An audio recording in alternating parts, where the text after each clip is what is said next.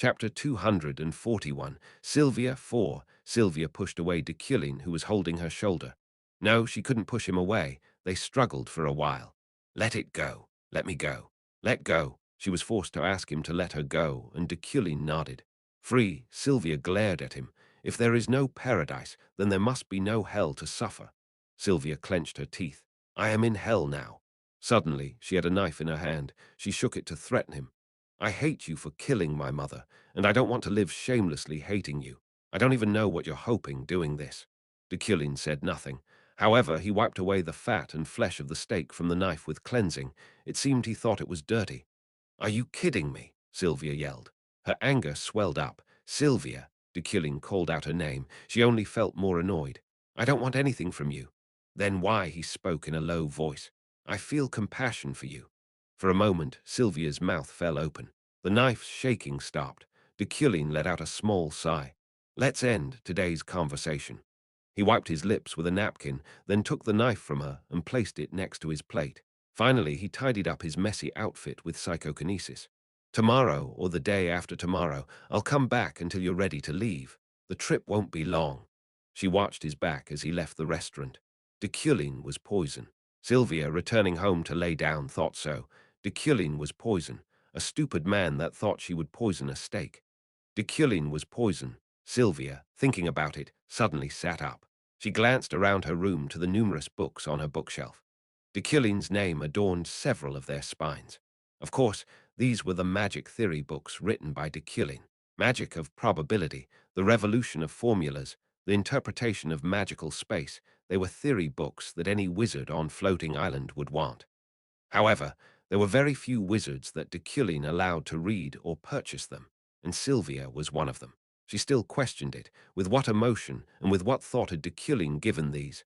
Knock, knock. Sylvia opened the door to a familiar face. I heard Deculein has arrived. Her magic teacher, Eidnick. To be honest, as a student, she felt like she was learning on her own. She felt like her own academy instructor, but anyway. Yeah, Eidnick nodded. You have to go back now. How? He knows how. The problem is your will. Even in this world where the mysteries of magic supported providence, unchanging laws existed. They were very simple. No matter what happened, the dead couldn't come back to life. Thus, Sylvia knew that this world was fake. That awareness was tormenting her. Wouldn't she be happier if she was drenched in oblivion?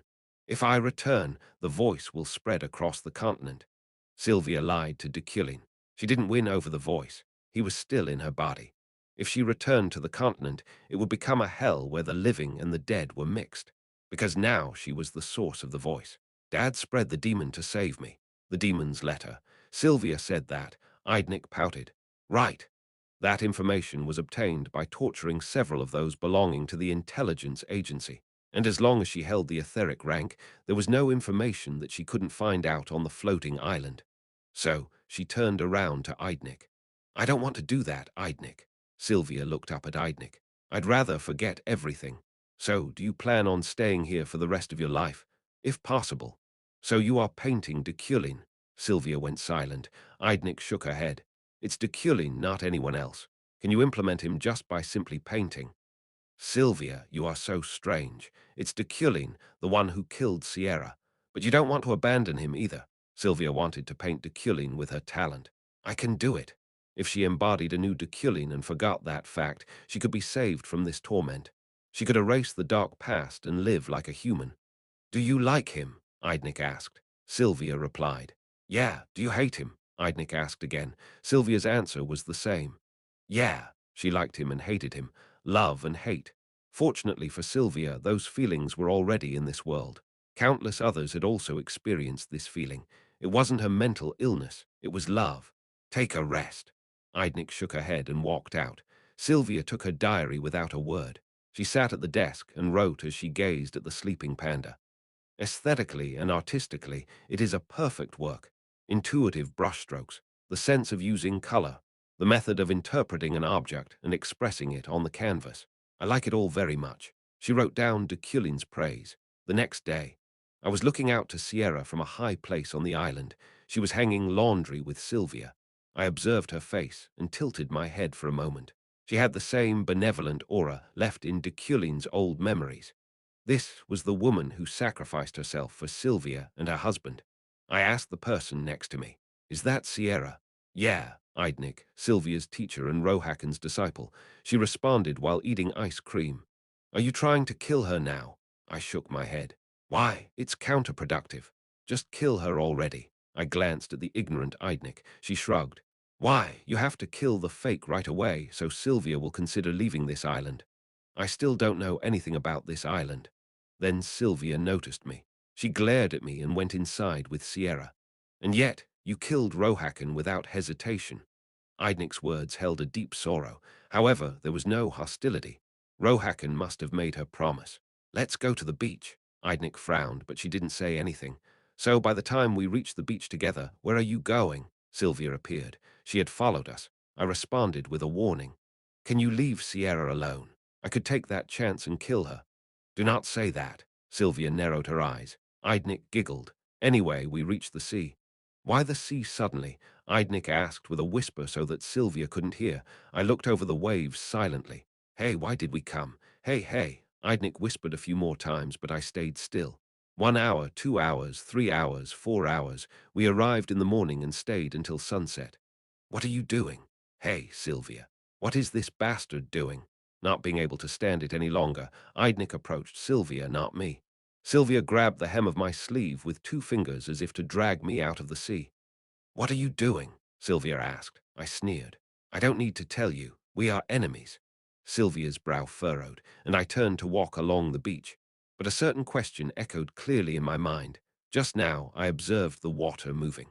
Waves on the beach were always irregular. The time they hit, the shapes, the way they scattered, they were all different every day. But not on this island. The flow of the waves, the shape of the waves, and the strength of the waves were all regular. So I could make one assumption. "Sylvia." I called Sylvia's name. She looked at me. "Let me ask you one thing." Sylvia looked unsure. "Now, what number am I?" Meanwhile, Safian was thinking about Deculein. Perhaps it was because of the woman sitting in front of her. She stared at the board with a constipated look. "Julie." "Hey, you idiot."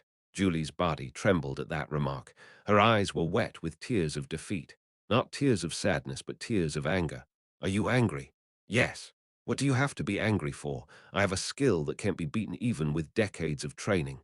"I know, so I am not angry about my defeat. I am angry with myself."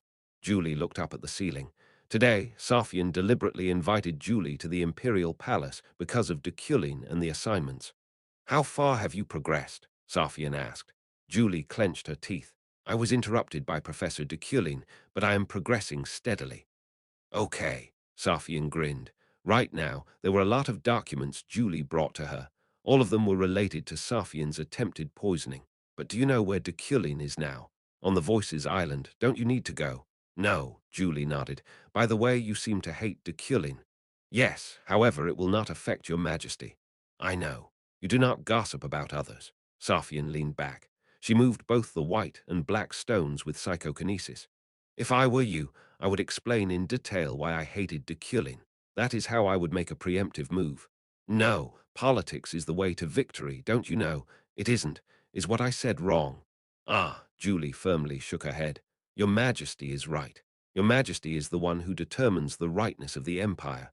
However, my victory does not come from politics. It is done by justice." At that, Safian quietly touched her chin. She looked at Julie with narrowed eyes. Then she twisted her lips into a faint smile and nodded. "Fine." The Emperor placed 6 black stones on the board first. She gave 5 points first, but Julie was defeated, so this time it was 6 points. "I know." Julie looked at Safian with wide-open eyes. "The reason you hate Deculein, why you broke up with Deculein." Julie's fist trembled. She shook her head inwardly.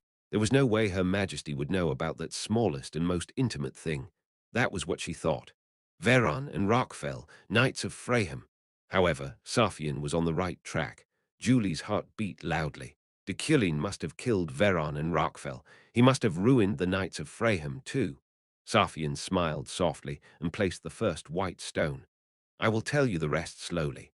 Also, listen to it carefully. Come on, put the stone down. The longer this game lasts, the more you'll hear." Gulp. Julie swallowed.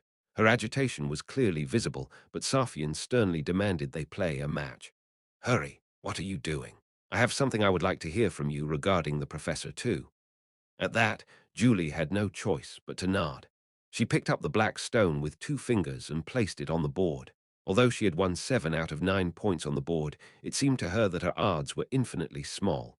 Chapter 242. Sylvia 5. What number am I now?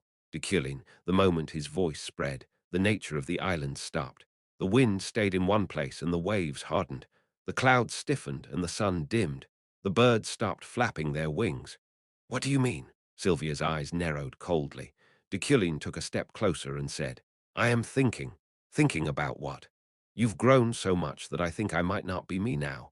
Sylvia closed her lips tightly. She stared at Deculein as he grabbed the sand on the beach. Time on this island will flow differently than outside. The voice is that kind of demon. Deculein's eyes reached her feet, the heels she wore. Her gait was measured and consistent from when they met, but Sylvia was a girl who liked to wear flat shoes. Sylvia, you must have already spent quite some time here, 3 years, 4 years, or more. Sylvia looked at Deculein. No, she looked at the painting modeled after Deculein. 5 years, she quietly corrected him. He let the sand sift through his fingers. Swoosh! The sand fell one grain after another, without swaying in the wind or spreading into dust, very orderly. As you said, time passes differently in the voice. During those 5 years, I painted you. Then, the original me, you're still swimming in the sea, like a fool. The voice's sea spread infinitely. The closer you get, the farther away you are. He couldn't reach the island from the start. Thanks to you, I found out. But for Sylvia, it was something to be grateful for. I can paint Deculein. It was possible to paint a new Deculein by analyzing the Deculein trapped in the sea. Now that she'd become one with the voice, the sea was nothing more than her limbs. She could touch him in the sea at any time. You can paint me. Yeah, you pissed me off. I painted hundreds of Deculeins, but you were the first. Sylvia shook her head with certainty. And you conveyed Deculein's feelings as they were. I don't think what you said to me was made up. To be compassionate with her, to know that there was no paradise with only happiness. Such words weren't something that could be made by a fake. The Deculein she painted was changing, becoming more real, more perfect. Sylvia, you are mistaken. However, Deculein shook his head. He said she was mistaken when she wasn't. Sylvia frowned. Mistaken? Right. You can't implement me with your abilities. It is not possible with only that. With only that. He was looking down on her as if she was a student from long ago. A fever rose to Sylvia's head. It was a good sign. Even the god of this world cannot embody me. You can't put me in such a vessel. You're a total narcissist. She was slightly terrified, but this was also a good sign. Sylvia responded quickly. Deculein can be made. You are the counterexample of your statement. No, the reason I am who I am now is that I have finally understood you, and I have allowed it. Deculein's words were subtle. A question mark appeared above Sylvia's head. You resemble him, even the way he always says things in complicated ways. You will find out soon. I'll let you know when I come. Deculein can't make it. He will be trapped in that sea forever. Then he smiled. It was a smile that wasn't like Deculein.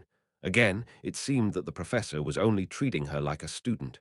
You'll find out when you see it. Enough. Sylvia stared at him. You are trash.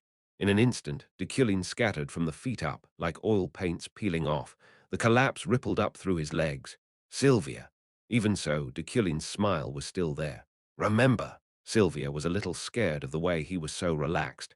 This was the deletion of his existence. No matter how fake he was, he should be afraid of the disappearance of his ego. That would be normal. You didn't paint me. The lower body was all gone, and only the upper body was left, but Deculein muttered. However, even this was also a good sign. The previous Deculein was not so resolute. I will come to you. Swoosh, he disappeared like melted paint. Eventually, all that was left on the sandy beach was Deculein's crystal ball, which she used as a catalyst. No, Sylvia shook her head. He can't reach me, she mumbled and made a telescope. She looked into the distant sea at a far-off place. There you are, Deculein, she could see him. He was still swimming through the infinite vibrations of the voice. You can't implement me with your abilities. It is not possible with only that. It's because I allowed it. It was nonsense. You are just a fake. A mere fake imitating what the real one would say. Sylvia put down the telescope and picked up Deculein's crystal ball left in the middle of the sand. For reference, Deculein dropped this while he was swimming. It proved to be a very useful catalyst for Sylvia. So sloppy. Sylvia put Deculein's crystal ball down on the sandy shore. She concentrated her mana on that one point. She then backed off slowly. 1, 2, 3, 4, 5, 6, 7, 8, 9, 10, 11, 12, 13. Exactly 13 steps. At that moment, a person stood up on the beach not far away. Deculein had finally arrived at the Voices Island after passing through the magical disaster raging around the sea. He quickly found her. Sylvia, he called out her name and fixed his clothes. He dried off the water with cleanse and fixed his hair and tie. It's been a long time. Sylvia looked at him and thought this might be an obsession. Like her father, Glython's oblivion, it might be a love bordering psychosis. Follow me. I have something to talk to you about. However, what a wizard seeks is a miracle in the end, a miracle that doesn't harm anyone. Therefore, this would also be an achievement worth leaving in the world. What you? No, don't move yet. Sylvia stopped Deculein. The reason is, immediately after being painted, one should not move hastily. As with any oil painting, it takes time for the paint to harden. This is the Voices Island. Many people have died long ago, and many extinct species are roaming about. There are a lot of fanatics in the voice, too.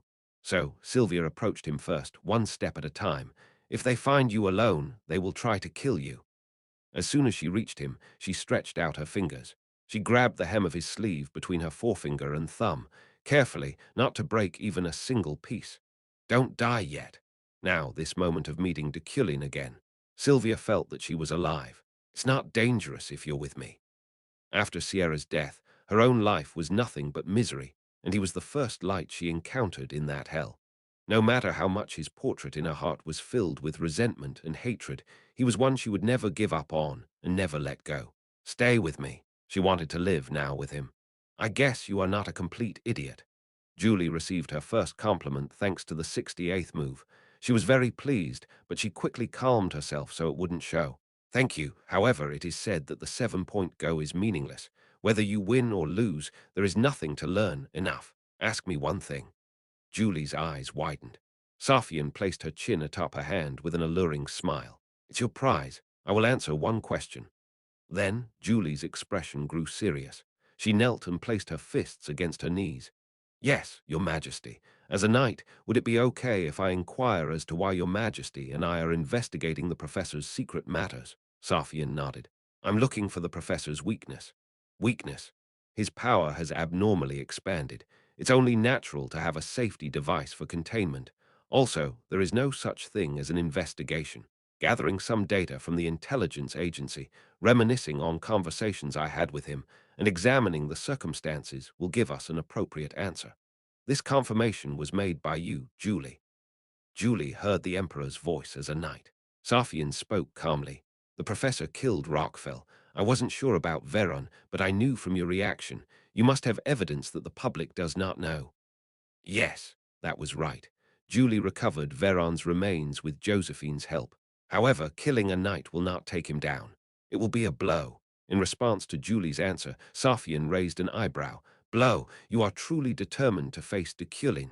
I wonder if you will regret it. That, Your Majesty, Safian. Julie said the Emperor's name in a low voice. Safian placed another white stone. I don't have much time left to live. At that moment, the Emperor's hand paused. Of course, I live so as not to die. To fulfill my duty as a knight, I strive to live. However, it is right to accept that fact. Julie put a hand to her chest, a heart bound by a curse. She had no way to treat it, and there was no chance that she would survive, but she overcame the slander, knowing the truth. 10 years at the longest. In its shortest, tomorrow. I have many colleagues who have gone before me in this life. There are a lot of resentful people, not just Rockfell and Veron. I hope I can get their revenge.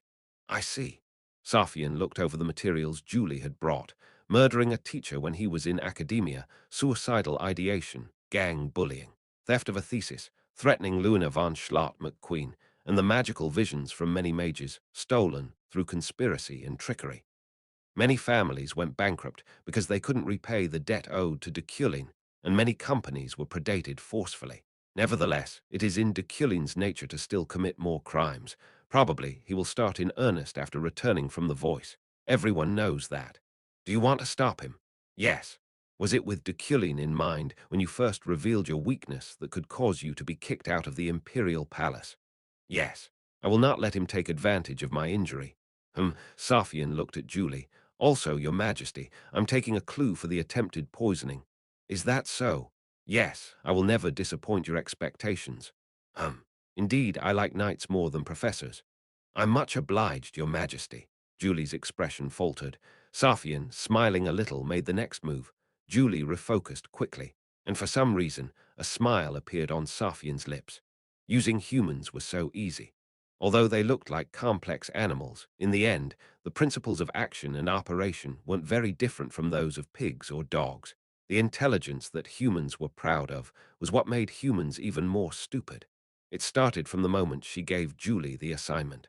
From that moment on, she gave her power over the intelligence agency. As Julie pursued the poisoning attempt on Safian with the help of the intelligence agency and ran to uncover the truth about Deculein, Safian silently watched. No, she wasn't just watching. Safian made minor manipulations to Julie's evidence. Even if she approached it a bit, she would never come to the truth. At the same time, she made her hate Deculein, playing both sides from the middle. Of course, it was impossible to express this mischief with just words. She hated to admit it, but her heart was already leaning. I still want to see you at least once. The professor's words still echoed in her ears. Safian repeated the phrase that the professor said to himself countless times. Through both day and night, every day, when the stars and the moon revolved around the sun. So she finally came to acknowledge her feelings. Safian put down a white stone and stared at Julie. She wanted this woman and Deculein's relationship to break. She wanted it to be shattered, smashed and scattered so that Julie wouldn't even miss the professor. Now make your move. Safian buried her body in the chair, gazing at the snow globe on the table, and recalled Keron. She spoke to him in her mind. It's only natural that as time goes by, even without the professor adding any words or thoughts, I stopped believing even Rohakan's prophecies. I start to say that there is no such thing as fate. Keron nodded without a word. But I'm just convincing myself now. Convincing yourself about what? Isn't the family that was trying to poison me the Freyden? If I die, the continent will live. Safian stared at Julie over the board. So, the child of such traitors does not deserve the professor's longing. She does not deserve the professor's heart. These kinds of things. It's based on the premise of guilt by association. Based on the premise of guilt by association. That was damn right. But isn't that kind of punishment okay? Since it is the family that killed me 100 times, wouldn't it be too harsh for them to take away even my only possibility? Is your majesty's only possibility Professor Deculein? Keron asked. The emperor smiled faintly. For now, he's the most powerful. I can't even think of any other possibilities. Chapter 243. Sylvia 6. The island was peaceful as always. Every day went on like it had the day prior. Sylvia toured the island with Deculein. She showed her paintings, drew his portrait, and they had dinner together. He was cutting the veal steak for her, then elegantly poured and drank red wine. She paid close attention to his habits, actions, tone of voice, everything. Life as a fake is meaningless. Of course, Deculein talked as he pleased. Those words weren't much different from the Deculein she drew yesterday, but they felt so real that she grew angry and destroyed him then. She aimed for the magic tower period, the Deculein she had admired then. Tomorrow or the day after tomorrow. I'll come back until you're ready to leave. The trip will not be long. Now, Deculein calmly left the restaurant, but Sylvia didn't bother to hold on to him. Half a day was enough time for the paint to harden, so it was safe. The restaurant door closed, and Sylvia mumbled, "Bye. How long do you plan on doing this?" Then Eidnik appeared from the restaurant's kitchen. Sylvia turned to her. Eidnik raised an eyebrow silently. "I said you could go wherever you wanted." No teacher leaves behind their disciple. Eidnik sat across from her. Then she picked up the steak that Deculein ate. Sylvia stared intently at her. And the opportunity to study a magical space like this isn't common. Eidnik was trying to cut into it, but Sylvia reached out and held her hand. "What?" she frowned. "It's what Deculein ate." "Oh, I don't care." "I know." She shook her head and pulled her plate away. Eidnik burst out laughing. "Ha, so will you eat it? Eat mine instead." "What's with that habit? Please, eat it." She offered her bowl to Eidnik before cutting into the steak. Gulp, looking at the steak, she swallowed. What Deculein just ate, Girl, you look like a pervert. Just eat it. Sylvia cleared her throat. What do you think, Eidnik? What do you mean, painting Deculein? I don't have much thought about it. You haven't thought about it for 5 years. The time of the voice flowed differently, but slow and fast weren't always good. It was true that she had grown in her 5 years here, but in the end, her lifespan had shortened. Eidnik smiled. You're going to be persuaded by Deculein anyway, so what's the difference? HMPH. Isn't the reason you asked that in the first place because you know that you're straying away from what you wanted? The disciple can stray. However, a teacher must correct them so that they don't completely derail. After a while, Eidnik finished her meal. She wiped her lips with a napkin and stood up. I'm going. I'll do some magic research I didn't do yesterday. Say hello to Sierra for me. Eidnik. Sylvia caught Eidnik as she was about to leave. She turned around, clutching the restaurant's doorknob. Sierra is not fake. Sierra knows that. She knows she died. All the villagers resurrected in the voice didn't know that they were dead, but not Sierra. Eidnik's expression hardened for a moment. However, she soon chuckled and shook her head. If it were Deculein, he would probably say something like this. She cleared her throat and mimicked his voice. Even if that's true, she's still fake. Get out. Eidnik chuckled and opened the door. She left the restaurant. Her heart stopped. It was because of Deculein, who stood leaning against the wall. His blue eyes shone like an owl's in the middle of the night. He glanced at her. What are you so surprised about? Did you eavesdrop? Eidnik was a bit disconcerted. Sylvia's daily life was constant, but this Deculein's behavior differed from yesterday's Deculein. His memory must have been reset, so why? I heard it, but I figured it out before that. Already, Deculein nodded. Eidnik, am I a fake now? Eidnik couldn't even open her mouth. A fake who realized that he was a fake. A creature who was aware that he was not a creature. What should she say to such a poor soul? It doesn't matter. At the unexpected remark, Eidnik tilted her head. However, Deculein was quite calm. Guide me anywhere. I have something to say to you. I arrived at Eidnik's house. It was a crypt. It's stuffy. The outskirts of the island, far from the village, in a space hidden under the ground. A dusty room with only a single lamp for light, a creaky wooden bed, a wooden table, and a wooden desk. These are my precious things. Be careful not to break anything. This trash is precious. Trash. These are real. They don't have any of Sylvia or the voice's power. They are the real thing. It was hard to find this much. I looked at the finished desk. Is there any reason to stay here? Because of erosion. It depends on the individual, but it erodes in a day or two. We lose our memory. Sit down. I brushed off the dusty chair with my hands. I stopped as I was about to sit. If you lose your memory, you'll become like the locals out there. How many residents are there? Oh, I did a little census a while ago. Eidnik pulled an old piece of paper from the drawer. The island has an area of 1,500.2 square kilometers. Even that is getting bigger and bigger, and the population is about 500,000. It was quite large, about the same as Jeju Island, with 600-700,000. By the way, there are 300,000 people outside that are from the continent. Of these, 290,000 people consider this island their hometown, having forgotten themselves. There are only 10,000 left. It's a survey from 2 years ago based on the history of the voice. More than half of them probably forgot about it. It is quite difficult to endure like this. The voice's history. I felt disconcerted. Yeah, you bastard. The voice's history. Time here is different from the continent. And here, this is my home. Doesn't it look fucking shabby? Contrary to her tone, Eidnik stroked the desk happily. But no one lives like me. This much is like a noble. The natural resources are almost completely shattered or worn out. Where did that come from? Eidnik took off her robe and hung it up. There used to be an island here. It was called Deculein, an island where about 10,000 people lived, but the voice devoured it. So we are still using the island's resources. The same goes for food. How do you distinguish between real and fake? It's obviously with mana. Sylvia's mana is perfect for both texture and color. No, it creates, but it's still unfinished. So if you look into it with mana, you can see a little bit of the nature of the oil painting. After all, it's water. No, but why aren't you sitting down? Because it's dirty. You don't clean here at all, even though cleanse is all it takes. If we use magic at night, we'll get caught. By whom? The vigilante corps. Answering that, Eidnik wore an expression of terror. Voice fanatics, they're monsters. They catch adventurers and erase their memories. I felt sorry for Eidnik. Why are you looking at me like that? It's disgusting. It's pitiful and pathetic how Rohakan's disciple ended up like this.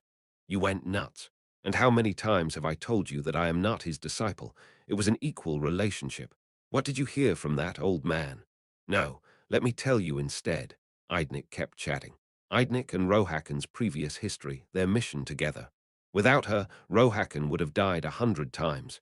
Yes, it was funny to say that he was a teacher, but she endured it. She told me all of it. I believe. You are not fake. I admitted it. Eidnik crossed her arms and chuckled. I was suspicious. Then Eidnik stopped talking. She quietly looked up to the ceiling of the crypt. Screech, screech, screech, screech. A sound like scratching a blackboard came from above us. He's gone. After about 5 minutes, Eidnik broke the silence. She continued, looking embarrassed. Ahem. I feel weird when I say things like this, but they are scary. Their faces are also so fucking ugly, and their numbers make no sense. Got it. Do you have a map of the island? Map, I nodded. The reason is, you said I'm fake. Eidnik's expression hardened. This time Eidnik seemed to have compassion for me, but a smile appeared on my lips. If I'm a fake, shouldn't I help the real one arrive? Early in the morning before dawn, Eidnik's crypt was still cramped. Sitting at her only desk, looking at the map of the island, Deculein was studying and thinking of magic theory. He was working on a theory that would temporarily neutralize the vibration of the voice and allow the real Deculein to reach here. In other words, you'll draw a magic circle on this island, Eidnik asked. Right. If you get caught, you will be destroyed right away. You're not getting caught either. Indeed, Eidnik nodded, but she asked a question as if testing him.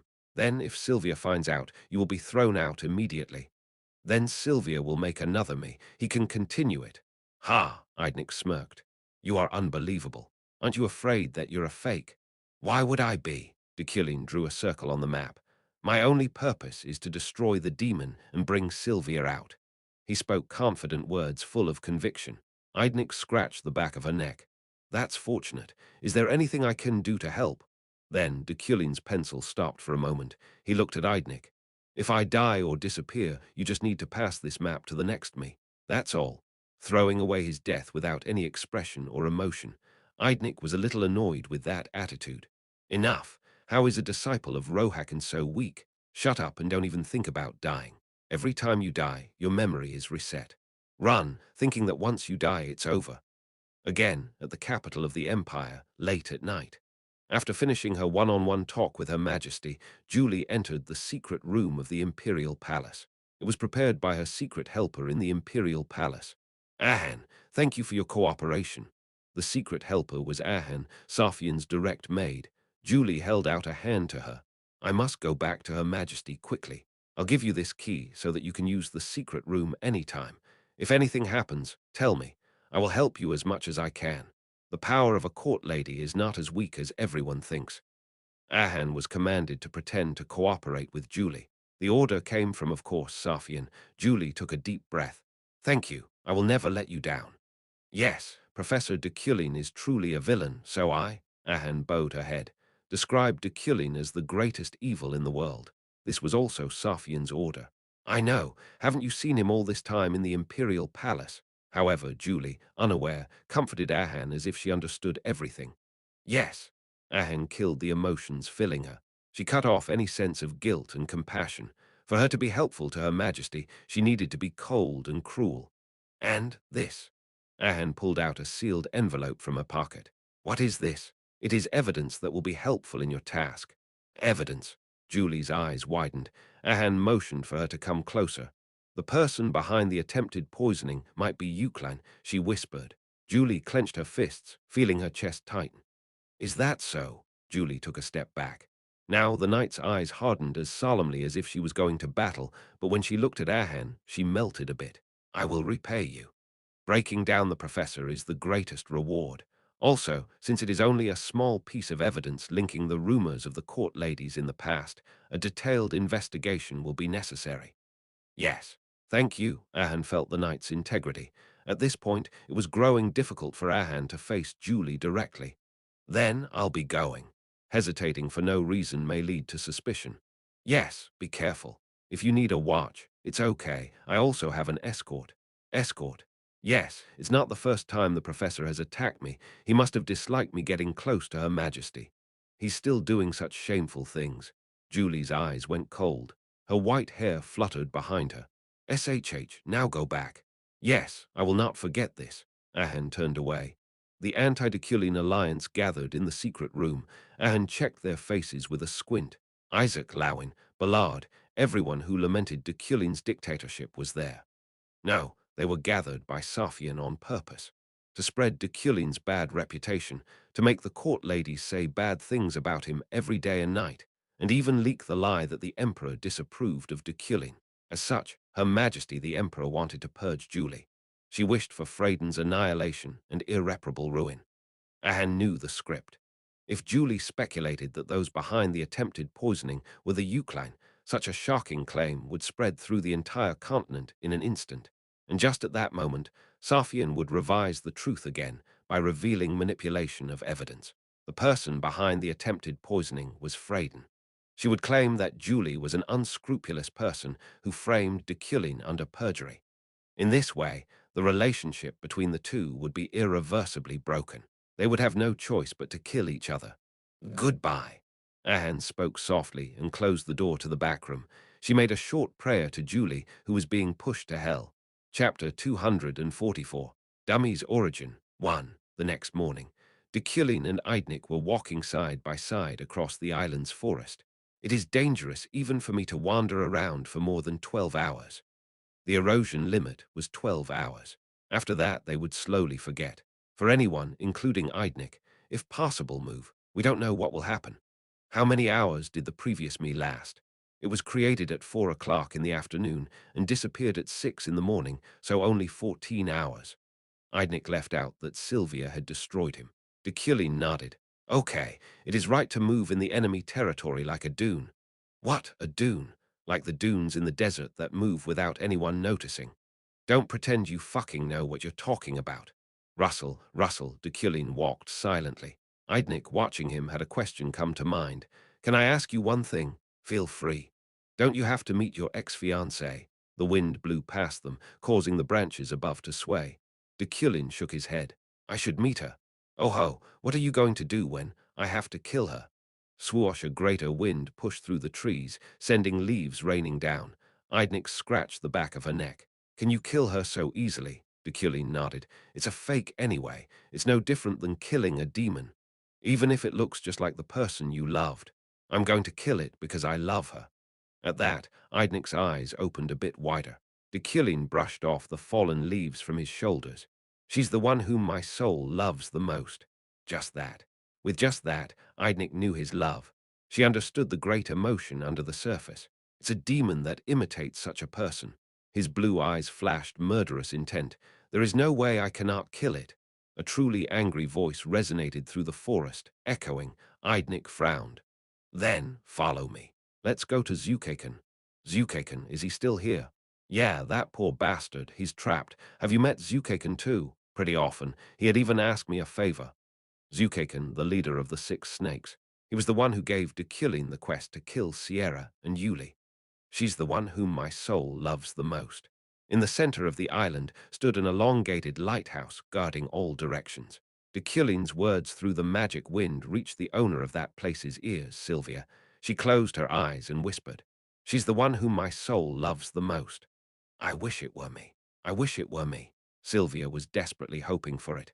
To fully embody Deculein, this island also grew more real so that she could live anew. With Deculein sharing her love with him. Sylvia, Sierra tapped her shoulder. Sylvia was startled. What are you thinking about? Nothing. Sierra smiled broadly and offered her apples cut like rabbits. Sylvia smiled. Thank you. Yeah, study hard. Sierra left again, and Sylvia looked at the spellbook atop her desk. She took up the pen with a slightly sour face. She wanted to see Deculein for a longer time, but she still needed to study. To perfect this island and draw a new Deculein, a more certain magic theory was needed. The current Deculein would melt away soon anyway. Scratch, scratch, as Sylvia wrote down complicated formulas on a blank magic paper, she felt the happiness that filled the corner of her heart. Deculein was here. Sierra was also here. The 2 people she loved were with her. Just that fact alone made her emotions overflow. It's a shanty town. That was the best way to describe it. Right, I told you. No one lives like me. Eidnik responded. This was the outskirts of the island where the remaining adventurers gathered. Most of them slept on the ground like homeless people or in buildings made of several boards. Still, there is no erosion here. The soil and the town are real. Hey, Zukaken. Eidnik kicked someone among those on the floor. He leaned back and looked up at us. What now? It was Zukaken. I remembered he used to be quite handsome, but now his beard had grown long and dirty, and his face was covered with bits of dried soup. Deculein. When he yelled my name, the eyes around us focused. Actually, they didn't. Most of the adventurers had already given up on life, so they were all sleeping or idle. How did you, oh? He's fake, right? Zukaken looked at Eidnik and asked. Eidnik didn't answer, but she mumbled. Hey, I heard that the crazy bitch's skills at the lighthouse are getting better day by day. That psycho bitch finally painted such a high-quality Deculein. Eidnik poked at his eyes, while Zukaken looked me up and down. Ah! Zukaken grabbed at his eyes. The way he was trembling was hilarious. Damn it, what are you doing? It hurts. This guy is not fake, he's real. Shit, why did you come here all of a... Zukaken was interrupted. The red-eyed man cleared his ears and asked again. What? What? Is it real or fake? He's real. This Deculein. Zukaken swallowed. He glanced around and asked me in a low voice. Is it real? Believe if you want. Put that dirty face away. It is hard work just looking at it. It's real. Zukaken's hair stood up. Then if you came, it means there's a way out. I came to make one. Nice. He clenched his fists tightly, then spun around as if dancing. That was a really weird movement. I knew that one day the sun would shine.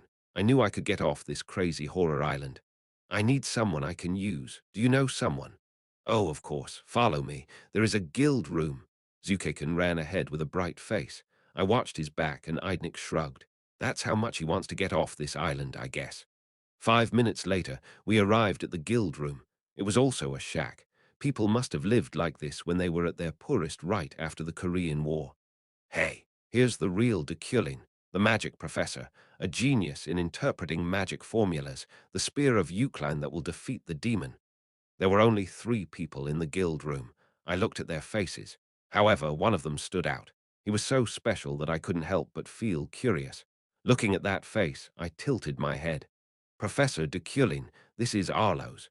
It's a little different from the Arlo's you knew, but it's for sure me. Please give him your full name right away. Fake name Arlo's, real name Cynthia. It was her real body. Hey, everyone, admire Deculein. Arlo's jewel-like appearance, her characteristic, was perfect for my aesthetic sense. It was brilliant, beautiful. My gaze kept moving towards her, and she looked at me too, but her face contorted terribly. She clenched her teeth and shook her head before speaking. This fucking idiot. Why are you bringing a fake here? Fuck this fucking bastard.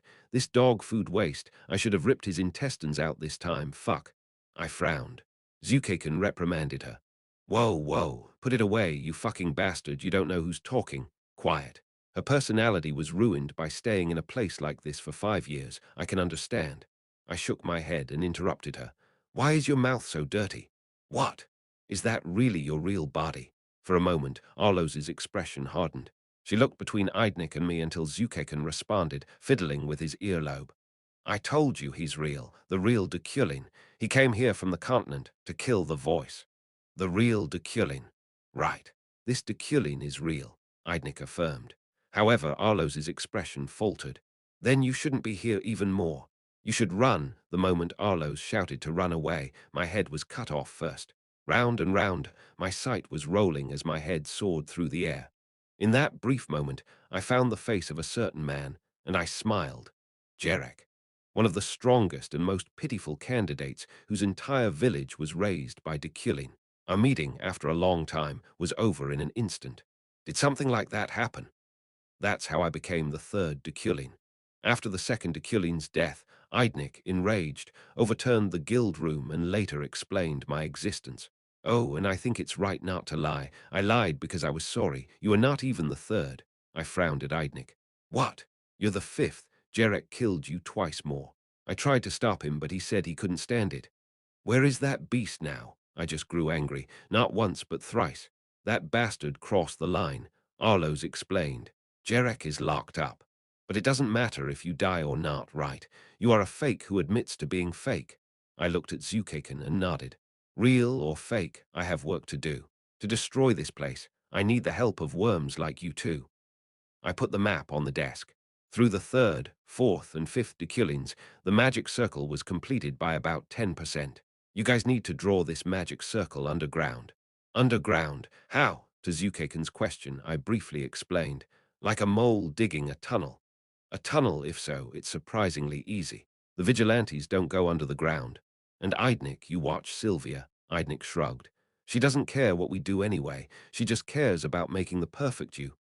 Gosh, what a crazy psychopath. Why is that crazy bitch so obsessed with a man? Eidnik's face contorted at Zukaken's rant. Ignoring the two of them arguing, I looked at Arlo's. Arlo's. Hey, long time no see. It's pretty new to see you here. Ha. I'm going crazy too, damn. The voice is my natural enemy, coming to me regardless of puppet or real body. I was locked up for 5 years. Arlo's shook her head. Jarek and you, it's rather fortunate to meet you here. Indeed, you would feel that. If we had met outside, Jarek would have killed you already. Anyway, what is my role? It's simple. Escort me. Escort. Right. You are my escort. I took off my gloves and held out my bare hand to her. I was suggesting to shake hands. Arlo's glanced at me suspiciously. Why? What about Eidnik? The reason and a more detailed mission will probably be told by the next me. There's no way I can do what I'm thinking now. Won't you shake my hand? Forget it. Arlo's became expressionless again. Looking at that face, I smiled. Arlo's was startled and pulled her head back. On the other hand, I relaxed my posture rather gently. Professor, why are you laughing? Well, my voice naturally lowered. My eyes didn't deviate an inch from her. You're disgusting. Move. Now. Deculein's personality was at work, like a switch turned on out of nowhere. This was a very rare example where this damn personality acted positively. Arlo's. What? The appearance of Arlo's now was the same as the setting and design. Rather, as the years passed, the present version, which had matured somewhat, was more perfect. Is this the first time I've seen your true form so bright and close? Or is it the first time we've met like this? It must have been a few times. Of course, Sylvia and Julie also were great beauties, but I wasn't foolish enough to judge someone by their appearance in the first place. However, some humans in this world have an artistic appearance. I love art. I can be proud that my sense of beauty is superior to any nobles or royalty in the world. What are you talking about all of a sudden? I reached out and ran my hand through Arlo's hair. In an instant, her whole body stiffened as she startled. It is impeccable. Her fluttering hair was too clean. Maybe it was because of her characteristic.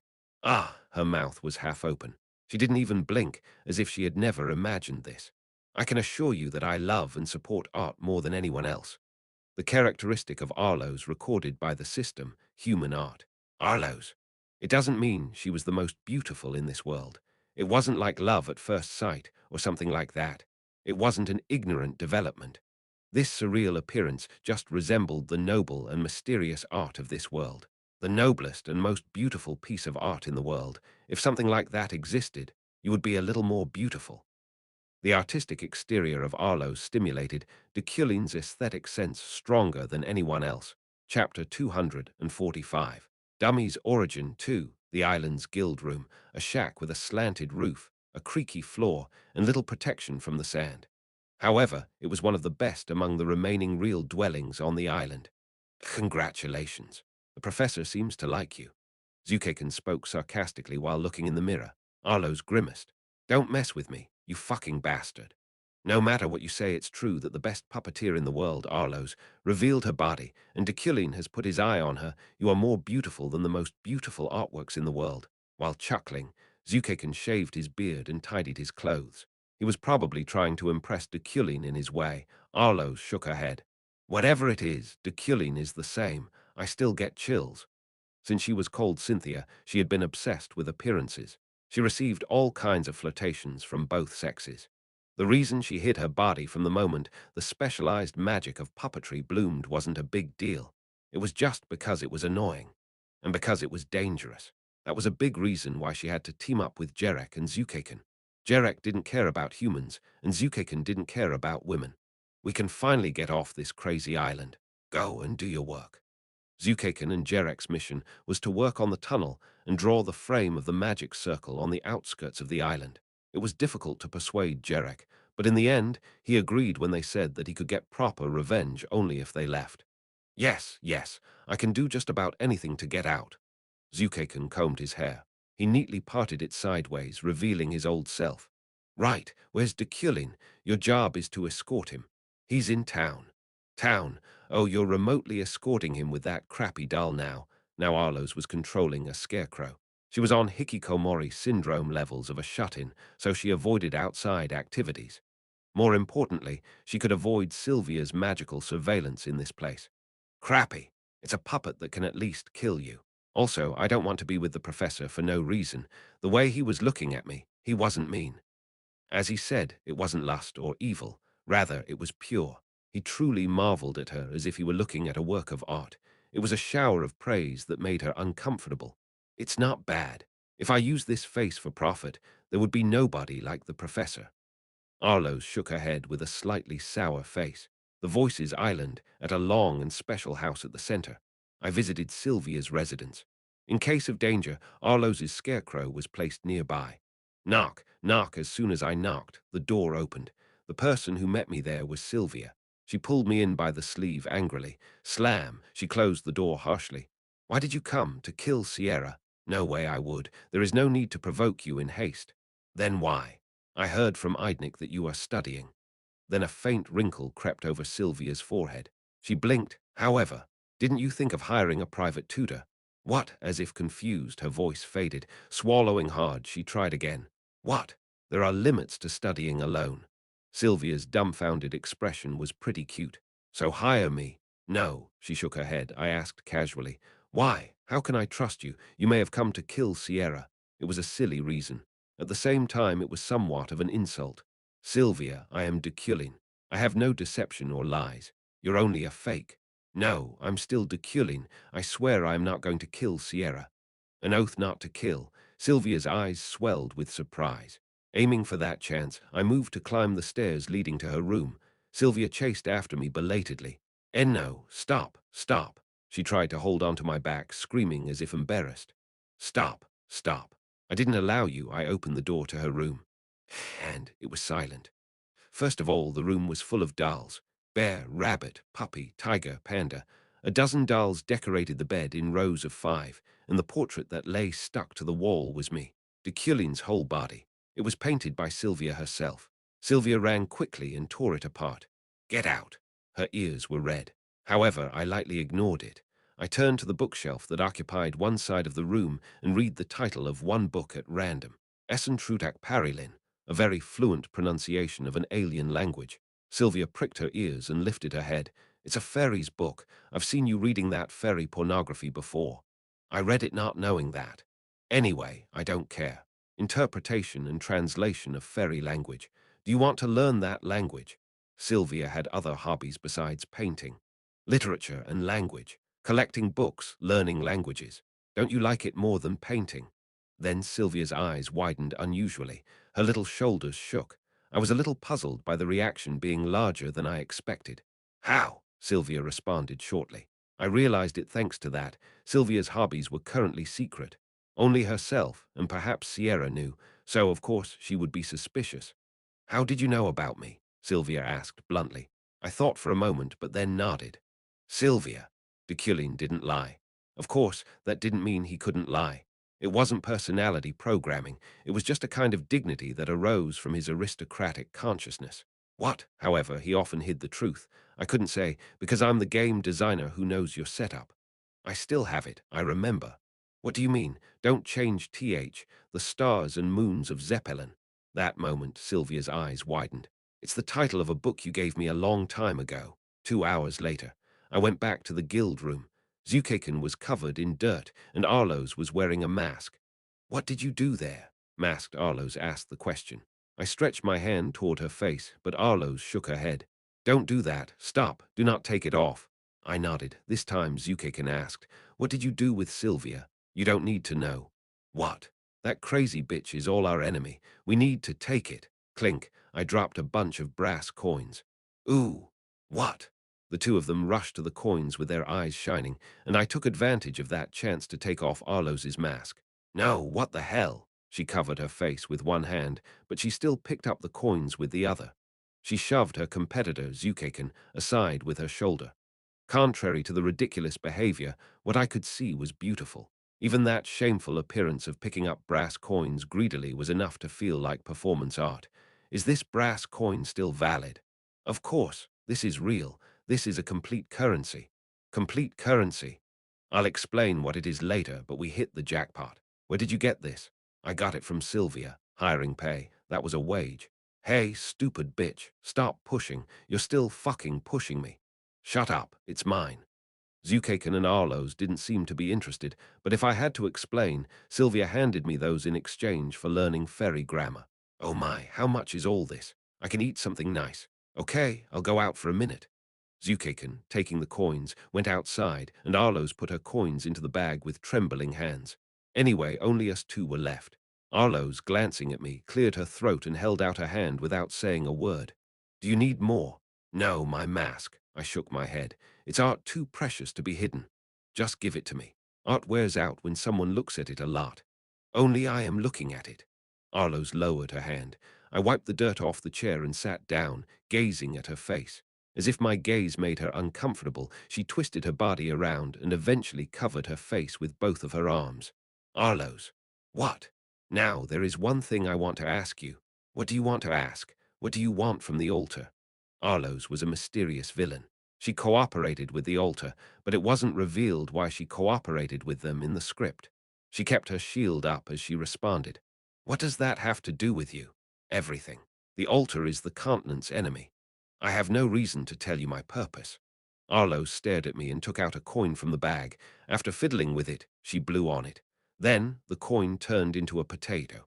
This is the meaning of complete currency. This coin turns into anything real. I don't know the principle, but as you can see, the value for money is the worst. Arlo's took a bite of the potato. I watched closely as she ate. After a moment, she held it out with a frown. If you want to eat it, take it. Even you eating is an art form. What? I put my foot on the leg of her chair. I pulled her closer and made her look at me. Surprised, Arlo's leaned back, but I leaned closer. The more I look at you, the more I don't feel tired. I can see a concept from you. I can see art. I can see an existence. You inspire and make me contemplate. As it is, magic appears in front of my eyes, and an evil image settles in my mind. Gosh, stop with the compliments. Arlo's raised the shield again. This time she squatted down with both her legs on the chair. At that moment, screech, screech, screech, screech, screech. Arlo's eyes widened. She whispered in a very low voice. It's the ghost. Isn't it the vigilante group? Yeah, follow me. Arlo's put the potato in her mouth and opened the door leading into the basement. Get inside. Hurry. Arlo's beckoned me inside. A thick web over the passage entrance dust-coated the walls, but that one existence changed the scenery. Even the filth around her was elegantly colored as if it were part of a masterpiece. Okay. The usual Deculein wouldn't even spare it a glance, but I went under with Arlo's. Meanwhile, inside a secret room of the Imperial Palace, discussions between the Anti-Deculein Alliance and the intelligence agency were in full swing.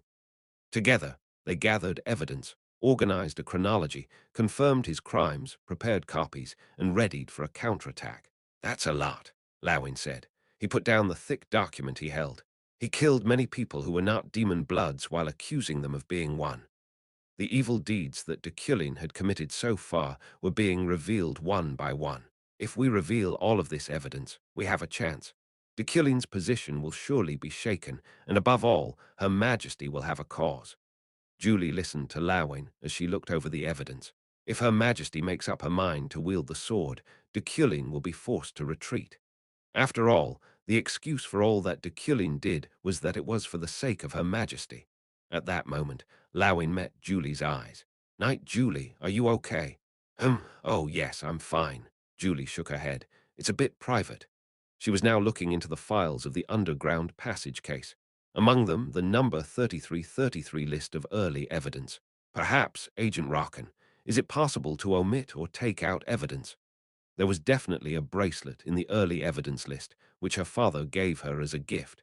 However, when she turned to the next page, the bracelet disappeared from the list. Yes, it is. The intelligence agency, however, records even that. What kind of evidence are you talking about? This bracelet. Julie pointed to the related paragraph in the document. The agent nodded, scanning over the ledger. Yes, it is the work of a police officer named Balan who was investigating at the time. In the past, he was also famous as a hunting dog under Deculein. Deculein.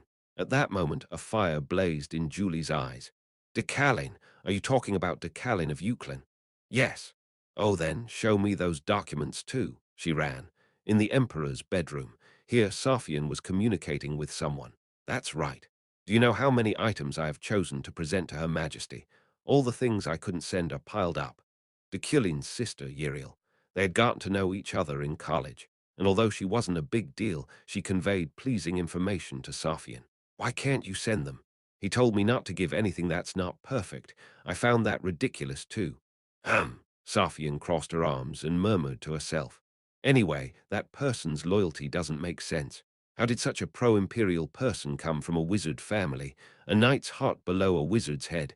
That's the perfect way to describe him. By the way, at that time, a question came to mind.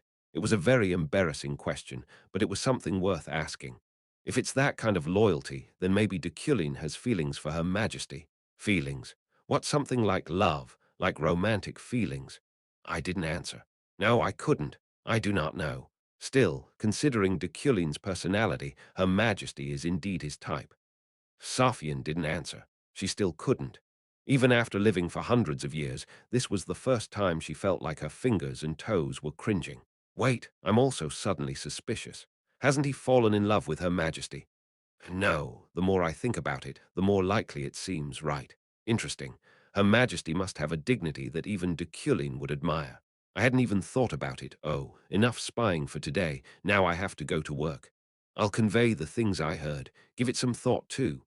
I'll have to ask them directly. Click communication through the crystal ball was cut off, and Safian moved her lips soundlessly.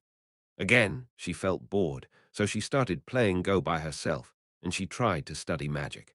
Safian was also amending some laws and smoking a pipe. Charon, it is clear now. Then suddenly, she realized one thing while looking at Charon's snow globe. I'm getting weird.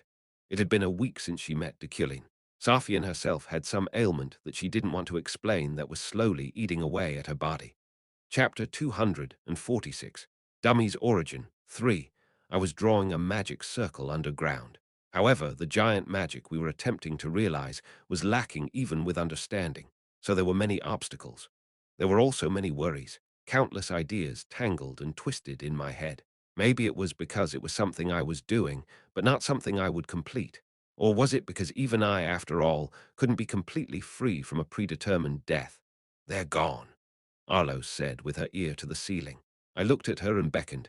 Then come and sit down. Why? When I see you, I think of magic, a magical inspiration. Then Arlo's glanced at the paper I was writing on with dissatisfaction. What are you doing with that little piece of paper? It is a very small part of the magic circle. This spell cannot be completed until more than 100,000 copies of these are gathered. Simply put, it was a puzzle. Of course, there was no need for hundreds of thousands if I used magic papers from the market, but these were ordinary papers obtained through brass coins. The magic circle is dotted with all kinds of formulas when you look at it up close, but when you look at it from afar, it's just a piece of art. Lines and circles form a circuit, and mana flows and harmonizes. It's not that different from painting a canvas. I know magic. Indeed, you must have had a magic teacher too, Arlos flinched. Then she shook her head while coughing. I am self-taught.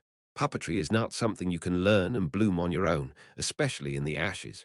But I could. I already knew who Arlos's teacher was. I didn't need to ask. It was Adrian in the setting, and that was likely to be the case now. Adrian would be in trouble if it were revealed, so she must be keeping her mouth shut. I took a piece of paper out of my pocket. Take it. What now, a contract? Arlos's eyes narrowed. She swung the contract with two fingers as if asking for an explanation. When I die, you can give this to the next me. He will realize it on his own. It was an employment contract stating the obligatory matters, with Sylvia's signature and mine on it. It would serve as a kind of milestone for the next me. Arlos nodded, but stiffened at one clause. What does this third paragraph mean? You teach Sylvia magic. Just like it's written, I will help Sylvia perfect the voice. Arlos crossed her arms silently. It seemed she was thinking about my intentions. It's a bet. Bet. Her magic or mine, who will finish first. The losing side will step back without any regrets. Isn't that dangerous? If that woman completes it first, we'll be fucked. Arloes shook her head. It's a bit of an embarrassing shortcut. Crack the pencil I used to draw the magic circle suddenly broke. Arloes's gaze reached my hand. I'll never lose. The reason is, it's because the more Sylvia's magic develops, the more I become like me. Arloes didn't seem to understand, and that was natural, but Deculein was an existence that couldn't be imitated with magic. No one in this world possessed the mental power to imitate Deculein. Nevertheless, the reason Sylvia had implemented me to this extent now was probably because of the permission that I had given to her from the other side of the sea. If it's me who's more like me, I will destroy the voice whether Sylvia completes magic first or not. Destroy, even if it's a contract. A contract with a demon doesn't count. Breaking the contract would be normal. No matter how much Deculein was mixed with Kim Woojin, if the target were Sylvia, who borrowed the power of the demon, she would be mercilessly destroyed. I turned to Arloes. As you know, I am still imperfect. I think and move like Deculein, but I lack something, and I will die in the end. Perhaps now, the existence of me was closer to Kim Woojin than Deculein. Even though this was from my personality, I was fascinated by Arloes's beauty and felt compassion for Sylvia enough to make my heart flutter. Arloes, if you meet the original me, be careful. I was reflected in Arloes's mysterious eyes. They were clear and calm, like a secret lake in a forest. Indeed, that appearance was suitable to Deculein, although I am content to appreciate you and be inspired. I slowly placed my hand on Arloes's cheek. I gently caressed her as if I was dealing with a treasure. She flinched, but did not resist. He may try to stuff you. In terms of art, Arloes was perfect. Her characteristic was extraordinary, and that was why it was a very good find for Deculein. It's rare to find art that inspires one endlessly just by looking at it. Enough. My ears are going to explode from your praise. I hope that you do not die or have to suffer unhappiness. Speaking seriously, I tucked Arloes's hair behind her ear. She flinched and averted her gaze, pulling her neck back like a turtle. Unfortunate art has its value, but once it withers and disappears, it cannot be seen for long. I calmly pulled my hand back. Arloes let out a light breath, and I advised her in a low voice. Till then, make the doll. A doll to face the real me who will one day arrive, and hide your main body. Arloes's simple setting was a villain who cooperated with the altar, and Deculein knew it too. If she lost her usefulness, or if Arloes showed signs of betrayal, she would be killed. If the dark energy hidden behind the voice violently urged him, the danger would increase exponentially. It will be fine to pass by or meet very briefly, but don't look for too long or stick close to me. Arloes listened quietly. For some reason, I felt I had to warn her.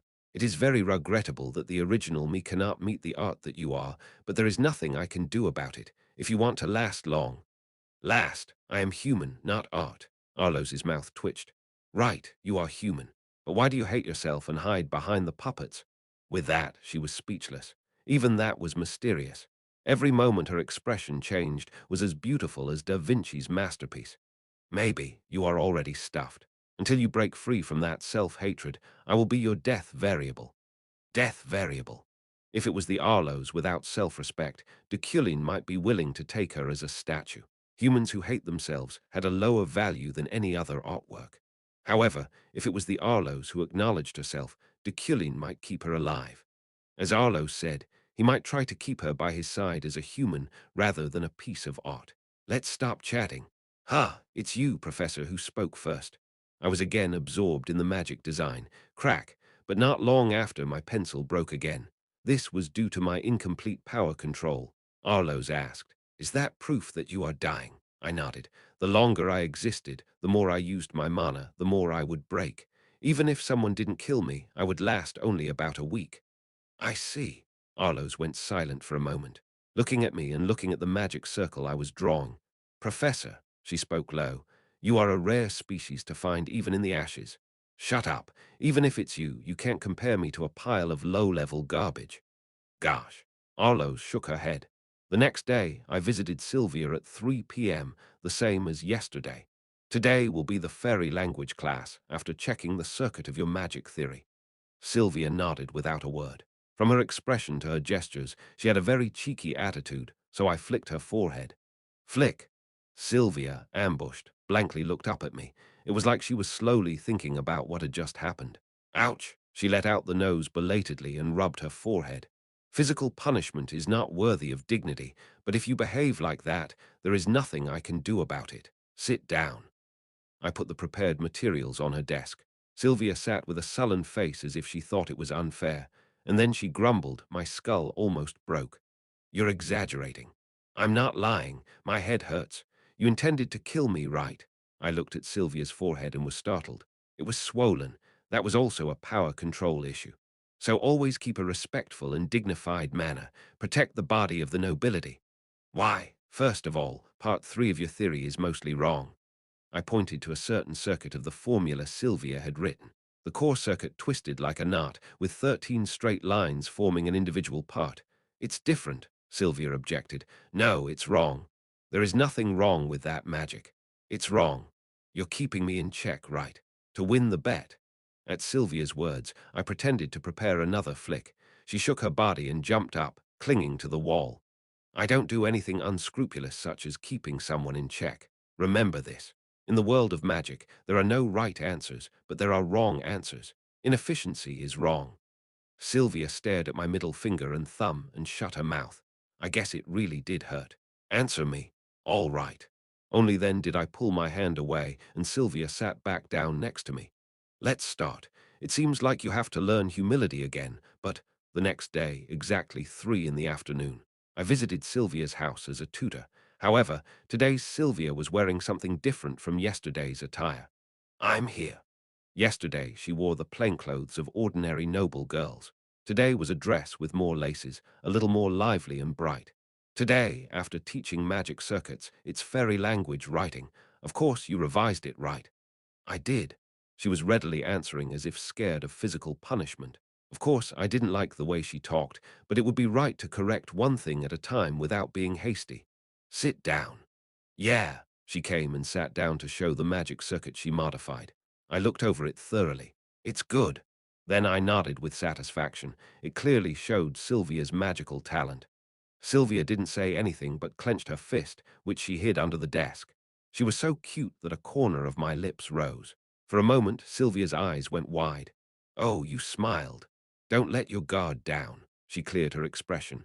Lessons on circuit efficiency are easy. Anyone can understand that. The problem is to optimally match the compatibility between circuits. Magical accidents usually happen when you try to force an incompatible circuit. I resumed the class without delay, but Sylvia's expression was weird for some reason. She seemed happier now. The next day, and the next day, and the next day, and the next day, and the next day. At the same time every day, I visited Sylvia. At the same time every day, Sylvia's outfit changed. On the first day, it was a monochromatic dress. But as the days passed, a pattern and one accessory were added to the clothes. And now she wore a lively and refreshing set suitable for social circles around her age. Of course, her magical abilities also developed rapidly. Sylvia absorbed what I taught her like a sponge, and she moved on to applying it quickly, just as expected from a candidate for an archmage, but she wasn't perfect either. There is a reason why the fairy language is so difficult to learn. Even you scored only 50 points. Sylvia bowed her head, gloomy. She did well on the magic note test, but she was defeated by fairy dictation. It's hard. There is nothing to rush. After all, you have more time than me. Then Sylvia looked up at me again. She seemed to have something she wanted to ask. Any questions? She nodded. I answered while organizing the class materials. Ask. It's not about class. It's okay. Aren't you scared? It was hard to tell if it was a question or self-talk, but I was used to it now. I asked back, is there anything to be afraid of? You're going to die. Dying. As she said, my life was short now. Since I was a painting, I would sublimate into paint when my life was over. That, for me, was death. Well, I turned to Sylvia. She looked at me with expressionless eyes. I die. The next me dies. And then the next. And even if the next me dies, there is no need to be afraid because the purpose is won in the end. I didn't need to be scared. Yes, there was just no need to be scared. By the way, Sylvia. Yes, she responded calmly. She was concerned about me, but she didn't know what was important, so I felt sorry for her. Let me ask you. Sylvia tilted her face with an innocent look. Her appearance and reaction were markedly different from when we first met. I do not need to fear my death. Suddenly, Sylvia's face turned cold, as if she already knew what I was trying to say. But are you okay? When I die, I'll just die, but the next me who you'll resurrect, I put down my pencil. He'll forget all these memories. Tick-tock time passed on and disappeared. Of the 2 hours of today's lesson, the remaining 53 seconds hurried by. Even if I continue this lesson next time, Sylvia looked at me, meeting my eyes. I looked back and asked, Sylvia, can you be okay with that parting? Chapter 247, Loss 1. After 2 hours of private lessons, the room appeared to be empty. Tick-tock, tick-tock, it was a shattered space. There, Sylvia was looking over the homework that Deculein had left. A revision of the magic circuit, a vocabulary list of fairy words with homonyms, and several math problems that he said would help. She looked at it all silently and muttered softly, I'm not afraid. The current Deculein was fake anyway. Everything would be fake until she painted the real one. All of them were processes, not results, of this trial and error, so she didn't have to be afraid if he disappeared. She didn't have to be afraid of parting. Tweet. All of a sudden, her familiar came chirping up to her shoulder. The panda let out a whine and climbed onto her lap. Yeah, Sylvia spoke to the two, who were worried about her. You don't have to worry. Nothing will change in the world I created. There will be no more loss. It's okay. She wasn't swayed by a mere fake. With that determination, Sylvia began to solve Deculein's homework. It was contradictory he was able to teach her when he was just a fake, but anyway. Don't be swayed by fakes. That's rather funny. Sylvia forced a smile. He said he felt sorry for me. Patting the panda's head, she murmured, But I feel sorry for you. I returned to the guild room with Arlos's scarecrow.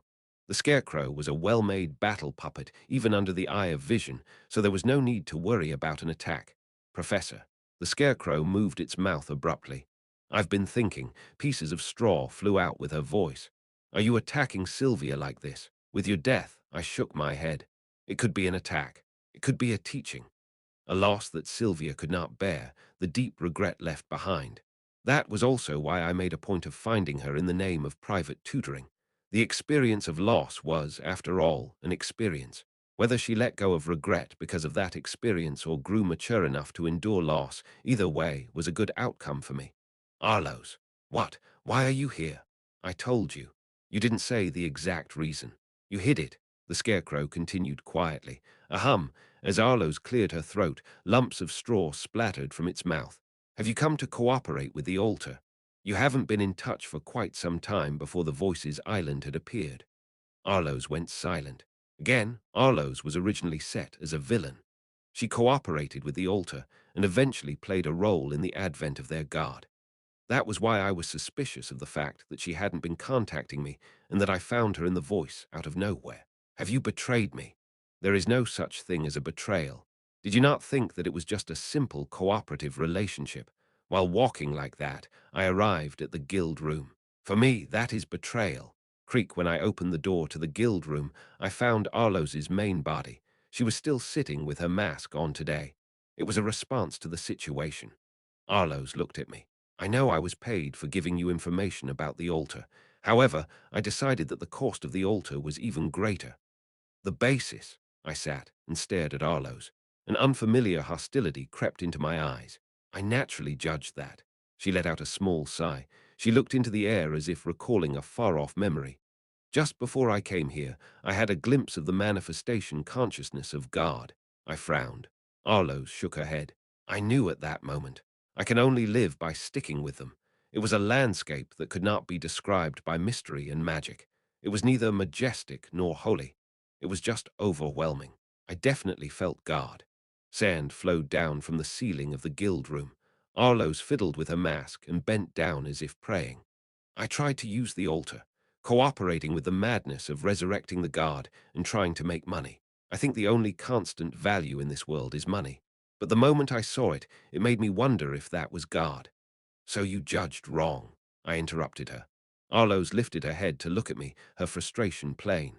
That's because you didn't see. He is not a god. He's a madman. Was this the only reason she was set as a villain? I thought Arlos was being pathetic. No, it was funny how she was overwhelmed by a mere maniac. I shook my head, staring at that mask. Anyway, looking at you like this, I don't think you should show this to the original me. The moment you catch my eyes, you will be stuffed. If you had seen him with your own eyes, I know. I also know the true name of the man the altar calls a god, and I know who that damn madman is.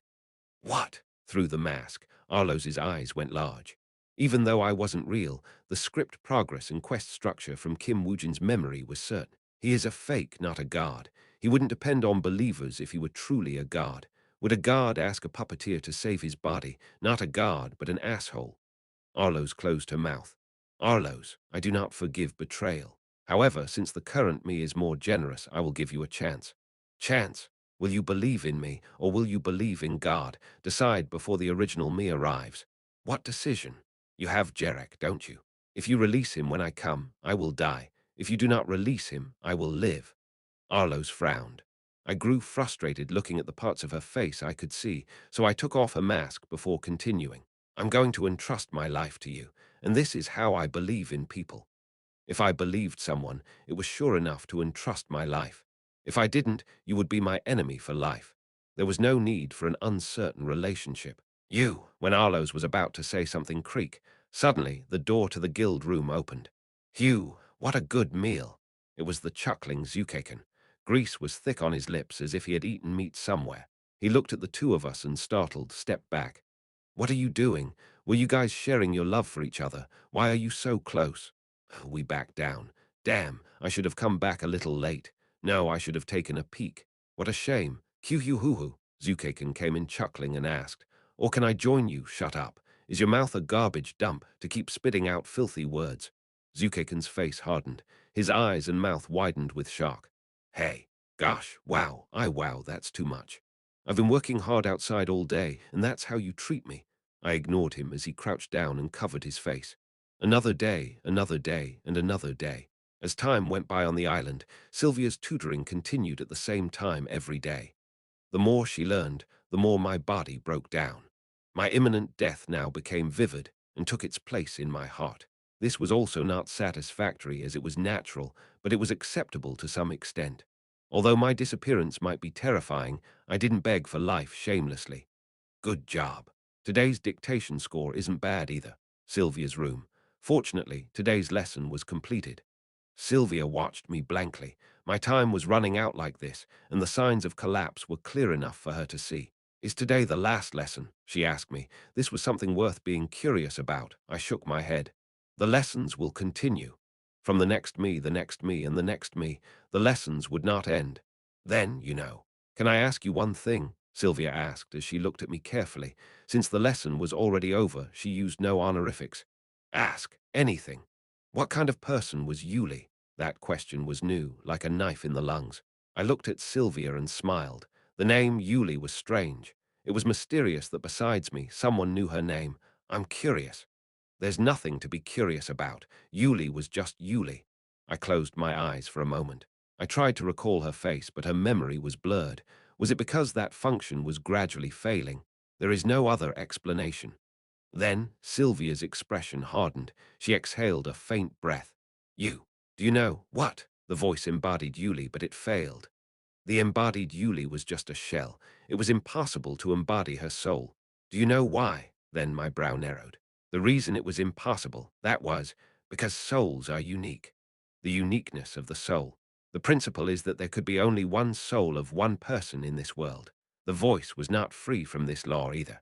The voice was able to bring the dead back to life because the soul of the dead was not in this world but wandering the afterlife. In this world, Yuli's soul is still out there. It's alive. Sylvia, going silent, clenched her teeth. Didn't Yuli die back then? There was compassion in Sylvia's eyes as she regarded me. It mirrored the way I looked at her. Did Yuli run away because she hated you? Did she choose the worst way to be free from you? Is she still alive somewhere after running away? She could be if it were the setting that Yuli planted. I think so, that you were betrayed by Yuli, so I also pity you. Sylvia stopped speaking and lowered her head. There was no hesitation in her voice, but sorrow spread across her face. Both of her eyes turned dark. I'm sorry, but the next you will forget, unlike me. I looked at Sylvia and nodded. Suddenly I understood too. If Yuli were disappointed and left me, it would be worth writing down such a setting. No matter how much she thought about it, the only way to escape from Deculein's mad love was to pretend to be dead. Isn't it so? Sylvia watched me. There was a consideration in that silence and regret. I see. I laughed and shook my head. Sylvia didn't take her eyes off my face like a dog protecting its owner. But it's fine.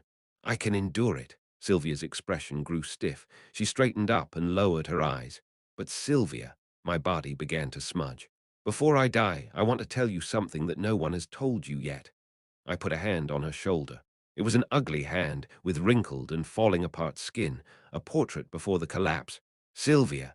She was still speechless, but raised her eyes to look at me. It's not your fault. It's not your fault that you turned out like this. It's not your fault that you swallowed the voice, that you've become so unhappy. Glython and Iliad, Deculein and Euclid. That the only thing that conflict between those two mages accomplished was sacrificing the child named Sylvia. I didn't have enough time right now to tell her all that, but she was a smart kid, so she should understand. Sylvia let out a gasp. Her shoulders trembled softly. She stretched out her hand to touch my cheek. At that moment my eyes were blinded, and I couldn't see her face, but her warm breath tickled my nose. You'll forget this too, anyway. Her voice quietly dispersed in a dark world. I could feel her hands pulling me into a gentle embrace. The feeling as she moved closer and caressed my lips, a soft kiss. I like you. A voice, trembling with tears, and a confession of the purest feeling. In a world far away, a pure white light was sprouting from that darkness. My last memories. Chapter 248. Lost too, Deculein was gone, but he left many traces. The fairy vocabulary, magic theory, the math homework notebook, and the memories in Sylvia's mind. Each was unforgettable. There were no actual traces of him left, whether it was the hem of his robe, his hair, or the seams. It was as if he had been burned whole. No fire at least left ashes. He melted like paint washed away by the sea. Sylvia, left alone, placed a finger to her lips. Tap, tap, she tapped her mouth as the scene replayed. Stupid. Her regrets were deep. However, that was the only trace left. It wasn't bad, considering he left at least one. Tick-tock, Sylvia stood. She went to the window and opened it. Deculein is dead. Under the lighthouse, she spoke to the scarecrow hiding in the middle of the forest. Then the scarecrow looked up, turned, and went somewhere. Sylvia closed the window. Then she leaned her body against the wall and slid down to the floor. She tried to stand up again, but there was no strength in her body. Sylvia felt dizzy as if she had run dry of mana. Her head was sore. Her eyelids were heavy. She felt sleepy. Sylvia quietly closed her eyes. In that darkness, Deculein rose. He accepted the betrayal of the woman he loved the most. Saying he was okay, he said he could handle it and didn't run away. And he died like that. Sylvia touched her lips again. The feeling had already evaporated, and trails of water ran down her cheeks. That naughty bastard went beyond her knowledge and made her cry. Heidnik, she called out to Eidnik quietly. Now Sylvia had work to do. With the fake dead, it was time to recreate him. No, Creek Eidnik opened the door and entered with a frown. Bastard, why didn't you tell me? You can't eavesdrop on someone else's wounds. You're the one to talk after developing magic for spying on Deculein. I have the right to do so. He's the one who killed my mother. Sylvia turned, holding her hand out to Eidnik. Give it, crystal ball. Are you planning on making him again right away? No, she shook her head. I'm going to break it. Sylvia was thinking. Perhaps Deculein was right. A fake death was also death. This parting was also real. So, are you going to break the contract? At Eidnik's words, Sylvia frowned. Eidnik handed her the crystal ball, however. The professor is the only one who can complete who you are now. He is also the only one who can break me. What's the difference? Sylvia's face hardened. Eidnik smiled softly. Sylvia, what you will complete is the walls that trap you, and what you'll break is also the walls that trap you. Whether you complete it or destroy it, in the end, you will be you. You are the one you choose. Either she became Sylvia trapped in the cage of the three primary colors, or Sylvia left her prison. The consequences were ultimately hers to choose. Is it? At the guild room. After Zukaken heard what Arlos had to report, he groaned and nodded. I guess the professor's lifespan is about 2 weeks, right? Arlos went silent. She sat quietly in the chair. On the desk, she looked over the things that Deculein had left behind. A bunch of magic theories, Sylvia's tutor employment contract, and a boring drawing. Oh ho ho, why are you feeling lonely? Zukakin, watching Arlo's act like that, asked sarcastically. Arlo's didn't pay him any attention. Did you finish your job? I dug the frame, the biggest circle in the magic circle. But you know, if Deculein is dead, Arlo squinted at him. What about Deculein's pay? After all, he was a guy who only coveted coin. Zukakin shrugged, and Arlo's felt exhausted. You're such a fucking bastard, too. I mean, if we have it. We can decorate this guild room better, so this could be beneficial to the next Deculein as well. In this dirty place, oh, of course, he'll say that even a garbage dump is beautiful with you there, but it's better to decorate it anyway, right? Don't you know about the prices going up? 3 coins for 1 board. So, Arlo's picked up the coins. These coins were complete currency. She didn't know where it came from, but it wasn't from the voice. It wasn't Sylvia's. Therefore, the voice borrowed this complete currency. Given that fact, everything bought with these coins was genuine. Anyway, we were left these. Arlo's pocketed the coin. I mean, it was for you, not us. She looked back at Zukakin. He bought a log with 5 coins. Is there anyone other than you that the professor treated like a person? Well, of course, Jarek and I don't treat each other as humans either. Seeing him trying to make a desk out of wood, Arlo's asked. Zukakin, you fucker, why are you cursing, crazy bitch? Who do you trust? Who, between the altar and the professor? Zukakin's brow furrowed. Then he bought a toolbox with the coins. He consumed hundreds of them. Arlo's was terrified. You fucking bastard. You spent a month. I believe in myself. And why trust someone else? Do you have a reason to rate a maniac on promises? In the eyes of criminals like us, the altar and the professor are the same. Well, of course, the handsome Deculein is better, huh? Arlo sighed and buried herself in her chair. Suddenly, the drawings that Deculein had left caught her eye. But again, the professor is addictive. I miss him. I didn't know when I bumped into him in the dark streets. Is it because he has changed a lot since then? At the time, he was a real son of a bitch. Arlo's. No, Cynthia, it was a picture of herself. The artist's signature was laid underneath it. To Arlo's, seek your faith. Sephan 5:15, he's quoting a gospel verse. He doesn't even believe in religion. By the way, Zukakin. However, this sentence provoked contemplation from Arlo's. If she betrayed Deculein and returned to the altar with his head, or, according to the will of Deculein, if she raised a force against the altar, what would be the outcome of those 2 choices? What do you plan to do when the guard of the altar descends? First, I'll need to know whether guard is real or fake.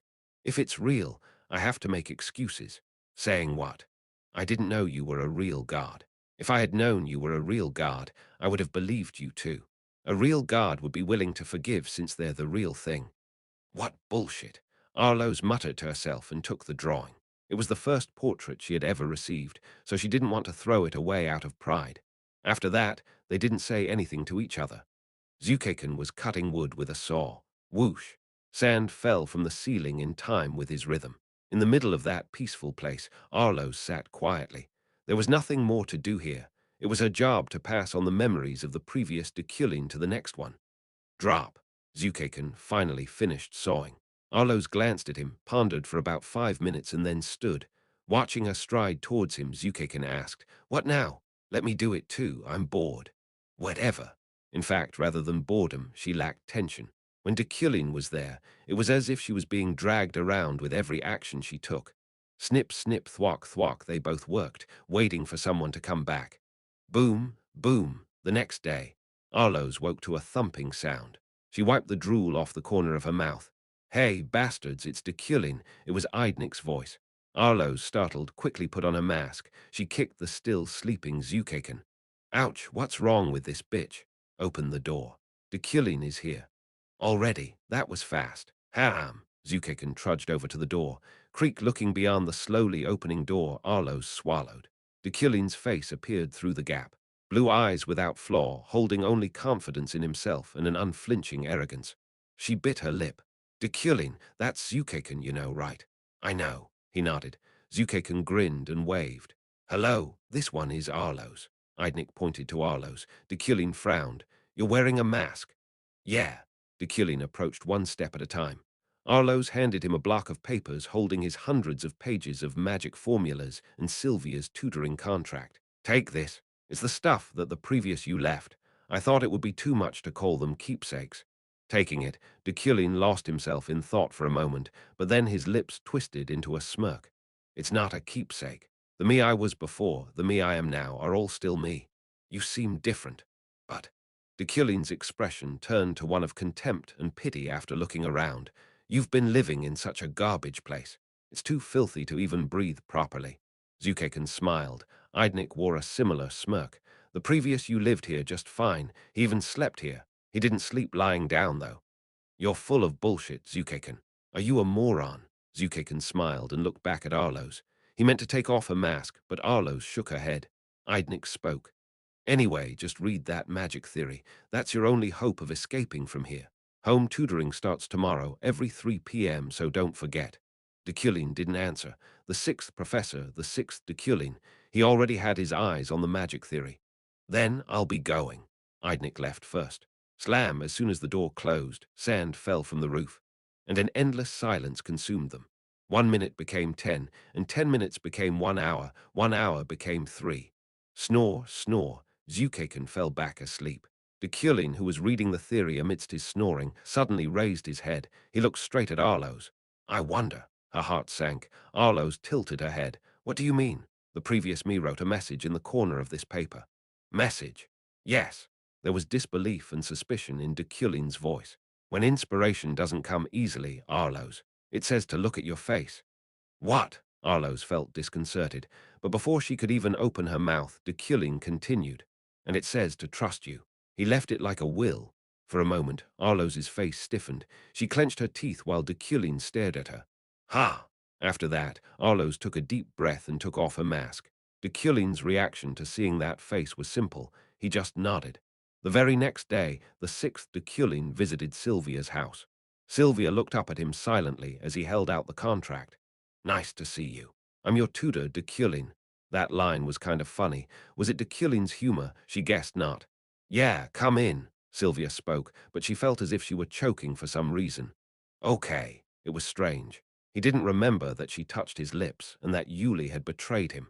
But right now, it didn't matter. Have you been studying hard? Deculein spoke, as if he was the same person as the previous Deculein. Sylvia was a little confused. Were the fifth and sixth Deculeins the same person or different people? It was hard to distinguish, but it didn't matter right now. Yeah, I worked hard. It's only been 2 days, Sylvia responded. And I guess you don't know. But if I studied hard enough. With one step, Sylvia jumped up into Deculein's arms. She opened her arms wide and hugged him, burying her face in his chest. You said you would hug me. You said it was a reward. Deculein didn't say anything. He remained still. Maybe he was stunned, or maybe he thought what she was saying was true. Whatever it was, Sylvia continued. I know it sounds ridiculous. Her voice trembled. But what could he do? He didn't even know if it was a lie, and this memory would soon be forgotten anyway. But it's true. Reflecting, Sylvia closed her eyes for a moment as she held him. Chapter 249. Loss 3, a windy island, with waves lapping up the beach. The salty sea breeze wound through the trees, and seagulls chirped overhead. The island of waves spread infinitely as each day passed, and the dead and the living forgot themselves in the voice. There I was walking with Sylvia. The island is expanding day by day. How did you know? Today was a walk instead of a lesson. No, she asked for it, saying this was her reward. But it won't be a problem. It will be. If the island continues to spread like this, it might engulf the continent. There were 4 big problems with the voice. The first was the resurrection of the dead, and the second was the oblivion of memory. The third was the independent concept of time, and the fourth was the nature of the wave. The biggest problem was, after all, the property of the wave. This demon wanted to infringe on the entire continent with his island. Even after being swallowed by Sylvia, that instinct was still there. I can fix it. No, I mean it. She acted cute, pushing my shoulder and puffing out her cheeks. I flicked her forehead. It's a part of the contract. Sylvia shuddered and offered me the contract. As she said, the contract had a clause. Home tutoring contract about tutoring, tutor Deculein, hereinafter referred to as A, and student Sylvia, hereinafter referred to as B, enter into a teaching contract with each other as follows. Article 1, Basic Information on Tutoring, according to B's Special 3 Primary Colors Curriculum. A. Article 9, Special Terms and Conditions. If B has completely understood the objectively difficult theory, B will be given the free time B wants. Home tutoring is at 3 p.m. every day, but in case of a natural disaster or emergency, it can be cancelled without notification. Only during the teaching time, B must use respectful language for A. I glanced over the special terms and conditions. Sylvia, and I called her name. Sylvia answered with her hands behind her back.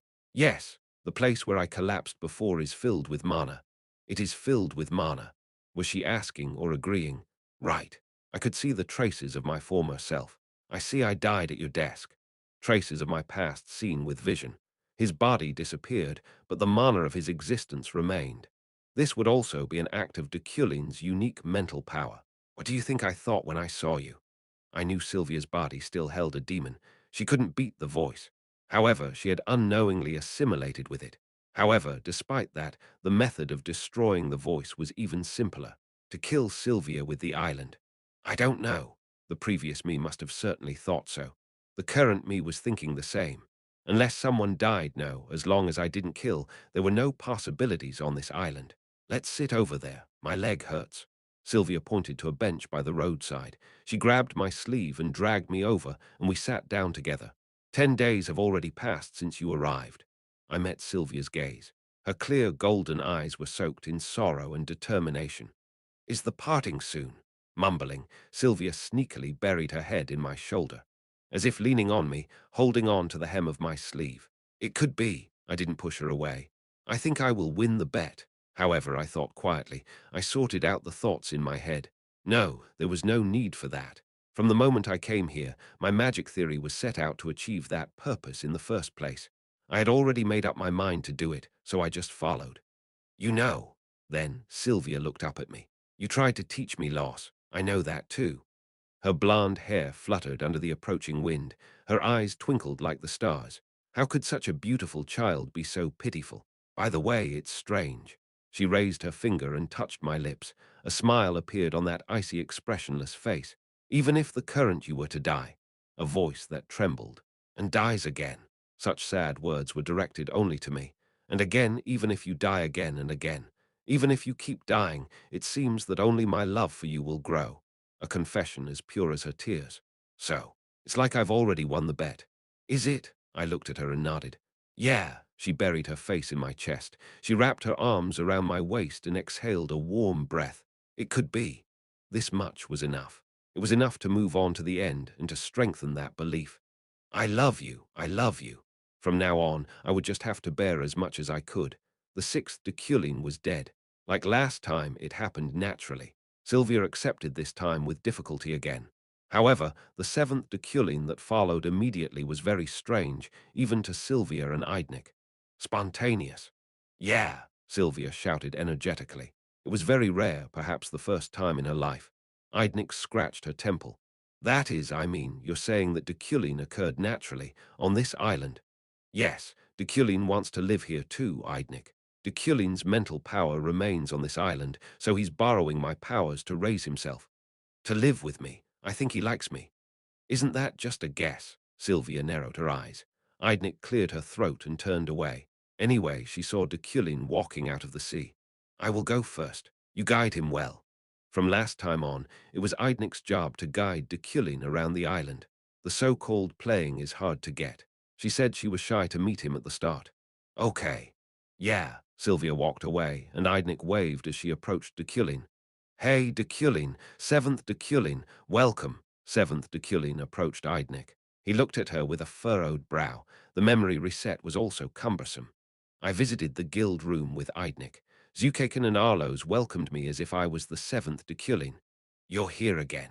Oh, so are we starting over? Ignoring Zukaken's words, Arlos first gave me the magic theory. It was a big box. Take it. Your magic theory. It's a few thousand pages or so. Arlos's appearance impressed me, but anyway, the desk and chair are over there.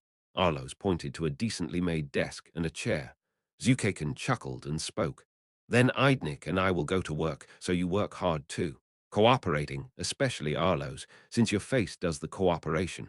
You son of a bitch. I opened the box containing the thousands of pages of the theory that I had written before. clean and tidy without a grain of dust, as expected of his obsessive cleaning. You indeed wrote a lot. A lot, Arloes muttered in admiration. I opened from the very first page and read the fragments of the magic circle. From that moment on, time passed rapidly. Crumble Arloes picked up some snacks, did some stretching, and I spent roughly half a day working from the first page to page 33-0. In this way, I clearly understood my magic theory and its meaning. It was a little dark, a little cold-hearted, and born from an iron will. Professor. As I leaned over, Arloes called me as if waiting. What? Are there any notes about me? It was there before. The artistic face of Arloes, a beauty that calmed me at a glance. I nodded. It does. What is it now? In the corner of the magic theory lay magical handwriting that only I could write and only I could recognize. I read that sentence to her. Arloes. What? It says I need your faith and help. Arloes's jewel-like eyes went wide. I didn't say more than that. 3 days later, the guild room. Deculein was now out to teach. Arloes, Zukaken, and Eidnik were lying on the couch and drinking after a long time. With Sylvia working with Deculein, the situation on the Voices Island had also become more relaxed. This couch is well made. Zukaken laughed at Eidnik's compliment. Q-hoo-hoo, of course. Who made it, right? Oh, if I could only buy mana stones, I would make something even better. Ha-ha-ha. Eidnik was grinning as well, but suddenly frowned. Wait, can't you buy mana stones? Yeah, the price is unbelievable. Even if I use all the coins over there, I'll probably get one very small mana stone. It was a lot more expensive than I thought. The coins that Deculein had earned were piled up like a mountain. Eidnik's expression on seeing it hardened. If we don't have mana stones, mana stones. What, are you dumb? Just say it. Eidnik. Eidnik stood up and approached the box containing Deculein's magic theory. Hey, what are you doing? If you touch it, we're all dead. The drunken Zukaken staggered after her. Eidnik ignored him. No, she didn't even hear him. Russell, she took Deculein's magic theory. She read carefully from the first page. As a mathematician trained by Rohakan, she grasped and interpreted even the most difficult theories with relative ease. While reading the theory, Eidnik admired Deculein's ingenious and artistic ideas, but at some point fell into doubt. It was a very simple yet fatal doubt. Would it be possible to implement such huge magic without a mana stone?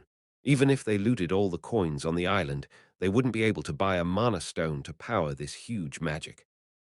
At that moment, Eidnik's head shot up, but it wasn't because of the theory. A certain magic signal flashed through her mind. Arloes called to Eidnik. What are you doing? From the dark guild room. Since Eidnik spent 2 hours immersing herself in it, the bitterness of their alcohol had long since evaporated. Eidnik took turns looking between Zukaken and Arloes, swallowing. Deculein is dead. What? Zukaken grimaced and Arloes shook her head. It's only been 3 days. That's what I mean. There is still a long way to go for natural death. Unless someone killed Deculein. For a moment, Eidnik stopped. Unless someone killed Deculein. Someone she had forgot. Arloes. What about Jarek? Oh, Arloes and Zukaken's expressions grew somber. Bang! Eidnik opened the door first and ran out. Arloes with her scarecrow and Zukaken chased her. So they arrived at the cage where Jarek was imprisoned. Ugh. And it was silent. They had nothing to say. He's gone, Arloes murmured first. Eidnik's devastated laugh followed. Zukaken scratched the back of her neck. Yeah, it's not even his working time. If he was going out, he should have gone out peacefully. Underground in the middle of the forest, Jarek's cage was crumpled. Why is this bastard suddenly so grumpy? He was working so well with me. Zukaken mussed his hair. The common goal of leaving this island first was clear. So suddenly, for what? Probably couldn't stand it. In the first place, Jarek didn't care if he couldn't leave the island as long as he could kill Deculein. Fuck. At the Scarecrow's words, Zukaken tapped his forehead. We're all messed up. Eidnik, do you know where Deculein's body is? The Scarecrow asked Eidnik. Zukaken provoked her. Would there be a body left? He's paint. His mana remains, you fucker. We'll have to keep a record of that so we can track Jarek's location. So you're just going to just watch Deculein dying, you moron. Indeed, but why are you cursing, bitch? Anyway, Eidnik. Zukaken quickly understood and looked to Eidnik. Can you tell? No, you can, right? If you don't know, we're ruined. Eidnik had Deculein's crystal ball. That crystal ball was Deculein's catalyst, so she would probably know where he died. Eidnik nodded silently. Zukakin and the Scarecrow breathed a sigh of relief. Then let's go to find Jarek. Wait, Idnik called them before they ran off. The Scarecrow and Zukakin looked back. What? What? Nothing. However, Idnik shook her head. What the hey, did your brain freeze? Come on and just guide us already. Hey, Idnik, guide us, woman. Right now, at this moment, Idnik was thinking to herself. She was engrossed in thoughts about the giant magic conceived by Deculein. To realize that, he would need infinite mana. The extent of magical power was as far away as the sea, impossible even with 100 wizards. Thus, the realization of that magic was impossible, at least not on this island. Even with Sylvia's mana, Eidnik's mana, Arlos's mana, and Zukakin's mana combined, it would be impossible. However, there was one way. If he killed Sylvia, if the demon in Sylvia's body and Sylvia herself were sacrificed, this magic circle would be driven by the mana that would overflow. It could destroy the entire island. By submerging Eidnik and Arlos, Zukakin and Jarek, everyone who lived and breathed on the voice. Only with that could he kill the demon. Ha! Indeed, the most demonic way to destroy the demon. The most Deculein-like thought. Hey, you two, come here. But until this assumption was proven true, or even if it was true, Sylvia must not know this. The fact that Deculein was trying to kill her, Sylvia should never know that. I have something to tell you. Chapter 250, Loss 4, A Night on the Island. In the spooky guild room, Eidnik was discussing with Zukakin and Arlos. Right now, the most important thing is to catch Jarek first. I don't know what he's thinking, but if he keeps killing Deculein like this, not only will the completion of the magic circle, but Sylvia's mental state will be a problem. She did not tell her assumption to Zukakin and Arlos. It wasn't clear yet, and above all, Deculein's method was the best way to protect the continent. Eidnik would take that path as a desert wizard. Sacrifice served as a wizard's base. Okay, so what about the Scarecrow? I have to make another one. The Scarecrow that I placed as Deculein's escort has already been broken. It must be Jarek's doing. Creak at that time. For some reason, the door to the guild room opened. Arlos, Zukakin, and Eidnik looked back, feeling a chill. Ah, the eighth Deculein stood in the dark. He was looking at them. While everyone was silent, he came over without a word and sat at the desk and chair. Then he casually read his magic theory. Looking at him, Zukakin muttered blankly. Even if you reincarnated on your own, who guided you all the way here? No one. But how did you come here? I don't know. Zukakin and Arlos whispered. Their eyes trembled back and forth in astonishment. As if all that bothered him, Deculein looked back with a frown. Did you see a ghost? Oh, of course, you were killed by Jarek. Jarek? Deculein asked. Arlos answered quickly. Yeah. Deculein, Jarek went looking for you. Now you are in danger. Stay here for a while. But Deculein shook his head. Eidnik watched him closely and Arlos frowned. Why? I said Jarek is after you. 3 p.m. He held up his hiring contract, signed by Deculein and Sylvia. I have a contract to keep. Eidnik clenched her teeth. Arlos sighed and shook her head. Zukakin said, yeah, well, do whatever you want. After all, even if you die, you will live. After all, even if you die, you will live. Whether it was the damn words of that asshole Zukakin or things would have always turned out this way, Arlo still sometimes thought about it. Of course, that may not have caused all of this, but did she need something to complain about? Thud. Arlo's put the clump of paper down on the desk. It was the tracking paper that marked the points where Deculein had been dying. Countless points were marked with an X based on this. She worked tirelessly to inform him of Jarek's location, where Jarek resided, and Jarek's movement, but she had no answer. She couldn't come up with an answer. Phew, as she sighed, a white breath spread like cigarette smoke through the air. Here, on the Voices Island, it was winter. Snow fell every night of the year. The scenery of this island was similar to Sylvia's mental state, so, as Eidnik said, it could be called a very dangerous state. Jarek, where the hell are you? Deculein would live even if he died. He didn't even need Sylvia's help. Just at the end of his life, he would appear somewhere on this island thanks to Deculein's unique mental power. As such, his resurrection was certainly infinite. If he killed him as soon as he came back to life, it would be insignificant. Even if he resurrected infinitely, if Jarek killed infinitely, he would be dead in the end. Arlo silently looked at the box containing his magic theory. Although it was Deculein's magic theory, he hadn't touched it for 2 years. Arloes cleaned that dusty box from time to time, feeling it pitiful that it had been abandoned. 3 years and 3 months. 3 years and 3 months. That was how much time had passed since Zukakin said he would live even if he died. Of these, Sylvia's home tutoring lasted only 3 months. For the remaining 3 years, Deculein suffered his death repeatedly. Without reaching the guild room or Sylvia's house, he was killed by Jarek. He kept pretending to be strong, but just kept dying. Arloes murmured and took the crumpled drawings. It was a sketch that Deculein drew a long time ago. Ahem! It wasn't like she didn't like it at all, but the professor's disgusting compliments came to mind from time to time. Mysterious, beautiful, artistic, creak, then someone opened the door. Arloes quickly hid the drawing. Hey, Arloes.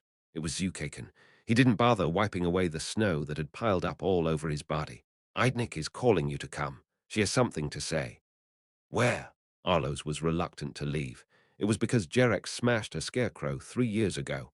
Now that she didn't have enough coins to even buy food, she didn't have the materials to make another one.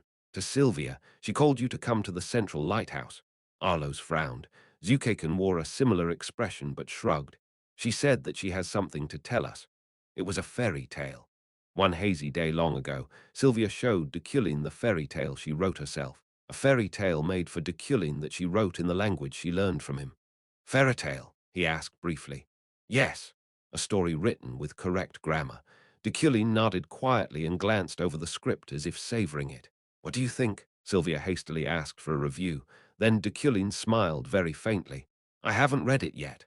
Oh, okay. Sylvia waited. Wiggling her fingers, she expected his response. Tension rose every minute and second as she was focused on his lips. Then, finally, it's well written, Deculein's praise. A bulging smile filled her face. And oh, Sylvia opened her eyes. Today she also dreamed of the past. It was a memory she missed, a heartbreaking scene. She slowly stood. Her long hair cascaded down about her waist. Suddenly, she looked at the calendar. 8 years in the voice after her first meeting with Deculein. No, too many years had passed without Deculein. Knock, knock. Sylvia turned around as the door opened. Sylvia, calling her name in a low voice. It was Eidnik. Sylvia clenched her teeth, her eyes turning sharp. Eidnik, why did you come? Sierra called. She's worried about you. As well, the island. It's been winter for a whole year, Sylvia. Sylvia didn't say anything. She didn't even meet Eidnik's eyes. However, she asked for the gist. Did you find Jarek? Sylvia knew that Jarek was killing Deculein. There were times when she chased after him with the wind, and there were times when she was accompanied by the ghost. However, Jarek's keen senses far surpassed Sylvia's wind. Eidnik shook her head. We couldn't find him. Then why did you come? Sylvia resented Eidnik. She resented her for not stopping Jarek in advance. She resented the voice. Sylvia, Eidnik's voice subsided. Sylvia shook her head as if she didn't want to hear it. Get out. About Deculein. Get out. He's not someone you should miss that much. I said get out. To Sylvia, who struggled not wanting to listen to her, Eidnik showed her a piece of paper with magic on it. She grabbed Sylvia's hands, which were pushing her away. Look, this is the magic circle that Deculein formed on this island. After watching Sylvia crumble and suffer for 3 years, Eidnik learned how Deculein was trying to kill Sylvia. It was a method that, as a wizard, she could understand, but as a human, she could never tolerate. You said you made a bet with him, right? The one who completes the magic first will step away without any regrets. At this rate, Sylvia would die. She was exhausted every night, withering and withering. Sylvia would surely die. You see for yourself, this magic circle. Deculein offered Sylvia the feeling of love. Above all, that feeling was sure to kill Sylvia. Deculein intended to kill you from the beginning, and the mana that would overflow from her corpse would activate the magic circle. This is the magic circle of Deculein that I studied. Open your eyes and see. This theory took 3 years for even Eidnik to fully understand. Sylvia looked over it, shaking her head blankly. This magic circle will be activated when you die, and the entire island will be submerged. Deculein intends to bring everything together in the voice and eliminate it. It doesn't matter who they are or who lives here. No, no, look closely. Rather, Jarek is blocking him. Jarek's village had been destroyed by the Deculein. That history, Jarek did not want to repeat. That was why he killed Deculein countless times, even if Sylvia died, to not complete the magic circle. Sylvia's face went dull. However, her eyes continued to scan Deculein's magic circle. Her tightly closed lips trembled. Eidnik loosened her tight grip around Sylvia's wrist. Deculein is a Euclid. Euclid never compromises with demons. Sylvia was a smart kid, so she would know exactly what the purpose of this magic circle was and what the requirements were. Hey, Eidnik. Then another voice called Eidnik. Two people were looking at them from outside Sylvia's door, Arlo's and Zukaken. Is that true? The two asked with expressionless faces.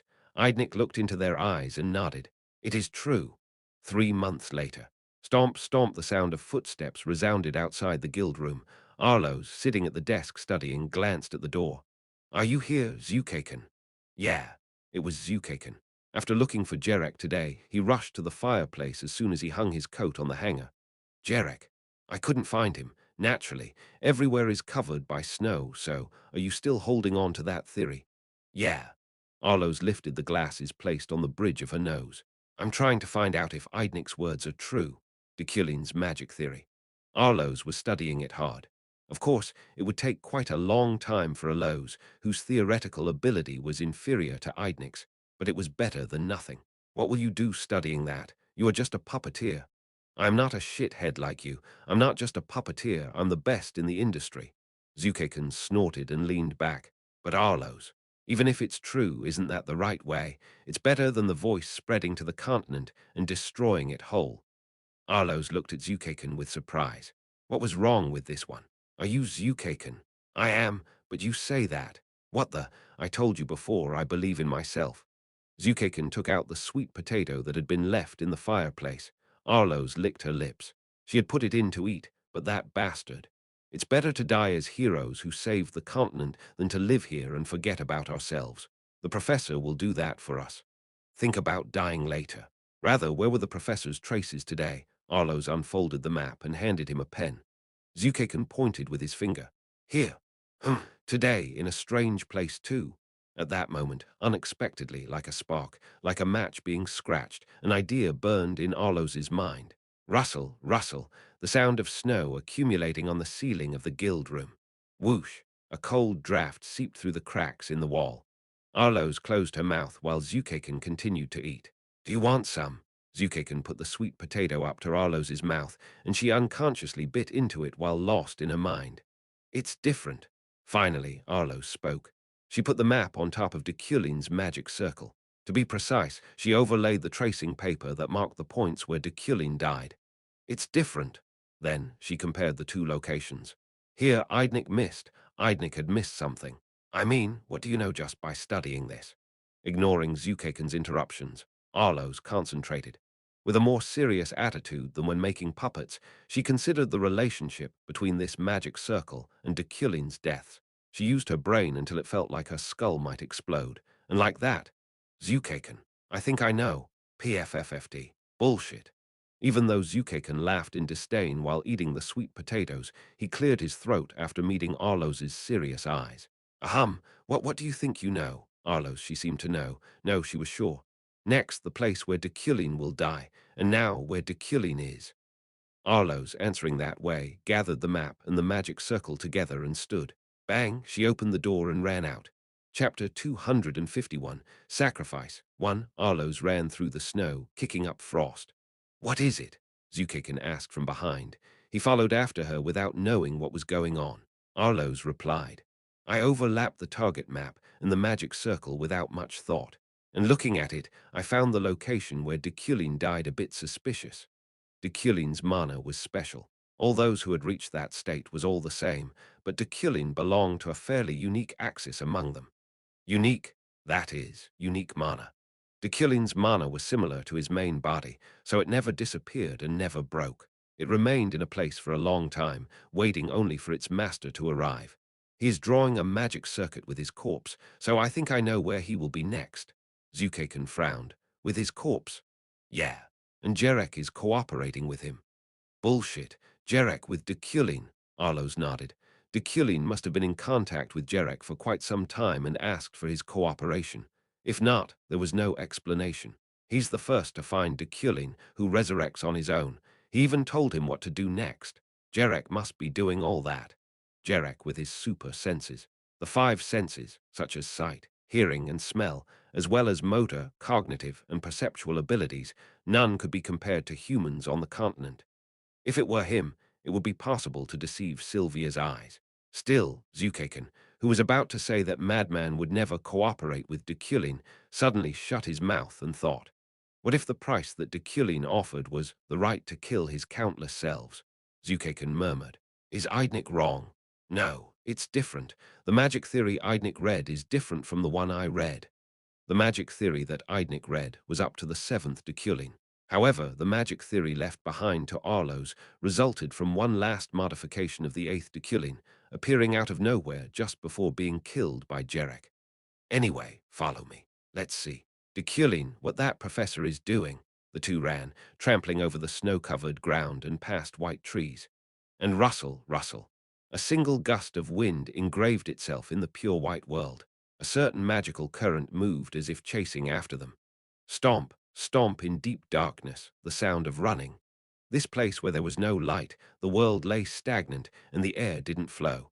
So where Sylvia and the eyes of the voice didn't reach. I was walking down the basement to find the right place. Stomp, stomp, I didn't know when this plan was established. I just heard it from Jarek the moment I raised myself, and I fully understood and willingly accepted.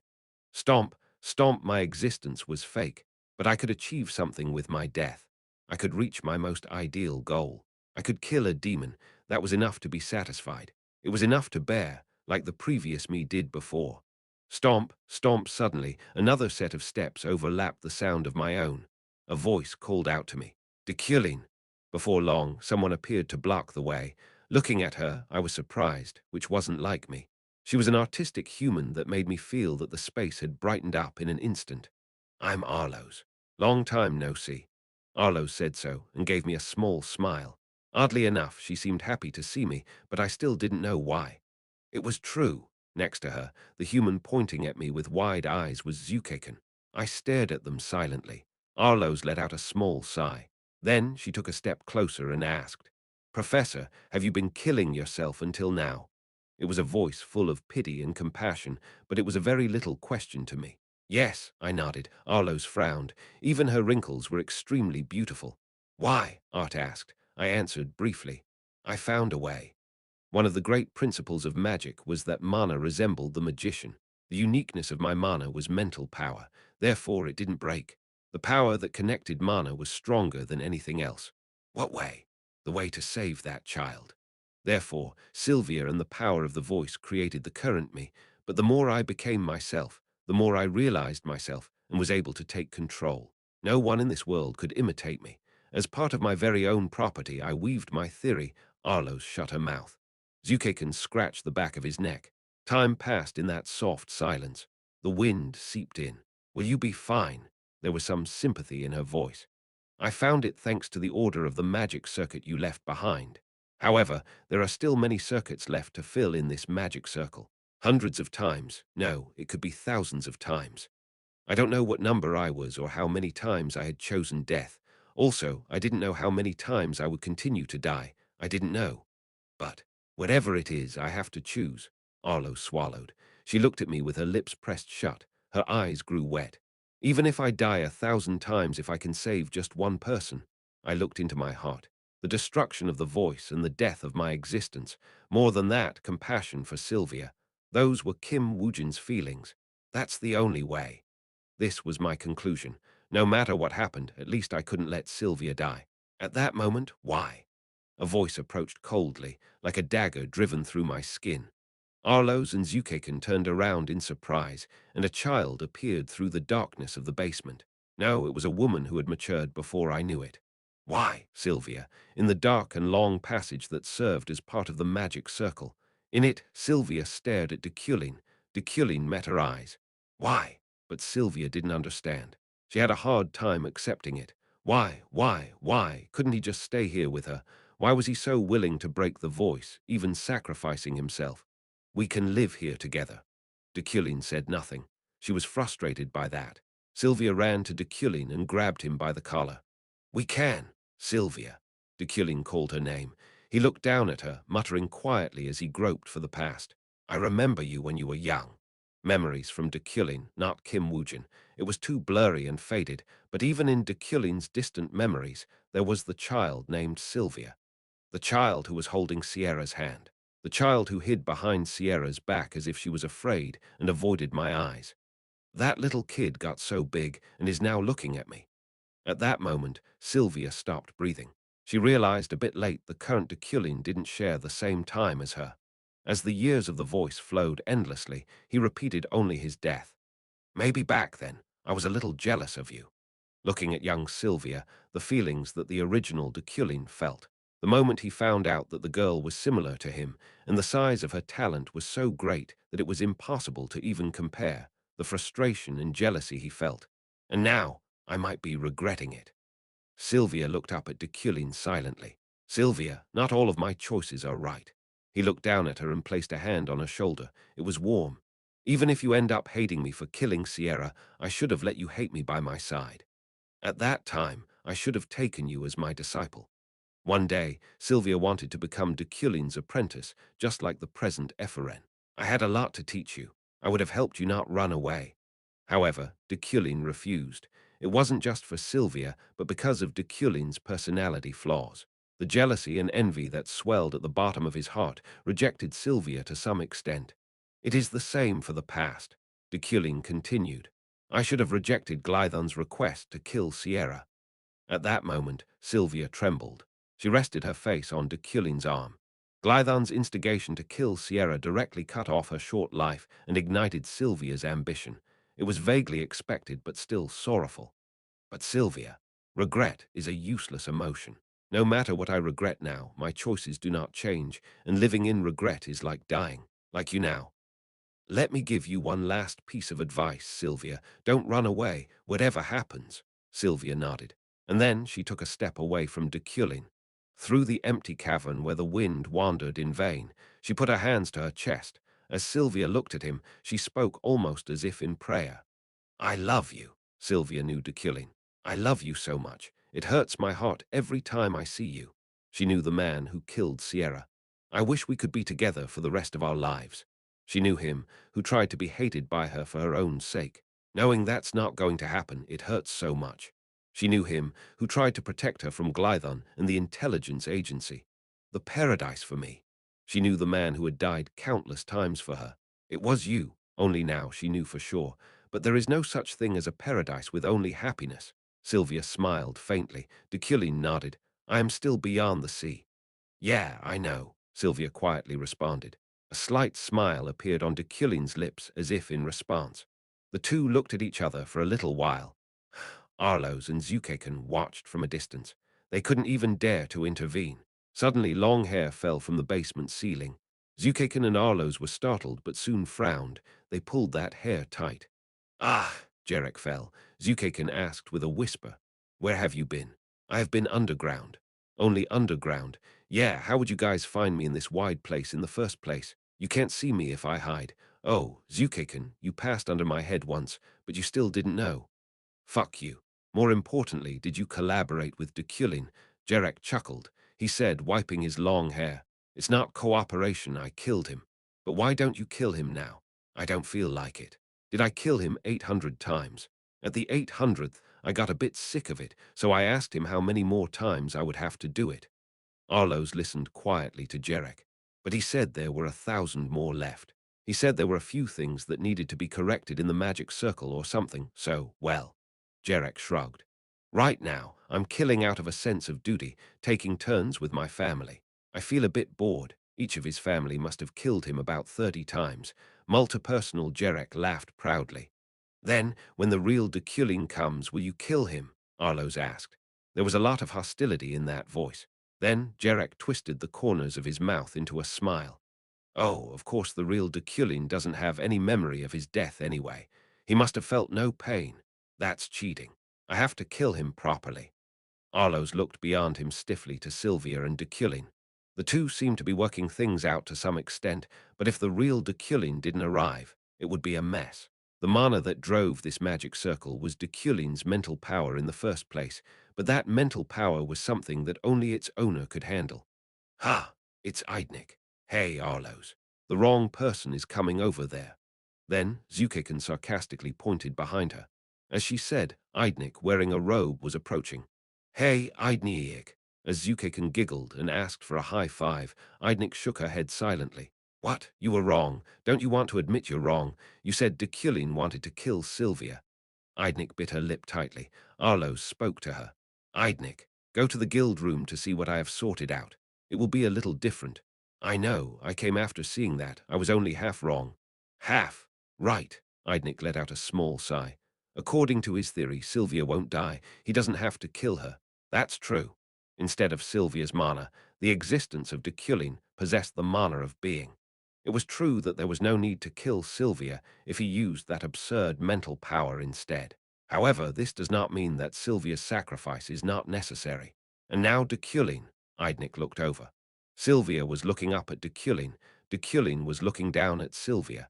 Looking at the two of them, Eidnik continued to speak. Let's talk more about it later. What's good is good, just like that saying. I'm a desert wizard. Then she smiled and stretched. What are you talking about? Yeah, Arlo's, it must have been a bit of a psychological shock for me to lose to you. On the other hand, Arlo's and Zukakin looked at her with disconcertment. Chapter 252. Sacrifice 2. I have a lot to ask you. There's a lot I want to hear. There are many things I want to receive. I have a lot I want to give. I have wanted to be with you for a long time. However, it seems that loving someone isn't enough to be rewarded with love. Am I only aware of that too late? Or maybe I just didn't want to know. Deculein is still killing himself. Because I was too greedy, he's experiencing the pain and suffering of giving up on himself every day. Watching him die and die thousands of times, my heart breaks. It was because of me. All because of me. No. Suddenly, a comforting voice wrapped around Sylvia. Sylvia turned to Sierra. Deculein told you. You didn't do anything wrong. She smiled and wiped the tears from Sylvia's cheeks. However, even at this moment, Sylvia was suspicious. Sierra. Yeah. Are you really real? Sierra once said that she was real. She wasn't a fake Sylvia made. She was real. Yeah, of course, I'm real, Sierra chuckled. Sylvia narrowed her eyes. Lies. I am. You don't believe what your mom says now. It's okay. I'm not running away. Sylvia, Mommy won't run away either. Sierra wore a sly smile. Then a small wave rippled through Sylvia's mind. Sylvia, the voice of the demon is trapped in her body. The voice that somehow resembled Deculein, spreading like a ripple over a calm lake. But Sylvia suppressed him. Sylvia, you are too late, stupid demon bastard. The voice went silent. Sylvia looked at Sierra again. Sierra opened her arms, welcoming Sylvia into her embrace. Holding her tight, she looked out the window. It's clear. The island's landscape had changed quite a bit. It was spring now. Flowers bloomed and bees were buzzing. New plants appeared and birds crossed across the sky. Sylvia had never created such creatures. In other words, the voice was slowly opening up. He will be here soon, Sierra said. Sylvia replied with a soft smile.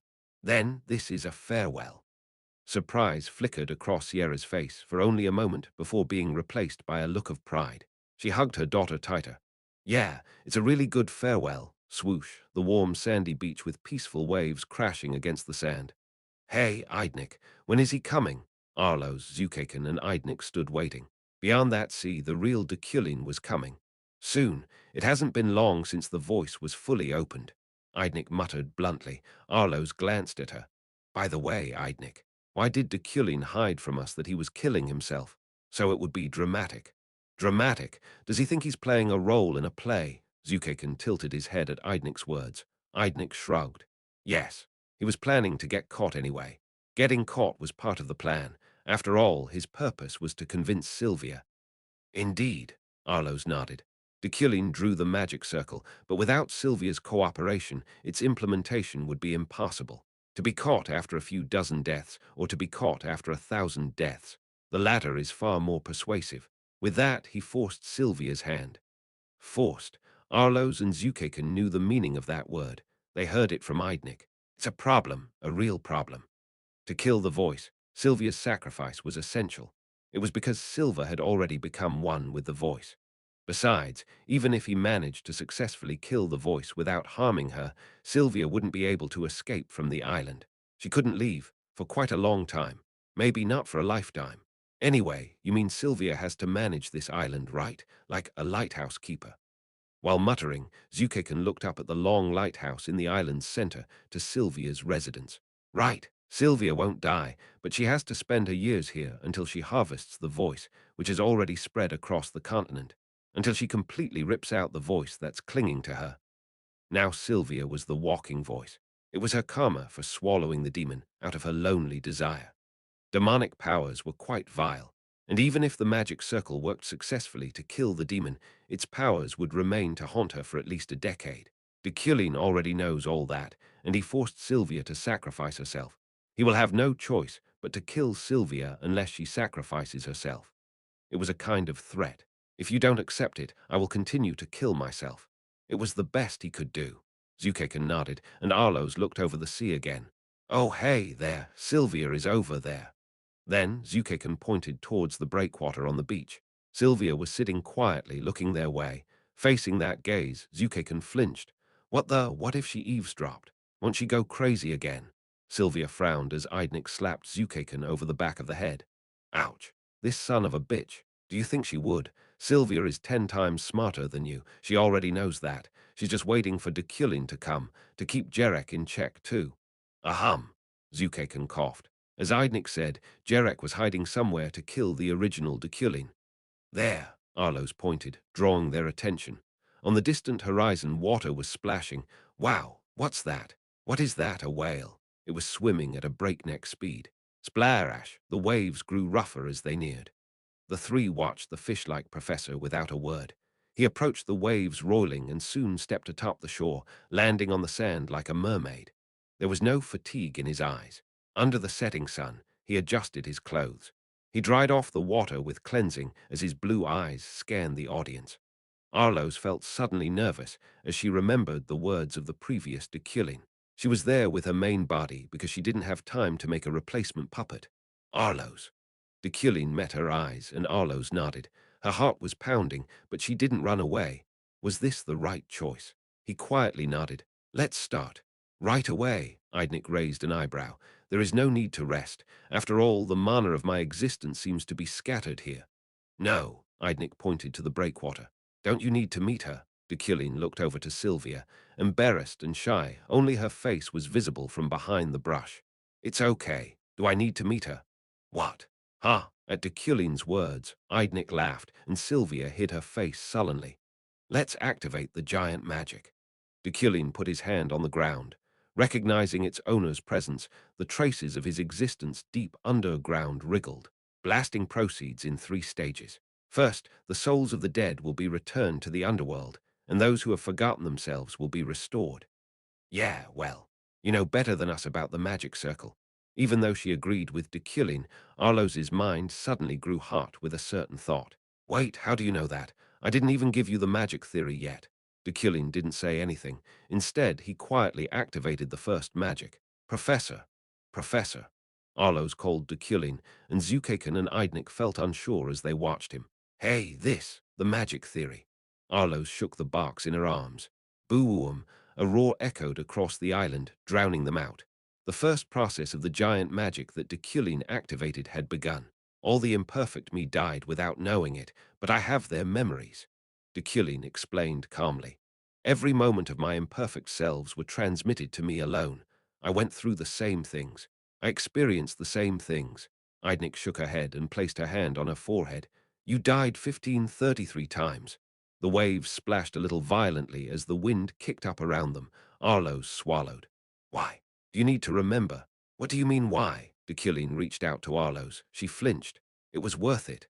However, his fingers were surprisingly gentle. He brushed the dust and sand from her hair, one by one, gently.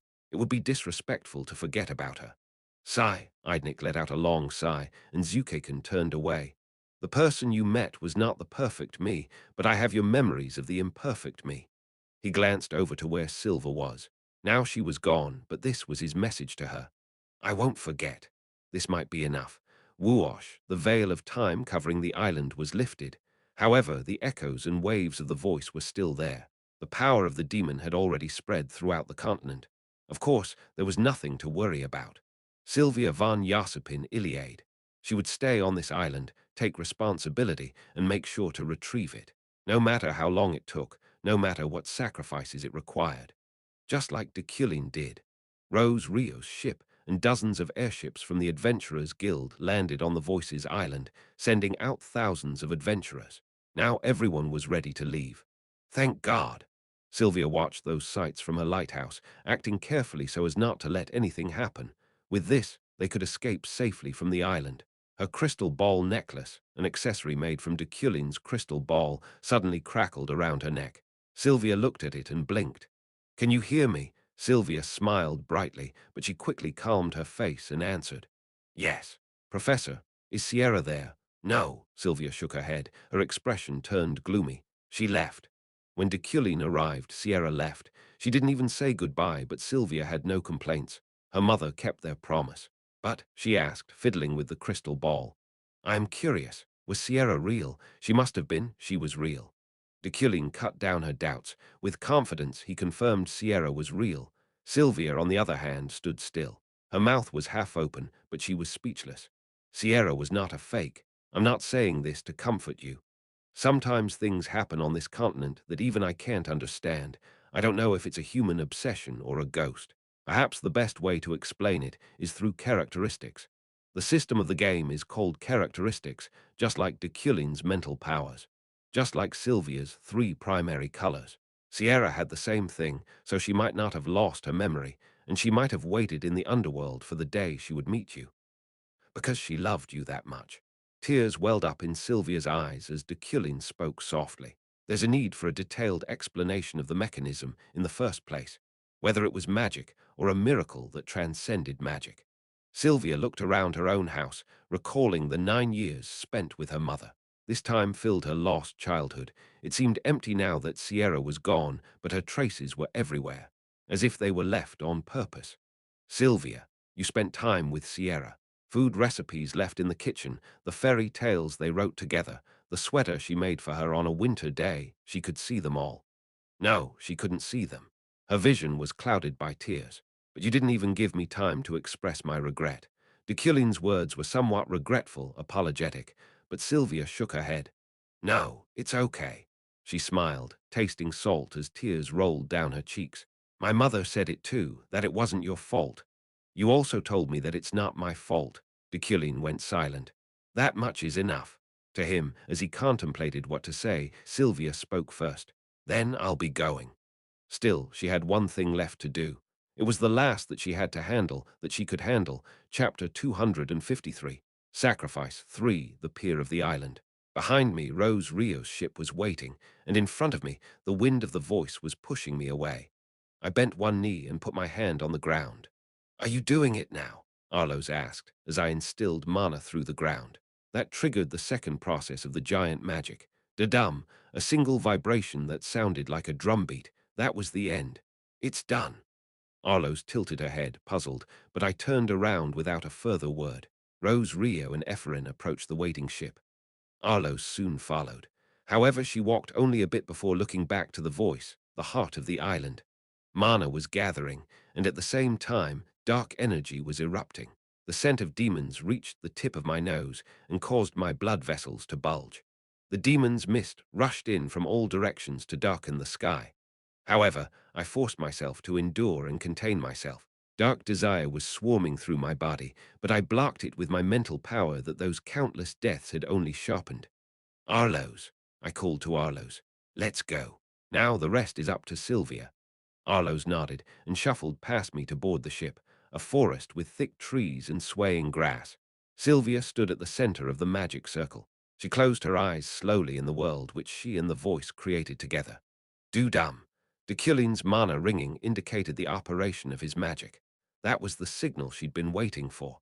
Sylvia poured her mana underground. Her 3 primary colors were added to Deculein's mana spread all over the island.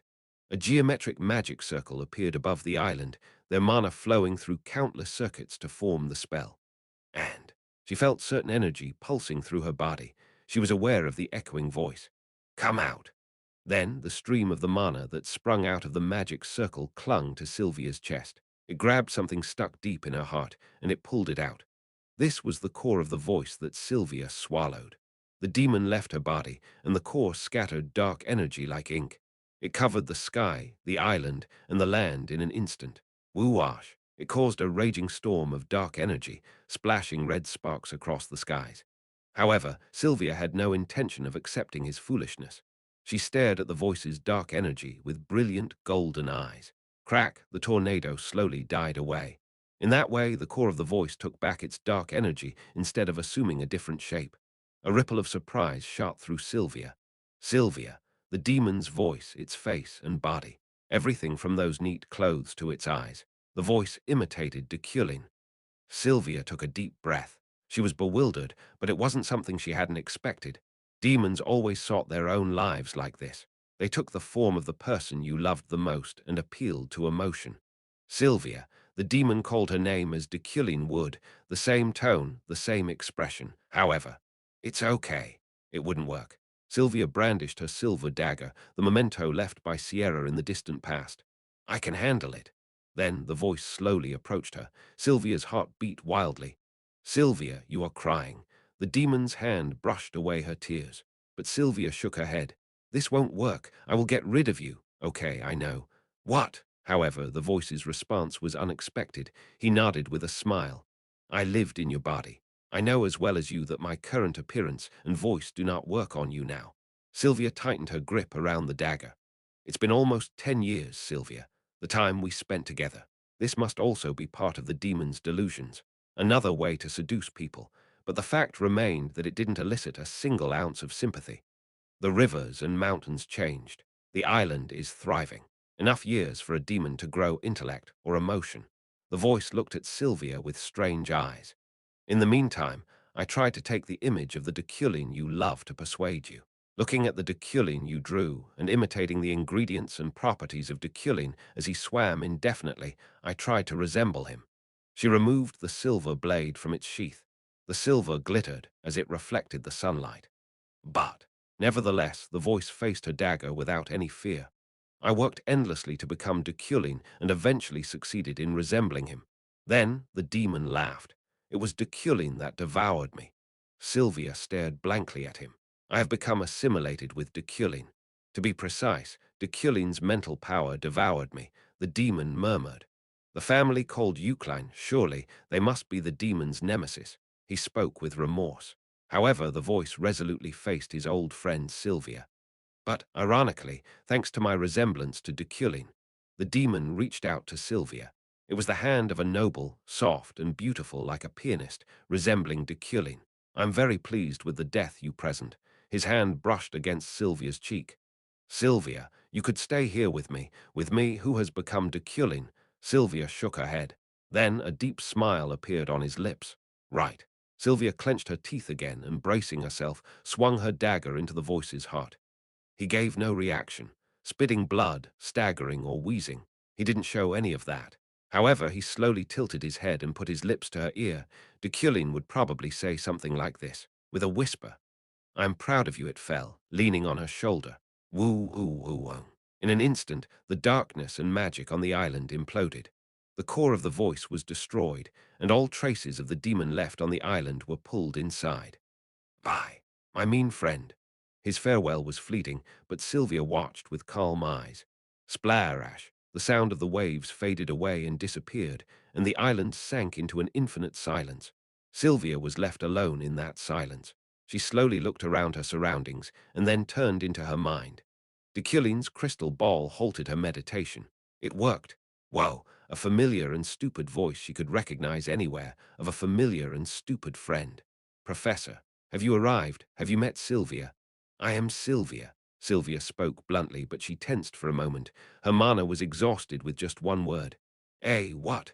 Why do you have Professor's crystal ball? Ephraim asked. She had already used more than half of her mana to activate that spell, but she answered nonetheless. Because I have it. What's that? No, Sylvia. What's going on there? That stupid voice spoke again. Was her mana okay? She must be much weaker than Sylvia was now. Anyway, how should I respond? Sylvia smiled mischievously. I killed Deculein. What? Indeed, she sounded alarmed. Maybe her eyes were wide open, her mouth wide open, and she had her typical dog-like stupid look. That wasn't a lie, though. I killed Deculein in my heart today. I killed the man I was obsessed with, the one I held myself to. What does so? Only when she was freed from him could Sylvia learn the meaning of true love. Ah. Ephraim let out a scream, and the communication was cut off. Sylvia grinned. Sylvia. But again, a voice called out from among the bushes. Congratulations, Eidnik, her master. You broke the egg. Now theirs was not a relationship between a teacher or a disciple, nor an adult looking at a child, but an equal match between wizards. Sylvia shook her head. I just stood on my own. Now it's time to make it again. She would recover the power of the voice spread across the continent. That was her remaining duty. Eidnik shrugged. Wouldn't it be hard to do it alone? As the source of the voice, she would have to remain here alone for quite some time. It will be, but it's something only I can do. Eidnik pouted. Then now, Sylvia spoke her farewells first. Goodbye, Eidnik. Yeah. Oh, right. You took the present I prepared for you, right? Of course. You don't even need to ask. Eidnik smiled. And then she disappeared with the wind. Finally, Sylvia was left alone, and she gazed back over the landscape of the island. Alone. Being alone. To be left alone. Of course it was sad. It would be hard to bear, but it would be as happy as it was sad. Now she could see this world properly, even if it was late. Thanks to you. Yeah, that's right. I am so grateful to you for helping me stand up on my own. I love you so much. I want to be like you too. Rather than being an archmage who is always alone, I want to teach people. So even if it takes a little while, I will try endlessly. She vowed to come back. Only now. Like that. A life that starts again together. A life that would be real. I think I am the real me. Woo-wash. The wind wrapped around the island. Into that tempest, now the power of the voice would be slowly pulled in. Quest complete. Voice. Reward. +10 store currency reinforcement of bloodline. Euclan 3 unique class equipment catalogs the system notification announced good rewards, as expected since it was a tricky demon. However, I wasn't very comfortable with it. Was it because the weight of the ego, which had been extremely focused on Deculein, had returned to Kim Woojin to some extent? Isn't it a little harsh to be alone? It could take several decades. Arloes watched the island from over the railing of the ship. She muttered, and I replied with a small nod. I don't know if it will be compatible. As she said, being alone may be too harsh. So I made a small correction to the magic circle. I died hundreds of times thanks to that, but considering that possibility, it was a price well worth paying. Compatible. What compatibility? I didn't answer Arloes's question. Instead of looking back at her, Arloes.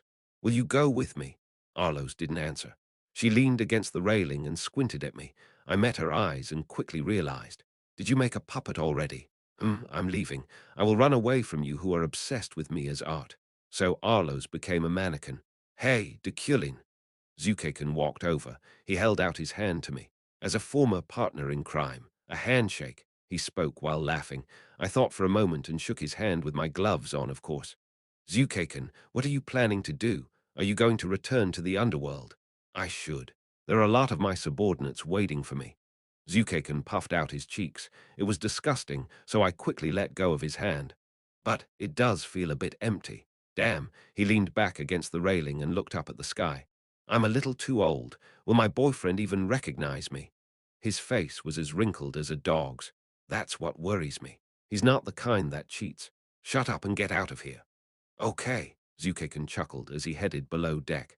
On the other side of the railing where Deculein stood, Arloes, who had her face wrapped in bandages, watched the long-haired man as he gazed into the waves.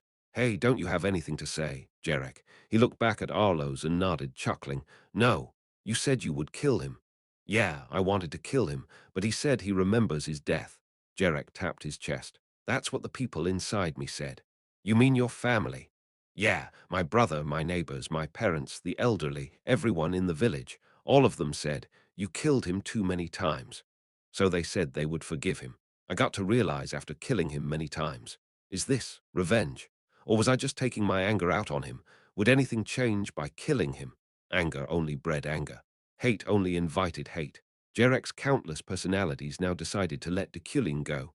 Stay well then, Arloes. After speaking, Jarek stuck his legs out the railing. We want to live our lives now. Arloes grabbed his ankle as he was about to dive away.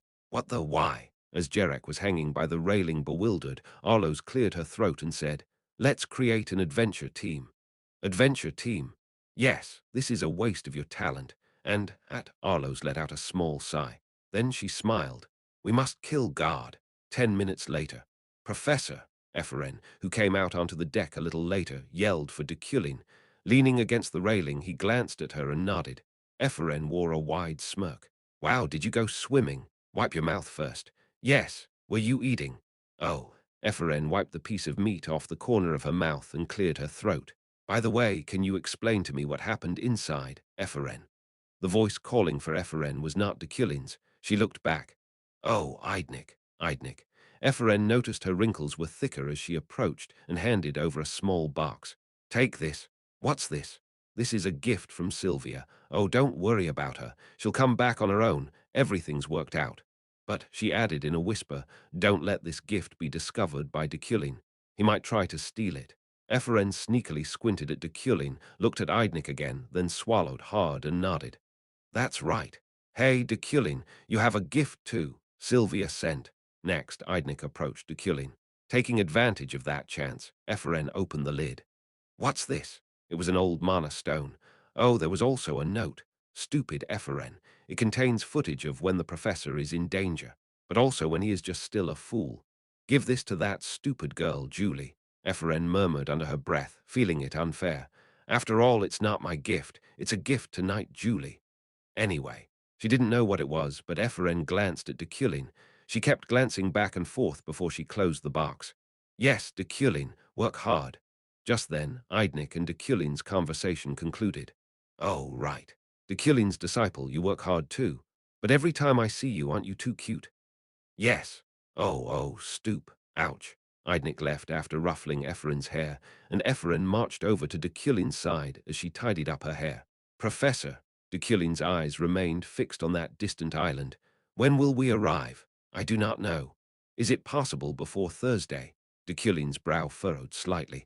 Ephraim quickly explained. No, I mean, because the rohok comes in on Thursday. If I miss it, I won't be able to eat it until next week. It's very popular these days. It's on everyone's lips. And when I eat it, my mood brightens. A small laugh left Deculein's lips. Ephraim looked up at Deculein with puzzled eyes, but he had the same cold, expressionless face. It sounded like someone had laughed just now, however. What? Ephraim began looking around like a chicken before Deculein caught her attention again. Now we may be able to arrive by Thursday. Whoa, that's great. Ephraim clenched her fists as she tucked Sylvia's gift box inside her robe. She shouted toward that vast sea. Now back to the islands. Chapter 254. Event 1. Hadekin, the capital of Deculein. Returning to the continent, I first visited the Deculein mansion. Oh, you came. Step aside. I pushed away Uriel, who was waving her hands sullenly with psychokinesis. Ah, no, hey, I have something to say. Gosh, not again. I walked away, ignoring her. Ephraim followed after. But Professor, will Sylvia stay on the island? Alone? I shook my head. It was the second best way up to that point. There is still one step left to be the best. The third and the last process remained in the magic circle embroidered throughout Voices Island. One step. Yes. At first, it was just a possibility. I wasn't sure it could be realized, but that changed due to the unique grade equipment catalog. Thanks to her, I received 3 of them so that I could spare one. Ephraim asked, what is the best? Not leaving her alone. I answered and headed down the stairs. Before long, we reached the basement guarded by knights. Ahead, several groups of adventurers were asleep. Salute, they saluted. Are the adventurers still asleep? Yes, they're exploring. Then wake them up. There are corrections to be made. Yes, they moved in unison without question. I looked at my watch. Ephraim pulled at my sleeve and asked, correction? What kind of correction? The connection between their consciousness and magical space. Ha! I have already drawn a magic circle on the island. No one could enter the voice now. If someone of flesh and blood went there, it was highly likely that they would be caught up in the remnants of the voice. However, sending only one's consciousness wasn't a problem. Holding it in shape has already been proven possible with my magical space. Since the Voices Island, no, Sylvia's Island is a place full of creative qualities, it will be enough. Of course, it was practically a wild fantasy. But where will you get the mana?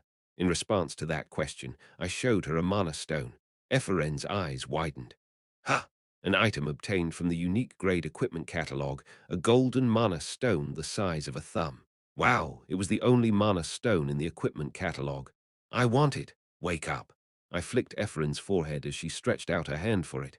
Ouch! Ephraim staggered and came back to her senses. She rubbed her forehead. It hurts, but what is that? It's mesmerizing. It is the mana stone of the sun. It is a mana stone condensed by receiving the light and magic of the sun without any other impurities. Mana stone of the sun, information. A mana stone made entirely of the light and magic of the sun. It is the result of a miracle. This was a collection of innocence that couldn't exist in reality. It was the literal result of a miracle, so it would help me realize even the smallest miracle I wanted right now. What? Receive only the light and magic of the sun. Is that possible? You don't need to know if it's possible or not. Oh, indeed, since you are rich. Ephraim looked at the mana stone of the sun again. Her eyes quickly blurred. Wow, this is mine. Quiet. I shook off her hand. Get ready. When the adventurers come out, we will modify the magic circle. Why, yes. Creaked just then. The door opened. The adventurers looked tired, but they had quite a few bundles hanging from their backs. Professor, what? I was looking for treasure, Ganesha babbled, unsatisfied. Leah and Leah were next to her with grumpy faces. I didn't know what they were doing, but I responded firmly. I will publish the second test, so come back in 3 days. You can wait in the mansion, 3 days later. Sylvia's island. From the central lighthouse, the island owner was looking out over the island and painting a landscape. Done. The trees filled the forest densely, grass blew in the wind, and blossoms swelled profusely over the beautiful oil painting. It was a work that Sylvia was satisfied with, and if Deculein were here, he would have praised it. Good. She smiled brightly and patted the panda on her lap. I think I drew it pretty well. Right. The panda stretched out without a word, and Sylvia's smile softened. She put down the canvas and the brush, feeling a bit sad. She looked out the window quietly. Clouds hovered above the fallen leaves. It was between summer and autumn. The season was lost in vagueness. It was empty. She was empty. It was lonely. That much was true. How many years would she spend alone here? Kayak. Then, suddenly, her familiar who had gone out for a walk cried out. Sylvia, startled, raised her eyes to the sky. Hey, Nimbly, what, ha? A voice suddenly caught her ear. Sylvia went silent for a moment. Ha! After that, this time full of admiration, another voice. The voice of a person who shouldn't be here. Sylvia lowered her head slowly. Oh, there was someone. 1, 2, 3, 4. Now they looked up at Sylvia, who was staring at them quietly. Oh, I think that person is Sylvia. They called her name. Then they waved, saying hello. Sylvia was confused, but soon she heard a familiar name. Deculein. Did he send them? What are we going to do here? Excuse me, is there anything for us to do? Do you have any errands? The scenery is nice. I want to find some mines. Sylvia didn't know yet.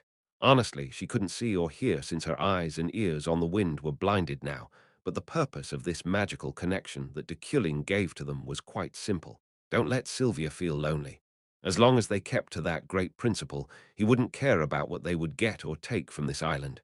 This was Deculein and Kim Woojin's last, best try. The Empire was still at peace. Now that the post-war restoration had begun smoothly and the voice was also disappearing, public sentiment towards Safian was at its peak. On the other hand, the tension with the Demon Blood clan, including those in the desert, was tighter than ever. Congratulations. In that complicated and delicate situation, addicts from the floating island who had no interest in the continent came to my office and handed me boxes and certificates. These were the marks of my etheric promotion and a robe. Thank you. Just below the Archmage, this was one of the greatest honors a wizard could enjoy. I felt great. Now go. Yes. Then please continue to work hard. Rank quest complete. Etheric promotion. Mana plus 300 series talent option 300 mana of course, and the option of choosing a series talent. It wasn't a bad reward. Oh, congratulations. Now you're etheric ranked. As soon as the addicts left, Ephraim mumbled with slight jealousy. She was sitting at the assistant's table and writing her thesis, looking miserable. When will you finish your thesis? Also, when are you planning to learn the 4-class magic? You're just piling up work. It's too pathetic. But it's hard, she yelled, acting cheeky. But well, it was my fault. She spent 3 days and 3 nights together with me, trying to connect the adventurer's consciousness with Sylvia's island. Ephraim, I'll deduct your evaluation. Keep your attitude and dignity. Of course, That and her evaluation were different matters. Your behavior is not as good as a wild dog's. Gosh, seriously. Bang. When Ephraim smacked the desk with her forehead knock, I beckoned to Ephraim, and she opened the door with a grimace. Who is Ah? Immediately after, she fell back. Looking at my visitor, I understood. I see, your majesty. She trembled and bowed as I stood up.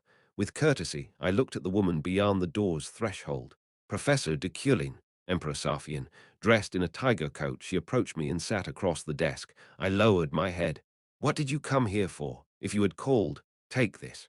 Safian presented a document. This is a list of the demon blood villages you will dispose of. Demon blood villages. Right. While you were away on your business trip, we tracked down quite a few of their villages. She smiled. It was as evil as a snake's, but nobler than anyone else's.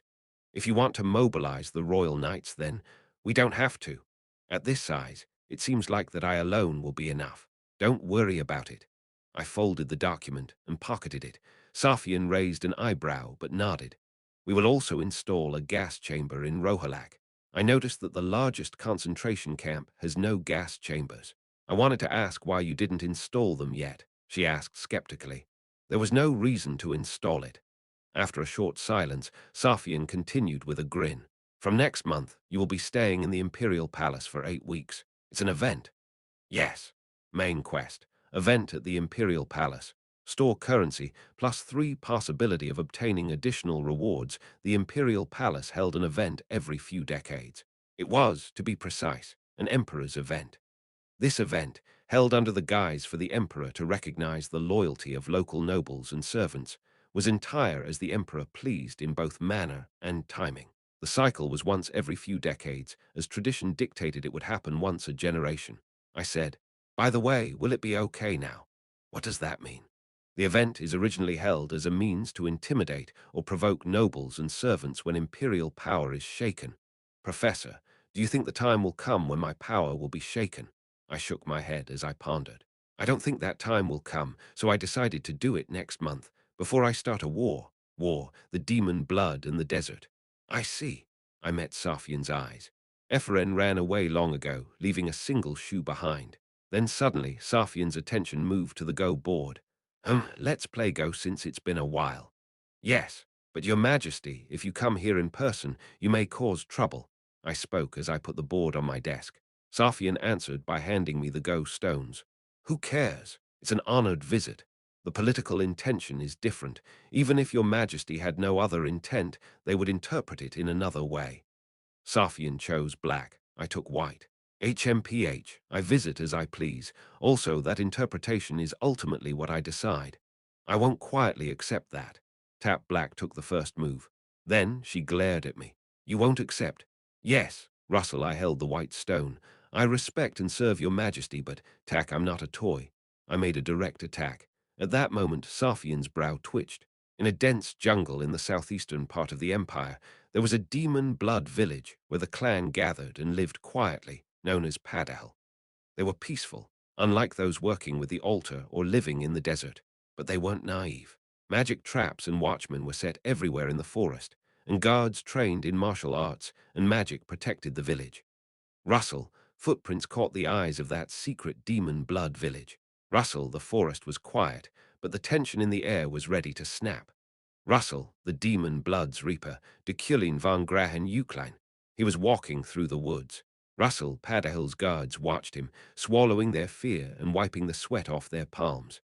Russell, branches crunched underfoot. Deculein stopped in the middle of the forest and looked around. Coincidentally, he was in front of countless magic traps. Can you hear me? There was no answer from the forest, but with a sneer he continued. Of course you can, since you placed such poor magic.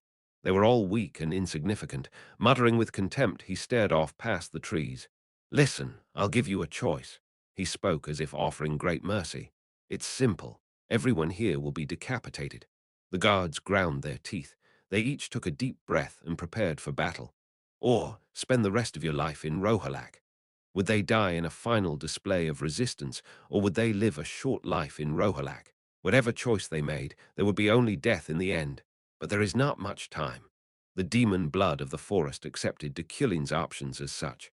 I'll wait 10 minutes. In the forest, where tall trees blocked the sun and tangled weeds formed bridges, Padahel. That is the rest of your time. Deculein stood alone, waiting for their decision. Chapter 255, Event 2. It wasn't just the blooming of the mental power I gained while swimming in the sea of the voice. Simply put, the body of the Iron Man now resembled that of a whale. Of course, in a world where humans break rocks and perform magic, it may seem like nothing much if one simply accepted whales as they are typically known. However, just as how tigers still reigned over the mountains, the whale was the sea's ruler. Whether in the modern world that was now too far away or in the continent where I lived, that majestic form would make anyone feel awe. That didn't mean my body was that overwhelming. I was still human in size. However, the current Iron Man was as hard as a whale's hide. It didn't grant magical capacity, but instead advanced all my magical abilities, including psychokinesis. Advanced psychokinesis. The last level, which I thought would take 5 years to acquire, I learned at sea. Time's up. Tick. The minute hand of my watch announced 10 minutes. I took a step forward. At the same time, the ground collapsed. Rumble. The soil, trees, and grass crumbled and swirled like a whirlpool under me as the magical trap activated. I was floating above it, standing in midair with no feet on the ground. As soon as I activated advanced psychokinesis, I applied a careful telekinetic movement to fly. Swoosh. From the other side, a huge cylinder sprung up, but I disassembled it with a glance before it could fire. Hiss. The second was the Archer line. Hundreds of iron arrows pierced the air but were caught by psychokinesis and kindly returned. Their screams echoed faintly through the jungle. The third was magic. A mass of mana in the air fell like a meteor above my head. The fourth was their warriors. A dozen men rushed me before the meteorite could reach them. That's stupid, I sighed. These guys didn't even know how to live. I would gladly explain the right way to them, but there were a lot of intelligence bureaucrats monitoring me around here. I dismantled their magic, then tied the warriors up with duct tape. And I raised the ground. Rumble. I built a huge dome around us to seal off their escape route. The warriors hardened. I guess they were trying to buy time and evacuate the villagers. I spoke while fiddling with my scattered sleeve buttons. You're short-sighted. Are the demon bloods always like this? I looked at one of them. They didn't avert their eyes. They were someone with a special determination and talent, which I could see with vision. I smiled a little and walked over. That's not a bad eye. I took the wood steel out with psychokinesis. Even then, they were still glaring at me. A moment later, the wood steel pierced their eyes. Ah, ah, ah. A desperate scream followed. I picked up the walkie-talkie, kicking them away. Padahel, the demon blood village. The 3,400 prisoners detained there were now all in Rohalak. Bang! I stamped the official notice of acceptance. However, Baton, sitting opposite me, wore a dissatisfied look. Will that be okay? Rohalak already has too many demon blood. If you're talking about accommodation support money, I'll give you the full amount. No, Baton shook his head. However, if too many demon bloods are gathered in one place, something could happen. We just have to kill them. As he said, there were quite a few demon bloods in Rohalak. It was the only camp that had never operated a gas chamber. Of course you're right, but yes, you're probably right. And more importantly, what's going to happen to Primian? Baton asked, putting away the file. I nodded. I heard she passed the blood test. Yes, she has, but I still have my doubts. She seems to favor the demon blood. Primian, who I sent away under the pretext of investigating the voice, received a blood test directly from Baton. I don't know how she did it, but she confidently passed. However, the gaze of the nobles, including Baton, remained upon her. It doesn't matter. Primian will come down from her home country anyway. Oh, are you planning to send her on a business trip to Rohalak? Ha ha, Baton smiled. From Deputy Chief of Public Security to Deputy Superintendent of Rohalak. It was a huge downgrade, but it was the only way for Primian to live. If Primian is a demon blood or a sympathetic imperial citizen collaborating with them, she will most likely show abnormal behavior there. Rohalak's operatives will watch over her 24 hours a day, as expected from the professor. But these days, you have a lot of strange shadows. I nodded. The Imperial Intelligence Agency or the more intimate shadow of the Imperial Palace.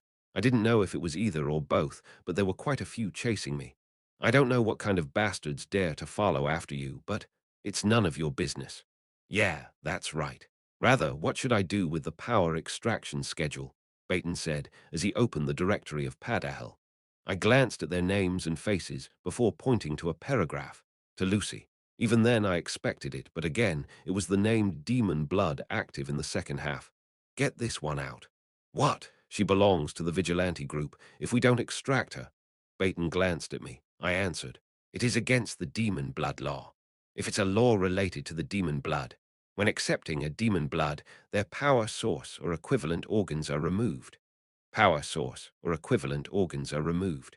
Not both, but one of the two. I already took out their eyes. Oh, this is the one who was staring insolently at you, but that much is. It's a law written by Her Majesty herself. I can't break it. Of course, it wouldn't matter, but the pathological principles of Deculein were famous. Baton knew that too, so he smiled again and nodded. Yes, as expected, you're very loyal. I don't want to break the law either. I'm going to give just a little bit of drug treatment to this one then. Do that. It's damn hot. Primian arrived in Rohalak alone. Oh, you're here. Uriel approached almost immediately. Miss Uriel, it's an honor. Honor, my ass. You were dragged here. Primian looked around Rohalak. Tens of thousands of demon blood were living in this desert-like place. No, they were dying. No, were they living. The prisoners are there.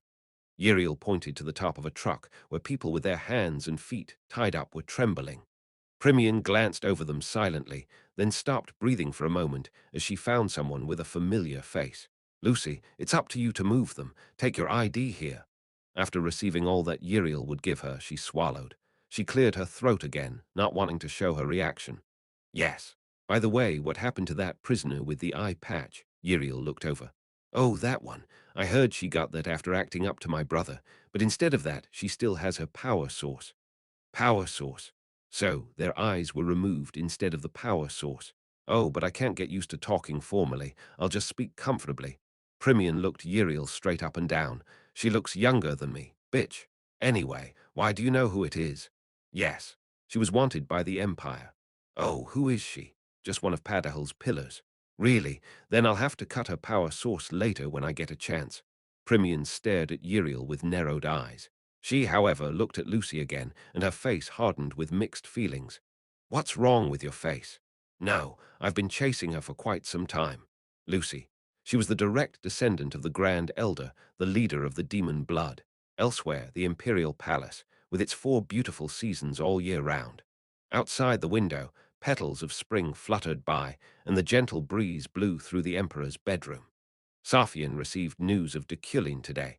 It was a report from the intelligence agency in Shadow. How is it? Ahan asked cautiously. Safian nodded with a sigh. He seems to be doing a good job. That's fortunate. It may not be fortunate.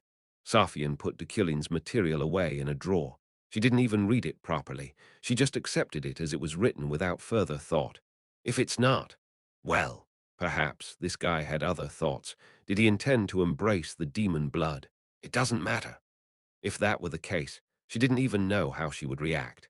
Her anger against the demon blood was so deep that she didn't know the source, and it burned more and more with each passing day, so she was only groping at the superficial parts. I just don't have to think too deeply about it. The Emperor Safian, she wanted to believe in Deculein. Anyway, since we cleaned out Padahel, there are 3 left, right? Kelmac is already done too. When? Safian frowned. Ahan explained, showing the crystal ball she held. 10 minutes ago, we got a report from Professor Deculein. He does work fast, as if he's being chased. Yes, Your Majesty. Safian buried her body in the chair without a further word. Ahan carefully watched her. Then she spoke slowly. The palace has been prepared anyway. Palace? Yes, everything has been prepared for Your Majesty's event. It was one of the greatest powers that an emperor had. No matter how foolish the emperor was, all the nobles of the empire could be gathered in the imperial palace for a turnaround with this authority. It should be, she nodded, her face grim. There, Safian would uncover the guilt of the nobles and their families. All their faults of secretly protecting and hiding the demon blood, murdering her when she was young, selling the empire to the altar to survive. I'm curious. All. I will reveal everything. The Imperial Palace. The Imperial Palace called this event a commemorative occasion, but the whole continent knew it was an exercise of the Emperor's authority. When the emperor announced the event, important nobles from the continent gathered at the imperial palace to participate in the event hosted by the emperor. However, what this event was and how it would be conducted was entirely up to the emperor. Wow, but can I come to events like this too? That was why it might have been a mistake for Ephraim to be here now. She wasn't even noble, she was just a promising youngster still growing. Of course, you're Professor Deculein's most famous disciple, and the Emperor personally invited you. Adrian, who certainly had the talent to be there, answered. The fact that Her Majesty personally invited you means that you stood out that much. Be glad, Leaf. I beg your pardon. Despite Ihelm's normal remarks, Ephraim stared at him. She shook her head after looking up and down at him, wearing the Imperial Palace wizard's attire. But what are we doing here? She asked me again. I don't know yet. I couldn't know. Of course, where we were now was indeed the Imperial Palace. However, this place was a bit special. As soon as we arrived at the Imperial Palace, we were welcomed into a white room. We were locked up in this psychotic secret room, which was all white except for the furniture. Is this a magic test? Knock, knock, hello, hello. Ephraim knocked on the wall. Thud then, something fell from the ceiling. At the same time, the room went dark. Looks like they're about to start the event. Sit down, Leaf. Don't make a fuss. Ihelm waved his hands as if keeping away a fly. Ephraim sat on the couch, puffing out her cheeks, and I, although I didn't show it, looked around, feeling that faint tension. This was a death variable. Yes. What variable? Death variables were spreading over us right now. Chapter 256, Karma 1. Cug! Ephraim flinched and opened her eyes. She hurriedly looked around. The scenery of the 77th floor of the tower greeted her. It was the office of head Professor Deculein, neat and calm, without a single speck of dust as always. What the? She was in the Imperial Palace, with Deculein, Adrian, and Ihelm in a white room. Though not unfamiliar, it was a strange development.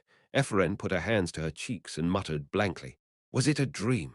Then someone's eyes focused on her. Of course, it was Deculein. He was looking at her as if she was pathetic. Wipe away your drool.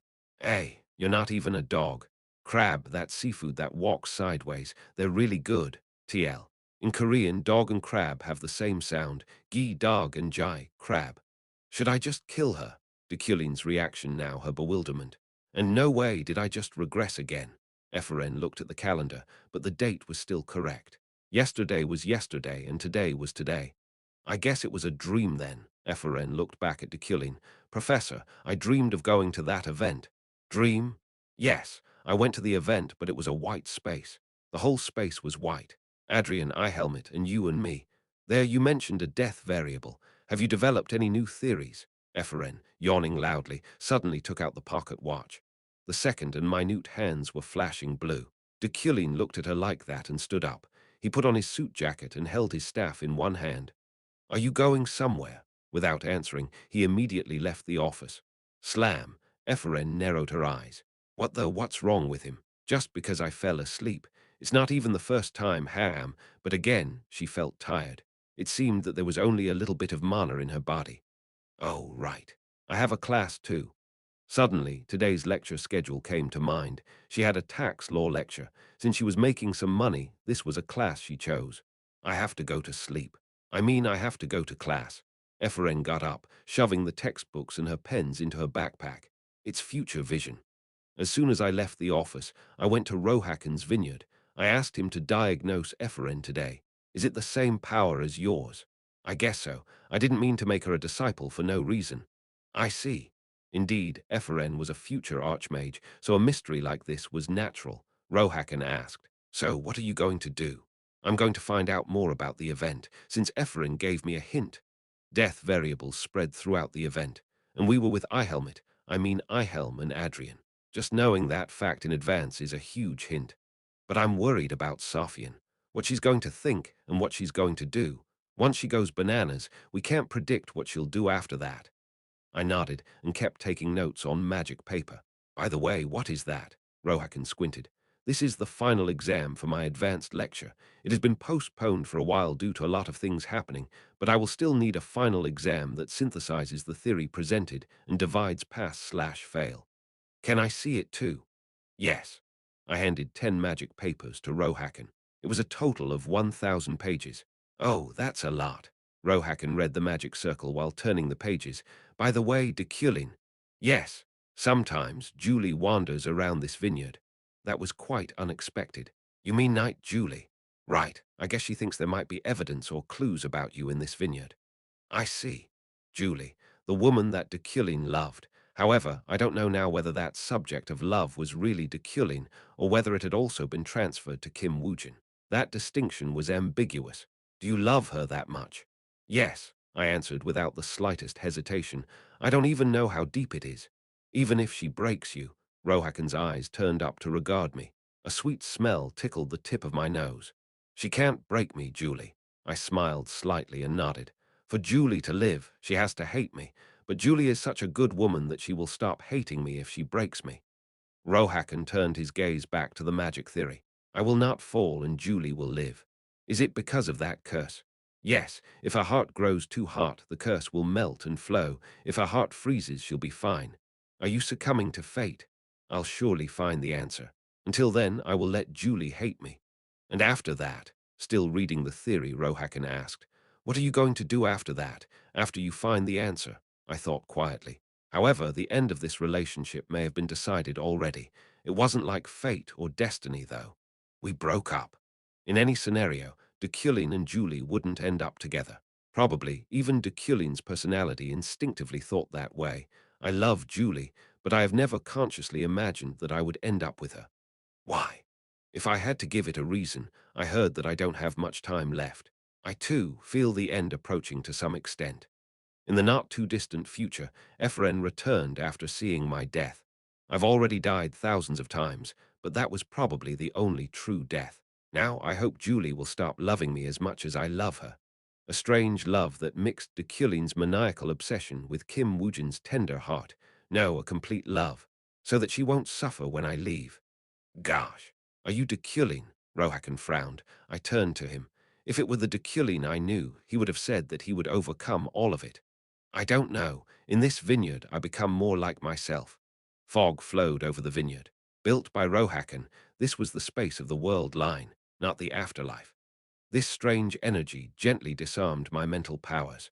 That was why it seemed that now I resembled Kim Woojin more than Deculein. I might change my mind when I leave. Is that so? Rohakan handed the magic theory back to me. Anyway, even if you submit it the way it is now, the floating island addicts will love it. Is that so?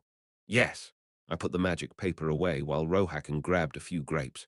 Please take care of Sophie. Whatever the Emperor's event is, don't avoid it. You won't forget what we promised, right? I am Deculein. I stood up slowly. I don't avoid anything, but I just have to have a way to win first.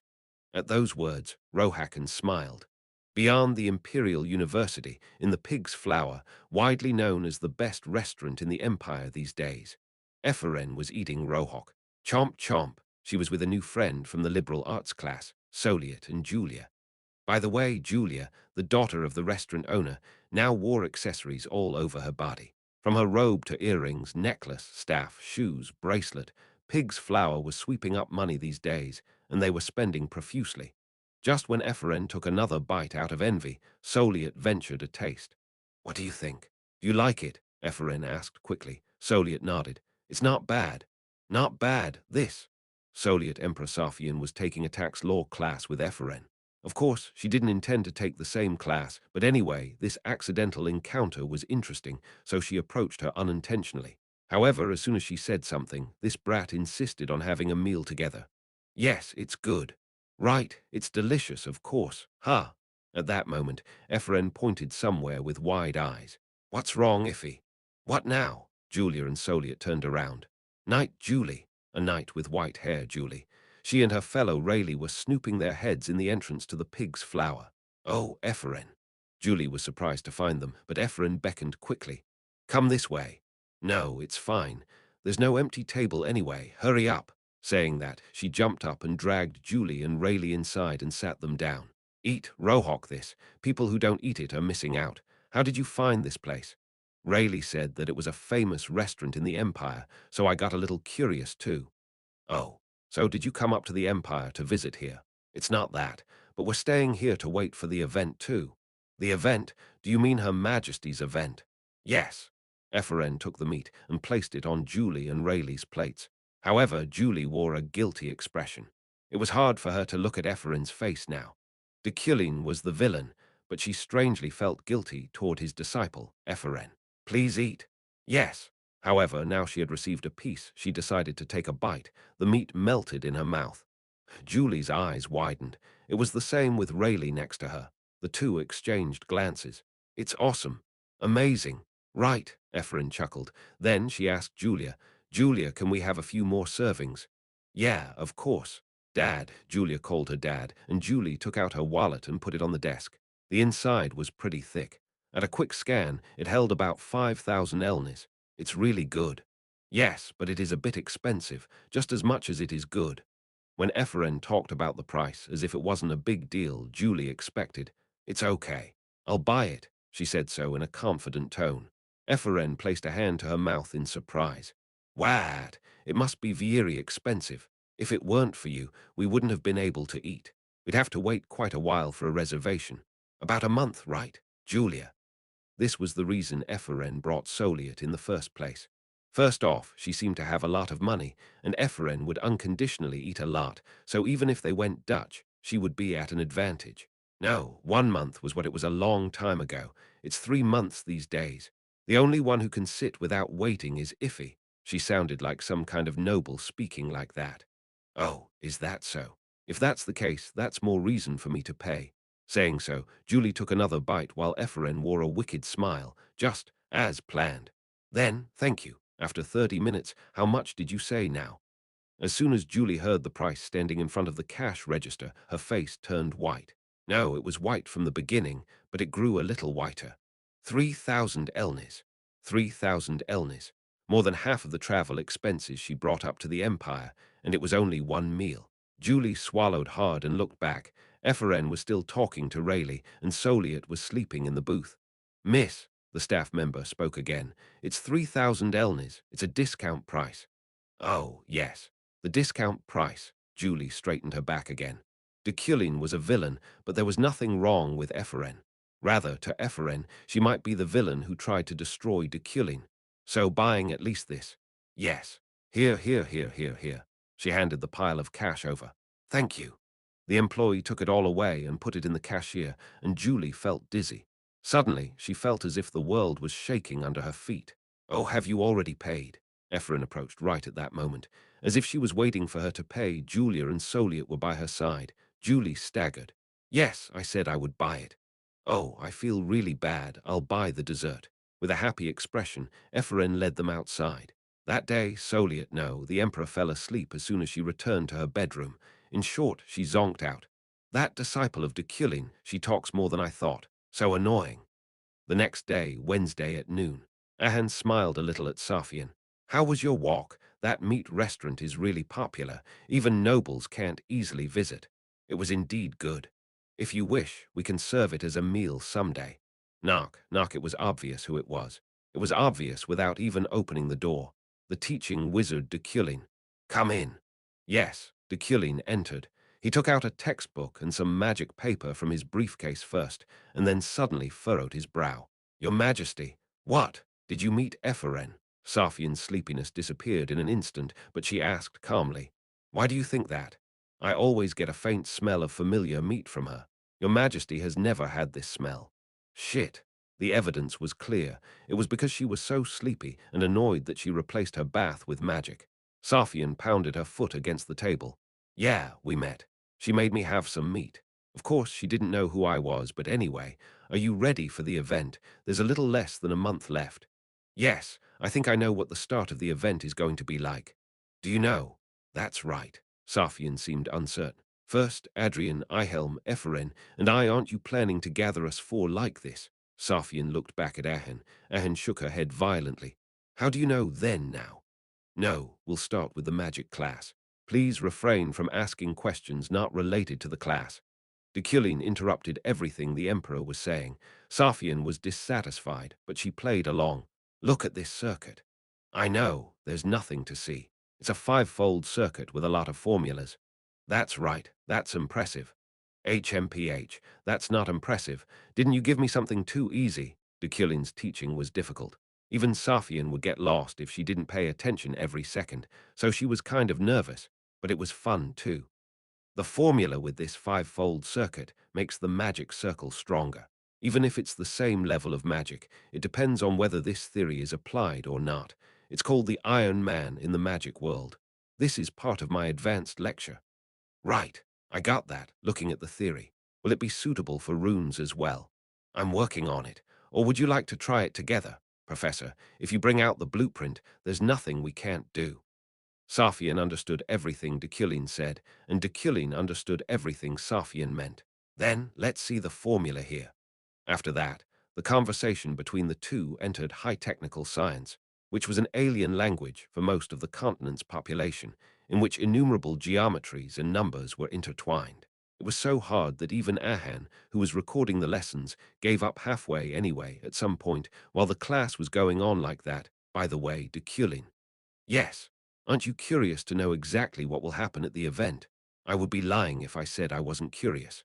A death variable. For that fact alone, there was no reason not to be curious. Then Safian laughed. Julie, that woman said that she'll accuse you. Chapter 257, Karma 2, Prepare for the Event. A cry filled the morning air surrounding the imperial palace. The sound of horseshoes clapping around the outside of the palace announced the preparations for the event. However, Safian was sitting in her bedroom, looking displeased. Ahan, yes, your majesty, Ahan quickly answered, and Safian looked out the window. I had a dream. A dream? Right, Rohakan was in it. Oh, Rohakan, the black beast, though long since dead, remained here to torment her majesty. Ahan shook her head. Don't consider what that traitor said. No, it is something worth considering. Safian had a dream. However, it was a dream that didn't feel like a dream. More precisely, it was a memory that flowed through a gap. Anyway, it looks like that damn bastard did something to my head. Safian had faint memories from long ago. Before repeating her poisoning, when Rohakan assassinated her mother and left, the day she couldn't remember no matter how hard she tried. Perhaps it's a memory lock. Rohakan put this device on me when I was very young, so it's as if the lock grew up with me. It cannot be dismantled by my magic. How about asking the professor? Safian looked at Ahan without a word. Ahan shook her head. I apologize, I should know my place. No, you are right. It's very strange. I need to ask Deculein. Strange. 2 days ago, Deculein visited Rohakan's vineyard. At first, I thought it was just to offer tribute. Safian's brow furrowed slightly. It was no coincidence that I had such a sudden dream. Ah, is that so? Yes. So I will change the way I'll conduct the event. In an instant, Ahan's eyes widened. Yes, but it's okay. After all, isn't this information that Deculein has already grasped? I'm thinking of changing the order and the number of invitees a little bit.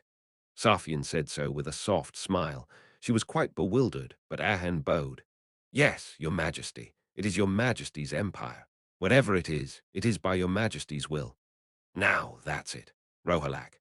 Built in the desert where the daily temperature difference exceeded 60 degrees, the camp functioned like a human wall that blocked the monsters beyond the territory. Unaware of the reality, the continent thought it was better to die than be confined in Rohalak, but their leader Caraxel didn't think so. What do you think? It would be less painful. During their only free time in the camp, Caraxel bandaged Lucy's face. Lucy was shaking without speaking. The impact of losing her sight must have been significant. Even worse if the eyes were dug out by Deculein's steel. The demon blood sat next to her looked worried. Caraxel. Yes. Long time no see, Miss Lucy. But do you know? The eyes are different from our power source, so they can be recovered if you meet a puppeteer with good skills. So let's just wait until we get out. We will cover the cost. Lucy bit her lip, but Caraxel forced a bright tone. It's fine. I owe a lot to the elder, so that's for free. She raised her head. And we were in Grandpa's custody. We tried to hide and live in peace without harming anyone. But the Empire and Deculein, it's okay. We can survive. We won't die here. All the inhabitants of Padahil have arrived safely in Rohalak. I heard that a gas chamber is being built. Lucy's voice was harsh as if crying. Caraxel answered softly. It's okay with the gas chamber as well. We plan to dig underground in the gas chamber to create a shelter. We've already prepared everything. If you're that prepared. Lucy shook her head left and right. However, she couldn't see anything, and in despair, she continued to speak as if crying out. You can run away out of Rohalak. Stop with the lies. Do you think I'm a moron? Of course not. It's true. We're not running because Rohalak is the safest place on the continent. What bullshit, you come here. Come here. Lucy waved her hand in the air. Caraxel smiled bitterly as he put his hand on her shoulder. The Emperor hates the demon blood. That is why we must hide here for now. Hide my ass. Tap. Lucy shook him off. We need your help, a descendant of the Elder. What help are you asking from a blind? In this place, you're the only one who didn't have their power source removed. I am rather grateful. It's selfish, but I'm thankful to Professor Deculein. I'm thankful to him for digging out your eyes instead. We needed one. What? For Lucy, it didn't make sense. The professor took her eyes, but she was thankful. Thankful, thankful, thankful. Say it again. Thankful. If you stay here for a while, you will become grateful to the professor once you get used to life without vision. I heard grandfather taught you, repaying good with evil, Caraxel. Like a psychopath, Lucy suddenly reached out and grabbed someone's hair. This is you, right? Caraxel answered. No. Lucy let go. Then who is it? Hurry up and surrender yourself to me. Then Caraxel cleared his throat heavily. That was right. It was me who you just caught. This bastard. Exercise time is over. At that moment, a woman shouted from the watchtower looming above them. Caraxel looked up at her and pretended to be calm. Everyone, go back. Rohalak's deputy chief, Primian. At her command, everyone entered while Primian read a newspaper. It's freaking hot in here. Now she was lying down in a long chair. Around her, her subordinates gathered to fan her. Should I bring more ice? Okay, bring it. Yep. Just as Primian was skillfully using them, a tiny bird flew over her newspaper. What? Oh, isn't that the Imperial Hawk? Primian quietly straightened and unwrapped the note from its leg. The Emperor's event invitation. Lilia Primian. Why did this come to me? Primian was more confused than disconcerted. As expected from the Deputy Chief Primian, to be directly invited by Her Majesty. Her subordinates, who didn't know the situation, were focused on praising her, but Primian just cleared her throat. Right, this is who I am. Since this is me, go back for now. I need time to think on my own. Yes. Drip, drip a rainy night. Julie was looking out the window of her room in the Imperial Hotel. She was silently admiring the scenery of the islands, soaked by rainwater. Why is there only one bed? Rayleigh gave a short answer to her question. We have no money. It had been a long time since the house she had bought was sold to the bank during the Fraham crisis, and 70% to 80% of her monthly salary was held up repaying debts. Julie was poor, extremely poor. But what are you thinking about? The meat worth 3,000 elnis. Julie shook her head. It came to mind, but that wasn't the main point. No, instead, it was the small piece of paper in her hand. The Emperor's event invitation. Julie von der Freyden. Event. Oh, the Emperor hearing right. Yes. Are you nervous? The Emperor hearing. It would turn out to be a case in which people's lives were at stake. I'm more worried than nervous. About who? The professor or us? Both. Julie knew a part of Deculein was a slightly changed person, a person who showed proper courtesy to his disciple Ephren and her father Kagan. However, he still ignored his sins and killed countless people. You decided to be determined. At Rayleigh's words, Julie looked out the window quietly. Drip, drip.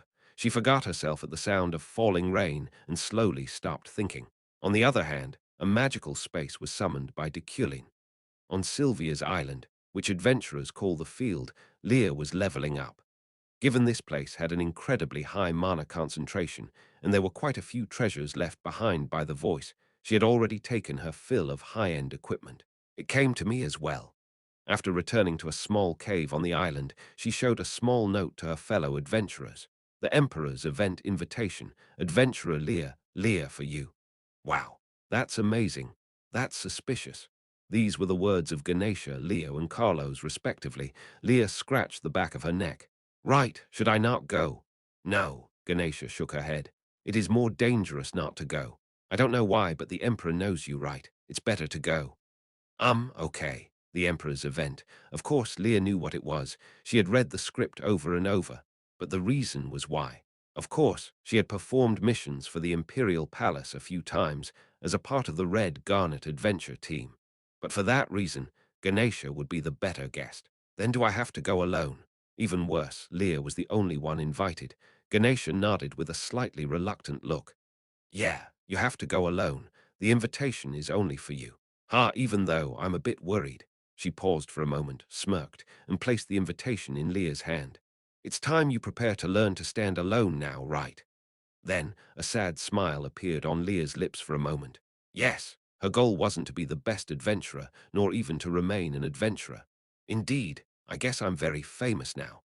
There was only one goal, clearing the main quest and returning home, to change back from Leah to Ara. And after meeting that guy, to convey the feelings that she had only now realized. I think I caught her eyes to some extent because we were only chasing important missions, not quests. Hoo-hoo, I know. Then let's practice hard until you go. Yep, Leah exclaimed loudly. Royal command, a shout that shook the earth announced the start of the event. Called the singer, it was a servant whose job was to shout. The voice of the singer spread throughout the islands. Oh, I must have had a dream, Professor. It's very different from what I saw. I was sitting with Epheren in the garden of the Imperial Palace. About 1,000 people attended the event. On the surface, there were many, but less than 10% of them would face the Emperor directly. How could a fool like you have a precognitive dream? I beg your pardon. At the disrespectful remark, Epheren narrowed her eyes, but I couldn't help it. Her talent was a misfortune. Being aware of time and not being bound by time was a curse for a human. Royal command, second call. At the same time, boom, boom, the vibrations from a resounding drum. After that, the singer shouted a third time, Royal command. Just then, Safian, who had been watching us from the podium in the garden, stood. She looked around and nodded. We will begin the event. May everyone enjoy it. And then she turned around. It was very like Safian, who hated introductions and annoying formalities. Professor, what are we doing now? Epheren asked innocently. Her eyes were already fixed on the food. Oh, it's a cake. Before I could say anything, she was seduced by a waiter with a tray of food and followed him. I looked around the area with a glass of whiskey in hand. Julie, Lawain, Primian, Baton, Luina, Ihelm, Adrian, Maho, and royalty from many other countries. It was full of famous names inside and outside the empire. But I frowned as I noticed a kid hopping around like a bunny through the colorful foods in the garden. Why is that one? Leah, you already know. The kid we saw at Rekordak is now a famous adventurer. Primian, who came out of nowhere, explained instead. The Brahan thief incident, I heard that kid solved it. Her Majesty gave her the jewels they stole. I stared at Primian. She shrugged. What? That's the explanation. You are brave to come here. It is the Emperor's orders. Of course, I prefer to live in hiding, but if I avoid this event, I'll die sooner. Royal command. Then the fourth cry echoed out. Everyone who was enjoying the dinner turned around. Attention, please. A eunuch was standing beside the singer. This is Eunuch Jarlang. From now on, before the full-fledged event begins, there are guests here who have received special invitations, stamped by Her Majesty herself. Primian showed me an invitation. Is this one? Right. I also pulled out my invitation. Emperor's event invitation. Deculein von Grahen Uklein. Only those with a stamp, please come and follow me. A few of the 1,000 moved to follow Jarlang. The place that Jarlang led them was the backyard of the Imperial Palace, to an old house. Ha! The Imperial Palace is very big, right? The inside of this old house is bigger. Of course, Her Majesty is also in here, Jarlang said with a smile in front of the gate. From now on, you will be staying here for 8 weeks. 8 weeks. It was a pretty long time. Even Epheren, who was eating bread next to me, was startled. Oh, of course, outside work through the crystal ball or radio walkie-talkie is always available. But it's an event, right? Please be understanding. Jarling clapped twice. The royal guards came over and delivered a bunch of cards. First, Her Majesty wants this event to bring harmony between different families. The 58 people gathered here are truly representatives of the imperial family. I watched Jarling quietly, observing for even the slightest change in his expression. Also, this old house is one of the magical spaces of the Imperial Palace. I don't know when it was created, but it's a byproduct of a curse. No one knows what might happen in this place. But Her Majesty is also there, Julie intervened. Her Majesty is fine, of course. She's being escorted by knights. Julie cleared her throat. Anyway, Her Majesty will introduce the concept of unity as your guardian angel and give you a chance to get to know each other even more. Guardian angel. As soon as I heard it, a modern word came to mind. Manito. TL, similar to Secret Santa. Look at this card. Jarling held up a card. These cards have your names written on them. I looked at Ephraim next to me. She was eating bread again. There was a large bag full of food in her arms. When you draw this card, you have to secretly help the person whose name is written on the card. The way you help is arbitrary and however you wish. Hearing it, it was really like Manito. This is a very dangerous place, but at the same time, it is a very important tradition of the imperial palace. It is also proof that the First Majesty defeated the demon and purged the realm. Jarling gave them a big smile. It looked sinister. So, please participate without causing any excessive damage. Now, once you go in, there will be a more detailed explanation. He left, and the knights opened the gate. Kriyak, I stepped inside first. Chapter 258, Dancing with Emperor 1, Imperial Palace. The heart of the empire was built in the perfect position in terms of feng shui and mana. The people thought of the palace as a noble and impeccable temple to the empire without the slightest blemish. But they were only half right. The imperial palace was a place where countless legends and tales of the royal family intertwined. This old house was the most representative example. A cursed mansion where all sorts of spooky things happened. It was very wide, nearly the size of a theme park, and no different from the main building of the palace. There were even maids and other attendants ready to greet us. Thanks to this, even the scared Ephraim and Ihelm were able to comfortably reach their rooms. Room 26, I unpacked in my assigned room, though I didn't even have luggage. No, the luggage was already waiting for me here. You don't seem surprised. The Emperor sat on the bed and stared at me. Yes, your Majesty's name is written on the card.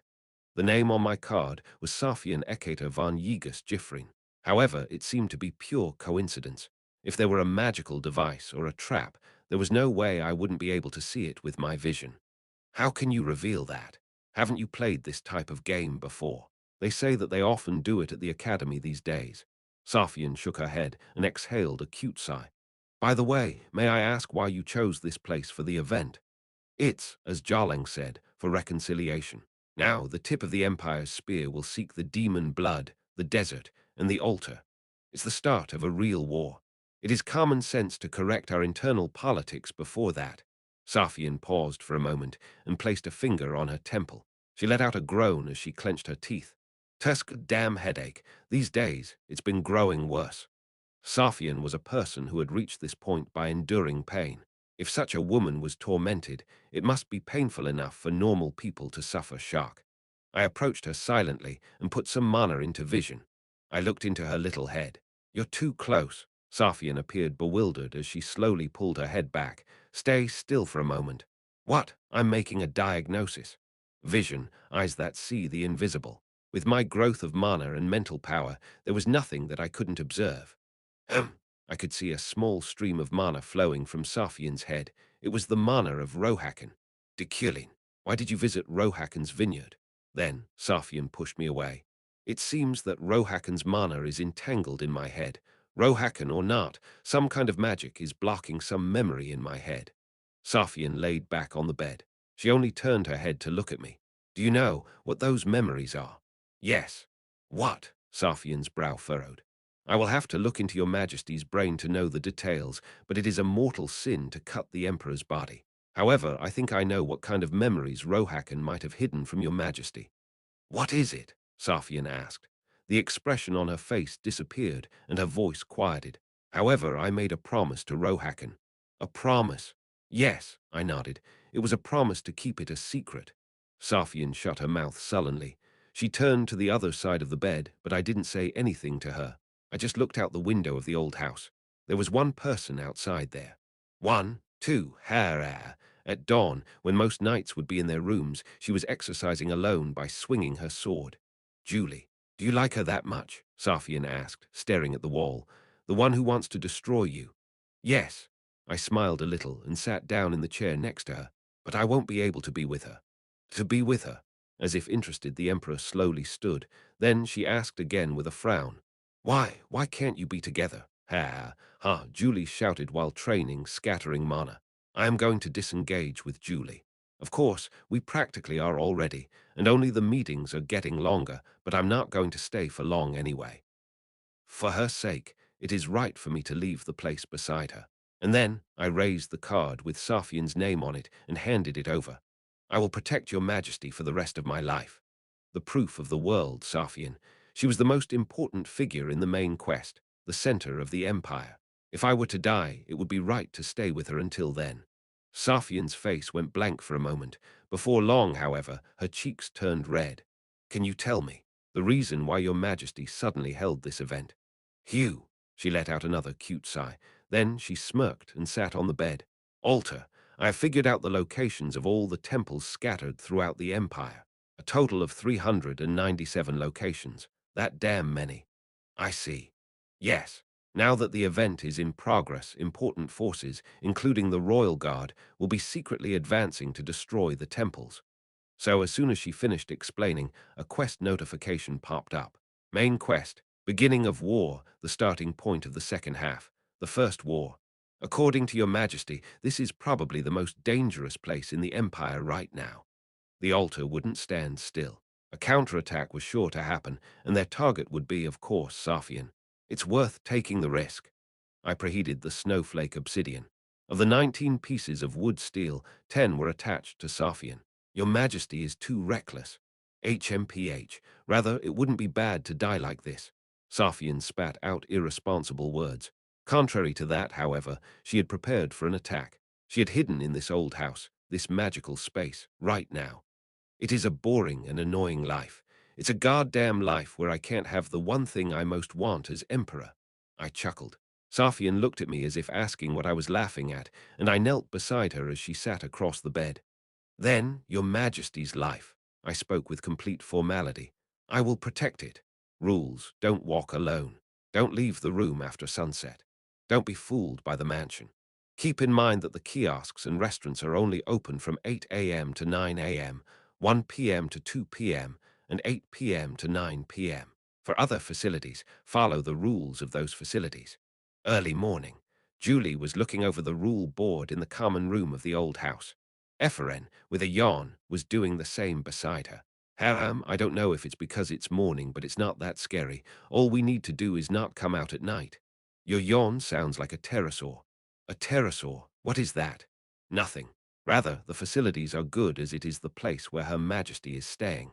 There is also a gymnasium in the basement. Though it was supposed to be a cursed old house, the reality felt a bit different. Ephraim was also quite amazed. The mattress was too nice. This old house is a magical space only a few people know about. Two knights appeared behind them, Lawain and Isaac. It is a museum-like space modeled on the appearance of the imperial palace where the first emperor stayed. Isaac smiled. It's not that dangerous, but it's always good to follow the rules. Is the restaurant open? Oh, right. Food, Ephraim exclaimed loudly. Then she sprinted towards the restaurant. Ha ha ha, Isaac, laughing as he watched her go, cleared his expression and looked to Julie.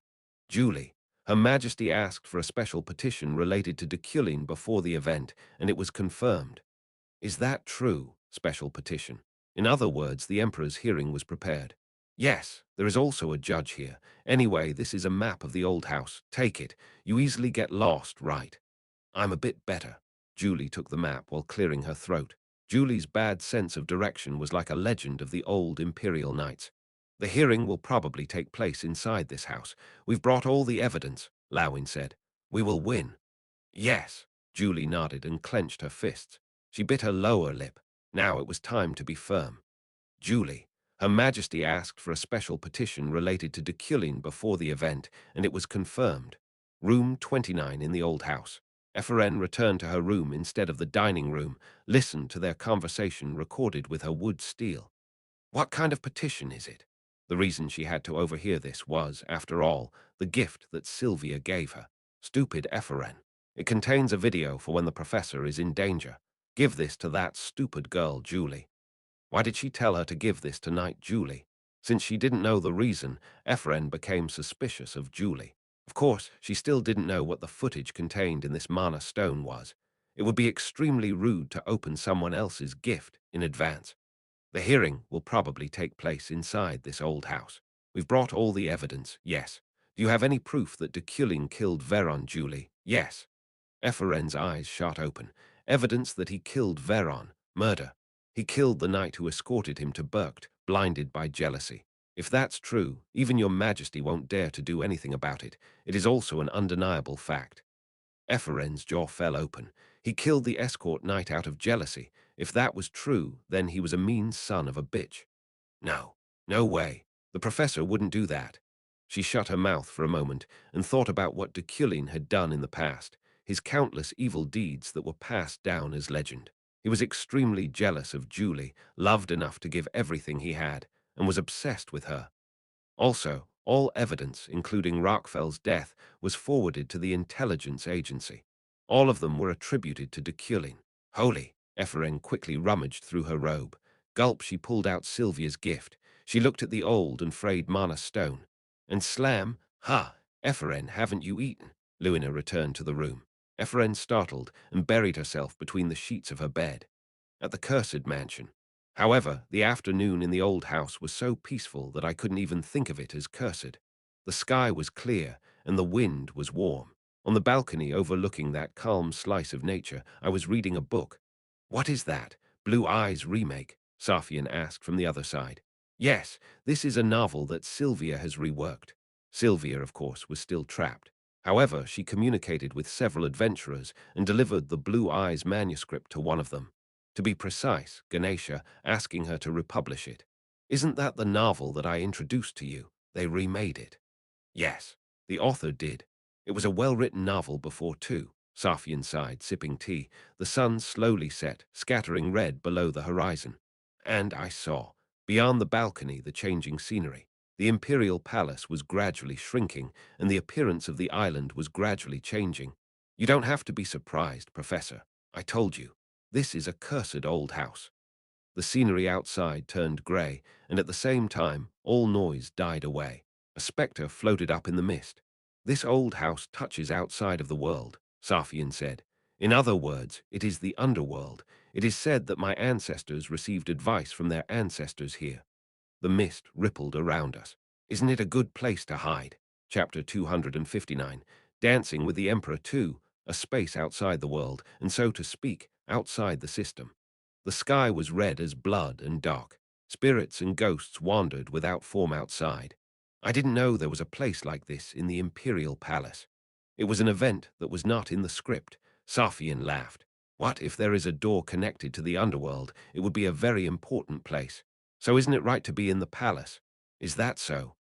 Yes, so be careful. Ghosts are like humans, but in some ways different. They are filled with all kinds of emotions. I looked at the mug. The remaining half of the tea swelled out, red and musty. It was blood. HMPH. Let's go in. The guys around here don't like us. I nodded and followed Safian into the room. Professor, Safian said as she sat down on the bed. I'm looking for a soul here. I frowned slightly. Of course, ghosts and apparitions were not demons, but they were similarly spiritual beings, so I felt a sense of rejection to them close to instinct. Soul, yes. There is a historical record that describes the legend of this house in the Emperor's study. They say it is opened once every 6 years. To be exact, 6 years, 6 months, and 6 days. A number is considered ominous both in modern times and in this world. It opens once then, so wouldn't it be unfair to return without getting anything? However, I didn't care about the number. Do you still have that book?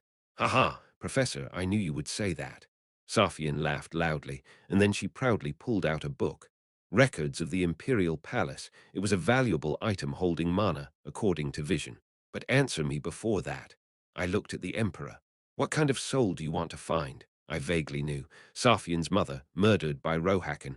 The soul of someone and the memory that remains in my head. Safian tapped her temple. It's a ghost that may or may not be here. However, if you see it, you will know it at a glance. Yes, I nodded. Your Majesty's request is my duty. HMPH, it's a favor. Although I haven't said it, it's a favor. Is it? Task, a favor.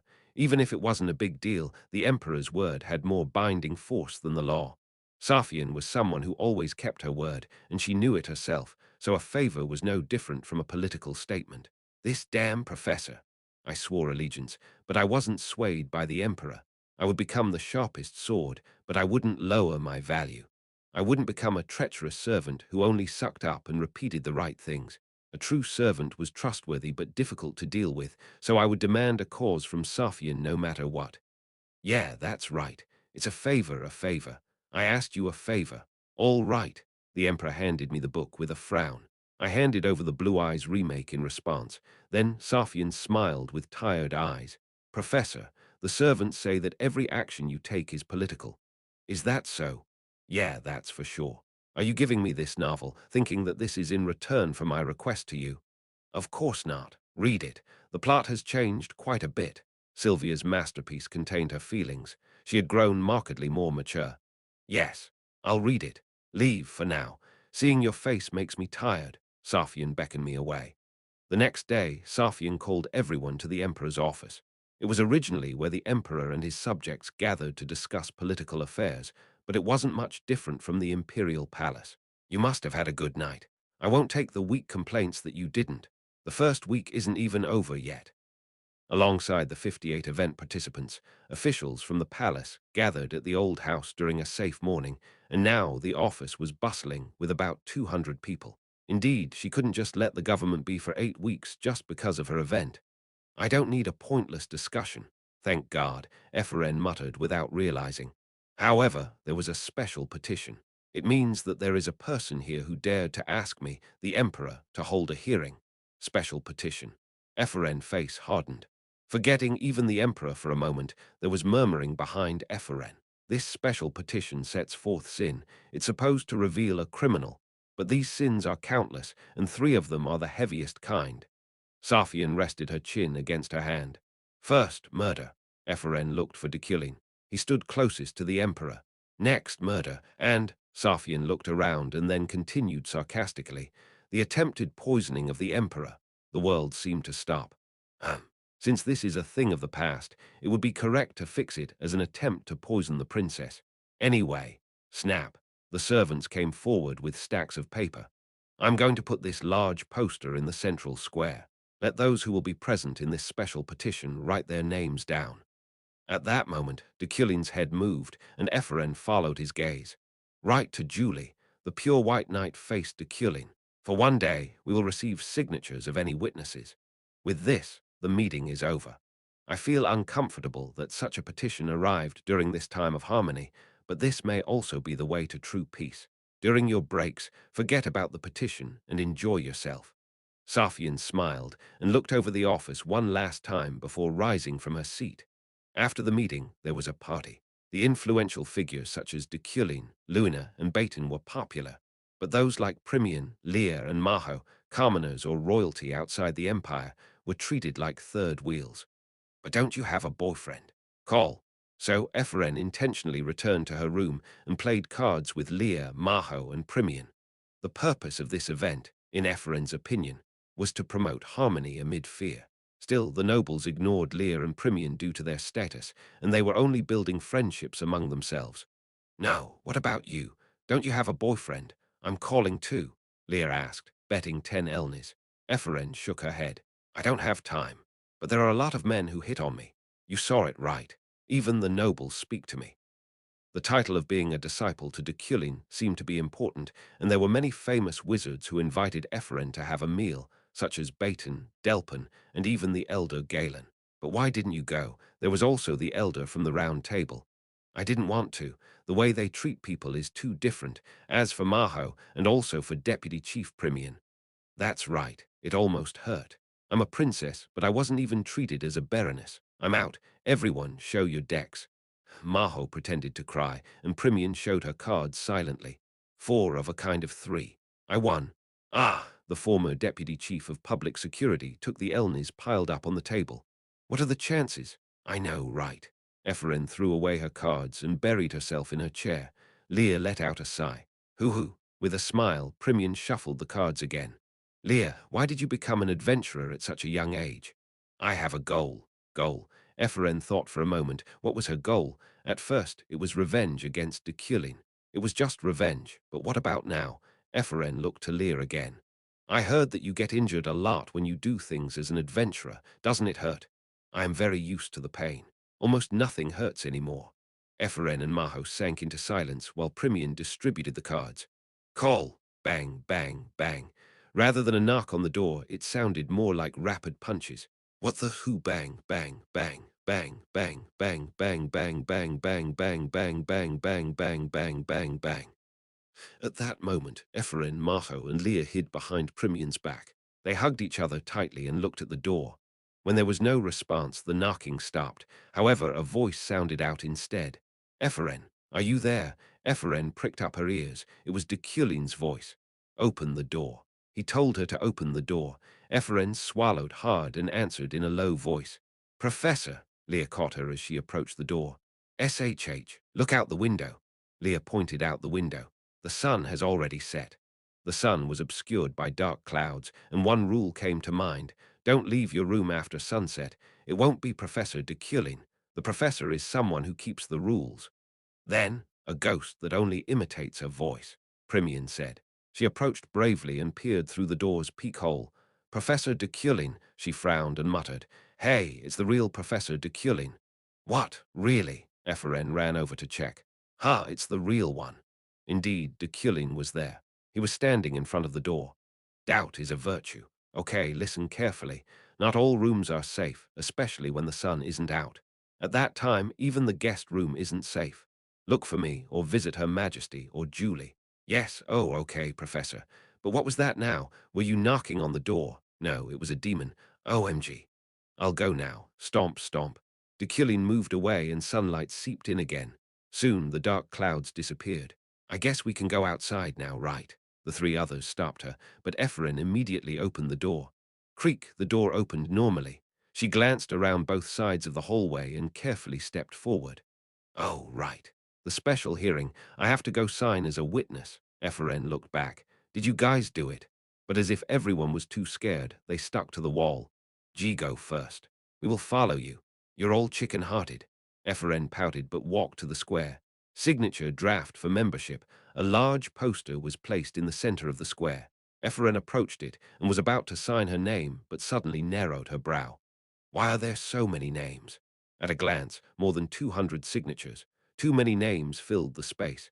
As she tilted her head and looked up, she realized at some point, wait. Deculein von Grahan Uklein, Igeris von Krael Freyden. Deculein's name was normal. However, below it, Igeris von Krael Freyden. This, Ephraim knew this name, feeling goosebumps. In the first place, it was a name so famous that it even appeared in fairy tales. Sue Creepy. What is so surprising? Ephraim looked back with a pale face to see Deculein standing behind her. P. Professor, P. Professor. Are you crazy? Ephraim quickly ran to Deculein and tried to be embraced in his arms, but she was stopped by psychokinesis. No, look at this. She quickly pointed to the poster. Deculein looked to the name Igeris and all the names of the dead below it. Deculein frowned a moment, but then cleared his expression with a nod. What is the problem? I mean, aren't they all dead? Yes, everyone under Igeris. That's the problem. This is a cursed house. It is also the threshold to the underworld. What, you underworld? Ephraim's jaw dropped in surprise, falling low enough to touch the ground. When the sun goes down, the ghosts can interact with us. On the other hand, Deculein spoke calmly, as if he was reciting a passage from a book. Here, he pointed to another name. There's even Decalein's name. Rumble. Thunder echoed overhead. Startled, Ephraim looked up. Gulp. The sun was obscured by dark clouds, and the world was colored in darkness. Chapter 260. Dancing with the Emperor 3. In a hallway of the house, Ephraim clung to Deculein's back. She closed her eyes tightly and hugged his waist. There were voices in the dark around them, muttering incomprehensible words as if reciting a chant. A ghost's hand caressed her neck. Ah! Ephraim's body trembled, but Deculein stood calm. He wasn't afraid at all. Stomp, stomp, when will we arrive? I feel like my heart is going to explode. Even the sound of his footsteps was terrifying now. Ephraim asked, stuttering, and at that moment Deculein stopped. She wondered if they had arrived, but she heard another voice. Professor. It was Julie's voice. Ephraim opened her eyes in surprise. The clouds obscured the sun. Are you okay? We're fine. What are you doing here? I am on patrol. Julie was holding a torch, but Ephraim didn't know if this was the real Julie or if it was a ghost imitating her. Since the sun went down suddenly, I thought there would be a lot of people who didn't manage to get back to their rooms. Deculein pointed behind him with the tip of his chin. Did you see the witnesses' signatures? Julie didn't say anything. She saw them. Your father's name is there. I think I can see why Her Majesty didn't call Zeit. He would make a fuss to destroy the old house. I'm glad she instead called the Calmu. Please, don't talk about my family. Julie politely bowed her head. Deculein handed Ephraim's wrist to Julie. You take her. Eh, what? Yes. Julie took her without argument. In the arms of the knight, Ephraim blinked a few times and looked at Deculein. Professor, are you going somewhere? I have a soul to explore, Julie asked with a hard look. Soul? Yes. Souls of those who died in the Imperial Palace, or who had a strong grudge against the Imperial Palace, remain as ghosts and cling to this old house. Beings who couldn't acknowledge their deaths, or had something to say to the living, or who couldn't die properly. Deculein handed Julie the book he received from Sophian. Just to say it, Veron is not here. The same goes for Rockfell. They were weak-minded bastards that weren't strong enough to remain as ghosts. Julie clenched her teeth. Ephraim glanced between them. Go, take care of my disciple. Take care of my disciple. Those words pierced Ephraim's heart, stealing the breath from her. Julie nodded. Yes, I want to go with you too, Professor. Follow me. Or, Julie dragged Ephraim away, and Deculein went back the way he had come. His body was quickly engulfed in darkness. Disciple, Ephraim muttered softly in Julie's arms. Eventually, her fear disappeared, and for some reason, both her cheeks felt hot.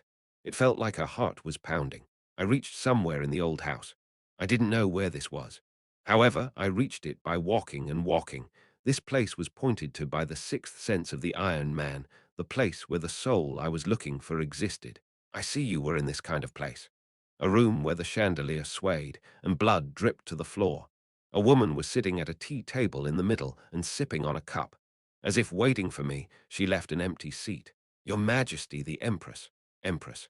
The woman who was murdered by Rohakan raised her eyes and looked at me. Blood still dripped from her neck. Sit down, please, Professor Deculein. For some reason, I nodded as I approached her. Long time no see. No, is this the first time? Had I ever met her? The Empress's greeting was questionable, but I sat without a word. Did Sophie tell you to find me? Or not? I glanced at her. She laughed, her voice deep and low. Sophie. For a moment she murmured, and her eyes grew distant. The monster I gave birth to. Crack. For a moment the Empress's neck was bent, and she stared at me. Tears of blood flowed from her wide eyes. That monster killed me, not Rohakan, but that kid. She killed her own mother. That kid is a monster. The Empress was calling her child a monster. I listened to her without saying a word or showing any reaction. Professor Deculein, why do you think I, who died a long time ago, am living here? Because I felt wronged? Or because I hate her? The Empress shook her head with a self-deprecating smile. No, it's because of Sophie. Sophie must die. That child is a disaster that will destroy this world. I can't get Sophie out of here. Is that so? I am not lying. You have to believe it too. I watched the Empress silently. A long time ago, ever since I was alive, every time I saw that child, I had this artificial, unnatural feeling. Isn't it too weird? She's too perfect. Perfect features, as if someone had sculpted them. Skill with swords and magic, administration and scholarship, military and leadership. She was a talent capable of reaching the apex of all fields, an extremely impeccable human born of imperial blood. Can such a perfect child be called human? The Empress handed me a teacup and poured out a black liquid into it, blood thick with the scent of iron. No, absolutely. How can you call such a child a human? She answered herself. The Empress continued to chew each word. If there were such a perfect human, if there was a human who was truly perfect and without lack. Slam. At that moment the door I entered closed. The teacup's blood gushed out over the table. They would be distinct from humanity, and humans would call them God. God, the being that the altar was looking for. Is that so? I smiled a little. The Empress looked at me. Do you believe me? No, I don't disbelieve you, and I don't believe you either. I merely regard it as your Majesty's argument. The current Sophian had too many flaws to be perfect. Her deficiencies and defects were clear to my eyes. Therefore, I could neither believe nor disbelieve the Empress. Then, will you still serve Sophie, even if the world perishes? The Empress clenched her teeth, shedding further bloody tears. I am on humanity's side. If you do not believe, the world will perish. I see. Thanks to you, I learned one thing for sure. I shook my head, then stood and adjusted my clothes. You are not the soul Her Majesty seeks.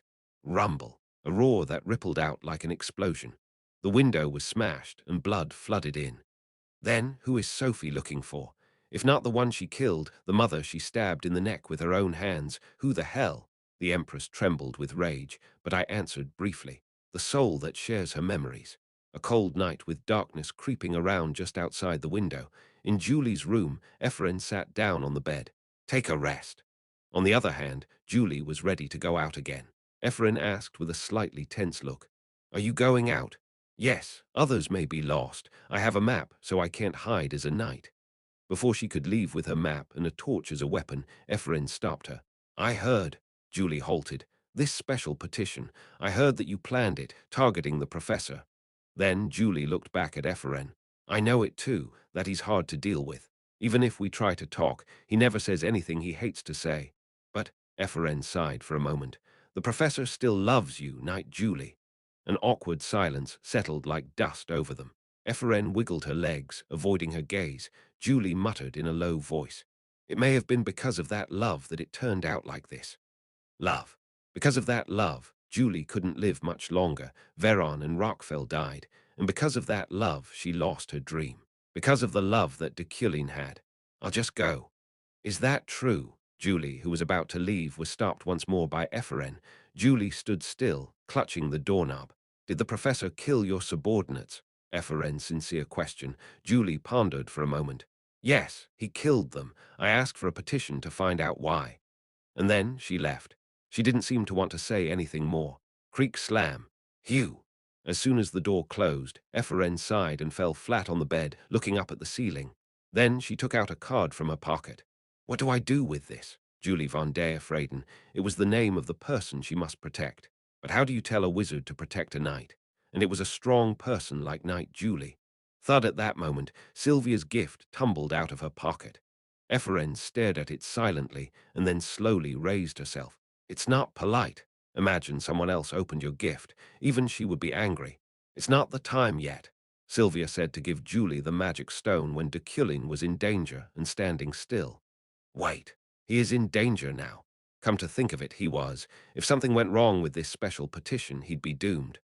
Oog. Ephraim, who sat with her arms crossed and pondered what to do, finally reached a decision. Can't help it. Let me just see. She infused mana into the mana stone. FSSSS. A video rose faintly as if through the sand to reveal Burkt from a long time ago. This was an event that Sylvia observed with her own eyes and recorded in the mana stone. The next day at noon, in the square of the old house. Safian sat on her throne, smiled as she looked over the list of names. There are quite a few witnesses. Signatures of countless dead were written on the pamphlet. The servants nodded with frightened faces. Good. It doesn't matter anyway. It is now noon, so I will begin the Emperor's hearing. Safian put her hand on her chin. She pulled out the petition from the inner pocket of her royal robe. Listen, the object of this special petition is... She closed her mouth and looked around the room.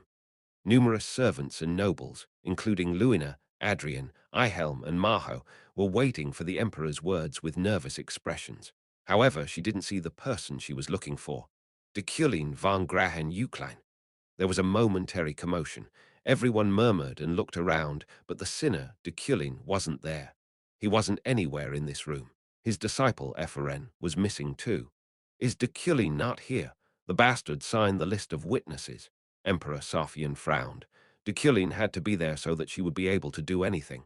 Did he give up and run away? Lawin said. Safian raised an eyebrow. Run away, that guy.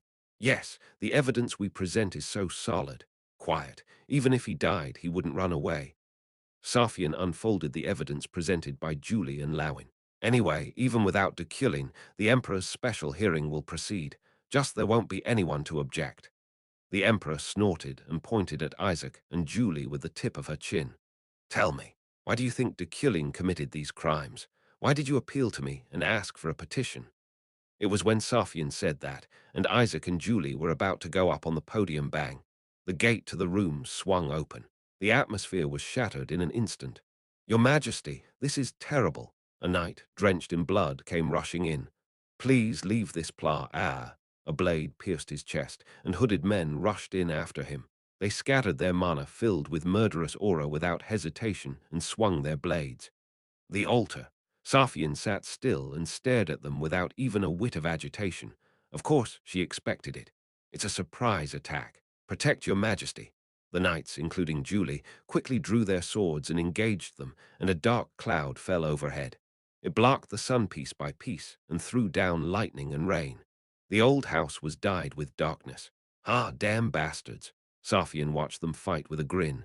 Clank, clank, swords met fiercely, kicking up sparks. However, magic was of no use here. If destructive magic were used, they would all be killed. Gosh, their timing, your majesty. Suddenly, a person appeared through the darkness. Stomp, stomp, a man dared to approach the throne after stepping out from the shadows of the battlefield. Safian's brow furrowed. Deculein, yes, why are you so late? I'm sorry, it's been a long time, your majesty. Long time. Safian tilted her head suspiciously, but then she remembered last night. The uncertain favor she asked of Deculein. She didn't expect that he would be able to do it, and she didn't think they would exist here. No way. Follow me. It is dangerous here. He grabbed the Emperor's arm and lifted her. While leading her as he pleased, evacuating from the chaos, he explained his existence. It feels like it's been hundreds of years. Safian's face turned blank. I'm the professor in the mirror. Chapter 261. Dancing with the Emperor. 4. Clank. Clunk. Amid the resounding noise of blades clashing, Safian walked down the hallway. She wandered through the old house, watching the back of the man who was leading her. As an emperor, today might be the first time she'd looked at someone's back for so long. Did you say the professor in the mirror? Yes, your majesty. Safian went through her memories when she was suffering from poison and dying. The professor spent all his time with her through the demon's mirror and eventually died. You mean the timeline is separated? I don't know for sure, but I am not a soul, but a memory, a spirit. Deculein was still neat, and his tone was firm and polite. My mental powers that had deferred death remained in the underworld and even survived your majesty's regression. It's not the result I wanted, but maybe it's your majesty's wish that I'm still here. Wish. But where is Deculein now? Safian asked. Deculein answered quietly. Perhaps he's talking to ghosts from the underworld. Among the ghosts of this old house, there are still souls worthy of respect, which are clear and pure in spirit. Like Icarus. By any chance, was it you, Deculein, who signed that? Yes. Deculein's signature is written on the poster. Perhaps Deculein saw it and recognized his other existence. Your Majesty, stay here until the sun comes up. He guided the Emperor to a cramped room where someone like a gardener might stay. This place is the boundary between the underworld and this world. It is a very small crack that I observed with my vision. When the sun comes up, go out through this door. An eclipse will arrive soon. Before that, you must leave. He pointed to a small door in the back corner. Safian looked at him and asked, What about you? What are you going to do? Deculein didn't say anything as he faced the Emperor. I have a lot of things I want to tell you. The professor in the mirror shared all her deaths and left the moment she overcame death. Like an imaginary friend, the man who has been with me in my memory. Her voice calmed down. Deculein still wore no expression. Do you know? When Safian read the records of the imperial palace, when she found out about the existence of this old house, the first thing that came to her mind was this professor, thinking that by any chance there might be traces of that professor in the underworld. No, she hoped it would. I have more memories with you than without you, hundreds of years. Even in her boring daily life, they were always cherished by her idle mind. The current Deculein does not remember those days. Safian pretended it wasn't a problem and ignored it. Pretending it was nothing, she pushed herself to her boredom. However, it was painful. It sucked. Your Majesty, Deculein called her. Safian looked up at him. I am Deculein, and Deculein is me. He will soon remember. But why did your Majesty prepare an event like this? Tusk, Safian's brow twisted. Are you still worried about Julie even like that? No, Deculein shook his head. He wasn't smiling now, but he was acting the same way he had been back when he was dealing with her dying self, polite and calm. I am concerned about your Majesty. Just as I am the only one who remembers your Majesty, you are the only one who remembers me. What? Her heart fluttered. Safian scratched her collarbone involuntarily, but Deculein continued. Your Majesty is precious. For me as the professor in the mirror, for me living in this world, and for this world as well. Maybe that's why I've remained here. Forget it, Professor. I will give up, the Empress told me. The blood-stained space was restored to normal, and her killing aura faded away. She smiled bitterly, sipping her tea. You have the utmost respect and courtesy for the royal family. I don't want to become a shabby member of the imperial family, even when I die. If you want to serve Sophie, I have to let you. A fundamental respect for the imperial family. I desired to respect those who were at the top of the class system. However, be aware of what I said. Sophie is sure to become a disaster. You might regret it someday. The Empress's words settled in my mind like pieces of a puzzle. The reason why Freyden poisoned Safian in the distant past, now I thought I knew their motives. And one more person is waiting for you. Is it Deculein? No, the Empress shook her head. Igiris. He has a lot to say to you. Igiris von Krail Freyden, the former head of Freyden and father of Julie, Zeit, and Josephine. He was a wealthy man who produced 3 undisputedly talented people. He says he doesn't want anything from you anymore. He has been watching you here. Creak the door behind me opened. I looked back. Then, you both talk now. It's time for me to go. Goodbye, Professor. Take care of Sophie, that monster. The Empress scattered like mist, and Igiris, who approached without a sound, looked at me. After staring at me for a long time without saying a word, he reached out a hand. He was asking for a handshake. Boom! In the square of the old house, the battle was still in full swing. Boom! Clank! Raging mana and swords kicked up sparks. Fragments of shattered blades littered the square, and Adrian's one-man army destructive magic sent flesh and organs splattered across the stone. Splash! But even though they were decapitated, their legs cut off with a sword, and even their entire body torn apart by destructive magic, they wouldn't die.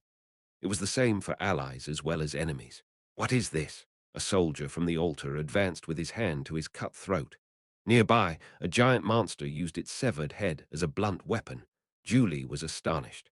The old house is like the underworld when the sun goes down. When a person dies, they move until their body rots and becomes dust. A voice explained the current phenomenon. Julie's eyes widened at the familiar sound. She hurriedly turned around. Hold on until the sun comes up. I'll help too. A ghost's form trembled in the air. Julie knew that silhouette, even though it looked blurry and faint. She still remembered. Lord. Yes, Igiris, the father of Freyden, whom she did not dare to call father even at the moment of his death. Ah, her hands trembled, and she felt as if a dagger had been driven through her chest. How come in a place like this, Julie? Back off. She slowly approached her father, but a flash of steel from the side stopped her. Don't go any further, Deculein. He glared at Julie and Igiris before using the snowflake obsidian. The frozen metal blocked the space between the spirit and Julie like a fence. Professor, you still can't give up. Igiris sighed and Deculein snapped back. Sir Igiris, you too. If you go any closer to Julie, I will kill you. How? How can you kill me when I'm already dead? He asked with a sneer. At that very moment, mana gathered in Deculein's hand, lighting up the darkness. An artificial sun. Igiris, you are a monstrous creature, but you will still burn. Don't do anything presumptuous. As Igiris murmured silently this time, Julie moved. Stop, Professor Deculein. She waved her sword lightly. The cold air it emitted froze the artificial sun. Julie, Deculein frowned. She stared at him with contempt and beckoned. Step aside. I'm doing this for you. Ha! Without realizing it, she laughed and bowed her head in disbelief. How many lives have you taken so far while saying it's for me? Lives without sin, how many? Deculein didn't answer. He didn't even glance at her, but turned to Igiris. Sir Igiris, stop it. Didn't I already tell you? I cannot grant your request. It is foolish. Deculein glared at Igiris's soul with rage in his eyes. Did you two talk? Deculein didn't say anything, but Igiris sighed as if it couldn't be helped. Okay, Professor. Then Julie. Igiris looked to Julie again. To her, his body was just hazy smoke, but his eyes were clear. I'll give you a choice. Choice. Julie, if you hate Professor Deculein to death, if you hate him enough to kill him. Igiris looked back at Deculein. He took a step in this direction. Find me. This is your last warning. Igiris's voice and Deculein's words overlapped. If not, go to the professor, not me. Whoosh. A cold wind swept by, taking Igiris's soul away with it, but Julie found his traces left as a mark on her map. If she hated the professor, it meant she should go there. Julie. Julie's eyes slowly widened as she looked up. Deculein was facing her with sorrow in his eyes. Don't go. Julie shook her head. Don't show that face to me. It suits you better when you always stand like a giant tree. If you go to Icarus, you will die. He said she would die. Julie looked at the map held in her hand. Of course, Deculein was a villain, at least for Julie. However, now it seemed that his warning wasn't false. Professor, probably because Julie knew that Icarus didn't love her, that he never, even once, loved her. I will only ask you one thing. Nevertheless, Julie put the map away. Do you think I am alive now? A heavy silence fell over Deculein. I'm not. Julie clenched her jaw. She let out a hot breath through her tightly closed teeth. The time you betrayed me, no, long before that. I was already dead. Deculein sighed. He lowered his head slowly, then raised it again. Julie, even if you are dead, Julie, the knight whose dream was lost to Deculein, a woman who was dying and coming to life at the same time, drenched in his love and obsession. I hope you are alive. Julie did not answer. She turned around and swung her sword behind his back. Crush. The pawn of the altar, their heart pierced by it, froze, and she rushed into the battlefield before he fell. It was a rejection that suited Julie. On the other hand, the altar, having entered the old house, first set guards on the gate and patrolled the surrounding area. Once the advance squad was sent, the nobles and servants trying to escape were detained and, if necessary, killed. Hey, Sirio. Hey, let me go, let me go, let me go. What should we do about her? At that moment, the giant knight showed the child he held, hanging like a chicken from his hand. He was Jalan, one of the most powerful people in the empire. He sided with the altar. She said she was an adventurer.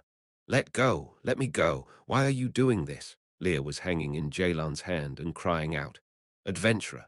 Why is an adventurer here? Huh, wait. Sirio paused. Aren't you Leah? Hey, do you know me? Leah paused for a moment. Oh, of course, we've met before. Hey, you can let her go. These are the kids who helped our residents with this and that. There were several side quests cleared to get rewards.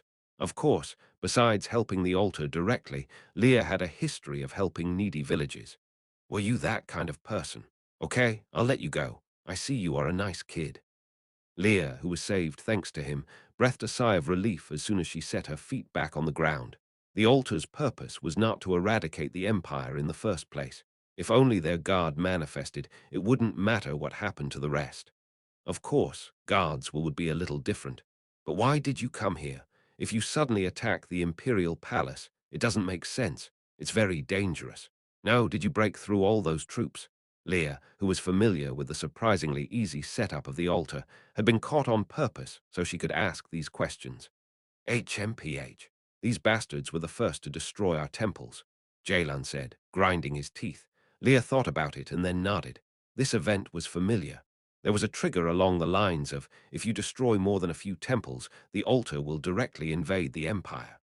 But still, suddenly attacking the imperial palace was a bit unreasonable. They suddenly attacked us first. This is just retaliation. So, it was then. Ah, ah, ah, ah. A scream and the sound of running reached their ears. Ah, ah, ah, ah. It came from a hallway in the middle of the old house. Some crazy girl was running around in there. Ah, ah, ah. Ah, ah, ah. Those from the altar followed her with their eyes as she screamed and ran away. Ah, ah, ah. Not only Leah, but everyone from the altar was curious, so they kept watching. Wait a minute, that's Epheren, Sirio said, startled. Jalan, standing next to him, raised an eyebrow. Epheren, oh, that time wizard, what now? It seems that she's about to die. More than 30 ghosts were chasing her. She would either be deprived of her body, her limbs would be ripped off, or both. Hey, don't you know what happens if she dies? But Sirio tapped Jalan's shoulder with a serious look. What happens, oh? Realizing it too late, Jalan spat out a frustrated grunt. Sirio warmed up his mana. What are you doing? We need to save her right away. Right now, Safian's powers, albeit incompletely, had been transferred to Epheren. If Epheren died in such a situation, due to the nature of the power, it would return to Safian. They had finally brought out Safian's powers, but all their efforts would be in vain if that happened. Jalan drew his sword and shouted, Damn it, what are you doing? Come on and help her. If she dies, you will die by my hands. The soldiers from the altar hurried to Epheren.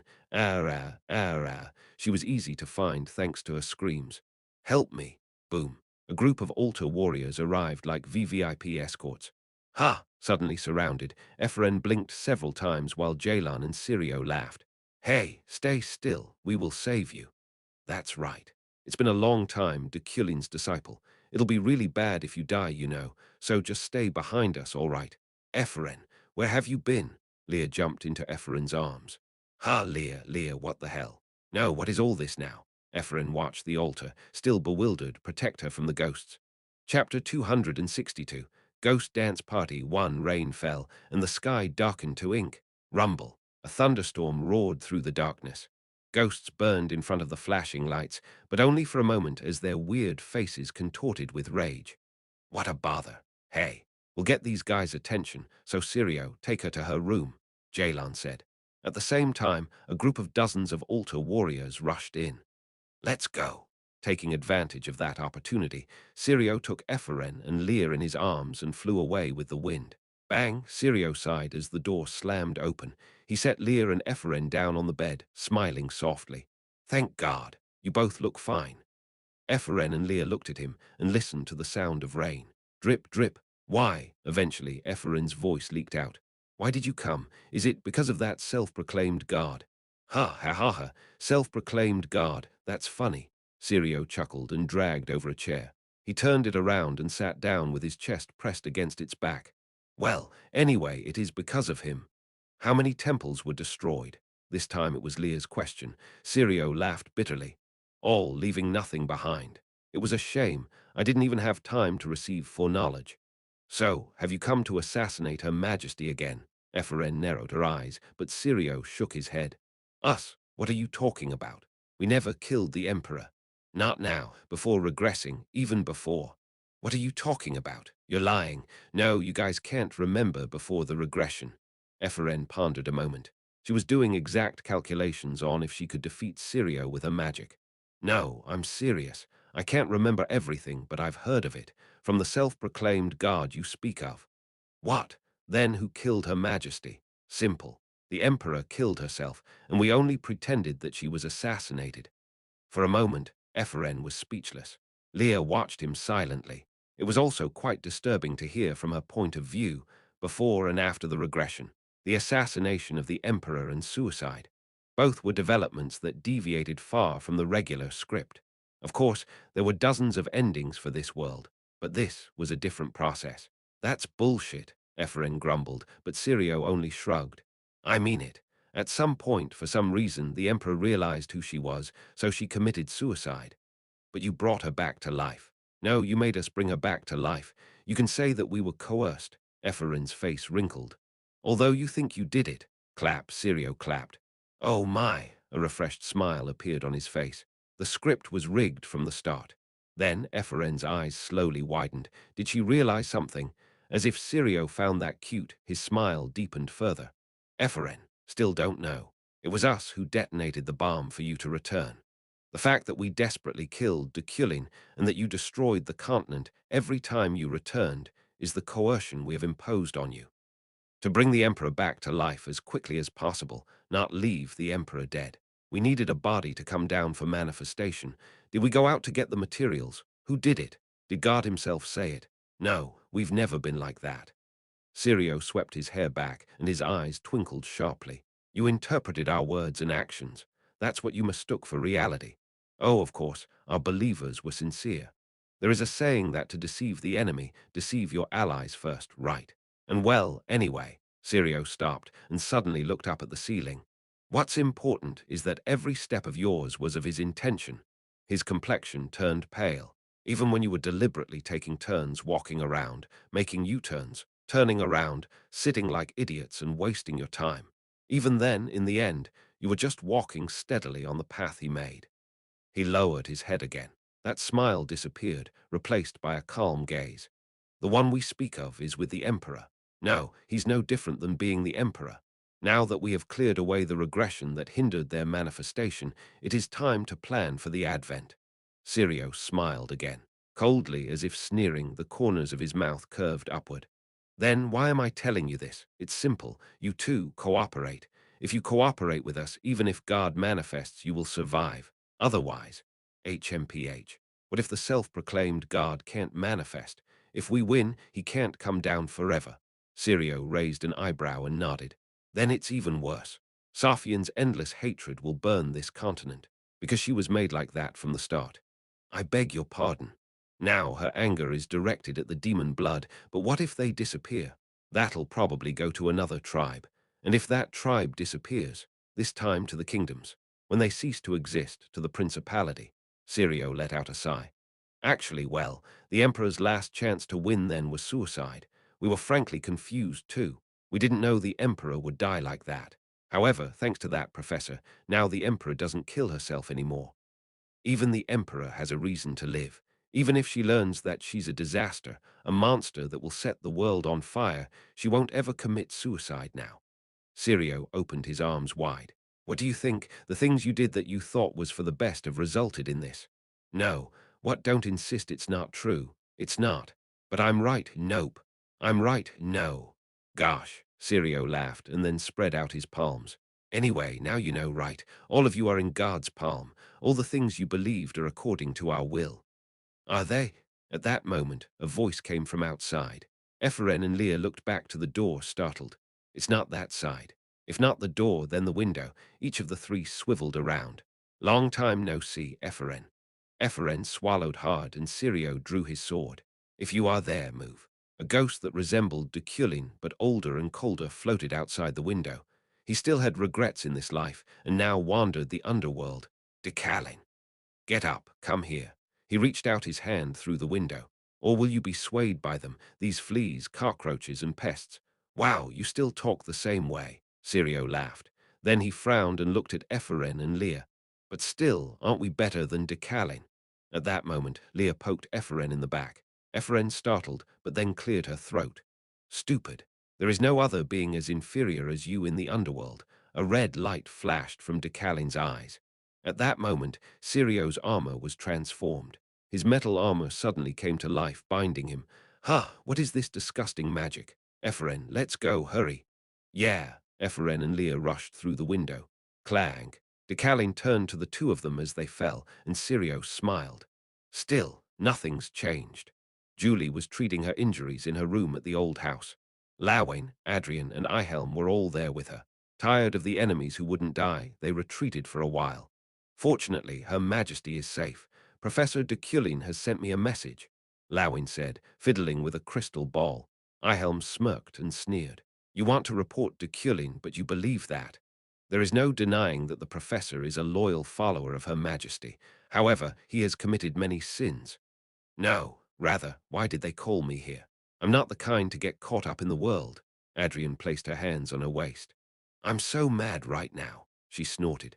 She looked so cute on the outside that it looked like she would calm down with just one pat on the head, but that was a rather dangerous view to hold. I helmed Julie, and the knights knew that fact. If she who reached the pinnacle of destructive magic grew truly angry, look, Chairman, living and dead, all will be engulfed in her wrath. Ihelm put his hands together. Adrian's brow twitched. Then do something, do it! Enraged to the point of breathing fire from her mouth. No, she just actually spewed fire. Whoosh, like a dragon's breath. Ihelm turned to Lawain. Knight Lawain, send a message to Professor Deculein. He seems to be with Her Majesty in search of a safe place, so if the chairman could also— Forget it, I'll just sleep. I don't even want to see the Emperor's face now. Adrian lay on the bed, and Julie looked at her map. She glanced over the mark left by Icarus. Suddenly, Deculein's voice came to mind. If you go to Icarus, you will die. Father. A father whom she did not call father. He never smiled once, but rather resented her for taking his wife. If he wanted to end her life this time. Are you okay? Lawain asked her.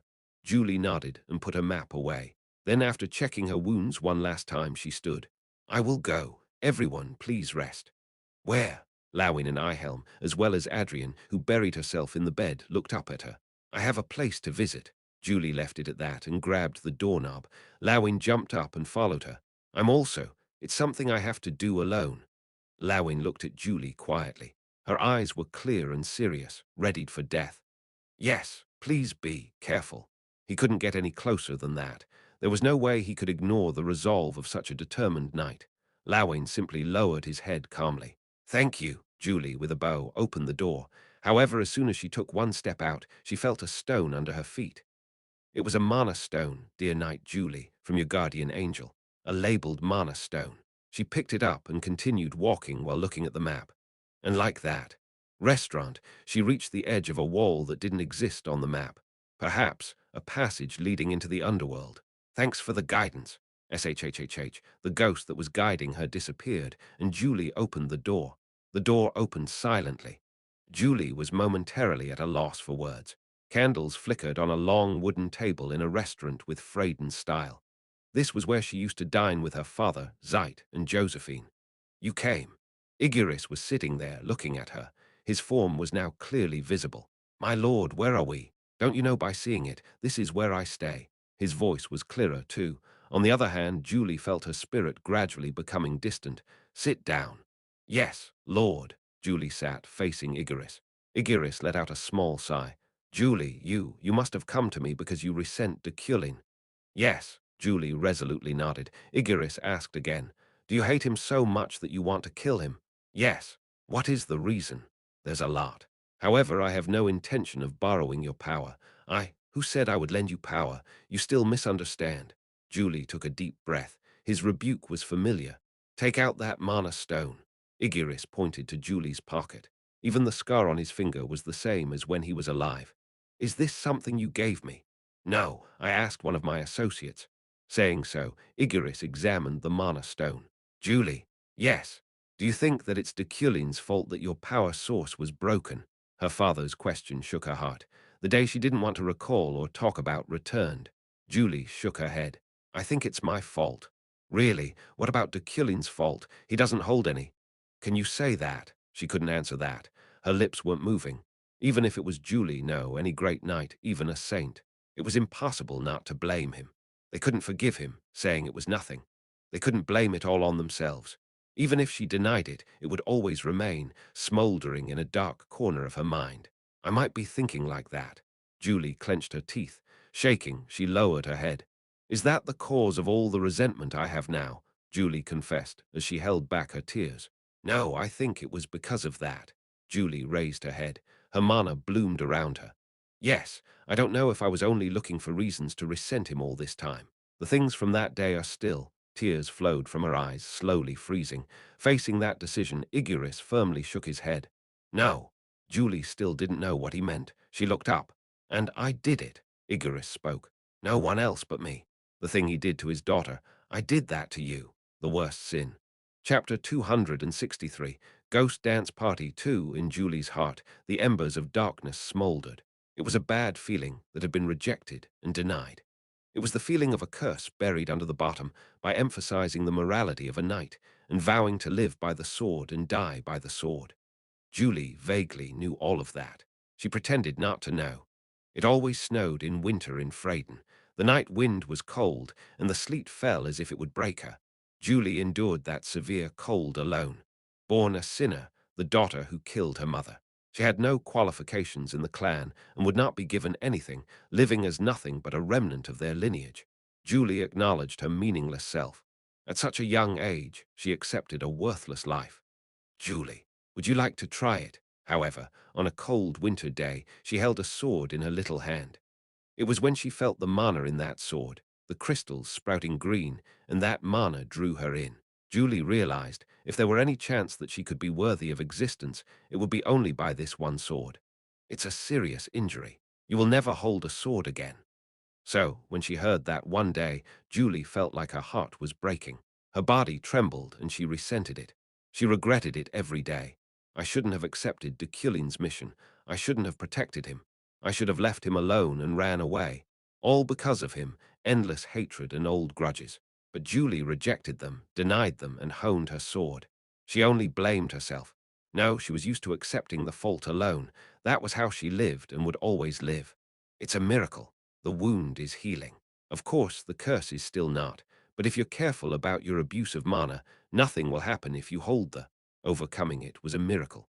The day she was diagnosed by the family's elder, Julie had the brightest smile. Zeit patted her back, saying that she did a good job, and Josephine hugged her silently. At that moment, Julie was sure. Effort never betrayed. No, the sword didn't betray. The dream given to her was still alive. Julie, the Uclan family is thinking about the marriage between you and Deculein. This is a good opportunity, so think carefully. On a clear spring day, Deculein appeared again. Zeit said it was a good opportunity, and the elders pushed her back. Julie groped for her feelings and thought of the man she had once resented. However, she couldn't refuse. Zeit wanted it, and Freyden wanted it. For the first time in her life, her family told her, "I need you. No more dangerous missions. Leave the Imperial Knights as well. I will give you the Knights of Hadekin. Build a career there for about 3 years, then live with me." Deculein demanded those conditions. Leave the Knights Templar and live with him. If she did, he would give her everything. Julie refused. She had no choice but to do so. Telling her to let go of the sword was the same as telling her to die. "Julie, you are off this mission. It's dangerous. Your fiancé will come." Following that, Deculein tied her up. He clasped her neck, saying it was love. She was thoroughly isolated so that none of the knights could approach her, and she was also excluded from dangerous missions. In the end, Julie said she would quit. Nice. If she remained, we would be the ones suffering. I know. I wish she could live like a lady for a while. Hadekin is so nice. That resort. She lost her dream. At that time, she couldn't help but resent him. She couldn't help but remember the first time. She couldn't help but say it out loud. "I should have let you die. By the way, I did that to you." Returning to reality, Julie looked at Igoris. He said that the start was all due to his actions. "Your world seems hazy from here. Everything feels so far away. It seems like it's been less than a year since I've had this clearer mind." The boundary between the underworld and this world, a place where the souls who couldn't pass on lingered. It would be a disgrace for a knight to exist in this state. Julie, I who said that knights should not have any regrets, remained here and became a ghost in the imperial palace. Igiris bowed his face and murmured, "However, my regret was not resentment for my death, but shame about my life." Whoosh, a gentle breeze brushed past the candles on the wooden table. "At the time, I was obsessed with what I thought was right. I thought I had to stop Decalein's plan, and I used you for it." Julie didn't move. Without thinking or acting, she hardened like wax in place. Deculein knew it too. Julie blankly raised her eyes. On the other hand, Igoris bowed his head. "But Deculein didn't tell you." Igoris knew why Deculein was trying to be hated by Julie. Also, why Julie's healing could be done through hatred. He realized it here, watching him. He was just trying to save you. "Julie, you have a special strength. You may not know it, but your emotions control it. You are a child of Freyden more so than anyone in our family. Master of Winter, Freyden. Just as Eucline was shaken by the demons and Iliade was engulfed in ambition, Freyden had their blood to serve as proof of their lineage. If you hate someone, your mana becomes cold, enough to freeze the world. That cold mana was still holding onto the curse that circulated through her veins. It was keeping her alive. Deculein knew that, so he demanded hate from you. He wanted you to live." Suddenly, the candle on the wooden table blazed. "Deculein's been enduring being the object of the hatred of the one he loves. Accepting that bitterness hurts him." Julie's eyes burned. Her shadow flickered. "Only with the hope that you are still alive." She leaned back. It felt like she was suddenly drowning. "Julie, I am ashamed of myself, and you too are ashamed." Something surged inside Julie. She didn't know if it was sorrow or anger. "Father." Julie clenched her fists. "Have you really ever loved me?" Igiris did not avoid Julie's eyes. "Right, I always resented you. You who killed my wife." Julie's breathing stopped. Her lips trembled, and then she laughed as she heard the sound of her heart shattering. "You who should not have been born." All the emotions she accumulated, the thick perception of time, in an instant, so foolishly, Julie blankly looked up at Igiris. A single stream of tears flowed down her cheek. As she groaned, she clenched her teeth. "But why you?" She grabbed the sword at her waist and glared at her father. Bang! Julie knocked over her chair and stood, drawing her sword. Igiris continued, "Because your mother wanted it, not me. Your mother you killed." Her rage burned away her reason. Her eyes were bloodshot, and the whole world was dyed bright red. She raised her sword. She screamed, "Why are you hesitating?" But she couldn't swing the blade down. It stayed in the air, trembling. Julie cried while bowing her head. Blood dripped from her lip. "I know it's a lie." Igiris's brow furrowed. "Lie, you're a fool, Julie. When did I ever? Even if it's not a lie, I will consider it a lie. If I don't do even that." Tap, the sound of a staff resounding off the ground. The mood calmed for a moment, and Julie and Igiris looked up simultaneously. "Deculein," Igiris spoke first. Julie's face was covered in blood and tears. Deculein looked at the two in turn and shook his head. "Stop it. It is now over." He approached slowly and put down the sword Julie held. He pulled her, staggering, into his arms. Julie will not harm you. That's not Julie, you know, right? Igiris let out a sigh. A scarlet shade spread across his face. HMPH. It is a very complicated fate. A cramped room in the old house. Safian was now watching Deculein and Julie. Another Deculein, the professor in memory, projected the scene through a crystal ball. Professor, aren't you sad? That Deculein is with Julie. Safian asked the Deculein that wasn't Deculein. The professor answered calmly. It was originally up to him. What a shame. Safian shook her head. Aren't they getting together like that? They can't. You know that too, Your Majesty. Deculein loved Julie. However, he would keep his word. The ending that Deculein promised was a parting, and therefore the two couldn't end up together. The sun will rise soon. Yes, Safian looked out the window. The sun was slowly rising. What are you going to do now? He turned to the Emperor. As I said, I am a memory. Now your decision will be necessary. Decision? Yes. The professor pointed to Deculein in the crystal ball. If I meet Deculein over there, the memories between the two of us will be connected. Deculein will also have the memory of being with Your Majesty in the demon's mirror. Safian's eyes widened. However, I don't know what will happen to the Deculein who will remember it. Is that my decision? Yes. I am your servant, and I obey your will, the professor said. However, his gaze was fixed on Julie in the crystal ball. Hey, Safian tapped his shoulder. The professor cleared his throat and looked back at her. Therefore, it is now Your Majesty's decision. Do you want me to be with you? Or, it was at that moment. A roar echoed through the house and the windows shattered. The ceiling shuddered and after a pause fell. They came all the way here. Altar bastards, Safian smiled. The professor nodded without a word. I see. However, you keep talking. Safian stretched her neck. She wasn't an emperor without power and one that would stay still and be quiet. Rather, now that she had been diligently honing her mana and swordsmanship, Safian was curious about her growth. Professor, what will happen when you become one with that Deculein? The professor warmed up his mana. Perhaps I will die. Die. Safian's face hardened at those words. However, Deculein was silent. Tell me more. To die means. Boom. The wall of the room collapsed. The group of the altar rushed in through the cloud of dust. Chapter 264. Ghost Dance Party. 3. Sunlight seeped in through the window, bringing with it warmth and a new dawn slowly burning over the horizon. Deculein. Igiris's voice faded in the twilight, and Deculein bowed to him. Now the rest was up to him. Without a word, Deculein left holding Julie in his arms and stood by the window in the hallway. He watched the sunrise over the empire. Professor, Julie tried to catch his attention. Professor, she couldn't say more than that. Her heart ached as if it was going to break, and her limbs trembled. Still, she couldn't fall, not as a knight. Julie looked up at Deculein. He was immersed in thought while holding her. Her head was tangled with countless thoughts. It was hard to breathe, and her chest felt stuffy. Too many questions ran through her mind until one finally reached her lips. It was childishly simple, yet enough to contain her feelings. I was wrong. He gave no response. Not a single wrinkle on his face moved. On the other hand, Julie sank into the gloom. Was the apology too late?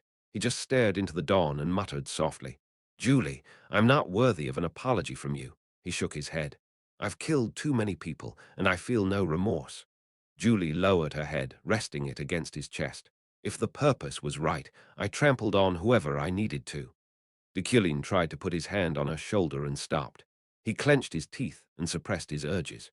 Instead, he used psychokinesis and took something out of her pocket. I'm someone who would prefer beheading over persuasion if something got in the way. Looking at what Deculein grabbed, Julie's eyes widened. As you might think, I'm a villain. A despicable villain who will face the multitude of people I have killed in hell with no room for salvation. Professor, that is, it was the mana stone that her guardian angel gave her, the only evidence with a video of a certain day recorded inside. It's not your fault, Julie. If there is anything wrong with this world, it must be the fault of the God who created us. Julie reached out to the mana stone. However, before she could crack, it shattered in his hands. Swoosh! The debris flowed gently from his palms. An image leaked out of the pieces as they hit the ground. Like fragments of a mirror, the records of that day were projected randomly. Julie, you are dying. Drip, drip, tears mingled with the remains of the mana stone. Blue smoke rose as mana and water mixed. I admit it, it was my greed to see you alive. Deculein released Julie from his arms. She grabbed his shoulders so she could stand up straight. So now, he put his hand to her cheek and wiped away the flowing tears. I will give up. I will try not to love you. Suddenly, the morning sun rose completely. It's a breakup, Julie. Deculein looked at Julie. She was too overwhelming to look at and was such a lovely woman that he wanted to hold her right then. He placed his hand on her cheek. Although Julie trembled, she did not refuse his touch. Live your life. Saying that, he pressed the acupuncture point on her neck as if to caress her. For a moment, Julie's eyes widened, but her already worn-out mind couldn't stand it. No, she fell onto Deculein's shoulder, and he gently caressed her head. And without a word, he looked at the man standing behind Julie.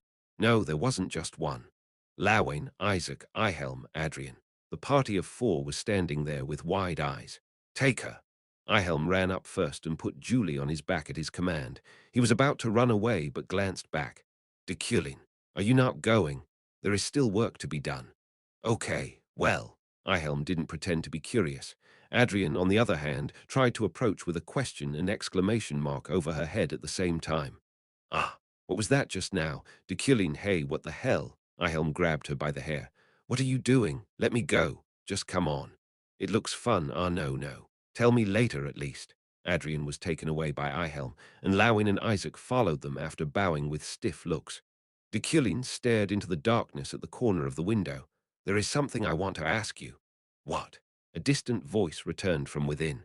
Have you not loved Julie? Igiris was silent for a moment. The person I loved more than my life chose that child instead of her own life. It was a voice full of regret and sorrow.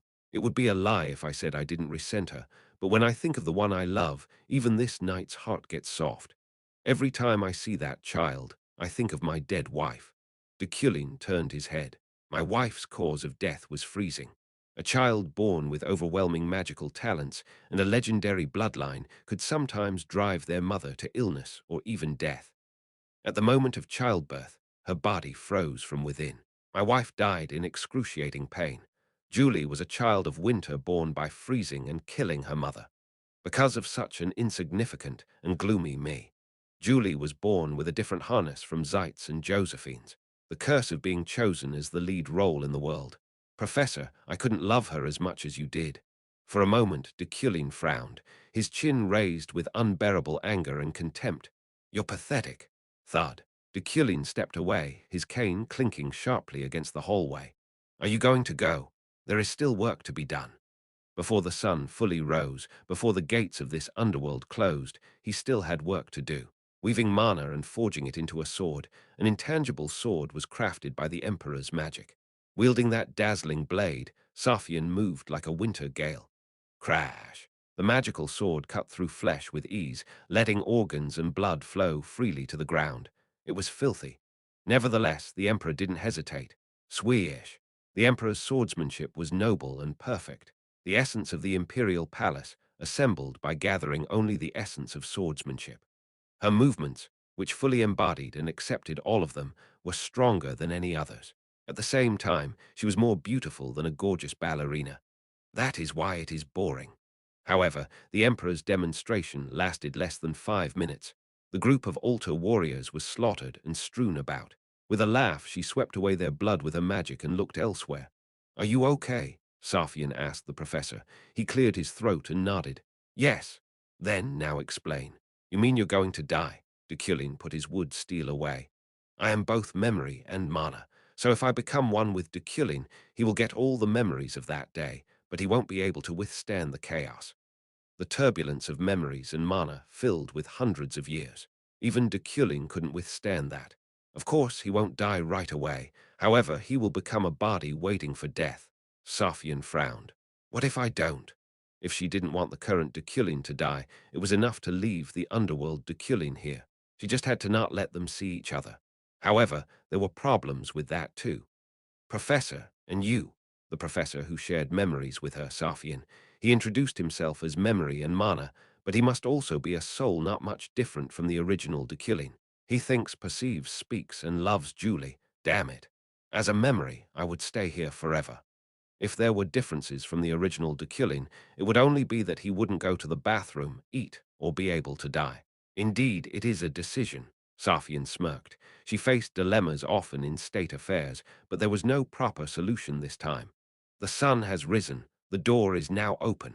The professor said so and opened the door. Let's go. I have not yet made a decision. For you, worry is as good as a decision. I have been with you for hundreds of years. Do not try to deceive me. He was right. Safian scratched the back of her neck, and the professor nodded. It meant it was okay. It's worth staying forever. Even if I'm just a memory, it's worth living. Even if I get stuck in a game-over niche, it's well worth going on. From here I can watch. Professor. Boom, boom, boom, boom. However, the disturbance was still there, and different types of mana resounded like an earthquake through the old house. They would not be as easy as the previous guys. Let's go quickly. The altar is coming. The professor opened the door. Safian took a step forward and looked at him. The memories, with your majesty. I will hold them carefully. The professor in her memory conveyed his words as if he were teaching again. Keep in mind, your majesty is not alone. You will know. This is not the end. After 6 years and 6 months, just go. This bastard. The professor pushed Safian out, and she stepped through the door. Outside the old house, into the imperial palace. Standing there, Safian looked around for a moment. After that, she looked back to the other side of the door. She smiled and furrowed her brow. Look, Professor, is there much difference between inside and outside? The palace was also full of the altar. It's fine. It will be easier there. The professor's voice trembled beyond the door. It will be easier there. Safian grabbed the magic sword and looked around. How many? There were a lot of guys wearing robes. It was an unfavorable and desperate situation, but Safian smiled. Do you know, I had a discussion with the professor one day. She suddenly looked very relaxed as she bore the dignity of the emperor, pretending to wage an all-out war against the altar, gathering all your powers into the imperial palace and sweeping them all away at once. We won't kill you. We need you too. A guy with a fairly high rank among the crowd that spoke. His attire and tone were like a nobleman's. However, Safian's expression hardened. Do you dare interrupt me? I'm sorry, but please come with us. Bluffing won't work. The altar knew the situation in the palace. Isaac and Lawing were still locked in the old house, and the core power of the imperial palace was fighting in temples across the continent. Therefore, there was only the emperor here now. Even if you are the emperor, you can't do anything alone. HMPH. Safian snorted and let her magic sword drop. It's funny. Do I look like I'm alone?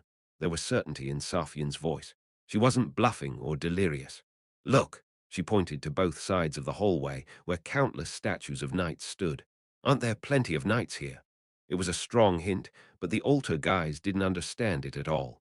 Safian wore a fox-like smile. Take it. She took something out and threw it into the hallway. It was a snow globe. It rolled and hit the foot of the altar executive.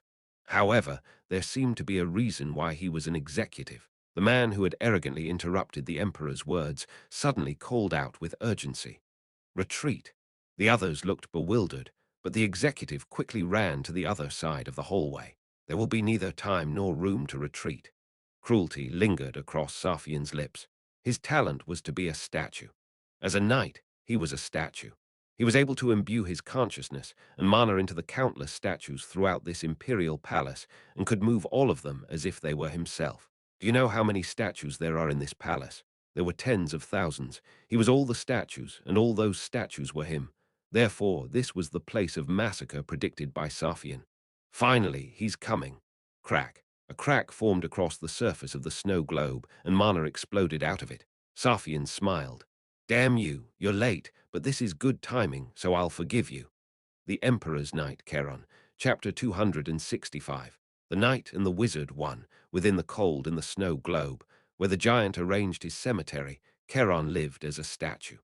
His only companion was the giant. The sleeping giant's consciousness occasionally reached out to Charon, who conversed with him and thought about humans and the world. He was immersed in strange contemplations. The immortal giant dug at his origin, but Charon, whose life was finite, was convinced of his significance. There was no doubt about it. The guardian of Safian. Whether it was a vocation or a calling, it probably wasn't a goal set from the time he was born. His mother and father would not have conceived him solely for Safian. Instead, It was Keran's own choice. The moment he saw Safian buried in boredom, that choice was made. Humans live without knowing where they came from or where they are going, the giant said. He discussed mortal life as an immortal, but now I know by looking at you. In the giant's eyes, the stormy seas shook. They were all the seas he had seen. You guys are sure. You don't need to know your source. This process is your source. The giant looked up at the sky. Keran's gaze followed him. It reminds me of many things. Humans look different, yet they are the same. I can tell a lot just by looking into their eyes. The giant's eyes slowly turned to meet Keran's. He stared at the truly foolish human whose goal was to protect other humans. Human, the time given to you is not enough to satisfy you. You pursue everything, but in the end, you do not get to it, and you break down. You strive, covet, and seek, all to die in vain. Yet you desire as if you will never die. A faint light glimmered in the giant's sunken eyes. Go back now. Go back and tell the world. The giant closed his eyes. Tell them the giants didn't understand humans after all. So they pity you who try to see the end that doesn't exist. The solemn voice tapered off. The giant's huge body hardened into stone, and the world shook. Keran took a step forward. Keran, feeling the emperor's voice calling to him, he proceeded. My life to you.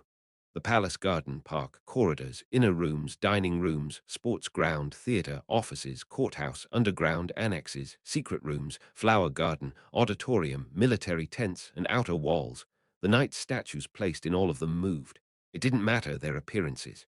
Whether in armor, bare, armed with bows, swords, or spears, as long as they were statues, they moved under Keran's control to the hallway where Safian stood. Tall statues stepped out of the plaster with their own 2 legs to block off the group of altar warriors. Woom! The statues creaked as they raised their weapons. There was no other reaction than that of astonishment as the warriors stared blankly at the statues. You have no choice but to die. In an instant, Safian's order came down. Boom! The statue struck. Run! It's just a statue. It wasn't just a statue. Although they were made of stone, they were not blunt or slow. Rather, they possessed Keran's agility. Swoosh! Release the dark energy, Uof. There were many more statues in the imperial palace outside this hallway. As long as the emperor's order remained, Keran would catch and kill all enemies who dared invade the imperial palace. There would be a slaughter. Boom! The statues broke the bodies of the altar. Torn limbs flew through the air and blood coated the walls. Safian strolled between them. Stomp, stomp. At the end of the red road that the emperor approached by, a knight awaited her on one knee. HMPH. Safian examined Keran's aura. The force of his mana vibrated and responded sharply. It was the evidence that he had risen to the status of a knight. I see you are late for a reason. Zeit, is it more than that? Keran waited with his head bowed. Raise your head. Keran raised his head, reflecting the blood-stained Safian in his eyes. Do you like plays? Why are you so late? There were many moments when I needed you. Keran closed his eyes as if apologizing, but at this moment the silence was not a virtue. To the master who had waited too long, the knight delivered the knight's words. It was all to become the imperial palace. Safian quietly looked around the hall to the living statues. Even if the palace collapsed, those statues wouldn't disappear. The emperor's palace was not a building made up of walls. I see, Safian smirked. The current Keran had a pretty bold will. I see. For Keran, the emperor's palace was all the statues spread across the continent and the one who watched and protected Safian from them. Now, I will become your majesty's palace. I looked to the imperial palace from the old house. I could see even from the window. I could see clearly, like I could just open the door and go outside. The affairs of the imperial palace are in order. It was thanks to Keran arriving on time. His growth was significant too. It would be of great help in the upcoming main quest. Professor, that's not the problem. I'm saying we're trapped, Adrian yelled. I glanced at her. As she said, whether it was the work of the altar or Deculein's tricks, the door was closed. It won't open. Adrian rattled and shook the front door. Luina and Primian, who were gathered behind her, wore tense looks. No, why only me? Ihelm, Julie, Lawain, and Isaac just went out, Adrian yelled. About 30 minutes ago, Ihelm carried Julie out and escaped. Lawain and Isaac followed them. However, Adrian wanted to hear the truth about Julie and me, so she waited for a while. After waiting for me like that, the door wouldn't open when she tried to leave. Communication with the outside was also cut off. It's self-sufficient. I beg your pardon. Adrian raised her head with a tremble. The compatibility of the ferry and the underworld, the realm of death, was quite bad. Just as I reacted to dark energy, the ferry reacted to the dead. Gosh, seriously. Be patient. Be patient with what? Nothing changes with screaming. Adrian's expression grew cold, like she was about to explode. Luna grabbed my arm. What are you doing? Don't you know that if Adrian explodes, we'll all die? I know. I approached Adrian and whispered. If you are patient, I'll tell you about what happened between Julie and me. Her ears pricked up.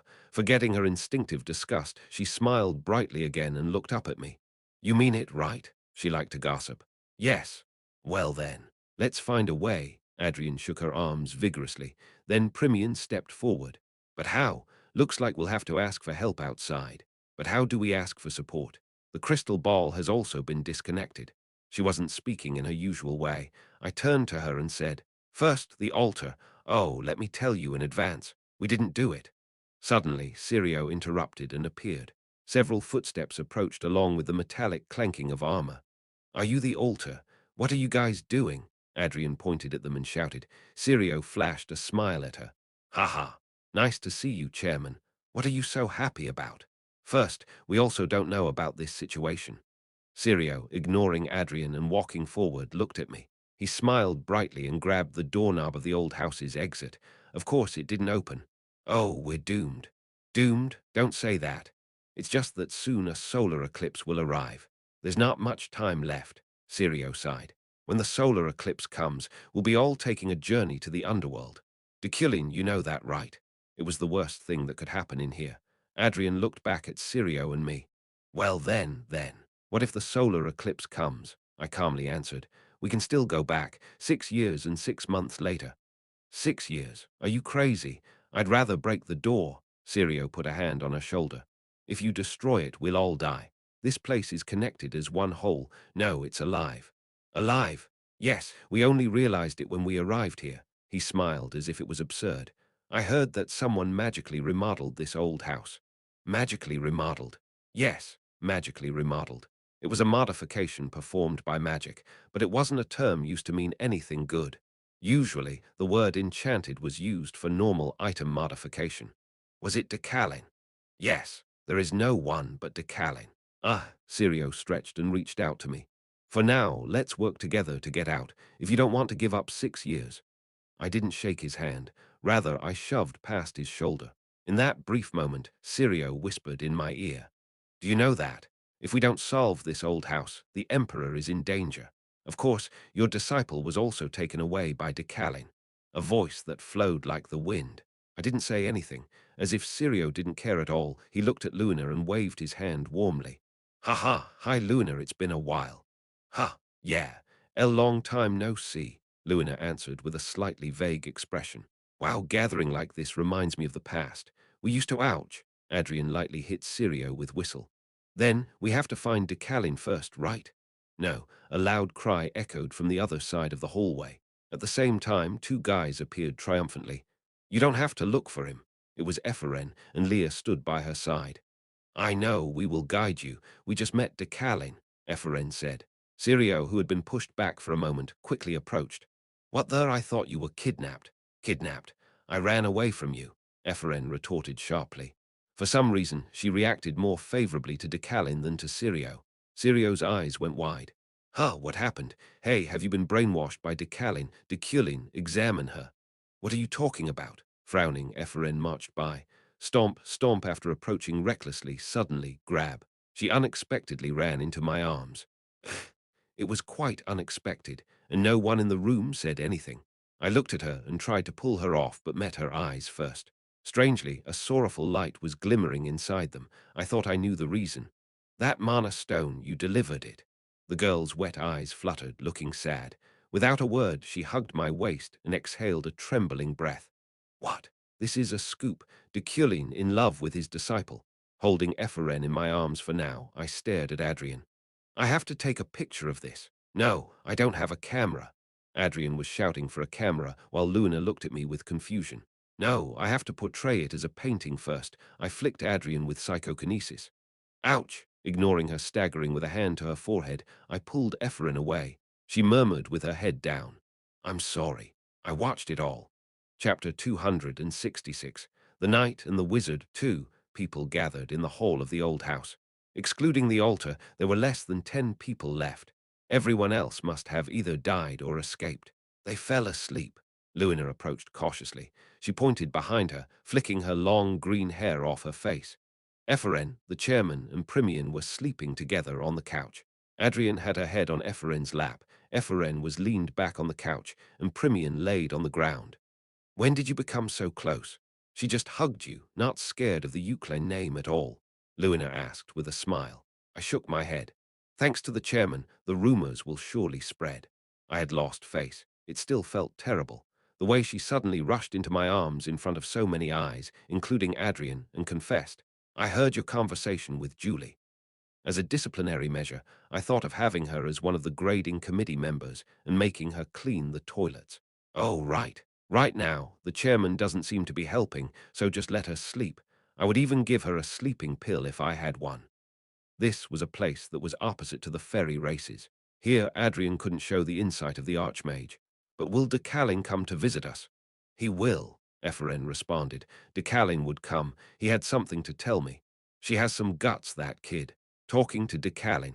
Luina smiled a little. I answered casually. It's their Archmage's talent. She's still a lot stupid, though. I stopped talking and then looked at the watch. It was 5 p.m. Even though it was early in the evening, the sun was being swallowed up by darkness. The eclipse had arrived. This solar eclipse is going to last for about 2 hours. We have to solve this by then, Sirio said, as half of the building was dyed in darkness.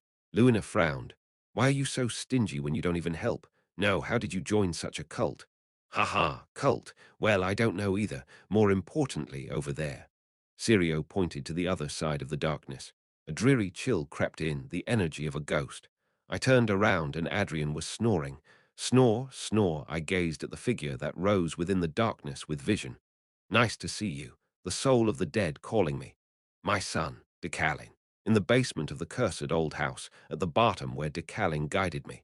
Although he was a ghost, he seemed to live like a human. Magical research materials were neatly arranged here and there. Sit down. Chairs and tables were placed in the center of the basement. Deculein sat first and looked at me.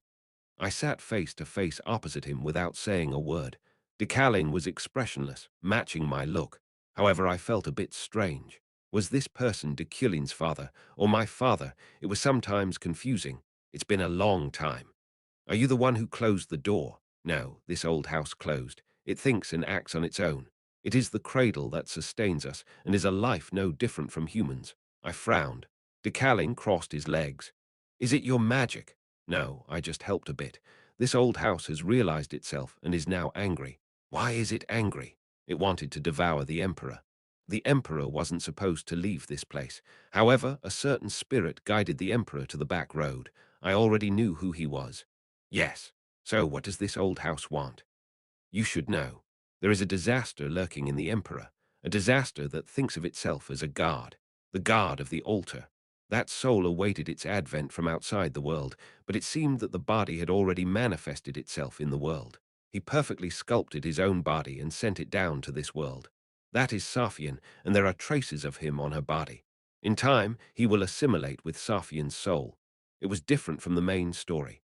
Did something go wrong? Or was I wrong in thinking that this was a determined story? Igiris was the first to know that and tried to kill the body. But Saphian had power. That power saved Saphian. Regression. The power to keep her from dying forever.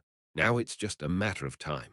The altar morons couldn't even wait that time and made this mess, but soon Saphian will be assimilated into their god. However, that power now belonged to Epheren, not Saphian. That was induced by the altar. That power helped raise Saphian, but it was a huge hindrance to descending. So, kill Saphian Deculein. If you swear this mansion will set you free. Deculein continued. This old house is a space that shares the history of the Empire. It doesn't want the destruction of that family or the Empire, the destruction of this continent, any more than you do. I have to decline, I answered firmly. Then bang.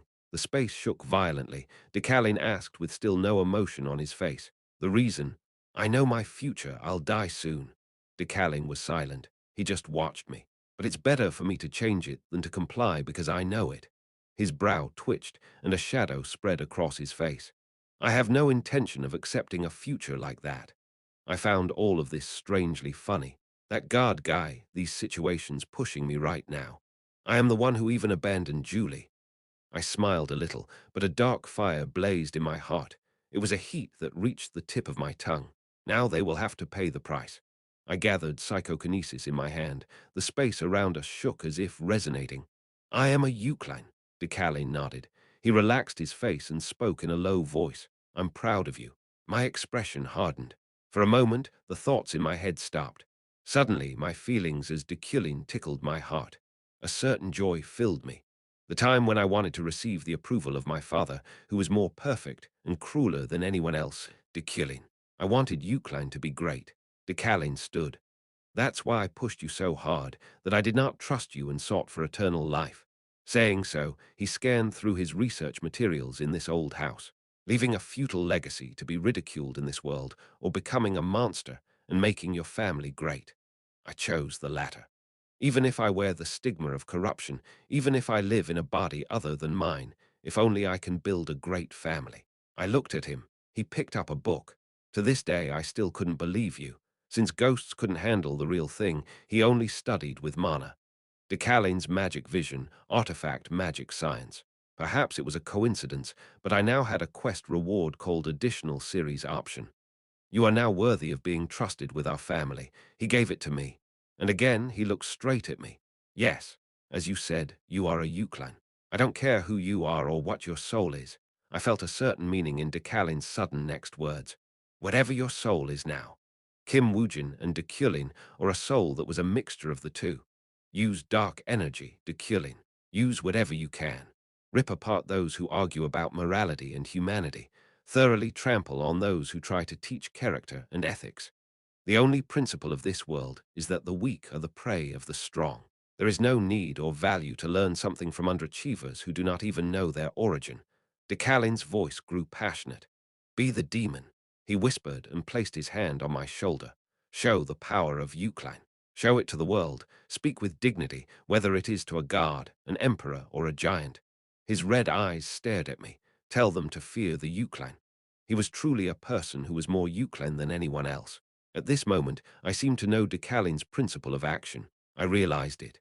I put the artifact magic science inside my pocket without saying a word. I stood and looked at Decalein. But don't you know, I killed you. Beasts do not honor their parents. Parents only raise, and children only grow. If they grow up to become the king of beasts, no, to become the king. Decalein used mana to straighten my clothes. You should be able to easily trample on your parents. Most of all, didn't I also persuade Kagan to kill your fiancée? I closed my eyes for a moment. Kim Woojin, who grew up as an orphan at a very young age, didn't quite know whether this was a kind of love or not. However, Deculein, you are nothing more than a ghost. Of course, he didn't want to learn from Decalein, and it was disgusting. But he seemed to think that the recognition he received wasn't bad. But whatever happened, here is my memory. I need to see him. You may die. I just find it funny. Then, for the first time, Decalein showed a change. He smiled. He probably knows Safian better than Safian herself, so I must meet him, then go. That memory is waiting for you too. I'll open the door.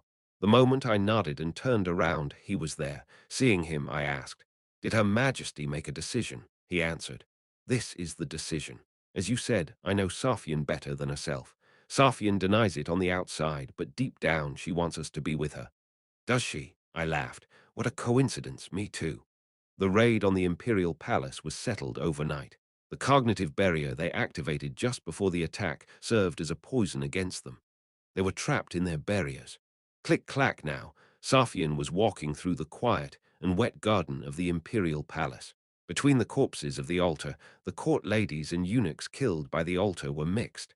She stopped in the middle of the carnage and muttered quietly, Your blood and your flesh will become manure. When you die, the wrath of people arises, and the cause of the expedition to annihilation will form. The emperor always had a plan. Even the bombing of the altar's temples and the emperor's event, ultimately believing in Charon, and all the sacrifices made today would be utilized for political purposes. More than half of the eunuchs who had been annoying me have disappeared. However, her mumbling cut off. It was because she found the figure of a certain woman buried between the corpses. Hum! Safian's expression grew stiff. She approached it slowly. Ahan, the court lady, was lying in the middle of that hell. Safian knelt beside her. Suddenly, Rohakan's words came to mind. He said that everyone with her would meet a poor ending. You! Cough, cough. Suddenly, Ahan coughed. Safian quickly pulled her hand back and cleared her throat. Your Majesty! Ahan suddenly opened her eyes and looked up. Safian crossed her arms. What? Were you pretending to be dead? Yes, Your Majesty. I was hiding among the corpses. More importantly is your body. HMPH. I'm fine. The raid was cleared. Aha, I'm so glad. This girl, you're lucky. Go back and rest. Yes, I'm so glad. Ahan said that and fainted again, and Safian smiled. That's a relief. Keron, following her, spoke up. Then the light of the sun slowly faded away. What's a relief? Safian looked up at the sky. The moon was eating the sun. Your Majesty seems to have found someone who can handle her. What? Finding it absurd, she looked back at him. Keron was holding back laughter. If that's not the case, maybe Your Majesty's one-sided feelings. Shut up, you moron. Why are you talking bullshit the second you arrive? Are you not keeping the virtues of a knight? Didn't you used to say that I had my mouth shut too much? More importantly, Keron pointed behind her. There he was, Professor Deculein. Safian met his eyes, and she suddenly felt something that made her happy. At the same time, she felt sad. Professor, she called out to him in a low voice, blaming herself. She had no intention of deceiving him. The decision she wanted without even knowing, he stomp Deculein approached. Nevertheless, Safian didn't lose her dignity and composure as an emperor. However, it was still awkward, and she felt confused. Like this, the guy named Deculein always made her lose a part of herself. Therefore, Professor, Deculein approached her, but he stopped and looked at Keron. Keron did the same. And then, nice to see you. Long time no see, Keron. Me too. Long time no see, Professor. The two smiled. Then they shook hands. Safian blinked her eyes in bewilderment before furrowing her brow. How dare they blow the Emperor off? Professor, Your Majesty is angry. Go. Only then did Deculein turn to the Emperor. Safian said bluntly. Go, Keron laughed. Safian's eyes widened and Deculein shook his head. It's okay, Your Majesty, I'm fine. Are you okay? Yes. Approaching her with that answer, he went down on one knee. Now that I see, Your Majesty has grown a lot. The professor had spent hundreds of years with the young Safian. Therefore, he was more familiar with her young appearance. However, it sounded too cocky to the Emperor, and Safian blushed. Why, you bastard, you went nuts. Swoosh. Julie regained her consciousness. The first thing she noticed was the sound of a blizzard raging around her. She opened her eyes, struggling against a pain that threatened to tear apart her heart. Julie, Josephine was calling her name. Julie calmed down slowly. She drew her arms in tightly and murmured, Sister. Yes, it's me. Calm down. Josephine's voice was kind. However, it only served to raise Julie's sense of shame. She clenched her teeth. Unable to control her trembling body, she forced herself to open her mouth. I made a very big mistake, Yes, I'm sorry, I knew everything. Julie's breath caught as Josephine handed her the Rockfell file. The corruption committed by some members of Freyham, and the truth about Rockfell and Veron, everything is there. Rockfell should have died. He was a guy who bargained for people's lives. Do not be sad. Julie, staring blankly at the file, quickly raised her hand and turned the pages. 1, 2, 3, 4, prisoner trading, embezzlement and incitement. She looked up to Josephine again. What is this? Deculein didn't want his guilt to be revealed, so don't blame yourself. It's not your fault, and it's not his fault. It's just Rockfell's fault. Julie leaned back in the bed. She looked out the window with dazed eyes. Then she let out a laugh that sounded like a death throe. Why did our father do such a thing in the past?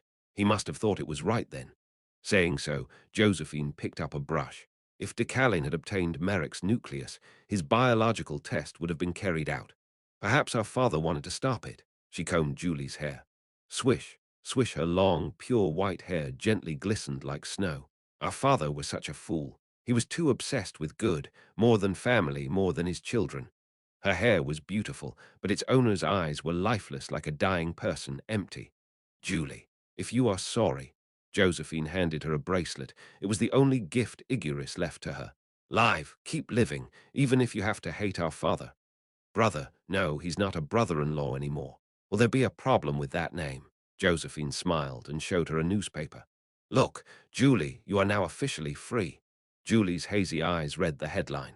Number 3333, the breakup between Freyden and Deculein is public. Official announcement. Oh, right. The Imperial attack was already 2 weeks ago. It's been quite some time. 2 weeks. During that time, Julie was asleep, and the world changed. Deculein also came to visit you. Oh, Julie quickly raised her eyes. The breakup required your stamp. You did it while you were asleep. Oh, she nodded blankly as if she understood. Josephine, who looked at her like she was pitiful and a little cute, soon put on a stern expression. Then, what are you going to do now? What? How are you going to live? Are you going to die like this? Are you going to give up the life that the professor was so desperate to save? Deculein suddenly came to her mind, what he said to her and what he did for her. Her father's secret and Freyden's sins. All of it bloomed in her mind. So Julie shook her head. No, I'm glad. So what are you going to do now? It's still the same, she answered and sat up.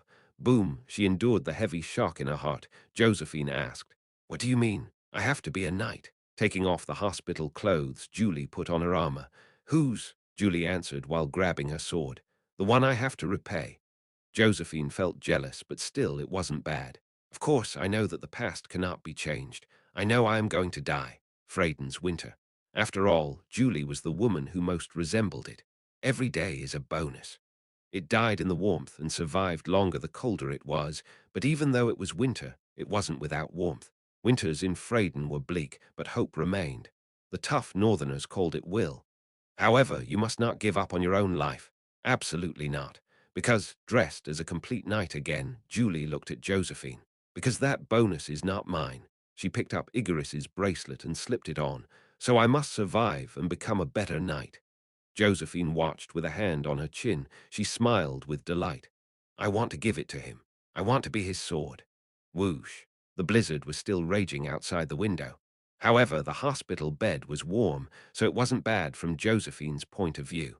Even if the fire of that life was in danger and dim to the point of extinguishing soon, I am jealous. But I'm glad. Hearing you say you'll continue to live. Really, it wasn't bad. Josephine muttered without realizing it. But yes, I hope you get to. I'm joking. Hoo-hoo. Chapter 267, Magic Exhibition, 1, in the Imperial Library. I was organizing the records of the old house. Cursed old house. The cradle of the soul with intelligence comparable to that of a human. It seems to provide a place of refuge, accepting foolish souls. Its purpose is still unknown, and there is room for research, so it remains to be seen.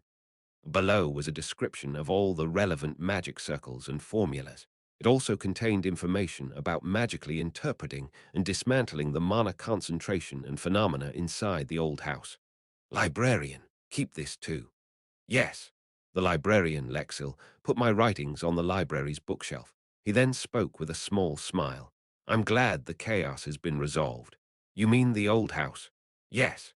It was still in the backyard of the Imperial Palace, and the souls of Igoris and Deculein were still there.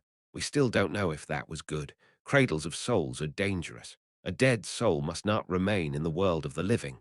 As an uninformed person, I wouldn't know. Think of it as talking to myself. The remnants of the altar, including Sirio and Jalan, were imprisoned in the Imperial dungeon. It was indeed by the majesty of Archmage Adrian, and they didn't resist much. However, the old house wasn't a part of any quest, so there was no special reward. Of course, at least the results were clear. I got Decalein's Artifact Magic Science. Artifact Magic Science information, the essence of artifact magic written by Deculein of Deculein. Category: Unique Secret Law, a hardcover weaved with mana.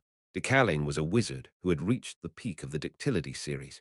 His artifacts went beyond art and were treasures desired by nobles from all over the continent. So it was difficult to learn, no matter how much I understood. After all, Deculein's manipulation being the only talent he possessed was now a thing of the past. I tore the additional series options, immediately choosing the Ductility series. Nothing happened. Was it because ductility and manipulation were similar series? There was no burning pain, no current of enlightenment, just one system sentence. Ductility was added to the series talent. Just then, someone approached and sat in front of me. But Professor, it was Ephren. She spoke while casting silence. You know, about Her Majesty's body being sculpted by the self-proclaimed god. That's what they said, right? Having heard the whole story from Deculein in the old house, she was very curious. I didn't know why Deculein explained even that to this girl. Does it have anything to do with the reason Her Majesty hates the demon blood? That's an instinctive disgust. What? Even if Her Majesty's body was made by that god, she is not him. It's another soul. It would be correct to view this situation as one of the countless branches of the main quest, a very special branch among them at that. In most of the main quests, God made his own body and descended using it as a vessel, but he would adapt once the branch split. In other words, Her Majesty must destroy him to live. The expedition to annihilation and suppression of the demon blood is also part of it, and they are an expression of her survival instinct. Well, I understand about the annihilation, but the demon blood. Not every one of that race is evil. It is because of their religion. Like the altar, they also believe in the gods of the past holy age. They believe in the same prophecy that one day God will come. Aha, Ephraim nodded. Then she grinned and rummaged through her pockets. Oh, right, Professor, you know. Look, she proudly presented an application form. I was qualified as one of the royal guards. Delric told me that I would be signed up if I filled out this and submitted it. He said that Her Majesty also wants me to join. Hoo-hoo. She looked at me triumphantly, as if she had won the lottery. I silently took the application in my hand. Ha! Rip, I tore it. Perplexed, Ephraim hurriedly reached out, but I burned the scraps with fire. New, what's up with you again? This is not an organization that someone like you can join. I beg your pardon, Ephraim frowned. There will be war. The Royal Guard will kill children, women, and the elderly. Ephraim, can you do that? Then her lips curled. It was a funny face to watch. Of course I will. I've already killed too many people. I've walked too far to go back. It's a deception to talk about morality and kill one or two fewer people. But I looked at the wood steel floating on Ephraim's shoulder. It was completely dyed with Ephraim's grey color, and now it didn't even follow my orders. Not you, Ephraim. Ephraim's eyes trembled slightly. You are not a wizard who kills people. Ephraim lowered her head and scratched the back of her head before clearing her throat. Well, that's... Oh. Then she handed me a crystal ball as if she had just remembered something. Take this. I know how to use this pocket watch, you know. She showed me the wooden pocket watch.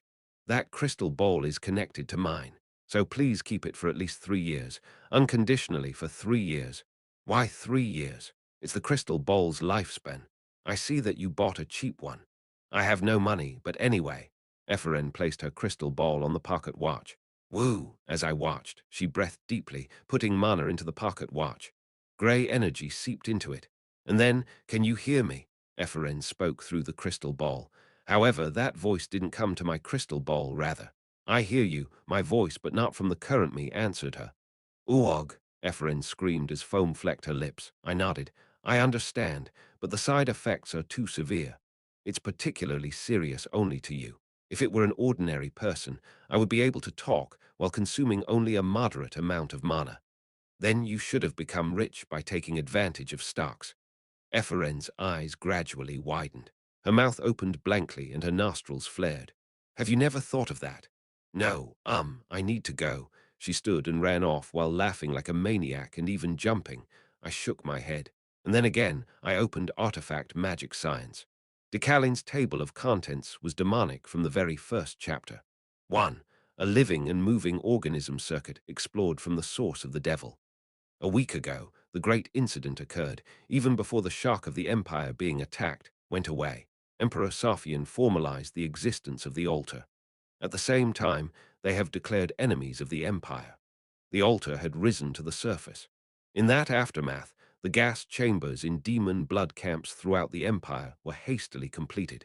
The hostility toward the demon blood and the altar was fiercely spread among the aristocrats and the commoners. The worst religious terrorist attacked rocks the imperial palace, hundreds of eunuchs and attendants dead or wounded.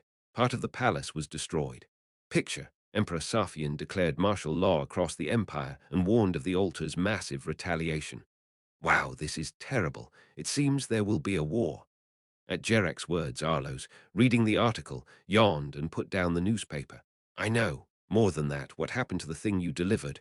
You mean the doll? Yeah, you said that's where God will enter. I don't know. I just made it and delivered it.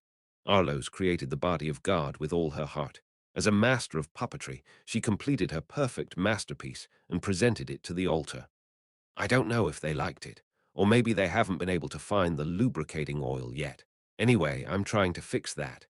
If God tried to rule the continent with that body, Arloes's fault would also be great. That's why she purposely formed an adventure team. But what are you going to do in this underground city? Jarek grinned. As he said, Arloes established the base of their adventure group here in the underground city of the Uran Kingdom. Here is better than the floating island. Uran was strangely different below the ground. Above the ground, the skyline filled with high-rise buildings was spectacular, but the ground below was mechanical and mysterious, as designed by the dwarves. An artificial sun even rose from noon to 3 p.m. Everything is cheap, and unauthorized copying is also legal. Arloes smiled and pointed to the books on the desk. Deculein, Magic of Probability, pirated version. Deculein, Collision Value Analysis, pirated version. Deculein, Correct Understanding of Circuit Calculations and Formulas, pirated version. A pirated version that completely ignored intellectual property rights, paying hundreds of thousands of elnis per book. It was a space that the floating island would make a fuss about if they knew, but she had no choice. Here were the famous ashes, the state that resided in the dormant volcano in the Uran Mountains, a place despised and insulted by the Magic Tower as it was filled with anarchists, maintained with chaotic order, and lacked in discipline. But Arloes, did you know? I heard Deculein is coming to Uran. Hopefully we can see him. Deculein in Uran, Arloes frowned. That thing you are participating in the magic exhibition. He's coming to take a look. The magic exhibition, literally an expo. The magic techniques of the floating island would come down to the continent. Various countries and magic towers on the continent would boast and compare their achievements. Even unknown wizards not from a magic tower could submit their skills and receive sponsorship. This year, the host of the exhibition was decided to be Uran, and Arloes participated in the hopes of getting a sponsorship. Then we'll have to prepare a bit. Prepare for what? That guy won't move for no reason. He must have heard something. Ding, at that moment, the door opened. Jarek and Arloes turned around. Are they clients? It was a group of 3. They looked like they weren't from the ashes, but they strode closer and slammed down some posters. It's a wanted bounty. If you catch them before the exhibition, the reward is 10 million elnis. It seemed like they were trying to tighten up security before the expo. Arloes glanced at the poster's portrait and smiled as she nodded. Do you know who it is? I do. You know? Yeah. Arloes knew the face on the poster and their assembly method. This is a doll I made. It looks like the altar guys have been using it. No matter what happened on the continent, the floating island didn't waver. They didn't move nor blink. The magic exhibition was a prime example of their stalwartness. No matter how the empire was, whatever they did, the expo must be carried out. The magic tower was in a similar state. Countless magic experiments were taking place on the university's sports ground in preparation. What do you think of what we prepared? As it was a fairly large event that was recognized by magic towers from all over the continent, Ephraim would also participate in a team from the Imperial Magic Tower. It's a power machine. As she shouted that, she waved a stock certificate at me. So we ride this and fly. It will be great if commercialized. It doesn't even need a runway. Ephraim's team made a power machine that moved with mana stones. It was a plane that flew with one pilot. As she presented it, Ephraim asked me to score her work. What do you think? Is this okay? Relin asked cautiously. I shook my head. It's not good. What? Why? Ephraim's eyes went large. Julia and Maho, who were on the same team as Ephraim, looked the same. First of all, there are no safeguards, and I kicked the engine. Crash, it broke. Even if it gets hit by a passing bird, it'll be smashed. I snorted as if it were pathetic, but the other professors glanced at me. I told them, you don't have to look like that. She's nominally under me now, but I'm going to punish her if she doesn't live up to my expectations. Only then did all the professors back away. Ephraim was talking back at her group and being yelled at by Relin. If you know it that well, you can be a professor. Ha! How dare you be an assistant professor? That was the correct development, rather than being covered by the brightness or shade of Deculein. Someone called out to me from the shadow of the tower. The voice was faint. Deculein, meow. It was the red-haired munchkin, the cat Safian. What's going on? I can't go out because of the Imperial raid. Meow. It is harder to go out from the inside than to come in from the outside. Damn it. Meow. Saying so, the red-haired munchkin snuggled into my arms and tickled the tip of my nose with her tail. So keep this cat for a while and take it to the expo. The expo? Yes, you're going to attend anyway. Is there any other reason? Crito will exhibit his invention there. Mew. Shivering in the cold, the red-haired munchkin murmured. I promised to go, so I'll go. He's my only brother. I don't know if the altar might attack. Yes, okay. The moment I answered Boom, there was a loud explosion. Safian and I glanced over at the same time. Ephren's machine had exploded. But your disciple is awful sometimes. My, what's going on with this all of a sudden? During the test flight, it flew well, oog. Help me, at the Emperor's words. I had no choice but to nod along. Chapter 268, Magic Exhibition 2, A Night with a Full Moon. In the library of the Imperial University, Uriel was secretly studying magic. She recently came down to the islands for a while because staying in Hadekin was a bit too much for her. The cause was the attack on the palace by the altar. For Uriel these days, every day was torturous. Of course, no one dared to ask Euclid to verify their bloodline, but that was as of yet. Sigh, I'll do the rest later. Around 10 o'clock at night, she wrapped up in a cloak and stomped out onto the university yard. Of course, many escorts were hiding in the shadows nearby. After all, given the current situation, Uriel, who was about to return to Deculein's mansion, suddenly noticed some wizards. Ephren, Maho, and Drent, and other members of their club were gathered nearby. But how do we ensure safety? Any thoughts, anyone? I don't know. Iffy, why not just use something solid? Then it can't fly. It'll be too heavy. What if we use something lightweight? It'll be too expensive. They were chatting with a broken object between them. Uriel approached out of curiosity. What are you guys doing? Oh, Miss Uriel. Ephren smiled broadly and waved her hand. Uriel furrowed her brow. How many times do I have to tell you to call me by name rather than as a miss? More importantly, what are you doing? It's a powerful machine. We are preparing items for the exhibition. Oh, that. Is it a power machine? A shattered engine, too round for an airplane, with no wings, and a propeller on top lay between them. We're thinking of a name like Helicoptersiosaurus. Really? It's too long, but why are you struggling between yourselves? You should ask Deculein to help you. He's your advisor. Saying that, Uriel grabbed her own robe's hem. She couldn't appear close to Deculein, and she couldn't even pretend to be friendly or nice. Externally, they had a very bad relationship, and it had to remain that way, since she was Deculein's Achilles' heel. It will probably be difficult. I think the professor is busy these days. It was Drent. Ephren, who was next to him, chimed in. Yes, I showed him this, but he completely rejected it, so we're fixing it right now. Ephren sighed and looked at the stock certificate she held. Before long, a sinister smile appeared on her face again. Hoo-hoo, I am rich. Leaving behind Ephren, who was muttering, Uriel mustered up some courage. She looked up at the high tower. On the 77th floor, Deculein's office was still bright. Uriel said, Then I can try to talk to him, Ephren asked. Really? Yeah, even though we don't get along that well, I can talk more comfortably with him than you guys. I also have something to discuss. Oh, thank you. Uriel smiled and turned around. She went straight into the tower and up the elevator. Hugh. Ding. So as soon as she reached the 77th floor with a deep breath, if you're talking about Uriel, Deculein's voice leaked out of the office, filling the dark hallway with strong energy. Uriel looked for a moment before hiding. A light flickered through the half-open door of the head professor's office, and there were two people, not one, inside. Deculein, he was with someone else. That kid is not even worth negotiating. 30 minutes ago, I understood Decalein's artifact magic science to some extent. First of all, the overall one-line review was as follows. It deserves to be called a rare theory.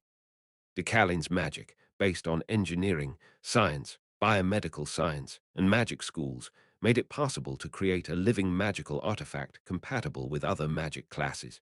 If most magical theories were pure mathematics, such as geometry or hermeneutics, this magic was more practical. But the biggest obstacle was the use of dark energy as a medium. If mana could produce a similar output, this could be the ultimate goal for the many wizards who chose the Ductility series. It is possible. Now I was looking for a clue on how to do that. But ductility. Even among wizards, class discrimination existed, and among them, the ductility was a series that hadn't received a lot of respect. Before Deculein, wizards who majored in casting were called engineers, and their value was recognized only after Deculein's appearance. Even now, among the etheric rank of wizards, there was only one of the ductility type, Rose Rio. That must be some of the reason for Deculein's extremely twisted personality. I will need a curriculum. There was no need for a monopoly on knowledge, even for the upcoming main quest. I would discover as many talented people as possible and then develop them as quickly as I could. What could be uglier than letting the continent be destroyed by greed? So, whoosh, the wind blew through the window. However, I hadn't left the window open, and the intruder knew that too. I stared over with a sneer. Are you a demon blood from the desert? The sudden intruder and the second leader of the desert. A woman with quite a bounty over her head, Alessal sighed her response. Yes. Why did you come? Isn't that a waste of your life? Or is Ellie nearby? You don't need to know that. I will ask without further ado, why didn't you keep Rohalak's promise? Promise? Are you talking about the gas chambers of Rohalak? Yes. Alessal frowned. She radiated her mana. If you don't keep your promise, we will have no choice but to tell the Emperor the facts about her. For a moment, my expression hardened. I straightened my posture without saying a word. I raised my chin and glared at that cheeky demon blood. If you're talking about Uriel, that's right.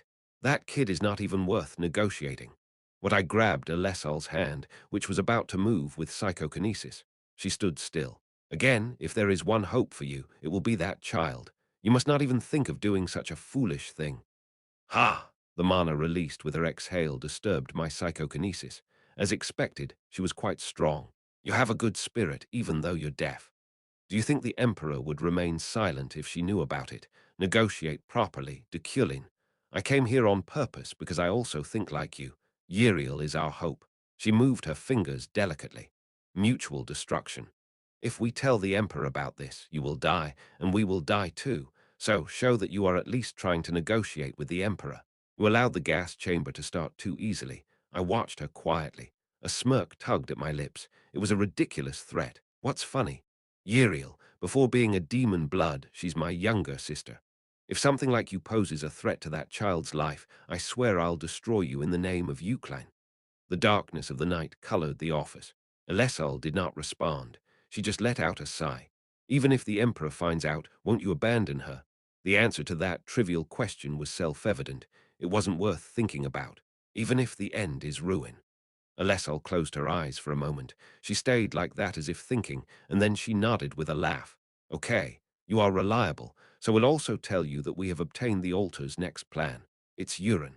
Urine, we need your help. I frowned slightly. Was that your purpose for giving me that information from the beginning? Yes. I'm not stupid enough to threaten you needlessly. Whether it be an ally or a foe, it's important to be mindful. HMPH, you're not brainless. If so, what is their purpose? You know that. Not far from Uran, there is a volcano filled with ashes underground. It is a dormant volcano. Hasn't been active in 300 years. I grasped the altar's purpose. Is it the volcano? Yes, the idea is to artificially detonate the volcano. If that happens, Uran as well as the ashes are at risk. The whole mountain will collapse. For the expedition to annihilation and the main quest, Uran was a necessary backbone to the Empire. If Uran were destroyed prematurely, the game would be impossible to clear. I'm glad. The magic I'm learning these days is the ductility type. It is not a volcano that can be prevented only with ductility magic. HMPH. There are many mysteries in this world that people like you cannot understand. Alessal frowned, but she quickly shook her head and continued to sign. I'm asking for help. This time we'll also support from the desert, but before that, can I ask you one thing? I nodded. She stopped talking for a moment and looked at me. Then she asked with hands trembling, what is the difference between the demon blood and Uriel? You hate the demon blood, but you cherish Uriel. Is that antinomy possible? I answered immediately. It wasn't worth worrying about. It's simple. Uriel is a demon blood, but the demon blood is not Uriel. Or are you now Uriel? A cold wind blew past again, rustling Alessal's hair. Soon she smiled and nodded. I understand, Professor Deculein. She jumped out of the window, hiding. But don't be mistaken.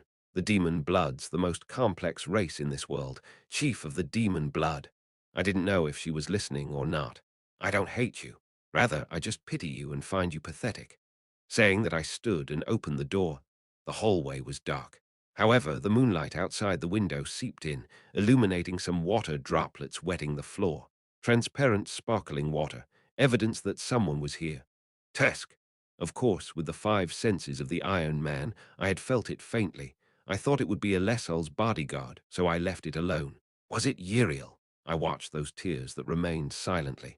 3 days later, inside the VVIP cabin of the airship to Uran, I stared at the formula written on the magic paper. And I was thinking about what to write to Uriel.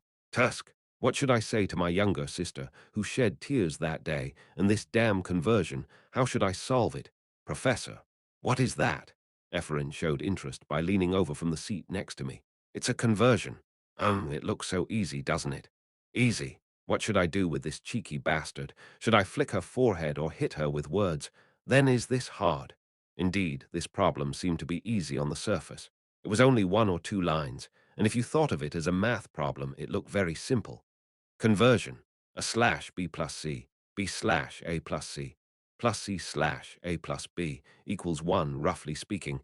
There were only 3 independent equations of this magnitude. What are you converting? What is A? What is B? What is C? It is the relationship between dark energy and the mana to find it. Dark energy and mana are similar to each other, and in the end, the source has the same power, so this simple conversion formula appeared. Give it to me. I think I can solve this. Ephraim took the paper. Let's see. I glanced at her and shook my head. 15 minutes later. It doesn't quite work out, but it looks easy. Ephraim still hadn't figured out her place. I showed half of the solution to the problem to this fool. Take this. It's the solution. Ha! Oh, but I think I can solve it too. What is this? What is it? As soon as I took out the solution, her eyes widened. They say it's better to use our heads together. Okay, look and think about it. The problem was 1 line, but the solution was hundreds of pages. No, it wasn't finished yet. It is a conversion formula that assumes void mana, a kind of mana-neutral state, by mobilizing all mathematical concepts, including functions and geometry, as well as magic formulas. Ephraim swallowed hard, as if she thought it would be easy to convert dark energy into mana. Sometimes, what seems easy on the outside is the most difficult. Aha, but are there any theories that you can't solve? I shrugged. The verification takes too long. It might be easier if you roughly formulate the conversion formula and solve the right and wrong of it by elimination, but it takes 3 months to confirm once. How about that test method? I was annoyed by her suddenly asking questions, but curiosity was an essential virtue of a wizard. You inject the mana based on this conversion formula into a mana stone that contains dark energy, and then wait for 3 months to see the result. Now shut up. I focused my eyes on the solution again. The airship was still on its way to Uran, but tap, tap. Ephraim poked my shoulder again. I stared at her. Ephraim, would you like to go skydiving right now? What? Nope. Rather, look at this. She took out her pocket watch. There is one more way to use this watch. Take a look. She placed a cookie on top of the watch and infused her mana. In an instant, the hour and second hands of the pocket watch rushed past. Tick-tock, tick-tock, tick. In the meantime, Ephraim had her eyes closed, and a smile slowly appeared on my lips. Did 30 seconds pass like that? Hugh, what do you think? Ephraim proudly lifted the cookie. I looked closely at it. The cookie was moldy and then crumbled into dust.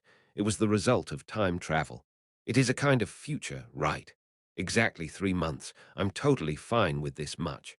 Ephraim crossed her arms and raised her nose. I said to this girl, looking almost cute for the first time, "You finally did something worthwhile." Hoo-hoo-hoo. At that moment, suddenly, the conversion paper and the solution flew under the seat. Immediately after, the magic paper disappeared completely. What is it? Ephraim was the first to respond. No, even though I was fine with it, she jumped up and yelled. Shit, it's a thief. Here, it's a thief. A thief. VVIP rooms could only accommodate 30 people. At the sudden shout, they all looked at Ephraim and me with a frown, but it didn't matter if it was a thief or something. Miss, please calm down. There can be no thieves in this VVIP room. No, someone just took something by magic. I didn't learn it because it's a backtracking harmony series. What do we do? Do you know how to do it, Professor? Eferen, close your mouth. Even if someone knew the solution and equation, they wouldn't be able to solve it in the first place. I'm telling you that Professor Deculein's magic theory has been stolen. Someone took the theory. What? Is that true? The flight attendant turned to look at me with a look of tremendous surprise. Without a word, I predicted the headlines of the Empire tomorrow morning. Scoop, Deculein's new magic theory theft case. Nearly 100 million Elnis worth. I mean, it must be worth 1 billion Elnis. No way, Scoop. A case of stealing the new magic theory from Deculein worth 1 billion Elnis. An alarm rang inside the airship. Chapter 269. The Ashes, 1. The Principality of Urin. There were 5 count families in Urin, which had recently been called the Kingdom of Maho and undergoing remarkable development. As the country was small, the number of nobles was also small. Sian, Farah, and Belik, anyway. The eldest daughter of the Sian family, Rose, was tidying up her short, light blue hair. She had a staff, magic handcuffs, and a revolver tucked away for self-defense. Hey, do you work on holidays too? While enjoying tea time on the balcony, her mother tilted her head and asked, and Rose replied with a stiff expression. Yes, I'm busy with the coming exhibition. She had a sense of duty as the Countess's wife. She had no intention of pursuing the old-fashioned formalities or the intellectual vanities of aristocrats. Urin was destined to become a republic, so the nobility was a vice that would eventually disappear. The caste system was an evil custom. Your brother hasn't come in yet. What is that kid trying to do? Really? He hasn't contacted me either. Go, don't hurt yourself. Don't let yourself be heartbroken like your little brother. Rose's mother put down the teacup elegantly. Rose left without answering and got on the motorcycle parked in front of the house. Vroom. After driving away, she plastered a wanted paper to the wall and sprayed it. With less than a week left before the expo, Rose was immersed in her duties as a magic prosecutor. So, after distributing all the wanted notices on her way, Rose reached her workplace. Urin Magic High Prosecutor's office. Many people were rushing around inside even though it was a holiday. Hello. Hello, Rose walked in, greeting her seniors. They didn't look happy to see her, but rather avoided her eyes. This was all because of the caste system. Rose. Yes. At that moment, she replied to a certain senior who called her name. He seemed a bit uncomfortable, but still, he delivered a stack of work papers to her desk. This. Yes, what is it? It's a complaint. A complaint? Rose, you're a prosecutor, right? He scratched the back of his neck and asked. Rose nodded. Of course, I'm a prosecutor. What would I be if not a prosecutor? Yes. So don't do random interrogations outside or go around looking for wanted criminals like a detective. Don't distribute wanted posters either. Complaints have been coming in. Belatedly, she read the list of complaints. They were all marked for Prosecutor Rose. Oh, yes, okay. I won't. And this is your real work. He handed over a paper with a red label. Rose's eyes went wide. What is that? Professor Deculein, you know him, right? Instantly, her expression hardened. Of course she knew. The villain of the times, Deculein. I do. It's not that I don't. Most of Urin's citizens were firmly against the demon blood massacre, killing people just because they were born from a certain bloodline. He's coming for the expo, so please escort him. Please, he's someone that values manners, so you're the fittest to do it. You're the most appropriate. No one but you will do. The senior spoke with a sneer, and Rose nodded. Yes, go now. Okay, Rose pouted as she walked down the hallway. Her eyes darted around, examining her surroundings. Almost everyone in the prosecutor's office whispered something while squinting at her. As expected, Miss Rose is taking it. That mission. Well, when people like us go, they don't even match eye level. We live in different worlds. Well, it is different. Miss Rose and Professor Deculein, too. Both of them are great aristocrats. It was because Professor Deculein was an important person. Escorting him, or simply guarding him, would be a tremendous achievement. But she hated Deculein's actions, and she only felt more annoyed when her parents' faces came to mind. They must have requested it again. Rose returned to her office, sat down, and muttered helplessly. Her parents always pushed her to do the things everyone else wanted to do, but she didn't. No matter how hard she tried to avoid it, it didn't change at all. Still, when she made it home today, she would have to make a fuss one more time. Her radio crackled, catching her attention. This is Prosecutor Sian. Professor Deculein's new theory was stolen from Uran's airship. It's an emergency, so let's gather as many people as possible. As soon as the airship landed, countless reporters flocked in. As there were too many people there, I snuck out the back road and arrived at Uran's palace. I'm sorry, I'm sorry.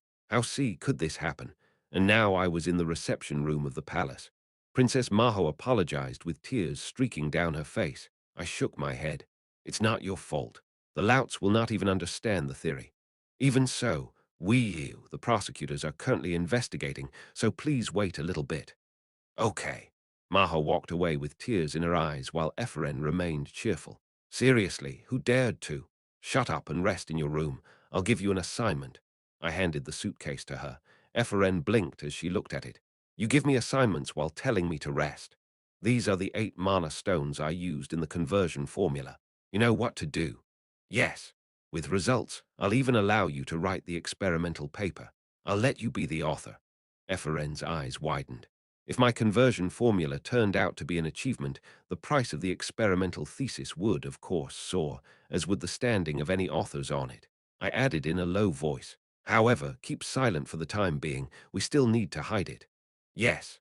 After answering quietly, like some sort of spy, she moved to her room. When I was about to enter my quarters, Professor Deculein. Someone caught my attention. I recognized her face as soon as I saw it. It was one of Uran's named Rose. The results of the airship investigation are in. We've detected the magic ingredients used. It must have been that a summons was concentrated in an extremely narrow range so that only a piece of paper was taken. Yes, that's right. We are looking for a wizard who is proficient in the secondary and manipulation classes. I nodded, then pointed to the cage she held.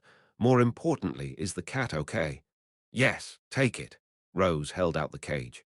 Meow. The red cat was meowing inside.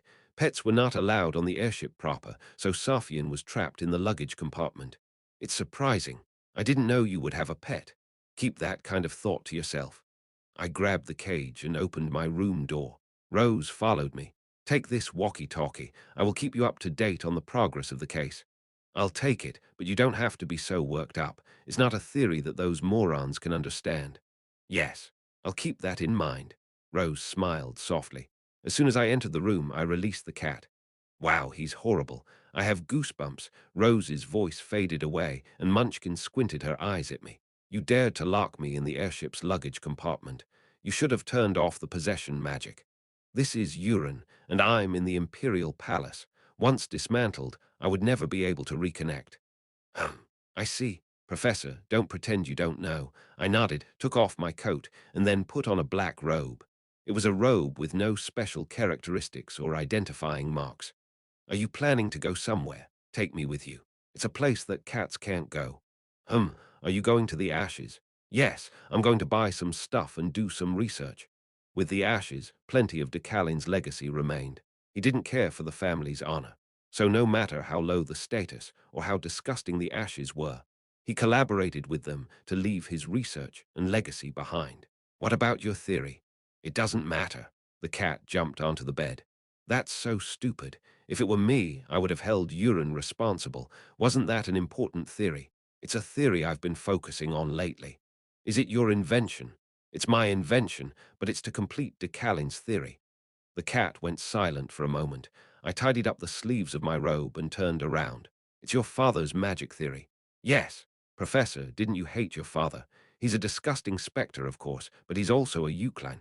I have to uphold the former family leader. Carrying 3 wood steel and the snowflake obsidian, I went to the door. The cat opened its mouth again. Don't leave me alone for too long. Okay. Deculein's thesis was stolen. I heard it's worth 1 billion elnis, if we could just find it. But what kind of bastard has that kind of guts?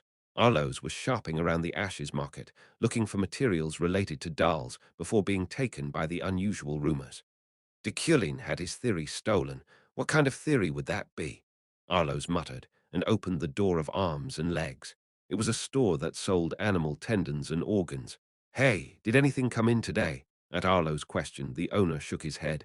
What a shame. There was, but a customer just swept it away. All of it. Yes. Shrugging, he pointed to the stand behind him. It was empty, everything. What kind of son of a bitch was it? I don't know. Clink, she held out a silver coin. The owner swiped it. Tall man. Clink, she held out another silver coin. He wore a black robe. Seemed to be a nobleman from Urin. A noble from Urin. Clink, one more silver coin. He spoke the Urin language, and with a distinctive tone of voice. A noble of Urin in the Ashes territory. Urin and the Ashes were close yet far.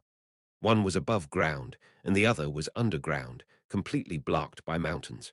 You had to go around unless you went through the dungeon passage infested with thugs and robbers. Creak then, the door of the store opened again. Arloes and the owner looked over at the same time. The owner frowned, and Arloes grinned. What day is today? A group of people with a rather high-pressure gait walked inside. From inside their robes, leather armor sparkled. It was the uniform of Urin's public authority, dazzlingly silver. Owner. One of them stepped forward and put a hand on the counter. They were talking outside about Professor Deculein's theory. Are they? I didn't hear. Arloes watched them with interest. The blue-haired woman shook her head and took out a gold coin from her pocket. Did you not hear? The owner still watched with his arms crossed. Then the woman took 1, 2, 3, 4, 5 coins. She was building a tower. Arloes smiled inwardly. She looked to be from Urin, but seemed to know about the Ashes. Among the Ashes merchants, the owner of the arms and legs had a good reputation for his information. I think I heard something. He decided to negotiate after receiving 15 gold coins. The owner smiled as he swept them into his pockets. I heard that the one who stole Deculein's theory is in the Ashes. Is that true? Yes. Go to Poisonous Horses bookstore. Yes. Thanks. The owner held up a hand to the group before they left. Hey. Yes. Listen to one more piece of information. There are still more left if it's 15 gold coins. Oh, okay. The merchant was surprisingly honest. Even if there were cases where the copyrights of the floating island were deciphered and sold at a lower price, they didn't attack each other. Deculein's father is Deculein. Who doesn't know that? There is a man who follows the trail of Deculein in the Ashes. The owner glanced at Arloes. She smiled bitterly, and the woman asked, Following Deculein? Yes, exactly 30 minutes ago. What kind of information is that? At that moment, Arloes stepped forward. You must know that Deculein and Deculein didn't have a normal father-son relationship, right? And the legacy of Deculein is very dangerous to the Ashes. Dangerous. Deculein, through a magic experiment, exploded this volcano. At that time, Urin must have been in an uproar, right? Her eyes grew large as saucers. Arloes shrugged. You mean the volcanic eruption from 15 years ago? Exactly. This is a dormant volcano. Creak, it was then the door opened once more, and 3 young people shuffled in. They looked around with tense faces, then stood in front of the counter. Excuse me. The female wizard who spoke like that was Epheren. She looked up at the owner with a stiff face. I heard that Professor Deculein's theory was stolen by someone from the Ashes. Do you have any information? Arlo smirked with a slightly perplexed look. She didn't know if the dungeon men were all dead, but why was the barrier for entering this place so low? Chapter 270. The Ashes, too. The group met by chance at the Ashes shop. The wizard Epheren and Prosecutor Rose, alongside Arloes, led them to her adventuring group. In a place decorated like an ordinary office, Epheren and Rose took off their robes and looked at each other in surprise. Aren't you the professor's disciple? Aren't you his bodyguard? Rose raised an eyebrow. I am not a bodyguard. I'm a prosecutor belonging to Urin's Magic Supreme Prosecutor's office. Oh, prosecutor's office. Of course, Epheren didn't know what it was. No, more importantly. After interrupting, Epheren looked back to Arloes, to be precise, at her doll. Do you know who stole the conversion formula? Arloes shook her head. I don't know, but it's obvious. It will be among the most wanted. There were several wanted posters on the corkboard against the wall. Epheren glanced at those faces and, startled, pointed out a name. Authority Carla. Is Carla here? The Authority Carla. In the past, she was a super genius who was called a powerful next-generation archmage. However, at some point, whether she was corrupted or tired of their state of affairs, she abruptly hid her career and achievements as a wizard, and in the end, she was reduced to being a criminal moving among the Ashes. Yes, she is, Rose answered. She's a huge headache, both in Urin and in the Ashes. There's no need to even mention her brother, Jackal, but she herself has committed too many crimes. As she said so, she stared intently at the wanted poster for Carla. However, there was no detailed appearance. It only showed her figure in a robe with her name written under it. She was the most mysterious wizard in this world. The first time Carla was discovered in Uran was 5 years ago. We loved it because Uran has quite a few magical talents. We expected to train her as a student. But, Ephraim asked. Rose snorted. Student, my ass. She stole, then studied strange magic with the ashes, and her younger brother Jackal was a murderer. But she was incredibly strong, so even Uran's public powers couldn't catch her. Drent, Julia, and the two guards swallowed hard as they listened. Fortunately, Jackal went to Hadekane. I don't know why, but Carla also went quiet, but this kind of thing happened again. Rose clicked her tongue and looked back at Ephraim. She asked in a slightly worried tone, Inspector, that research is worth 1 billion Elnis, right? Yes, but I am not an inspector. I am an assistant professor. And I am a prosecutor, not a bodyguard. Rose put on her robe again. Where are you going? We have to go to the volcano. I heard someone is following the footsteps of Deculein. I will go with you. Drent, Julia, what about you guys? The two scratched the back of their necks and shook their heads. We have something to do. I guess we'll have to go back to Uran again. Really? Okay then. How about you, Miss Puppeteer? Arloes grinned. Then she hefted a large duffel bag on her shoulder. I'll go too. There are many dangerous men in the ashes. I also know Deculein, so the escorting is free. The Ashes volcano existed even deeper than the town and commercial districts. The lower one went, the darker it grew, and the volcanic ash seeped into the air. Those who visited these areas were miners, criminals, drug addicts, and other lower-class citizens. Pathetic and disgusting souls who had no purpose in their lives and had forsaken even the value of their existence. I was standing at the heart of that volcano, looking at the glistening magma. This is the end. There is nothing under it, the man who guided me explained. Take it and go away. I threw a bag of gold coins at him. Oh, thank you, Kyuhuhu. He backed away, smiling brightly, and I watched the volcano quietly. Below this was a shimmering aura, the energy of mana that could not be hidden from my vision. I floated the wood steel over it without a word, then weaved the 4 pieces of steel together and put my feet on them. I descended slowly into the volcano in chase of that aura. I quickly discovered a shelter made by excavating part of the volcanic wall. It was a long passage heading inward, warmed by the volcano's heat. Tack. I stepped into it and looked around. First of all, there was furniture. A couch and a desk, magic papers too, of course. However, I wasn't looking at them. You were here. Someone was lying on the bed at the far end. Carla, Authority Carla. I slowly approached and looked down. She was lying on the bed, sweating buckets. Her dark hair was drenched, and her body was burning up. Carla looked at me. Her body, terminally ill by the setting, was steps away from death. Such an overwhelming talent, but that body couldn't handle it. Independent quest. Carla, the Authority Carla does not want to die. Deculein, Carla quietly called out to me. That tone drew me back to Deculein's past. It was quite a long time ago. She expressed the talents of a great wizard since she was young, and she once came to teach me with Deculein's support. Those memories of her were clear in my mind. In other words, she was Deculein's teacher before Rohakan. Why don't you know this? Why can't Deculein learn? However, the difference in talent was overwhelming, and Carla left the mansion puzzled by Deculein, who didn't understand any of her knowledge. Her naive questioning was a great setback for Deculein. Yes, I'm Deculein. We haven't seen each other since the Ghost Island. Is that so? Carla smiled as she replied. Meanwhile, I examined the various magic papers placed by her bedside and understood the spells written on them. It was a harmonious type of magic that could cause an artificial explosion by burying a magic circle at the bottom of a volcano. Carla, why do you want to activate this volcano? Main quest. Volcano in Uran Mountains. Reward according to your choice. The main quest overlapped with the independent quest. Now, the appearance of Carla was like a signal to the second half of the story. She was a named that cooperated with the altar. Did you come to stop me? Carla asked and forced her body up. She managed to lean against the bed frame and looked at me.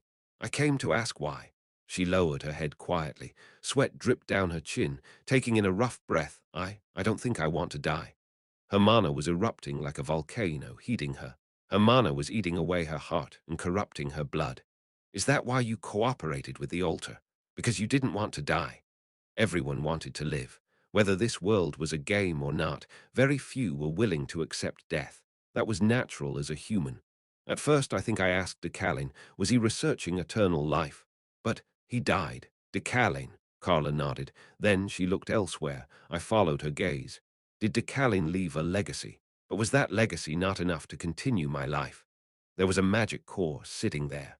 An ugly-looking organism that looked like tentacles sprouted out of a huge heart, but it was already dead. Was that the reason the altar talked to me, telling me that if I cooperated with them, they would give me life? Cough, cough, blood mixed with mana flowed from her mouth. Carla, she looked up at me. Do you want life? Do you want your own life to the point of slaughtering tens of thousands of people? Carla yelled. Then, what about you? You don't want to die either. Her voice was hoarse. No, you don't know because you are alive. I shook my head. I know that too. Carla frowned at me. I looked at her with a slight smile. I too am dying. After accepting the chaos of those hundreds of years of memories from the palace, there was no way I would be okay. Of course, I told Safian I was fine, but I deceived her because I knew her better than she did herself. I told a lie. Carla looked at my heart without saying a word. I raised her hand and placed it on my chest. In the stillness, Carla nodded. However, I have a theory that could save you. She looked up at me. Artificial organism. By implanting an artificial heart that can handle your mana, you can continue to live. Of course, you shouldn't use magic higher than advanced for the rest of your life. Carla's pathology was ultimately the body's overload of mana. Therefore, she could be healed much more easily than Julie. It was clear what needed to be fixed. Is it possible, once my theory is complete? It seems I don't have much time left. It's enough, so discard your magic. Carla pondered what I said for a moment, staring into space with empty eyes. Watching her like that, I clenched my teeth and warmed up my mana. If Carla didn't accept this offer, my response would be simple. I would kill her. Deculein. Then Carla pointed behind me to the other side of the cave. Look over there. I glanced back. Stomp, stomp, someone was moving in the darkness. One step at a time, calmly. I looked at him with a furrowed brow. On the other hand, he met my gaze with a smile. Nice to meet you, Deculein. The intruder who called out to me resembled Safian. It's me, a person who introduced himself as me. However, I knew who that was. Are you that self-proclaimed god? He smiled. Yes. I borrowed the doll's body and came down for a while. It's not a manifestation. It's not an advent. Just like you ordinary humans, I came to experience the world and the realities of the continent for a while. I looked at him with my vision. There was nothing special about him, no great mana and no divine aura. Deculein, why don't you take a moment to travel with me? There's a lot I want to show you. Meanwhile, Epheren was eating. Squid skewers, pork skewers, octopus skewers, lobster skewers, countless skewers passed through her hands. Though no one on the continent knew it, the ashes had the most delicious food. I mean, assistant professor, what are you doing after telling me to go to the volcano? Arlos looked at her and smirked. It's just that this is too good. Wait. Oh, I'm going to buy just one more. Beef tongue skewers next. Arlos and Rose shook their heads as they watched her try and savor all the food stalls in the ashes. We should talk even if it's just between us. What does this volcanic eruption mean? I heard that Carla lives near the volcano. No one has seen her, but rumors are rampant. So I'm wondering if Carla foretold the volcanic eruption or if she's trying to cause it to explode. And Arlo sighed and pulled out a wanted poster from her pocket.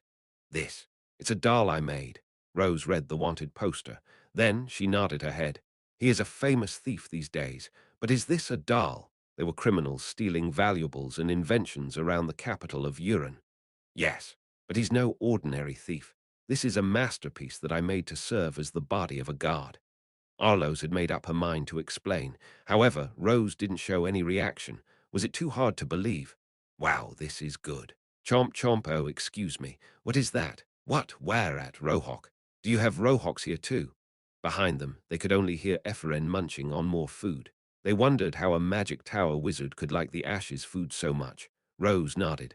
Oh, yes, right. You must be a capable puppeteer. I'm not just competent.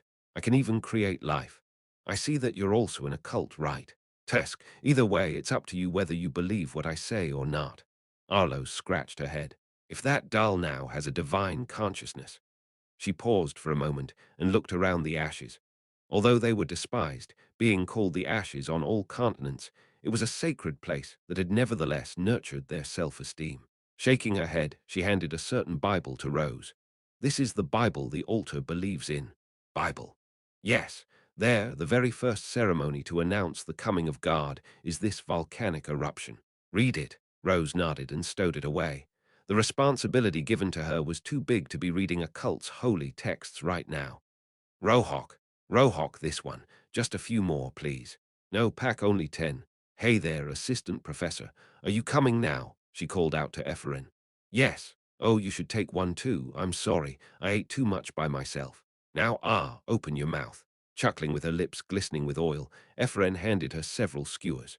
Chapter 271. The guard's meaning. 1. Standing in the volcano cave, I looked at the guard who suddenly appeared. He still wore a smile as Carla, behind me, caught my attention. You can go. At the same time, a quest popped up.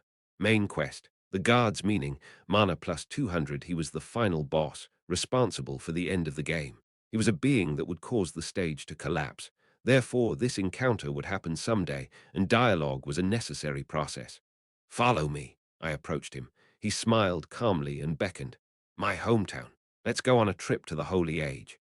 The space around us changed as we spoke, as if the whole world had responded to him, as if it was natural and obvious. Tweet, tweet the chirping of birds, clear sunlight beaming from the sky. I closed my eyes for a moment, and when I opened them again, I could see the landscape of the distant past. It was a primitive village. There were huts and thatched houses comparable to those in tribal societies. I could see no concrete or cement, but buildings made of only natural materials. There was harmony in the green mountains, clear streams, and warmth. Residents with smiling faces were walking between them. It is the village of God where I live. It was modest but full of transcendental mana. This was a scene of the Holy Age. Come with me, Deculein. He pointed to the largest chapel in the quiet town. I nodded. Every day in our village begins with worship. Walking, he scanned the area with longing eyes. They receive a revelation from God in this hall. Creak, he opened the door to the chapel. There were many believers already inside. Everyone sat with their eyes closed as if in prayer, waiting for the revelation. Look, I'm over there too. Safian sat where he pointed, long hair red like flames and crimson eyes like wine. It was Safian's face. Don't I resemble your emperor? Yes, he smiled. Your emperor was modeled after my body during this time. I looked at him. His words were strange. No, everyone in the village was suspicious. They all looked beautiful, but there were no factors to distinguish gender. We don't die, so there's no need to decide such a thing. As if he read my mind, he quietly explained. If you live forever, do you need to divide your gender to create descendants? Everything is God's will. We lived life in faith, he said as if it were natural. I just laughed and shook my head. A life without human freedom. A life of obedience only to God's will. It was no different from the theory of fate that I hated. No, it was the same as fate. They're living like dolls. Is faithful life that for you? It's no different than that. I respect that line of reasoning. He continued, nodding with slightly puffed cheeks. Anyway, we had no crime, no law, no foolish passions. However, I don't think it's the life of a doll. There are exchanges between residents too. We laugh, we cry, we get angry, and we love under the great will of God. Snap, when he snapped his fingers, the location changed. This time, it was a certain academic hall with voices buzzing inside. Residents discussed, debated, and even quarreled with each other over a few sheets of paper with revelations written on them. The task after worship is to interpret the revelations of God. Hebrew He, Hebrew Pe, Hebrew Resh, Hebrew Shin, Hebrew Nun, Hebrew Vav, Hebrew Tav, Hebrew Shin, Hebrew Lamed, Hebrew Mem, Hebrew Shin, Hebrew Mem, Hebrew Tain, Hebrew Vav, Hebrew Tav, Hebrew Zain, Hebrew Vav, Hebrew Dalet, Hebrew Vav, Hebrew Mem, Hebrew He, Hebrew Lamed, Hebrew Gimel, Hebrew Yod, Hebrew Lamed, Hebrew Vav, Hebrew Yod, Hebrew He, Hebrew Kuf, Hebrew Vav, Hebrew Dalet, Hebrew Mem, Hebrew Lamed, Hebrew Aleph. Hebrew Aleph, Hebrew Lamed, Hebrew Tav, Hebrew Yod, Hebrew Tav, Hebrew Pe, Hebrew Samek, Hebrew Yod, Hebrew Vav, Hebrew Tav, Hebrew Resh, Hebrew Mem, Hebrew Dalet, Hebrew Yod, Hebrew Beit, Hebrew Gimel, Hebrew Yod, Hebrew Lamed, Hebrew Vav, Hebrew Yod, Hebrew Yod, Hebrew Mem, Hebrew Kuf, Hebrew Vav, Hebrew Dalet, Hebrew Mem, Hebrew Yod, Hebrew Mem. I couldn't understand their conversation. This complex and subtle language structure was difficult to grasp even with my characteristic understanding. Nevertheless, I put all that information and conversation into my head, analyzing the revelation, studying it, feeling divinity in the process. Documenting history, we get one step closer to our source.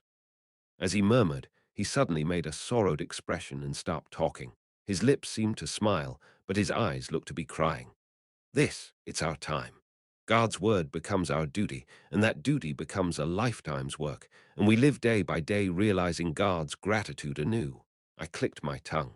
It was pathetic, but suddenly his mood changed. He clenched his fists and ground his teeth. Hostility flared in his pupils.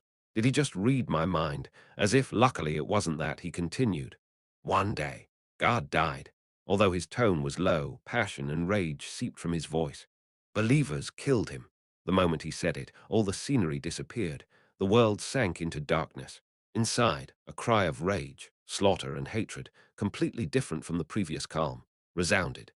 Hebrew Hey, Hebrew Aleph, Hebrew Mem, Hebrew Tain, Hebrew Shin, Hebrew Yod, Hebrew Tav, Hebrew Aleph, Hebrew Tav, Hebrew Zain, Hebrew Hey, Hebrew Dalet, Hebrew Beit, Hebrew Resh, Hebrew Yod, Hebrew Mem, Hebrew Kaf, Hebrew Mem, Hebrew Vav, Hebrew Zain, Hebrew Beit, Hebrew Lamed, Hebrew Hey, Hebrew Aleph, Hebrew Nun, Hebrew Shin, Hebrew Yod, Hebrew Mem, Hebrew Shin, Hebrew Yod, Hebrew Shin, Hebrew Lamed, Hebrew Shin, Hebrew Nun, Hebrew Vav, Hebrew Aleph, Hebrew Shin, Hebrew Kaf, Hebrew Kate, Hebrew Vav, Hebrew Aleph, Hebrew Tav, Hebrew Kate, Hebrew Samic, Hebrew Dalet, Hebrew Mem.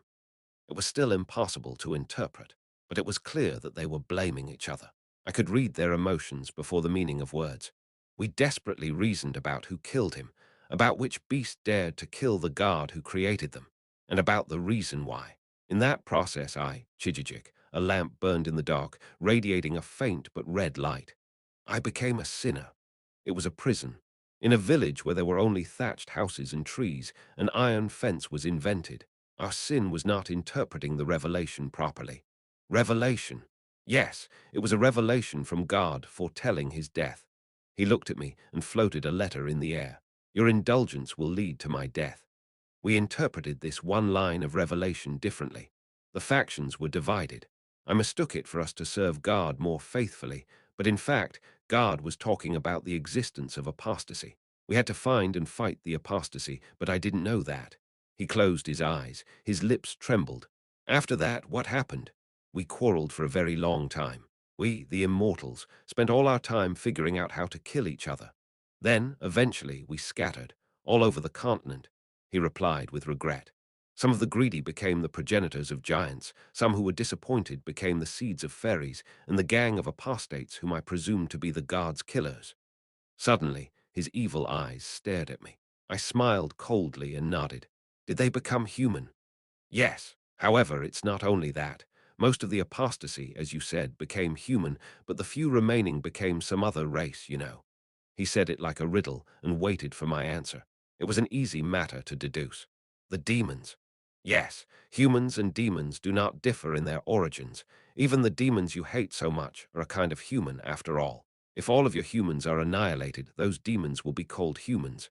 Is that all? There is still one more left. Then he smiled without saying a word and pointed his finger at his chest. You mean me? Yes. You, what have you become? Ha ha, you know it too. Do you want to hear it through my lips? He put his hand on my shoulder. He patted it a couple of times and then hit me on the chest with his forehead. I tried to resurrect God. Even after God died, I remained as a believer. After that, the location changed again. It was the same village as before, but it was engulfed in disaster. Woo-whoosh.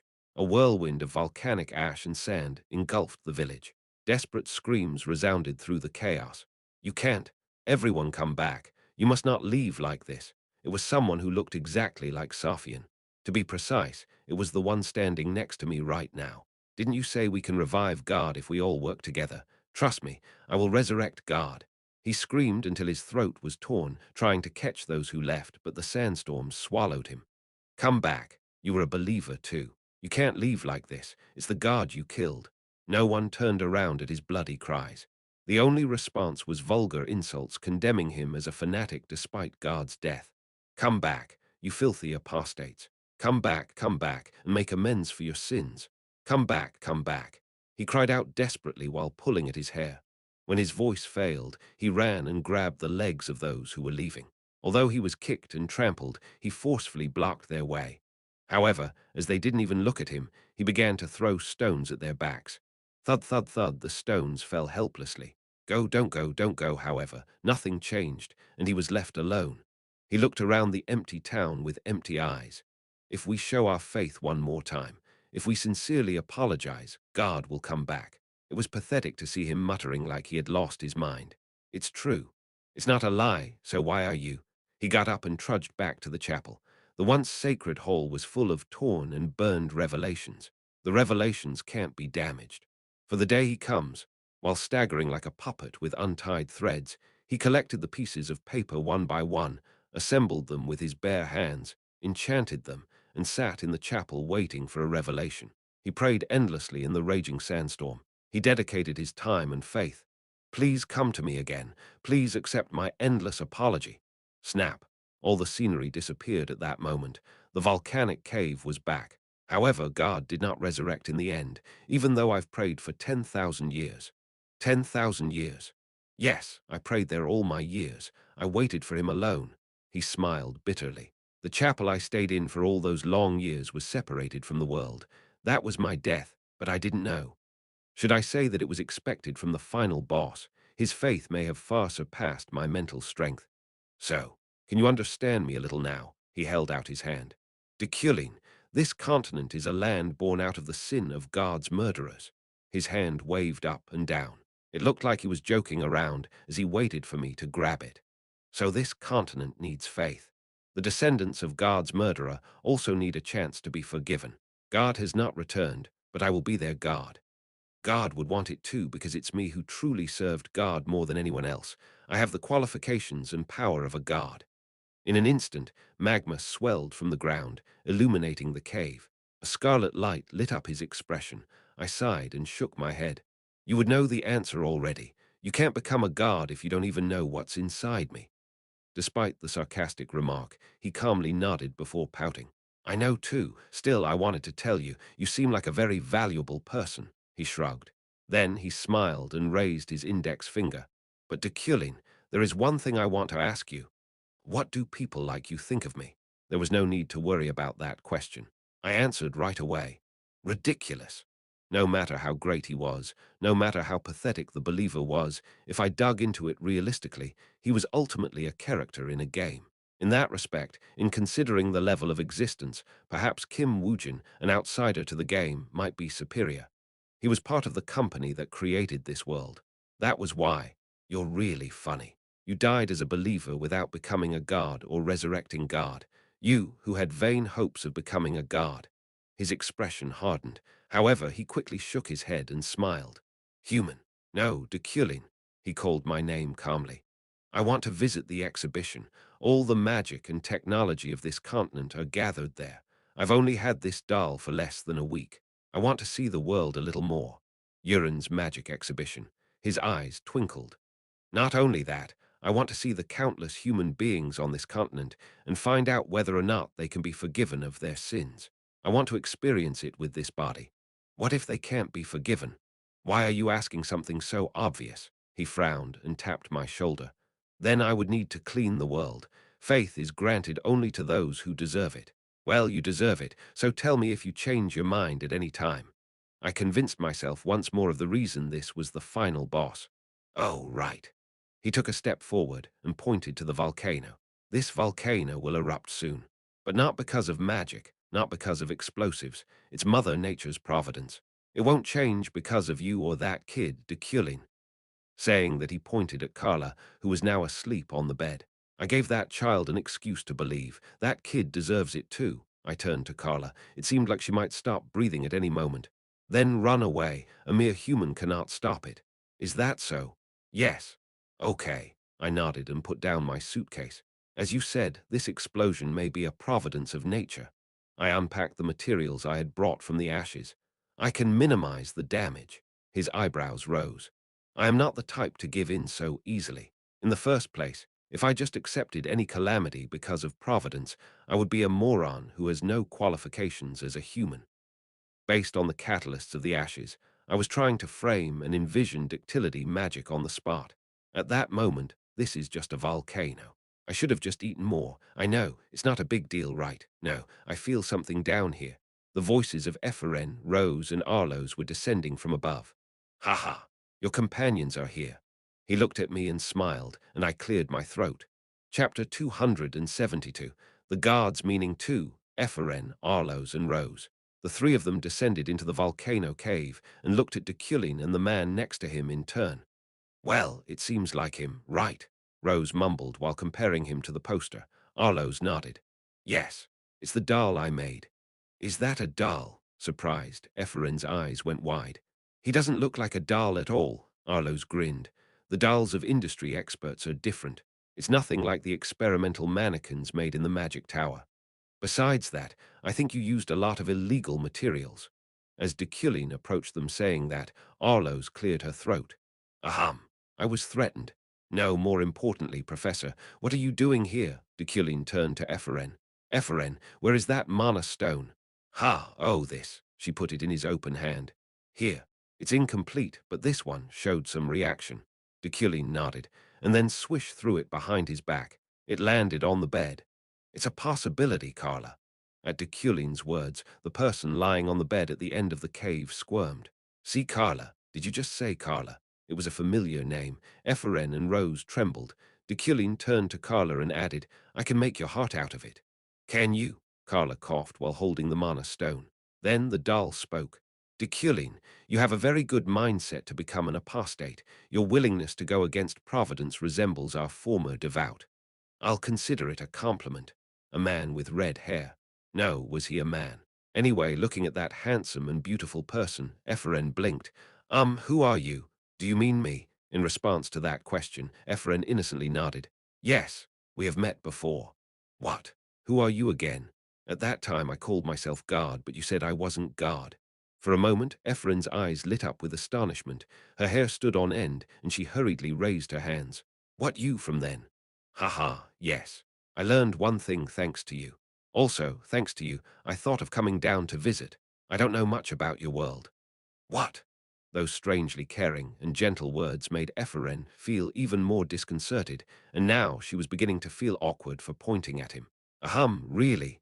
Yes, she pretended to cough and quietly lowered her hand. Then what's your name? Name? Yes, your name. Well, I still want to be called a guard. Aha, Epheren nodded as if convinced. She asked with a bright look, Is your name Guard? Is that a foreigner's name? At that moment, even Guard shut his mouth. He answered while fiddling with his hair. Call me Key. Key, it's a strange name.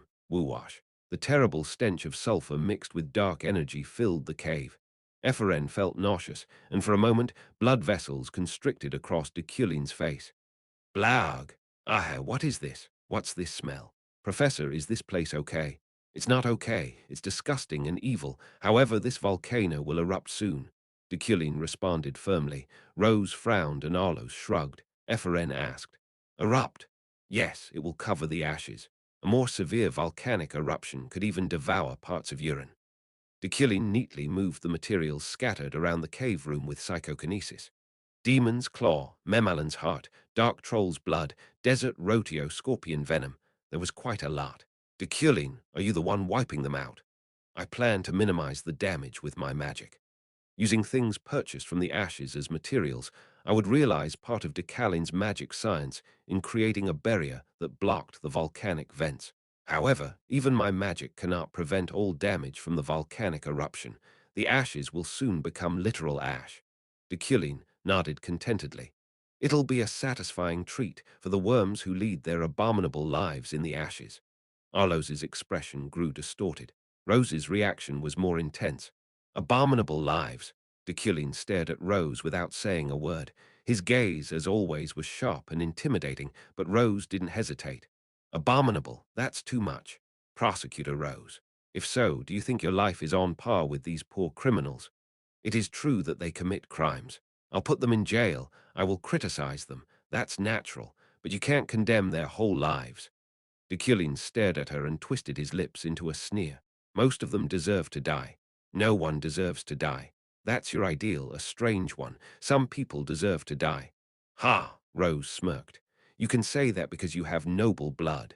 That's why you're aloof. You too, Deculein interrupted her. You also can say such things because you're a noble. If you were a commoner, you wouldn't be. He shut his mouth for a moment, then looked into Rose's eyes as if he was stunned. Do you think we could have a conversation or something of the sort? Being a noble, you can think like that, and if you were a commoner, you would have already lost your head. Rose ground her teeth while Deculein shook his head. Well, the nobles of Urin must feel a sense of inferiority. Compared to the Empire, it is a very low bloodline. Turning around, he looked to Key, watching the two with curious eyes. There is still a week left until the eruption. The exhibition is before that, so you will be able to see enough. Are you going to show me around? In return, make that red hair less noticeable. Key smiled and patted his head. The long hair, which seemed to be made of fire, changed to black in an instant. Wow, that's so cool, Ephraim mumbled, and Rose approached with a huff to handcuff Key. This is a public service. You are under arrest on charges of stealing more than 27 items from Urin's mansion and several stalls and auction houses. You have a chance to make excuses. You can refuse to make a statement, and you can apply to the court for an appeal. Urin's princess, Maho, was processing the reports of her officers in the palace. You, woo, you sound like some kind of train. The escort knight Charlotte smiled at her loud sighing. Even so, Maho still felt guilty and put her face into the report. What should I do? Conversion formula. If that's worth 1 billion, Elnis. We don't even have the money to compensate him because we started a new business. The problem was, after all, Deculein's conversion formula. Why did that have to be stolen from the airship bound for Urin? At least if it happened outside Urin airspace, I could have made some excuses. I could just brazenly claim that it happened in Imperial airspace, but it had to happen inside Urin, sniff, sniff. Maho thought as she pretended to cry. She worked on figuring out a way to gain Deculein's sympathy and reduce the damage of this situation a bit. What? At that moment, Charlotte put her hand to her earphone. Oh, I see, thank God. What? What? Maho hurriedly raised her head. Did they find the conversion formula, did they? Nope, it's not that, but they've caught Dido. Dido, oh, the culprit who stole around 50 million Elnis in a week. Yes, the great prosecutor Rose of the Sian family found him. They are bringing him to the palace. Rose. Maho was also keeping an eye on her these days, as she was a key talent for the launch of the Republic. After all, big things are done by people from noble families. It's not because of her family. Charlotte cleared her throat. But do you still intend to go with that plan? Yes, Maho's answer was firm. She wanted a perfect republic, a country formed by the support of its citizens, not by bloodline or family. A democracy where the majority's votes determined their leader. It will be dangerous, given the current situation. It can't work if not now. The Emperor has a fiery temper. If they grow, Urin won't be able to stand against them. The Principality of Urin was lacking in political standing as a remnant of a kingdom long gone. Therefore, Maho wanted Urin to cast off the shadows of their past and enter a new history as a republic.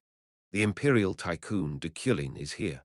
He is intellectually outstanding so that he might notice, and if so, it'll be a big problem. If Deculein found out, he would try to sabotage them, refute it, and report it to the Emperor. Maho, of course, knew. The Empire will not tolerate a republic where the citizens can vote. I still don't fully understand the process myself. It's simple. What if only the imperial family remains in the Empire? Maho shook her head. Governing positions are inevitably created by those who are governed, so the master of the state. Knock, Maho and Charlotte flinched. Yes. This is the prosecutor Rose of the Sian family. Yes, come in. I also want to hear the story about the arrest. The door opened, and Rose bowed her head to Maho. Enough with the formalities, come in. Yes, thank you. Also, I have something to tell you. Professor Deculein spoke about the volcano, the detention center of the Urin Palace. Ephraim was watching Key, who was imprisoned in a cage. Even though it's just an experience, I don't want to be inside iron. Key tapped the cage. I think it's rare to experience being locked in a cage, and all experience is good. I already have experience from a long time ago. What, were you a criminal? When Ephraim's brow furrowed, Key smiled. No, more importantly, why did you steal these? Ephraim waved the list of stolen items Rose provided. Key stole a lot of stuff. He put everything from jewels, books, and random knickknacks in his pockets. I wanted to take a look at them because they were interesting. I was going to put them back after. That's stealing. Ha ha, I see. Ephraim stared at him, then sat down in a nearby chair and opened her thesis. Fortunately, the facility wasn't that bad for a detention center. Rather, it was as clean and quiet as a library. FRN, right? Are you not going? The professor told me to monitor you. Oh, but what is that? Key showed interest in her thesis. FRN replied with a smirk. This is a thesis that my father and the professor made together, and I'm studying it. I still didn't understand even 3% of it, but I'm in a hurry to learn more. Why are you in a hurry? Aren't you still young? Even though humans are mortals, you will live to old age. Eferen took out a pen and responded as she took notes. I'm trying to stop the volcano. The nature of this allotrope seems to be quite helpful in preventing volcanic eruptions. Isn't that up to Deculein? He doesn't want to protect the ashes. Key looked puzzled. I'm going to learn this, add to the professor's magic, and stop the ashes. Are you disobeying your teacher? No, but more importantly. Eferen stopped taking notes and suddenly looked to Key. What the hell are you trying to do coming down here? What are your plans? I heard you would become a god. Yes. How does one become a god? Key looked at her. How to become a god? How does one purify the continent that had already been stained with too much scum? She asked about something he'd been thinking about for countless years, like it was as simple as breathing. But that was why he didn't hate her. I will stop them first. The world this time, this space. And I will melt it all into something new, and I will recreate it. Eferen snorted. Of course, I will filter qualified people out. You are among them. Me. Yes, I don't want it. Why? What kind of guard is imprisoned in a cage? Oh, at that moment, Key smiled softly and took a step forward. Is this better? Looking at Ephron's face from outside the cage, he asked. More importantly, where is Deculein and what is he doing? How did you escape? Even his handcuffs were gone. Ephron looked at Key with narrowed eyes. Do you want to watch Deculein? He's outside. Why? Ephron laughed bitterly. He's the lawyer. Professor Deculein is your lawyer. He's defending me. Yes, you said you wanted to see the exhibition, then you have to get out of here. Legally, Key closed his eyes in thought. No, the defense seems to have ended a long time ago. Really, can you see it? Yes, he is now. He could see what Deculein was doing. Key, who was about to say what, suddenly stiffened. Why? What is he doing? He's writing. Writing? What? Epheren was frustrated since she couldn't see it. It's the words of the holy age. That? Key opened his eyes again and laughed. Did he grasp the language structure just by hearing it? What is he going to do by learning it? Epheren shrugged. Well, wouldn't he be trying to have a proper conversation with you? Anyway, at that moment, the doors to the detention center swung open. Key, you'll be released for a while, what? How did you escape? A few guards stood behind them, looking at Key out of the cage, and shouted, Hands up! Raise your hands! Epheren, come out too! They slapped the handcuffs back on.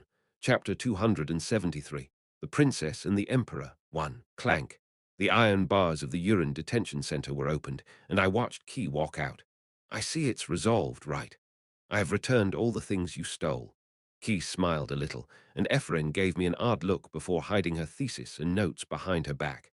Key asked, But Deculein, why did you write down the divine language? Divine language, or in other words, God's language. The system necessary to interpret and communicate the revelations of the Holy Age was difficult to acquire even with understanding. No, it was impossible. There was no such thing as a system in the divine language in the first place.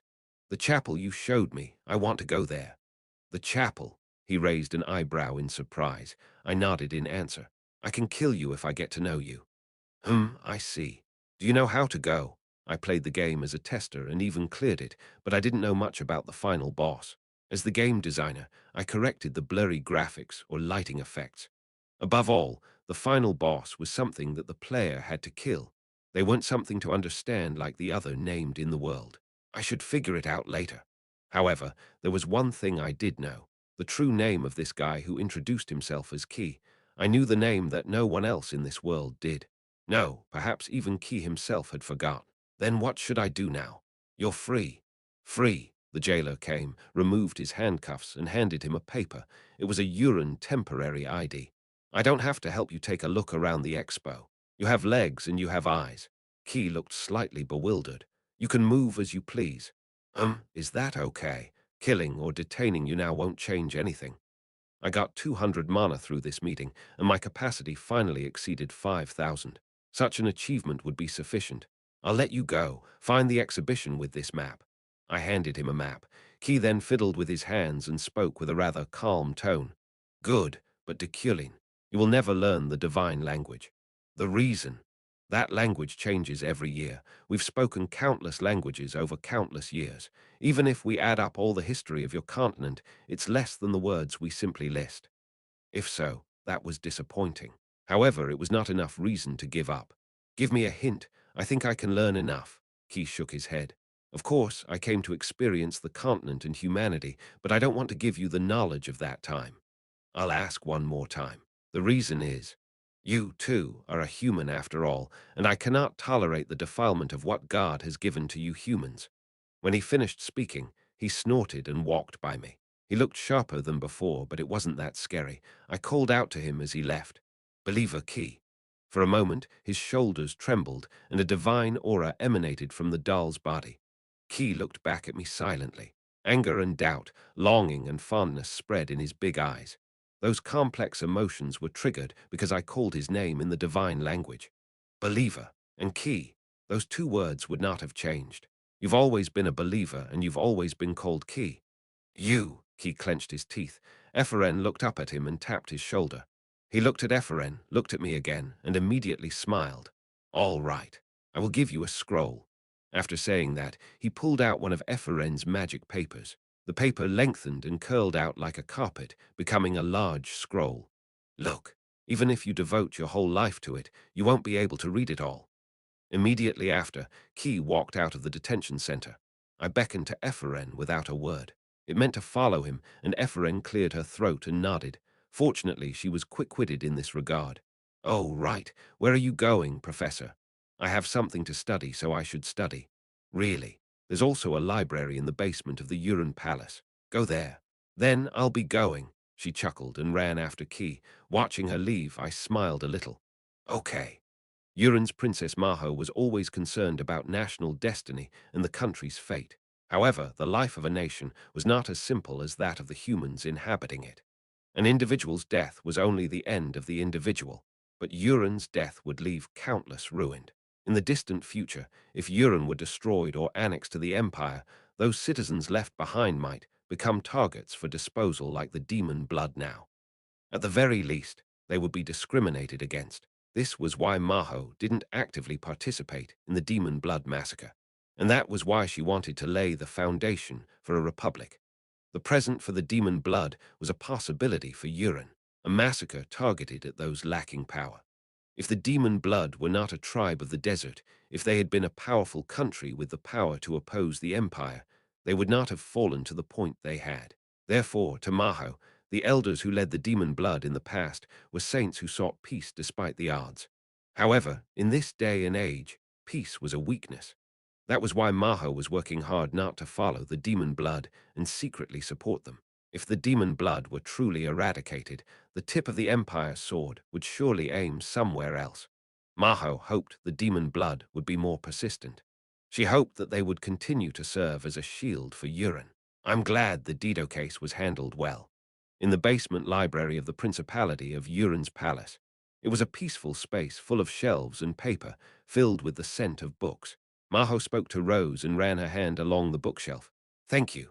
Oh, that's right. How was Professor Deculein? Rose's brow twitched. Why? Deculein was truly an imperial noble. He insulted Uran's bloodline. Maho asked as she walked down the library halls, pretending it wasn't a big deal. By the way, have you read the book I recommended to you before? Oh, yes. You mean this, right? Rose produced a book from her pocket, titled The Future of the Country. The content of this book, which could not be published and was buried in Uran's underground library, was very simple. It expounded upon the tenets of democracy and popular sovereignty. I have. I think it is quite reasonable. If Rose were too embarrassed to say it aloud, Maho gave her answer first. Isn't this country made up of people? Then isn't it natural for the people to be the owners? Rose looked at Maho with surprise, but smiled a little and nodded after a moment. Yes, I have the same opinion as to the princess. It's too harsh that the state's fruits are given only to the nobility.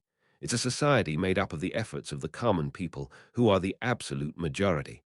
Yes, that's right. So I thought about it.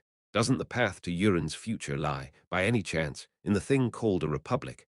At that moment, the expression on the two women's faces hardened, and all sound died off. because a certain wide back was standing to block one of the library's halls, wrapped in a dark and immaculate suit. However, they never imagined that he would be here. Deculein, reading a book, the sound of turning pages could be heard, and Rose and Maho's temples were slicked with cold sweat. He seemed to be completely concentrating on his reading, so had he not heard their conversation. Wow, whoa, whoa, whoa, wow. Professor, Professor, Professor, Maho, who quickly regained her composure, called Deculein. He turned belatedly and closed the book. He faced Maho with a gentle look. Is it you, Princess?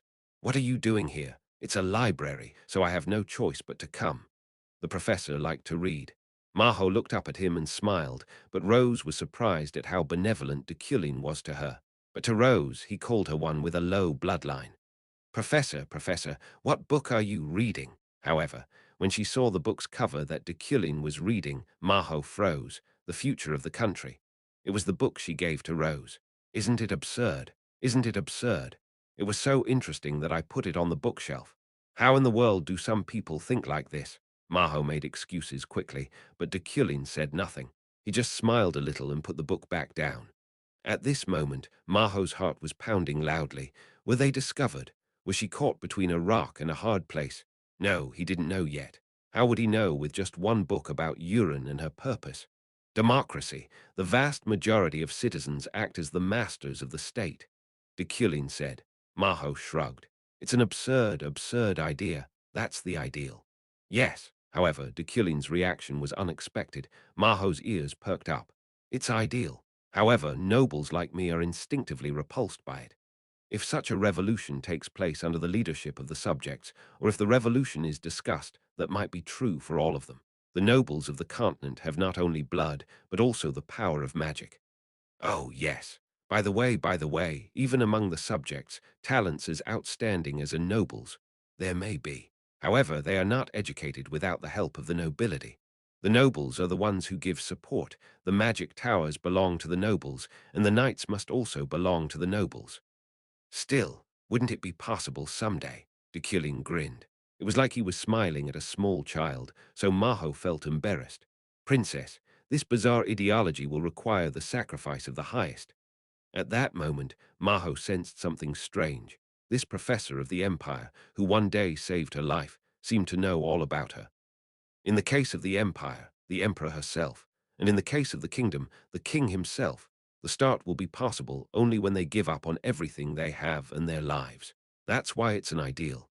Of course, Deculein's insight wouldn't be that great. The professor didn't know anything about her yet. They never had a long conversation, and he only read a book. Anyway, reading a rebellious and interesting theory makes you say strange things. After cutting off the conversation, Deculein smiled kindly again and asked, Do you have anything else to say? Oh, Maho struggled to find an excuse. About the conversion formula. What happened to it? The conversion formula itself was not found, but the theory was proven, thanks to my disciple. Really, really, it's worth it. It is a theory that can save those dying and provide an eternal life. Maho's jaw dropped. If Deculein's words were true, the compensation Urine would be claiming was, Don't worry, I don't blame Urine for the loss. At least I won't do any damage to Urine, but I have one request. Deculein handed her one of the wanted posts for Carla. I ask for the pardon and protection of this friend. If you listen to that request, I will take responsibility and prevent the damage from the upcoming volcanic eruption. Carla, Maho looked up at Deculein. Do you have a relationship with this person? Yes. She was my teacher for a short time when I was a child. Deculein's short explanation was sufficient enough. That kind of relationship is enough. Yes, yes, yes, if so. Thank you. Well then, I have work to do. He smiled once more and passed by Maho and Rose. The two stared blankly at his back. In particular, Rose seemed to be stunned. Is this diplomacy? He told me that Urine's bloodline is inferior, but to the princess. Ahem. Maho cleared her throat and handed Rose the wanted poster. What about Carla, Prosecutor Rose, please? Oh, okay. Rose nodded reluctantly. Meanwhile, in the Emperor's palace, Emperor Sophian was reading Blue Eyes remake. HMPH. It completely turned into a romance. Charon scanned the cover of the book thrown away and answered, Are you talking about the novel of the wizard named Sylvia? Yes, there are rumors that this male protagonist is based on Deculein. Yes, that's what's annoying. Safian frowned. It had been 18 hours since Deculein left Munchkin unattended. Her sharpness was reaching its peak. Deculein doesn't even call me after going to urine, and this damn novel is occupying a best-selling spot. This damn love story between Euclid and Iliade is spreading around the world. Today's Safian was both a cat and an emperor. As she always maintained the possession, when Deculein was not present, she ran the government from the imperial palace, and when Deculein returned, she acted like a cat, and oh, he came back. At that moment, Deculein finally returned to his room in the Uran palace. Safian turned into a cat again, looking at Deculein, Uran's guest room. Mew. As soon as I entered, Munchkin straightened up. You're very late. I apologize. I had work to do. Work. What is it? The Emperor came by and rubbed her face on my shoulder. This was probably a cat's instinct, though. A scroll. What is this? What foreign language is that? Your Majesty. What? Safian was a hindrance in the interpretation of this divine language. No, even as a cat, Safian wasn't allowed to meet Ki. A too early meeting with the final boss would only confuse her, so it was necessary to break this possession magic. There is something I am curious about these days, Your Majesty. HMPH. What is it? You come back so late, and you have a question. Strangely, it's a certain feeling I've sensed from Your Majesty these days. Feeling. Emperor Safian and the feelings she has for me right now, I knew about them. There was no way that I, who had been with her for hundreds of years and regained those memories, wouldn't know. Your Majesty. The cat looked at me blankly. However, there was some tension in her expression. She was curious as to what I was going to say. Perhaps. I looked straight into the cat's eyes. With a moderately heavy and cold tone, I asked just one question. Do you love me? Meow. At that moment, Munchkin soared high in the sky. She banged against the ceiling and sank back into the bed.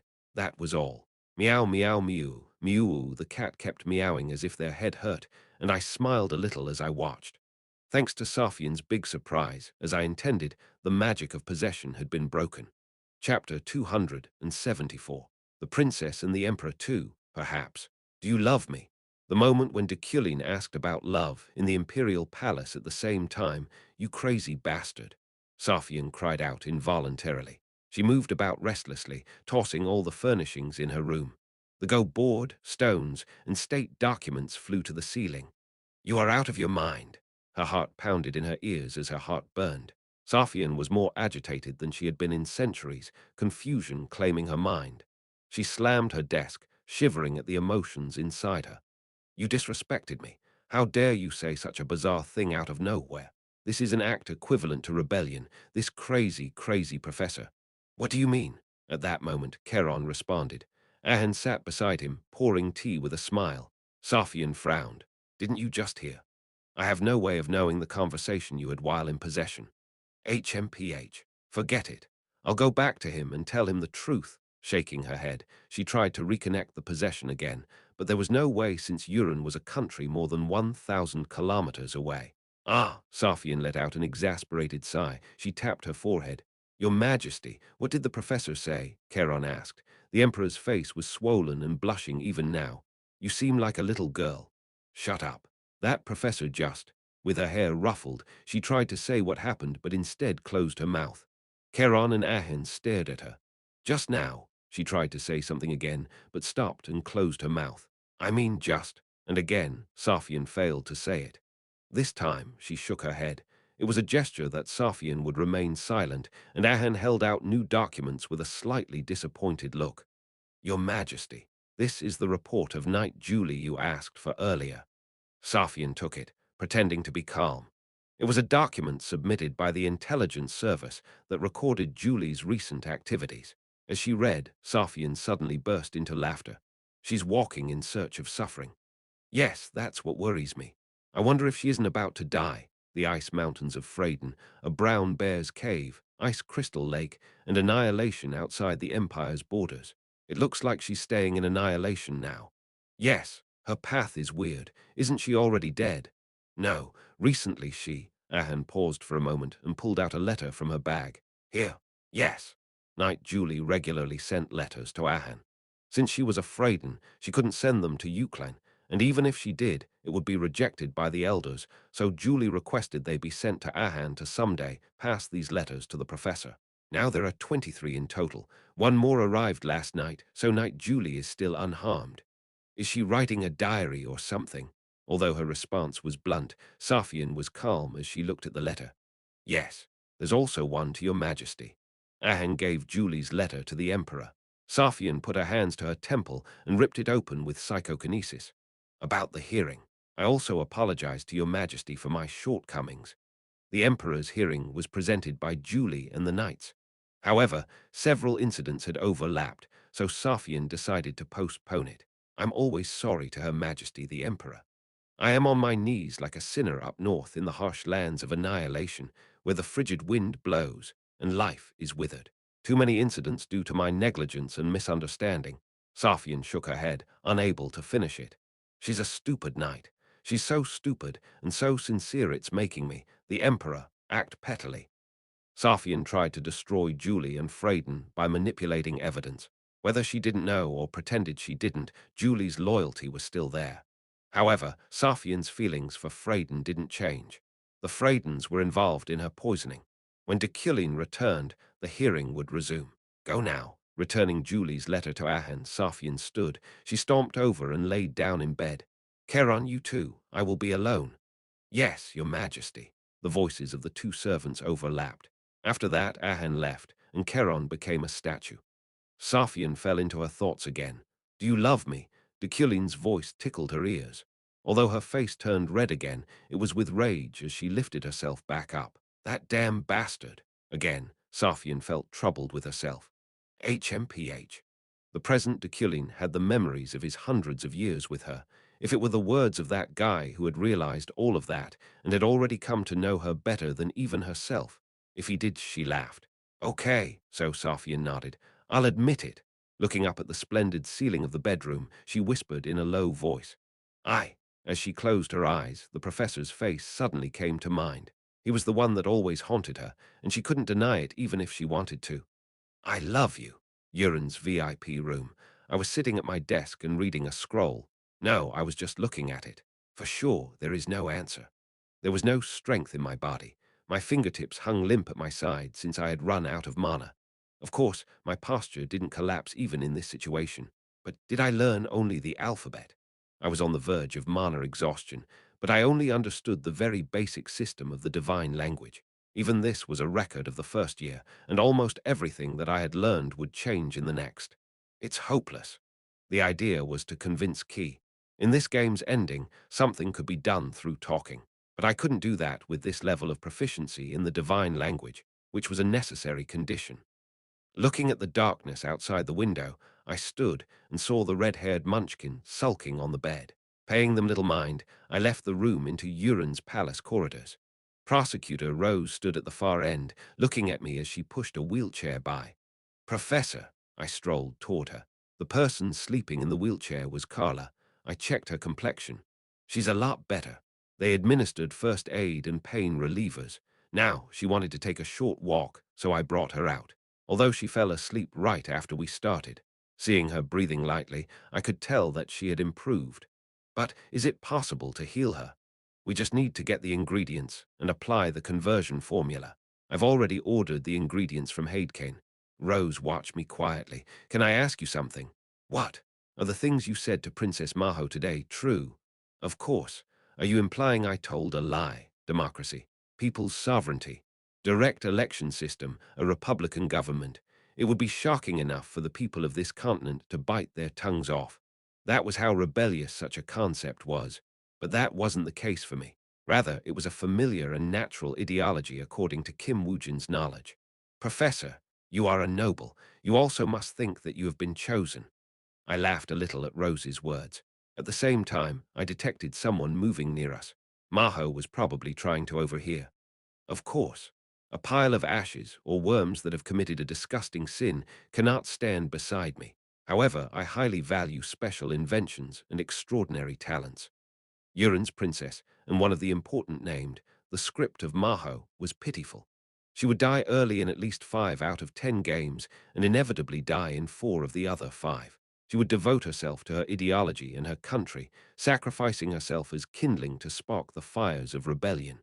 Rather than vain flattery, I respect those who do not break their beliefs under any circumstances. I respected Maho because of that. The idea of democracy is also a brilliant invention, and I appreciate the courage and belief of the unidentified author who willingly left that book, knowing what it would cause.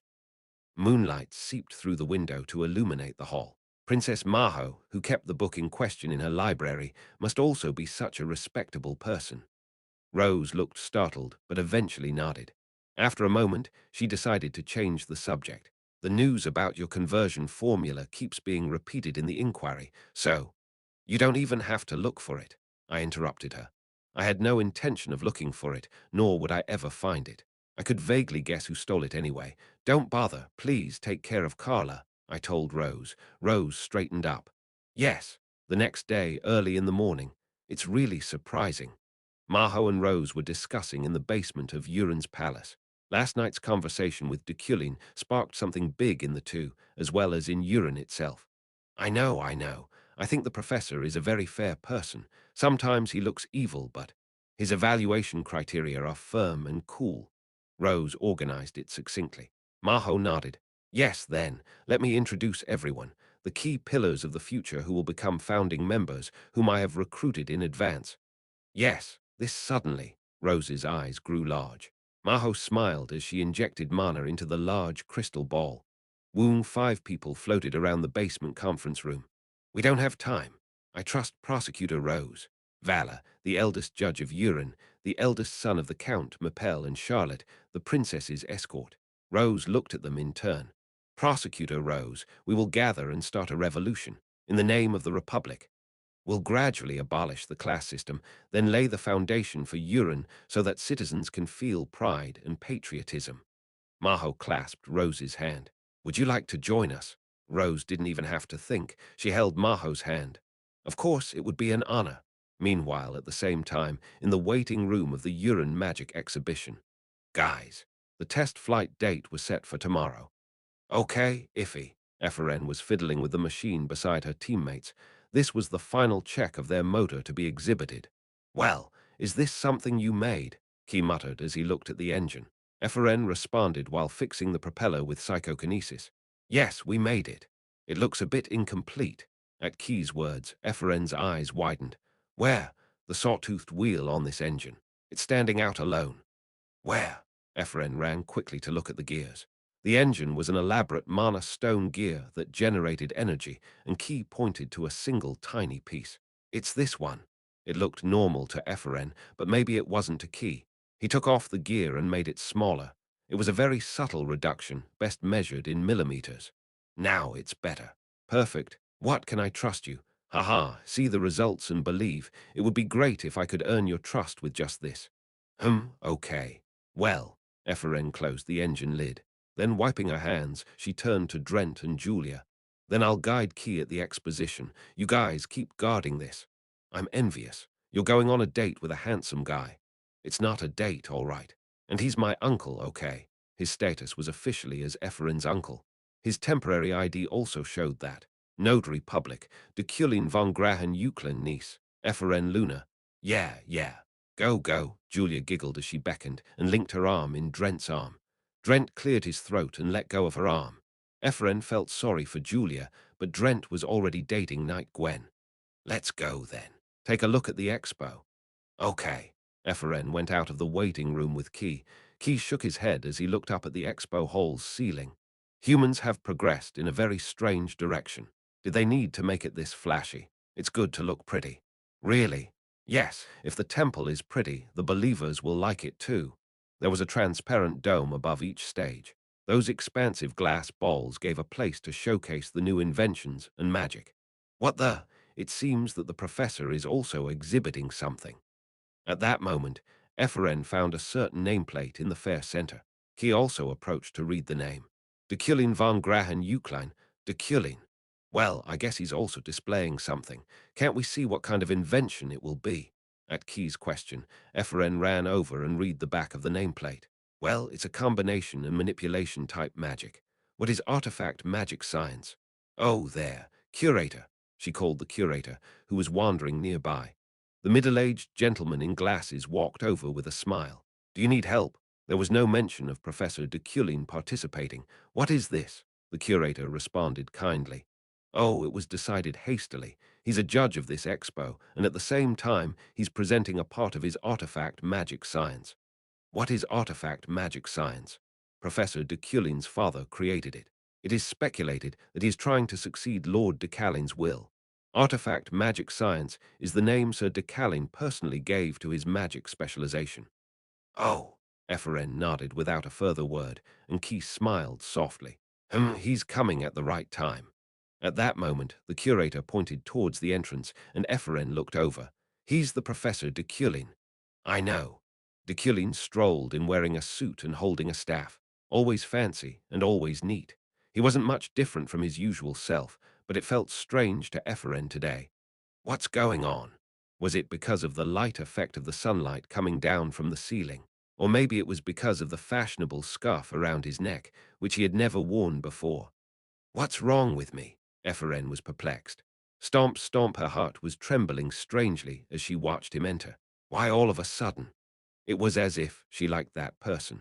Chapter 275. Up to you, 1. The magic exhibition was divided into 3 levels: low, intermediate, and high.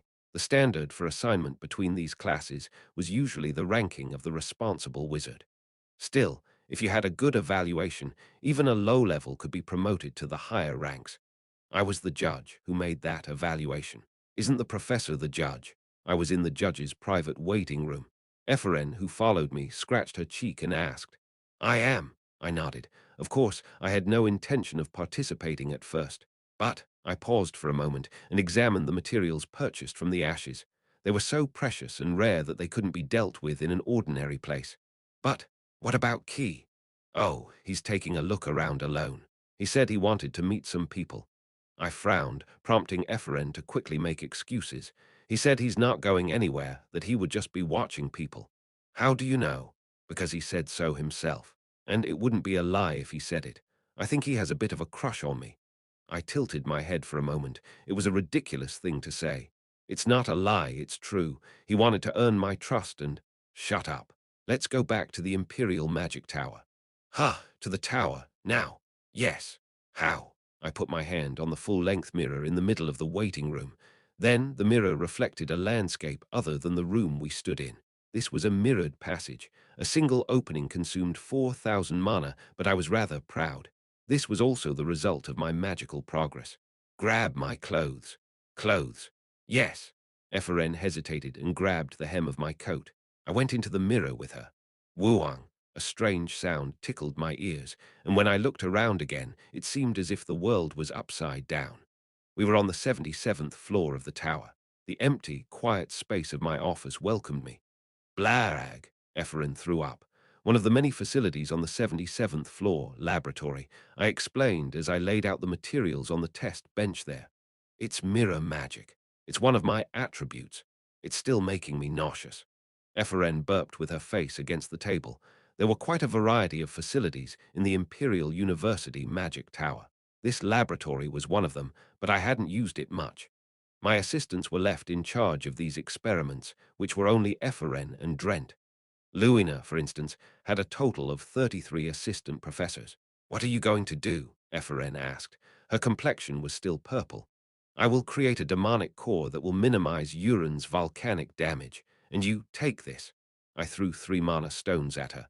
It is a mana stone applied with a slight modification of the conversion formula. It will be possible this time as well. Ah, yes, I will do it, Ephraim nodded. Okay. I first looked at the materials on the lab bench.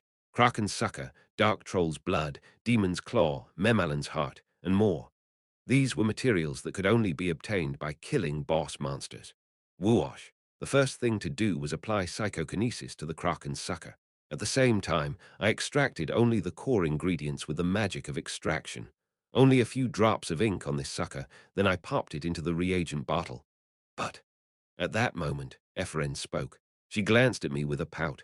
Can't you take off that muffler? Why do you care? It's too clingy, and it's indoors. I took off the muffler. It's a bit better. I will start too. Tick-tock, tick-tock, the wooden pocket watch began to run fast.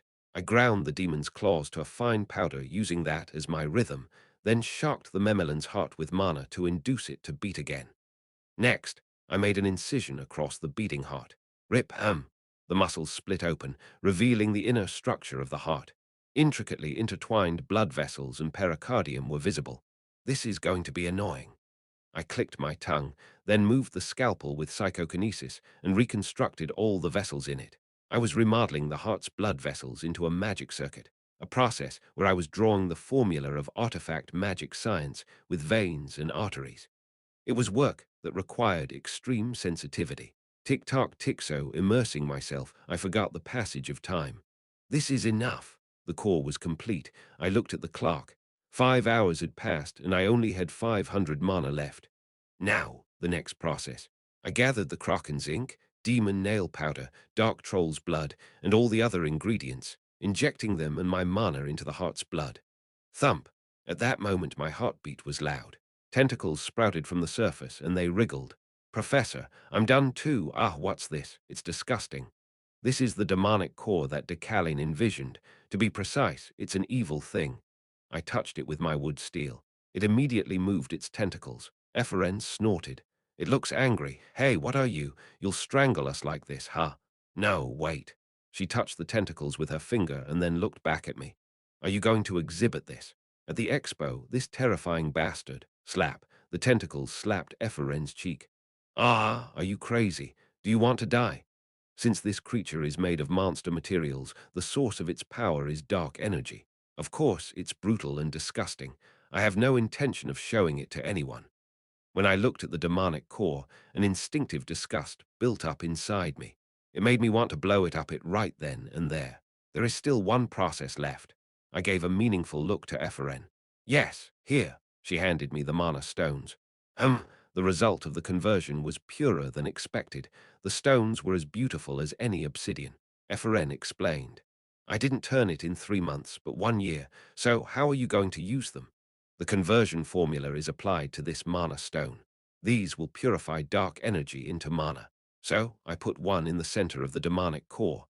For a moment, it trembled violently. It wiggled its tentacles as if in pain and emitted black-red magic. However, that resistance was only temporary. It turned blue, just as Efren cried out. The dark energy that it exuded gradually turned blue.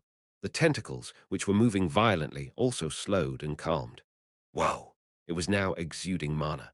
As a result, the disgusting appearance also changed. The tentacles disappeared, and just like a miniature Saturn, it now was a single ring floating around a clear blue core. This is Deculein's artifact magic science. A name like Demon Spirit Core would be more accurate. It would be finally completed if I applied Midas Hand. Wow, Eferen suddenly turned to me. Where do you use this? You just have to give this a purpose. When you set a purpose, it'll learn and move on its own to fit it. First of all, I plan to block Uran's volcano and display it at the expo. Aha! If you show this at the expo, it'll cause quite a stir, right? Decalein's legacy was shortened from 1 year to just 1 week, thanks to Eferen. It would probably have massive repercussions in this world. Then, today, we will rest in the Empire and return tomorrow. Yeah, aren't we going back right away, through that mirror passage or something? I shook my head. I had no mana left.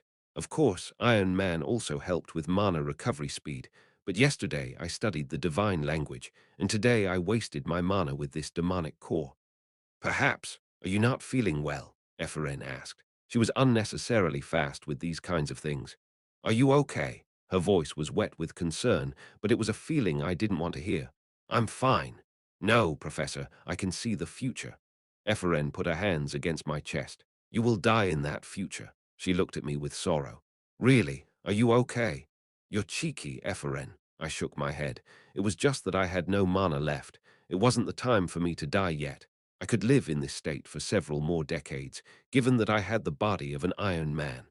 No, I had survived a century in the mirror watching over Safian. Compared to that, right now, I am overly healthy. Me, however, at the end of this world and the main quest, my future that Eferen worried about was probably true. However, even so, I do not accept my death so easily. I don't judge the future you see as fate.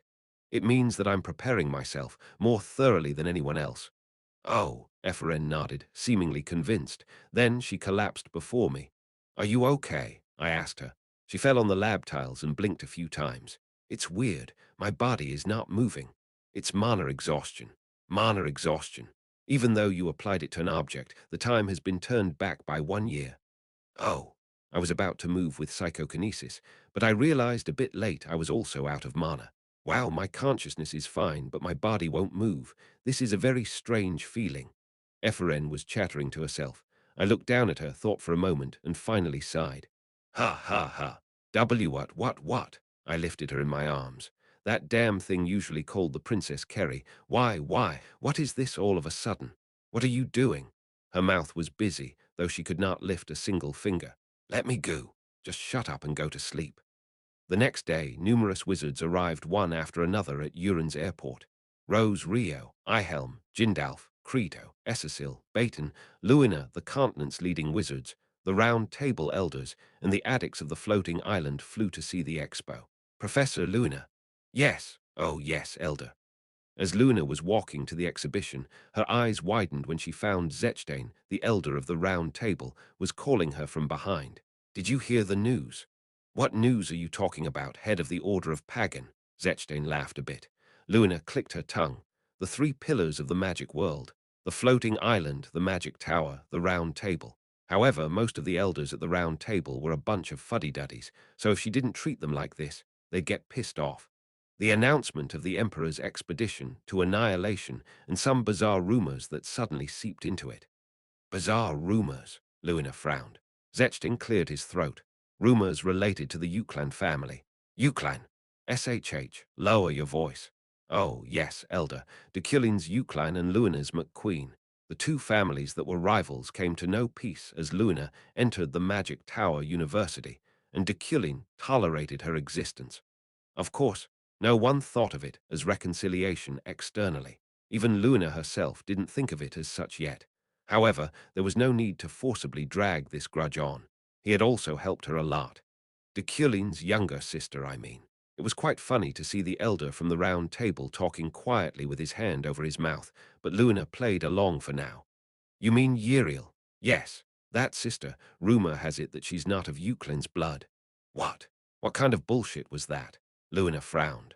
Luina, I know that you and your family have a big grudge against Euclin and Deculein. Don't you still feel humiliated that you trapped yourself in the Imperial Tower? No, it is very regrettable that a family with a long history like the McQueens has to ask a favor from Deculein. Anyway, most of the magic world thought like this elder of the Round Table.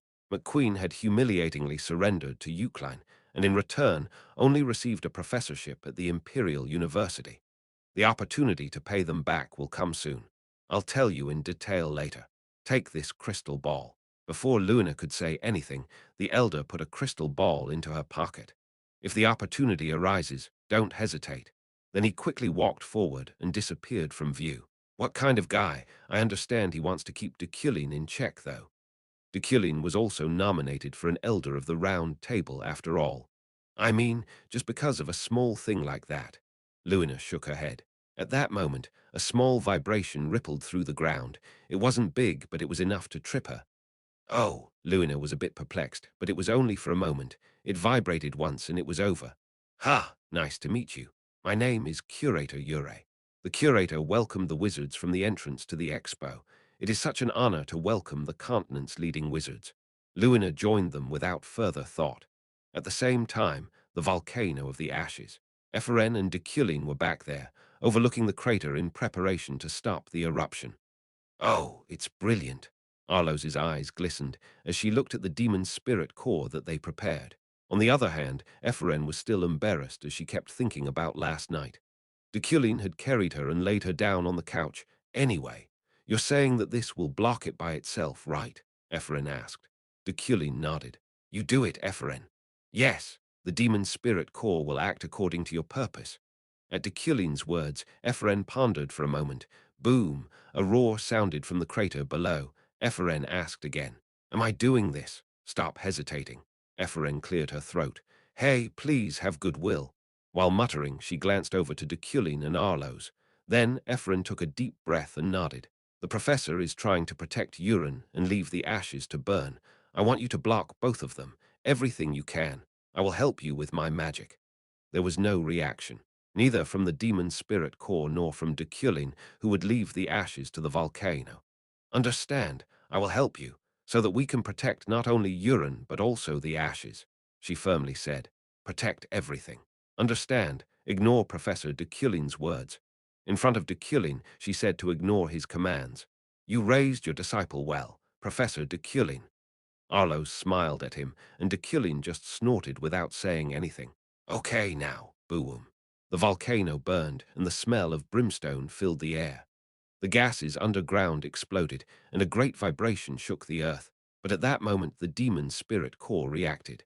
It resonated with Epheren's will. A blue membrane wrapped around the crater. Demon spirit core decomposed all the volcanic ejections into particles, and it began to leak out. "Hey, Professor, is it defective?" Epheren glanced back to Deculein. "It's not working." "It doesn't stop. Look, it's leaking." However, he wasn't saying anything. Deculein didn't look disconcerted. He just wasn't talking. Boom, a second explosion. This eruption completely pierced most of the core membrane, squeezed out, and scattered heat and volcanic ash underground. "Professor, it's not working," Epherin exclaimed as if exasperated. At that moment, Deculein furrowed his brow. "I told you." What? The damage to the ashes cannot be blocked. It's best to only block it for Uran. But since you were greedy enough to protect both, now you have no choice but to throw them both away." Deculein shook his head as if it was pathetic, and Epherin opened her mouth. She glared at him. Then, what should I do? It turned out like this. You told me to do it," she asked with a desperate look, "but why are you asking me that?" Boom, a third explosion. However, Epherin was speechless as she watched Deculein. What he just said, was he an advisor? "This is what you did." Whether he knew what she was feeling or not, with an even colder voice, "You solve it." His words were a warning, or as if to put her to the test. "If you don't want to die, if you don't want to kill again." Deculein met her eyes. "It's all up to you." Chapter 276. Up to you too, the volcano erupted. The earth's crust wriggled as if it was alive and breathing, and a gust of ashes filled the air. Gas and mana exposed to the atmosphere caused chain explosions. Bang, bang, bang. Would it look like this if the world were destroyed? The demon spirit core that wrapped around the volcano made direct contact with the magma's mana and was fragmented, losing its function for a moment. Epheren's mana was too small to be of any help. A roar filled their ears as a torrent of magma rained down. The heat of the volcano's mana raged violently by. It was a disaster that would remain in history, marking the destruction of both Uran and the ashes. For Epheren, these moments continued as if time had slowed. The explosions spread out, covering the world in ash and sending her ears ringing. "Beep, help!" In the midst of this, Epheren looked to Deculein. Perhaps even then she was expecting his help. However, the moment their eyes locked, Epheren lost hope. Transparent and blue eyes, the eyes of Euclid faced her. They said that she caused this, and that it was a disaster for her to bear. It was a massacre caused by her greed and immature good intentions. "Now, do you understand?" Boo-oom. Magma swallowed Deculein. He was pushed away by the flood, and Arlo's Adal was quickly melted. Watching them disappear, Ephraim fell to the ground. Even the ground was so hot it burned her butt, but it didn't matter. She couldn't feel it. She felt vibrations from behind, accompanied by a sound like splitting ground. Ephraim looked back and shed a single tear rumble. Waves of magma rushed in. They reached toward the sky. "Shit!" Ephraim clenched her teeth, swearing. "This is damn nature." She felt like an idiot for being immature, stepping forward when she didn't know anything. Ephraim reached out her hand. At that moment, when the howling magma wrapped around her, Ephraim put all of her mana and concentration into it. She quickly calculated the formula, formed a circuit, and implemented a magic circle. She poured out all the mana in her body to complete it. As a result, woo, a certain aura bloomed around her. It was a transparent membrane blocking the magma. Ephraim's eyes widened as she poked at the shield. Done! This was a piece of Deculein/lunar thesis, manifested entirely by her strength. It was magic that utilized allotrope, the most basic characteristic of carbon. After synthesizing her mana into polymers, she connected them like a tiny hexagonal honeycomb to form a kind of membrane. Deculein would call it a nanotube. There was no way that magma could pierce this invincible shield. I guess not. It did. A stream of magma flowed through the gaps in the magic. Gosh, it's hot. It quickly consumed Ephren. On the couch in the office of the head professor at the Imperial University Magic Tower. Hot, it's hoot. Ephren suddenly screamed and thrashed about. Help me. Oh my, I can't even see. My heart. Did she suddenly lose her mind? Or maybe she had another premonition. It was sudden, but it was understandable because it was Ephren. Deculein, who was recovering his mana in his office chair, looked back at her and asked, "What's going on?" Aha! Ephren opened her eyes. She sat up and glanced at Deculein, then back down at herself. Wow, wow. Then she laid back down on the couch with relief etched across her face. Get up. It's time to return to Uran. Professor, you made the demon spirit core yesterday, right? Yes. The demon spirit core was placed on Deculein's desk. Only then did Ephren realize that she had seen tomorrow's future. That's a relief. Did the volcano erupt? Deculein asked. Surprised, Ephren answered honestly.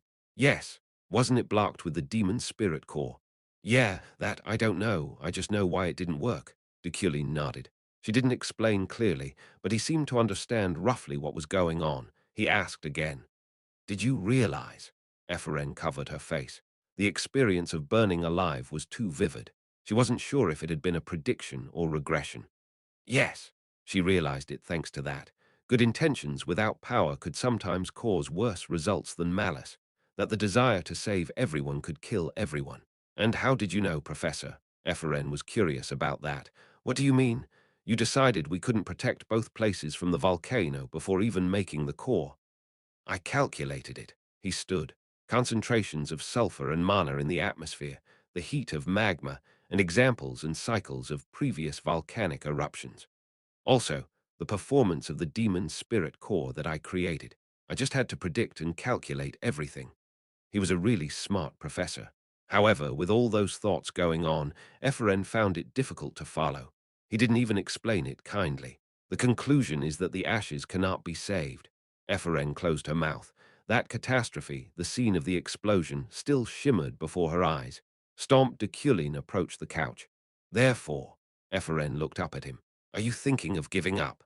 Her heart was still pounding, but this professor remained, as always, resolute. Even before he was washed away by magma, knowing he would be caught up in the eruption, he showed no sign of fear. I understood what you meant. Ephren nodded. I will make that choice too, like you. If I have to give up either Uran or the ashes, I mean. The Principality of Uran, the country where Princess Maho and her innocent subjects lived. On the other hand, the ashes were occupied by wizards and criminals who were not bound by law or ethics. It was obvious which of the two to choose. Even a 3-year-old would choose Uran.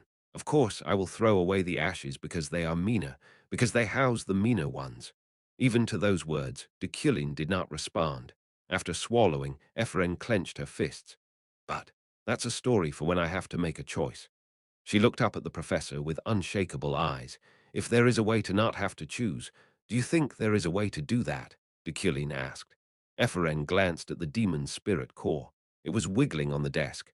The demon spirit core is still not enough. I know, but with my help it will change. Deculein frowned. I realized it, the most difficult and important part of the thesis. Oh, look, Ephren showed him a paragraph from the paper. This form, in which the atoms of a polymer are woven into a honeycomb-like hexagon, I define as a nanotube.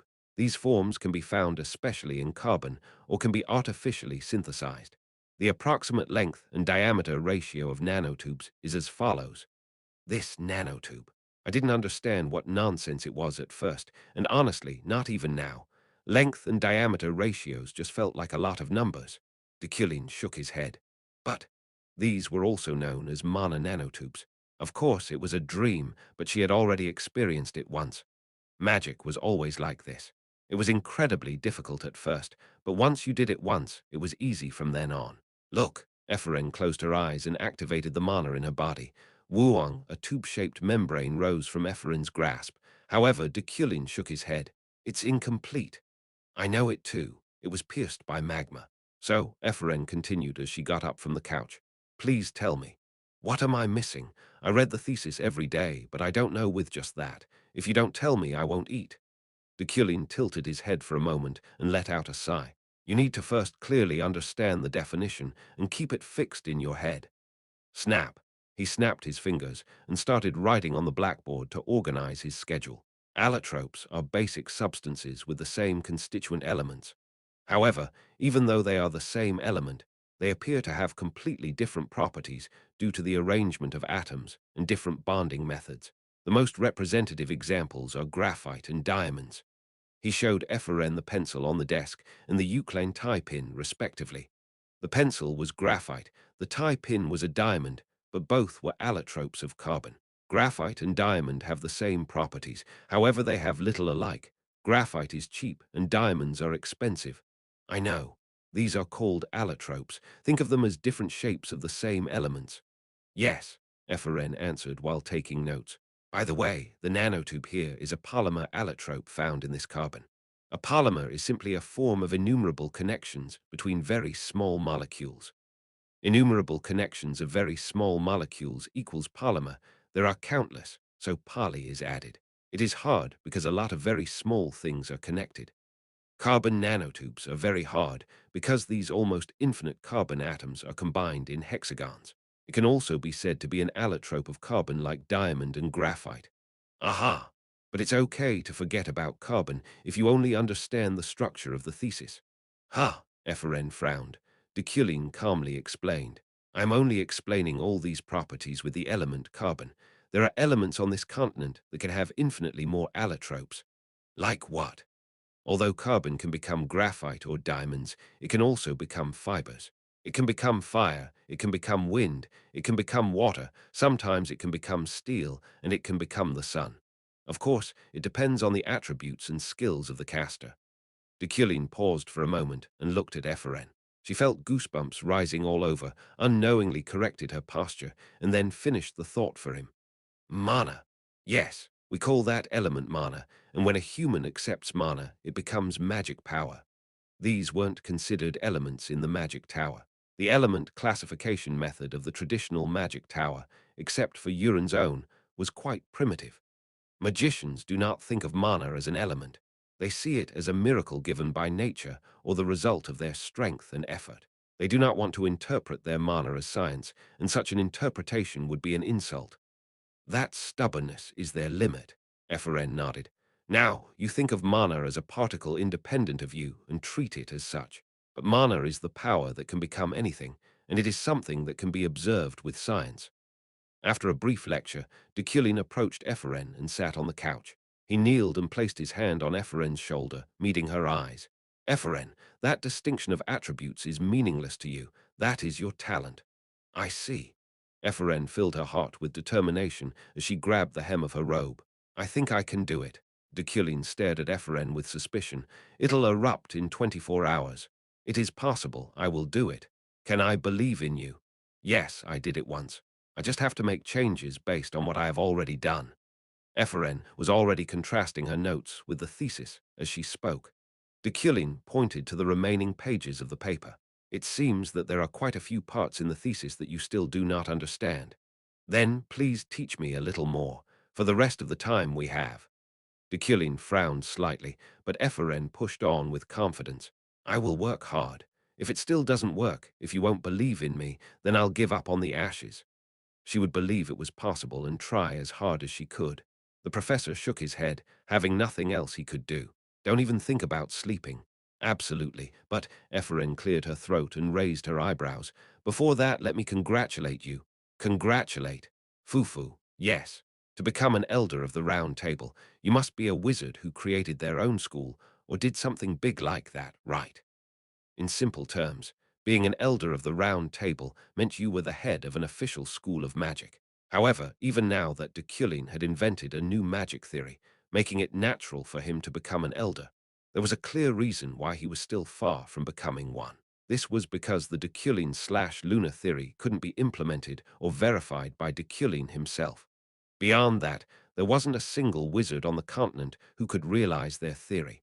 But now I am here, dealing with magic that you can't handle. Foo, foo, foo. So, Deculein stared at her, and Eferen pointed at herself with her thumb. Congratulations on becoming an elder, ouch. A great flick landing against her forehead interrupted her. Ouch, ouch, Ephraim screamed. Don't get excited. You still have too much to learn. It'll be worse than cramming. Still, it's funny and tragic that you've always been so arrogant. Chapter 277. Up to you, 3. Even on this continent, science was still alive and well. The Imperial University to which Ephraim belonged also had related departments. Although most of them were populated by commoners, there were still many scholars. However, most of them were only used as auxiliary roles to support magic. It was all too weird. Now that Deculein had taught her science, for Ephraim, their contempt for science was hard to understand. The reason for the slow scientific development of the continent is simple. No matter how advanced science may become, simple magic transcends them all. It is an accepted fact that science is inferior to magic. Of course, this was not to say that scientists and mathematicians were despised. Even ordinary people could lead fairly respected lives if they worked for a subcontracted organization of the Magic Tower. They were considered well above the middle class. However, science can certainly help advance magic even more, as a means of observing mana and as a point of reference. Deculein said so, and Ephraim swallowed as she watched. Excitement was boiling in her heart at this feeling of rebellion against the present-day paradigm. Ephraim, you're not from the academy, so you can easily accept it. Yes, I'm sure. Mana is an element following the providence of science. Ephraim asserted it with confidence. However, Deculein's brow twitched slightly. But why did the floating island deny this fact? It's so obvious. What can be observed even with this microscope is an atom of mana. Ephraim tapped the microscope on the lab table. It wasn't an ordinary microscope. It was an object that had become almost an artifact because Deculein had imbued it with Midas' hand. The floating island is pathological. They abhor mana becoming subordinate to any science. So what you just said is dangerous. Yeah, what? Deculein replied sternly. That mana follows the providence of science. But what I said is correct, right? Didn't you give me a lecture saying that? No, make the distinction. The providence of mana has not yet been revealed. Mana followed the providence of science. If Floating Island heard it, it would be dangerous for the speaker. But so far, it is right. There are more if we look closely. Rather, we could use science to make mana. It's true, Ephraim. When I told you about science, I meant to use it to reference magic. Science must not be equated with magic. This time, Ephraim frowned. Why? But the thesis. She laid her palms on Deculein's/Luna thesis. There was science in this thesis. Luna Kagan's brilliant idea was to actively link magic and science, and the genius of Deculein perfected it. This thesis, which was difficult and admirable every time she read it, clearly spoke to the importance of science. The more I read, the more I think magic and science are equally important. Didn't you think so too while writing this? No, I have only described science as a means. Deculein pointed to a paragraph. The scientific approach in this thesis is only a stepping stone for further observation and interpretation of mana, and this isn't just magic logic, Ephraim. Ephraim tilted her head, pulling back. Oh, I get it. And then she continued with a sneer. Is it because of the academy, the mage families, and the noble wizards, or something like that? If mana turns out to be a part of science, do you think their power will be undermined and lost? For commoners, mana was a sacred and mysterious power. Therefore, commoners who could handle mana had a chance to change their lives. But most of those opportunities were concentrated on nobles and influential people. What if the science of commoners became as important as magic? What if they could use the mana they worshipped as science? That was why they didn't like it. I don't care. All my life, I have been ignored by the nobles. How could I be terrified of that? The floating island might try to kill you. What? Ephraim felt a bit perplexed. She moved her lips a few times, trying to say something, and then shook her head. Isn't that a crime? If murder is not a crime, what is it? Don't go too far alone. That's enough for science right now. So now, thud. Deculein put down about 300 sheets of paper. Each held practice calculation problems that would be helpful for the completion and calculation of mana nanotube. Do your thing. It is a length-to-diameter ratio calculation. Simply put, it was the length-diameter ratio of a cylinder. The longer the length of the nanotube and the shorter the diameter, the higher this ratio and the stronger it would become. However, if it were set too high, the particles would become distorted, so this kind of calculation practice was essential. Okay. Ephraim got to work with a pout. In my office. I left Epheren in the lab, and I was sitting in my study thinking to myself, Eferen's reaction to science and mana was, as expected, too violent and too radical. It was dangerous and cocky, but it was just as expected, so he was proud. The floating island will be a problem. However, it wasn't a lie to say that the floating island could kill Eferen. To think of mana as a part of science rather than a mystery was the same as denying their foundation. Even if Eferen's claim turned out to be true, the floating island wouldn't acknowledge it, but would rather try to conceal and eradicate this descent. So, I wouldn't help Eferen. After today, if she submitted any scientific papers, I would completely ignore them. That was the best way to protect her. However, Russell, I moved my pen with psychokinesis to bring out the remaining modern knowledge in my head. Of course, Kim Woojin lacked background knowledge in science, but by studying and refining what he had with understanding once again, I would be able to produce something meaningful. It could be of some help to Eferen too. Russell, of course. This wasn't under my normal pen name. Publishing scientific writings under the name of Euclid wouldn't be congruent at all. Russell, as I continued to write, I suddenly thought about the title of this book. Although it might be reasonably new on this continent, where science was only considered an accessory to magic, it was a theory established as a natural law in the modern age. Therefore, it wasn't mine. It was merely a work of refining and delivering someone else's, so I was reluctant to give it an arbitrary title. It would be right to go according to the original one. I wrote the title at the top of the manuscript, Mathematical Principles of Natural Philosophy. The original title was in Latin. A masterpiece called Principia for short, it served as the starting point of modern natural science. This was the work of Isaac Newton.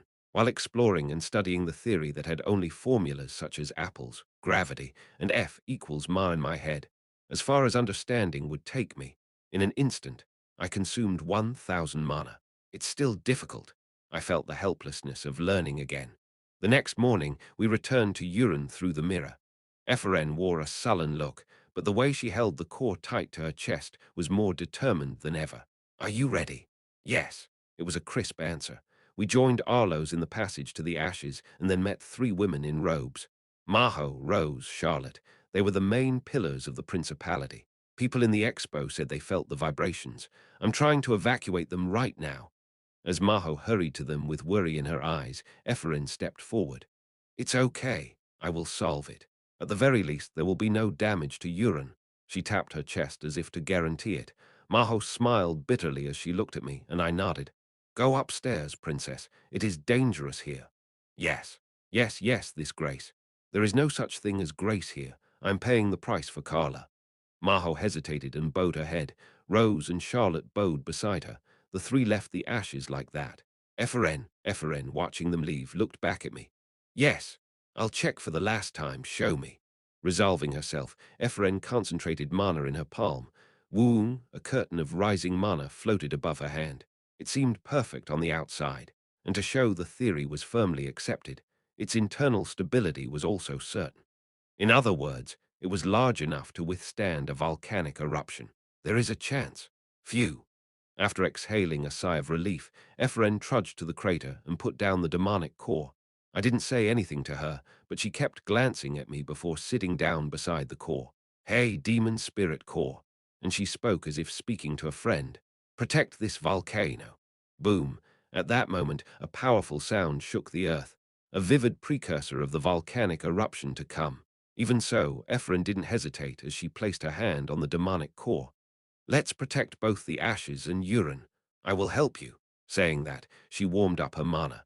Grey energy rose above her shoulders, and Efren's mana permeated into the demonic core. Wuang, before long, a veil of mana gently bloomed around the volcano. Arlos and I watched from the side. Whoa, it's amazing. Once the demonic core wrapped around the crater in 3 layers, Eferen's carbon magic filled in the gaps between them. By understanding and vision's measure, it was perfect. Are you leaving already? Arlos asked me after I turned around. I answered with a glance to Eferen, still concentrating mana on the demonic core. Eferen succeeded. You seem disappointed. Is it because you didn't get your chance to eradicate the ashes? I'm not that bloodthirsty. Rumble. A roar rose alongside surging magma. Ephraim grew nervous as the eruption began, while Arlo smiled. Even if she fails, I will take responsibility and save your disciple. Trust me. You don't have to. With that said, I left the volcano. Done, Ephraim shouted. Done, done, done. She cried out 3 times in a row and fell to the ground. She succeeded. Of course, the volcano erupted. Rumble. It was still exploding now. However, the ashes were unharmed, and the same went for urine as well. The catastrophe she had seen in her dream was averted. No such explosion crushed the demonic core, and no volcanic ash or magma had engulfed the world. Looking around, it was just a little hot and bubbly. The demonic core combined with the nanotubes successfully stopped the volcanic eruption, and the magma and ash were dispersed. Ephraim protected the ashes and urine safely. Success! Arlos approached. Ephraim smirked and glanced around. What about the professor? He left. What? She felt a little sad, but quickly understood why and nodded. Is it because of the Magic Expo? Ephraim jumped up and grabbed the core. Are you planning on going already? Yes. This demonic core has to be presented at the expo. It's a terrific invention. Your magic seems like a great invention too. Foo-foo. It was difficult to deny. Ephraim fiddled with the bridge of her raised nose. Can I just ask what talent you have? Oh, to put it simply, to borrow the professor's words. Rumble.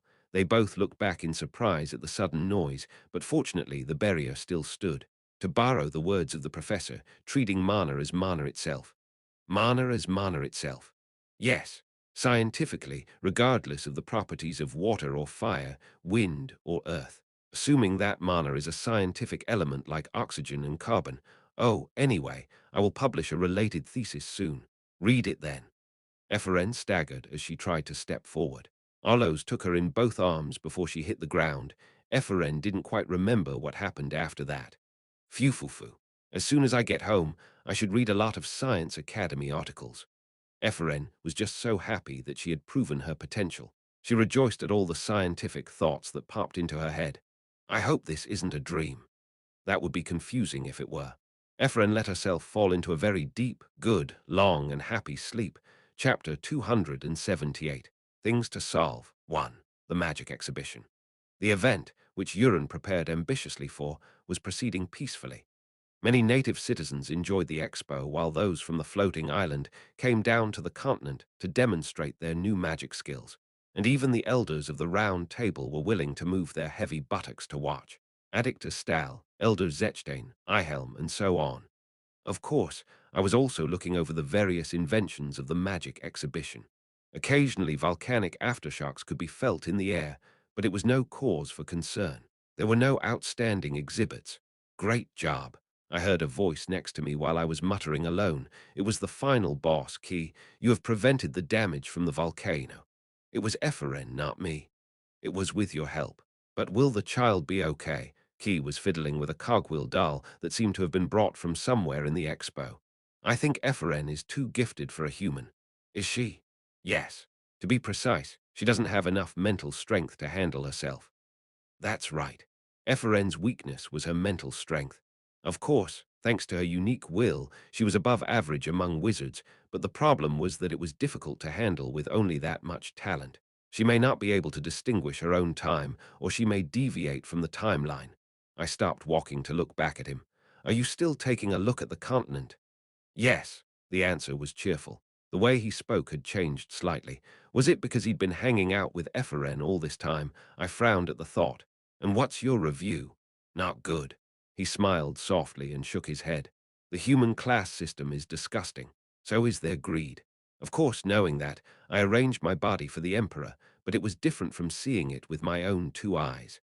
Small wrinkles spread around his eyes. The pawn who beat a child for splashing mud on his shoes.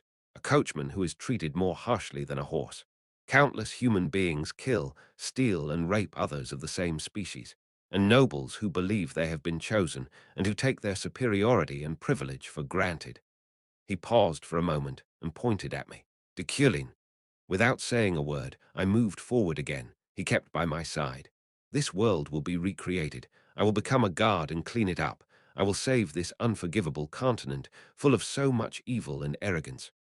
The final chapter of this world, marked by Key's firm declaration. However, it might be a natural conclusion for the story to go like this. If I looked deeply, the human community was rotten inside. Perfect equality was impossible. As I once said to Sylvia, there was no paradise where everyone could be happy. Key. Yes, stomp, stomp, now you are an enemy. Weren't we enemies before? We could not have been if you had given up. Key smiled. What a shame, but it's okay. Deculein, the opportunity is always open to you. There was a divine person in our society. We called him a priest. If you change your mind, I will grant you the same priesthood. No, even if you don't change your mind, I'll keep your soul. Saying that, he approached the expo wall and stuck something to it. Then the character for the word revelation appeared. I asked, perplexed, "What are you doing?"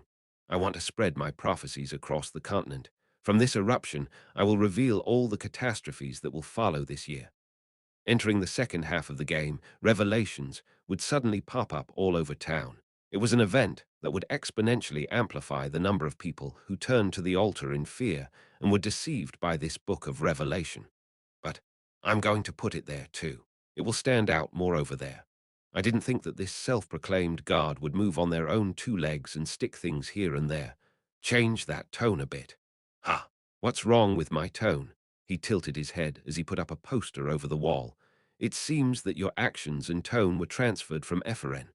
Oh, I am still watching that child. It's okay, though. My real soul exists independently of this form. Right now, I'm just a memory. Rather, I heard that you are also exhibiting at the expo. I will soon. Yes, a watch from afar beep. Just at that moment, a whistling caught their attention. Key turned around to see a guard running up to them. He stopped a few feet away, pointing at the poster. What are you doing? You can't put things like this here. Are you a street vendor? Look at this, you two. If you read it, it will be beneficial, especially if you're from Uran. What? Please give me your ID. The fairgrounds were focused on the commotion around them. The eyes of those looking at Key and the guards soon shifted naturally to the poster. That was what he wanted from the beginning. Tusk.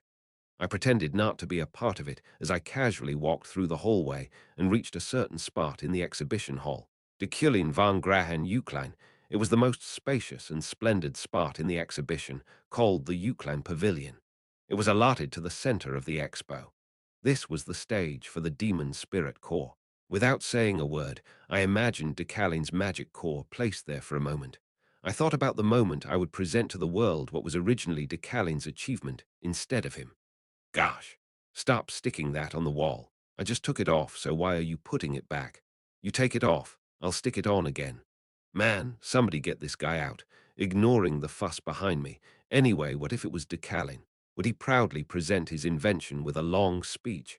Or would he call everyone in his family and treat it like a national holiday? Perhaps openly announce it and crush his competitors? No, it would be none of those. If it were Deculein, who remained in my memory as Deculein and Kim Woojin, the next day we were inside the airship from Uran to the Empire. Can we leave just like this? We didn't catch the formula thief, or brag about our achievements. I also contributed to the Demon Spirit Corps.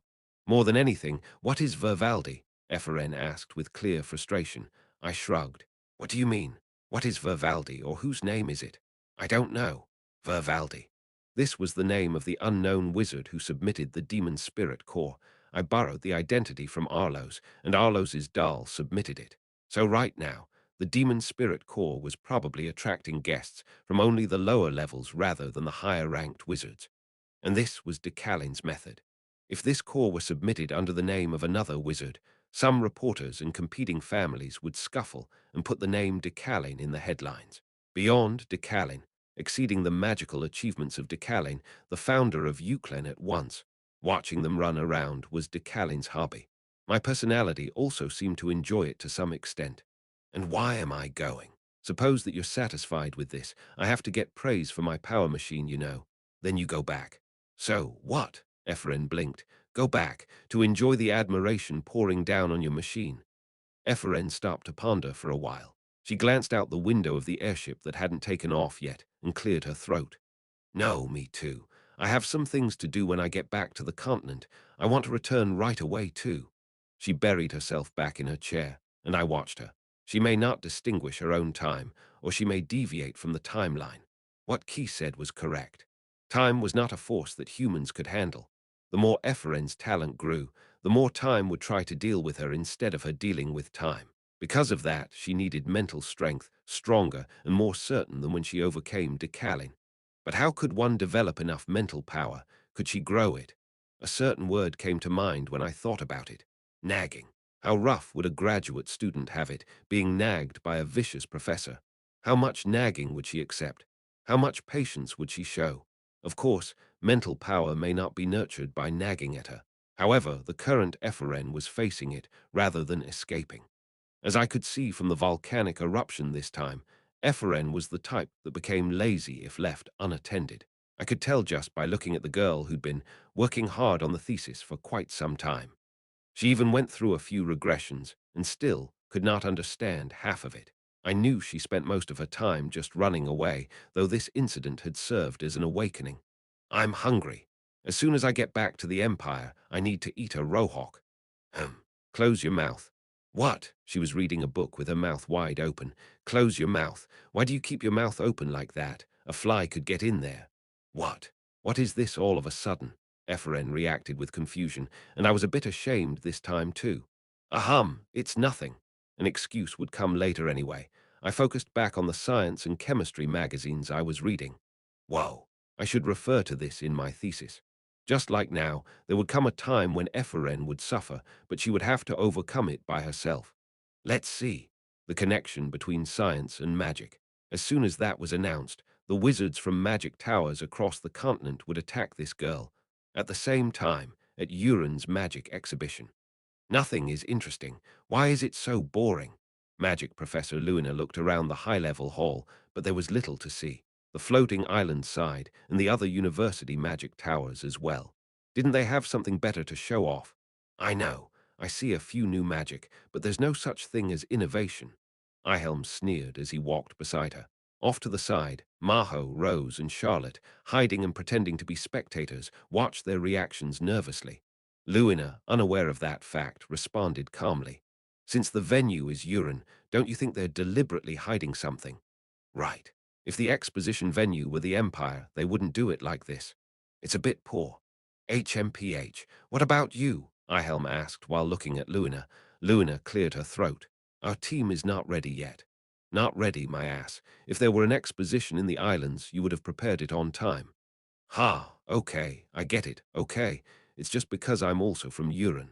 Sorry, you don't have to be sorry. At that moment, Maho collapsed into Charlotte's arms and wept. At the quiet sound of sobbing, Ihelm and Luna tilted their heads. But hey, what about Deculein? Luna asked. Ihelm shook his head. His entry has been withdrawn. Withdrawal? Luna's jaw fell. Why? I mean, why? He got the best spot. Hearing that Deculein would present his invention, Uran arranged the best spot for him. But what's with him, withdrawing his entry in the middle of the expo? Wasn't that too much? Then is that big spot empty? I want to take a look at it. I already did. It was empty. It looks like he was trying to screw Uran on purpose. Did they do something wrong? Luina ran to the Euclid spot, and Ihelm followed. It's true. Here, at the most important place in the whole expo, Deculein van Grahen Euclid, withdrawal of entry. All that remained was a plaque saying that the entry was withdrawn. Wow, how could he do this? HMPH, what do you mean? Suddenly, a heavy, old-fashioned voice cut in between the two of them. It was one of the elders of the round table who hated Deculein, Zechstein. Since his invention didn't come out as well as he thought, he cancelled the entry pretending to shame Uran. It's obvious, looking at his personality. Oh, is that so? As Luna played along to be polite, he nodded in agreement. Yes, of course. I mean, he said he would follow his father's will. That's ridiculous. This is unforgivable even in the magical world. Cancellation of entry without previous notice. Is this his father's will? As if he had been waiting for something, Zechstein poured out the hate he was holding. Ha ha! Well, that's right. Luna just laughed, and Ihelm agreed formally. They felt a buzz coming from elsewhere. It was a mixture of sighs and muted cries of awe coming from the lower-level side of the expo. Luna looked around, and her eyes widened. Ha! Why does the low level have so many people? Ihelm and Zechstein glanced over. I don't know either. I haven't been there. People are surprised by anything. However, despite saying that, the sounds from within were so intriguing that they moved closer without thought. Luina, Ihelm, and even Zechstein. I'm seeing it for the first time. No, this name, Vivaldi. Who is this wizard? They could now make out words as they neared. Each walked a little faster. Luina was speechless, but it wasn't just her. Ihelm and even the arrogant Zechstein had nothing they could say. Curator, what wizard made this? Vivaldi. I don't know them well. A certain wizard suddenly brought it and put it down. At the furthest and most cramped corner of the low level, a mana core was floating around. Whoosh, it shone like a blue star, emitting mana particles. It seemed to be made of only mana. The person that immediately came to mind upon seeing it was, after all, artifact wizard Deculein, but this invention could overtake even Deculein. This is. Their elder Zechstein walked through the crowds. He pushed them all away and reached the front row. He reached his hand out hesitantly near the plaque labeled Mana Star. You can't touch it. At the curator's restraint, Zechstein returned to his senses. Even an elder couldn't touch other people's inventions. Zechstein spun on the curator. Who made it? A wizard named Vivaldi. Who is that? Exhibitor. Vivaldi, independent. A wooden nameplate announced the creator, not silver or even bronze. The owner of a talent to trample on Deculein was treated like this. It is anonymous. It is a personal exhibition that does not seem to belong to a magic tower. He asked to exhibit this only in a place where there was no room for exhibiting. Find it out. Zechstein muttered blankly. The curator tilted his head. Yes, find it out. I am Zechstein, an elder of the Round Table. His shout echoed through the fairgrounds. It's not a talent to be stuck in urine. This invention is beyond Deculein. No, it's a talent that can break Deculein. So find out right now. Nearly all the famous wizards gathered in the expo hall felt similar sentiments to Zechstein, though they were less vocal about them. Chapter 279. Things to Solve 2. The Invention of Pure Mana that Haunted Urine. Zechstein's praise, saying that it deserves to be called art. The addicts of the floating island still wandering around the expo, what were they drawn to? Unknown wizard Vivaldi, more talented than Deculein. Will the game of magic be shaken up again? As Deculein expected, several headlines from the continental media and magic newspapers mentioned the demon spirit core. It was noon, and warm sunlight poured through the window. Ephraim struggled with her fatigue. Swallowing a yawn, she glanced back to her supervisor. Deculein had his eyes fixed on a large scroll. Every time he was in the office yesterday, he was staring at that scroll. He'd been staring at the unfamiliar words inscribed across it day in and day out. What the hell was he doing? I will go to the library to study. There was no response to that either. Shrugging, Ephraim left the office and went down to the library. It's full. There were a lot of wizards already studying inside since it was the middle of the school year. Ephraim took a seat between them and set down a thick book. Science Action. This was a basic textbook for science students at the Imperial University. She'd already learned half of it, but she hadn't yet found any ideas for reference. The whole thing was dedicated as a textbook for becoming a magic assistant after all. Hugh! After studying about 6 pages, Ephraim shook her head. This wasn't enough. She needed writings that laid bare the laws of this world, revealing science as something that could stand alone separate from magic. Isn't there something like that here? Ephraim stood and walked to the info desk. Librarian. Yes. Are there any new science books or magazines coming out these days? Oh, what? The librarian looked at Ephraim for a moment and pondered. It wasn't often that wizards came looking for science books. Wait, there is one new book. A new book? Yes, 15.3 on Aminus 37. Read it. Aha, yes, thank you. Ephraim nodded and walked toward Aminus 37. Aminus 1, Aminus 2, Aminus 3. She arrived at Aminus 37 as she passed the bookshelves one by one. It was a shabby section of the library, but Ephraim quickly found what she was looking for. And, she tilted her head. Number 15.2. Where is 15.3? The answer came back as she mumbled to herself. It's here, number 15.3. Ephraim startled. A child was standing in the dark corner of the bookshelf and reading the book in question. Wait, are you Leah? Leah from the Red Garnet adventure team. Her picture and name appeared in adventure journals from time to time. Ephraim smiled. Long time no see. What are you doing here? Why is that book with you? Did she like science too? Ephraim snuck a glance at the cover. Let's see, the title, Mathematical Principles of Natural Philosophy, Volume 1. In a very stiff voice that was unlike her, Leah answered, It's called Principia for short. Leah was currently staying in the Imperial Palace. After her performance in the Cursed Mansion, she garnered the attention of Emperor Safian. She was to serve as a reference to prove the sins of the altar, such as Sirio and Jalan, who were imprisoned in the dungeon. As such, her accommodations were luxurious, so she was still growing by solving various imperial quests in the palace. But today, she was particularly bored. So, Leah decided to check out Imperial University's library. It was pure coincidence that she found this book when she was just looking for a novel. Maybe it was fate. Mathematical Principles of Natural Philosophy, Volume 1, Mathematical Principles of Natural Philosophy. The moment she saw the book's cover stuck between the shabby wooden bookshelves, Leah had to discover what was inside. Her heart pounded as she leafed through the various formulas scribed inside. It's modern knowledge. Even someone who had never studied could tell that. No, she wasn't even someone who didn't study. Leah graduated from a 4-year system at a prestigious university and hadn't neglected self-development. Of course, she wasn't someone skilled in the fields represented in this book, but she knew. Or, to be precise, she realized the possibility. Is there someone other than me? In this world, could there be another modern human? It was then Ephraim caught her attention. Where is 15-3? Ephraim was looking around the bookshelf and searching for book 15-3. Leah swallowed dryly before speaking. Here, the number 15-3. Wait, are you Leah? Ephraim smiled. Long time no see. What are you doing here? Why is that with you? Leah watched as Ephraim clapped her hands. She lowered her head and looked at the cover of her book. Let's see, the title, Mathematical Principles of Natural Philosophy, Volume 1. It's called Principia for short. Principia, Ephraim tilted her head, prompting a sigh of relief from Leah. This person wasn't them. Of course, it couldn't be Ephraim. Leah quickly calmed down. Yes. I don't know what it is, but I need that. Are you going to read it now? Yes. Then I'll read it quickly, Did you say you would read it now?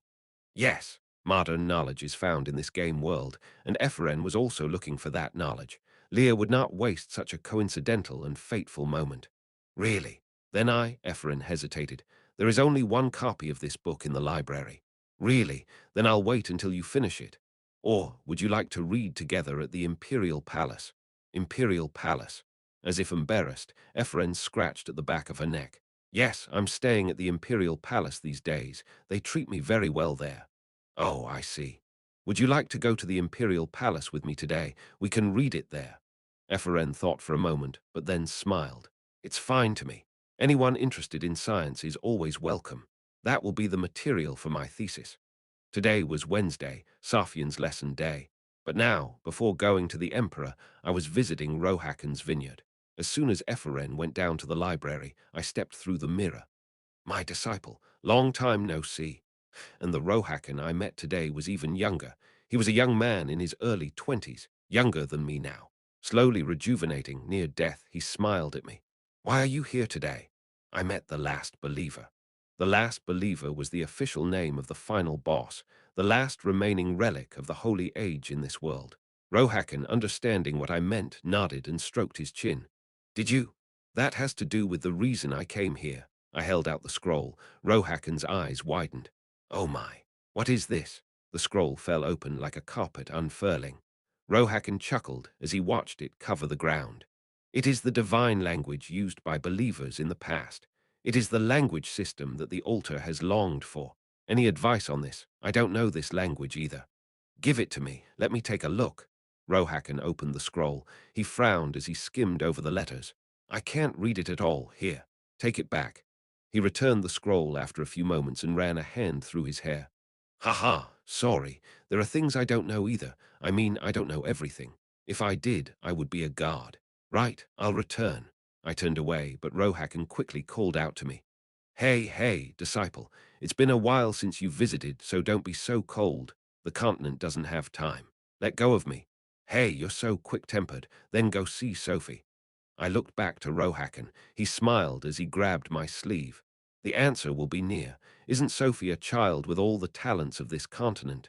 Interpreting the divine language. Could it be possible with Safian's help? I never thought of that. Of course, Safian had the potential to master everything that a human could in every field of the continent, but he is Safian's greatest enemy. I know. Rather, that's why you have to work with Sophie.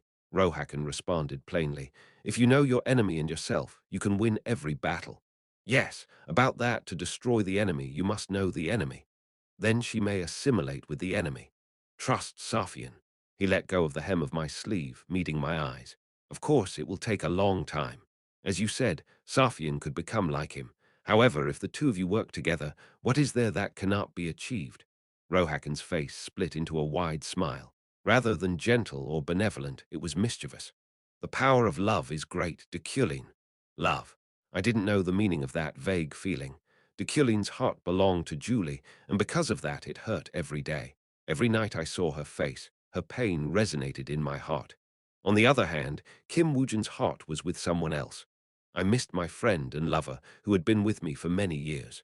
But at the same time, I gave up on seeing her. This was the difference in mindset between Deculein and Kim Woojin.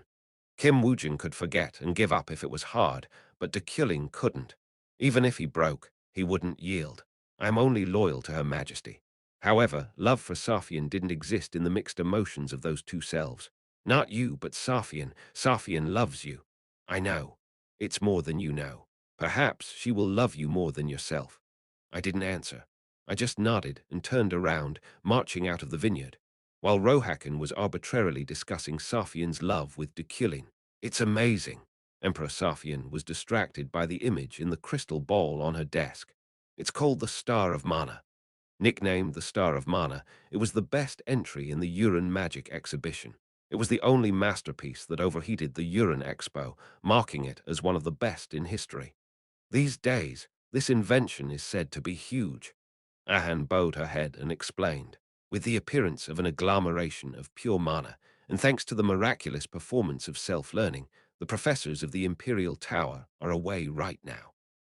Almost all of the faculty members of the Imperial Tower had left for Uran. Also, because of the rush coming down from the floating island, Uran's overnight accommodation cost was at least 1,000 elnis now. Who made it is still unknown. Yes, Your Majesty, they showed it off and ran away. Well, thanks to that, Credo's invention was buried. It was a disappointment for Credo. He exhibited something impressive at this expo, but it was completely pushed aside by this Star of Mana. He must be off crying somewhere right now. Still, if it weren't for me, who would take care of him? Buy him an expensive invention under an anonymous name. Take this wizard called Vervaldi too. He is a talented person who will be helpful if hired. Yes, Your Majesty. But isn't that guy, Deculein, interested in things like this? His father's name is going up and down, but not in a good way. Safian smiled a little. This unknown wizard named Vervaldi was already being treated as a talent that surpassed Deculein. The floating island and the magic tower were also searching for them. That is, knock, knock, Your Majesty. The teaching wizard Deculein has arrived. Speaking of the devil, Safian cleared her expression. Come in, Professor. Today, as the Emperor, she was going to sternly rebuke Deculein. She wouldn't let that surprise attack that Deculein launched in Uran slip by. Creak, the door opened slowly. Beyond it, Deculein was standing there holding a scroll in his arms. I see you, Your Majesty, Safian frowned. What is that? This is a new language. Language. Yes. I brought it here because I thought it would be great if I could learn it with Your Majesty. He put down the scroll. Safian snorted. There is no language in this world that I don't know. There is no need to learn. Yes. However, for that reason, Your Majesty's advice and talent are desperately needed. Are you desperate? Deculein was showing a surprisingly submissive attitude. Safian had never seen him like this. Yes. I hope to master this language with Your Majesty's help. With Your Majesty, Safian's interest was drawn in with that. You mean it's not a lesson? Yes, we'll learn together. Deculein's attitude remained serious. Safian felt the atmosphere affecting her now too. What language is that? Is it that important? It is the divine language of the holy age that the altar was looking for. Safian wasn't sure how to respond. Chapter 280. Interpretation 1. This was the language of believers who recorded the revelations of God in the holy age. The altar was still chasing that divine word, hoping it would be given to them as well. As such, the altar wasn't the same as their God or key. The altar served key, but they had their thoughts and actions, and the pursuit of the divine language and the invention of a human chimera were both examples of such. Therefore, Emperor Sophian had no choice but to be interested in the divine language. Deculein. They were in the spiral staircase leading to the highest floor of the imperial palace. Going up the passage, Sophian asked, "Do you know the altar?" "I know their meaning. Do you know?" "I know." A chuckle left her.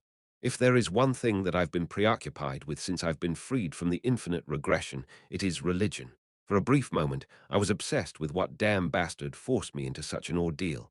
The altar stood out in particular. The altar. Perhaps from the moment she recognized their existence, Sophian had felt an instinctive hatred, hostility, and murderous intent toward them. Originally made as the body of a god, she must have realized that she could only survive if she broke the altar through her soul's instinct. The altar shouted that God would come and change the continent. They claimed to want to form a society without status, class, or power differences. "It's absurd, but what's your Majesty's opinion?" Sophian answered as she climbed the stairs. "If all humans are the same, nothing is impossible. For there to be none of those things, all must be the same." I followed her without a word. Physical abilities, body size, height, health, as well as the possibilities given to them should all be the same, and they must all think the same thoughts. If they differ even in the slightest, they will always try to rule over someone else. Stomp Sophian stopped in front of a majestic door. That is human nature. At the same time, it is a human process. Humans will die, so they must achieve something. However, if all are the same, are they still human? Sophian sneered as she placed her hand on the doorknob. Creak, the giant door opened with ease. "Come in. This is my warehouse, the Emperor's warehouse. I've only been here once before, though." The Emperor's warehouse was like a museum. All kinds of treasures were dazzlingly lined up in countless glass cases set to either side. "I see that the history of the Empire is held here." "Do you think?" Vision confirmed it as a treasure trove of immeasurable value. The least expensive item was a luxurious item that would cost tens of millions of elnis, but Sophian led me to a desk near the back as if she didn't care. "If you want something, take it. I've no material greed." After saying that, Sophian smiled a little. Her smile was seductive. "Now show me the divine language." "Yes." I put the scroll on the desk. Thud it spilled out over the long table. Seeing it, Sophian closed her eyes for a moment and let out a sigh. "It's rough. Why are there so many things in this language? For more than 10,000 years, this language's rules, forms, and systems have changed from year to year. That is the divine word." Sophian rubbed her forehead. "Then it's impossible, isn't it?" "It is almost impossible, but with your Majesty's talent, we can do it. I intend to seek another talent to help your Majesty as well. There are many talented linguists in the Empire." HMPH. "What can those half-assed bastards do?" Sophian snorted and pulled a letter from her pocket. It was an official document sealed with the Emperor's mark. "Before that, take this. Could I ask you what? It is an announcement for the destruction of the desert and the opening of the war against the altar." Sophian answered briefly and grinned.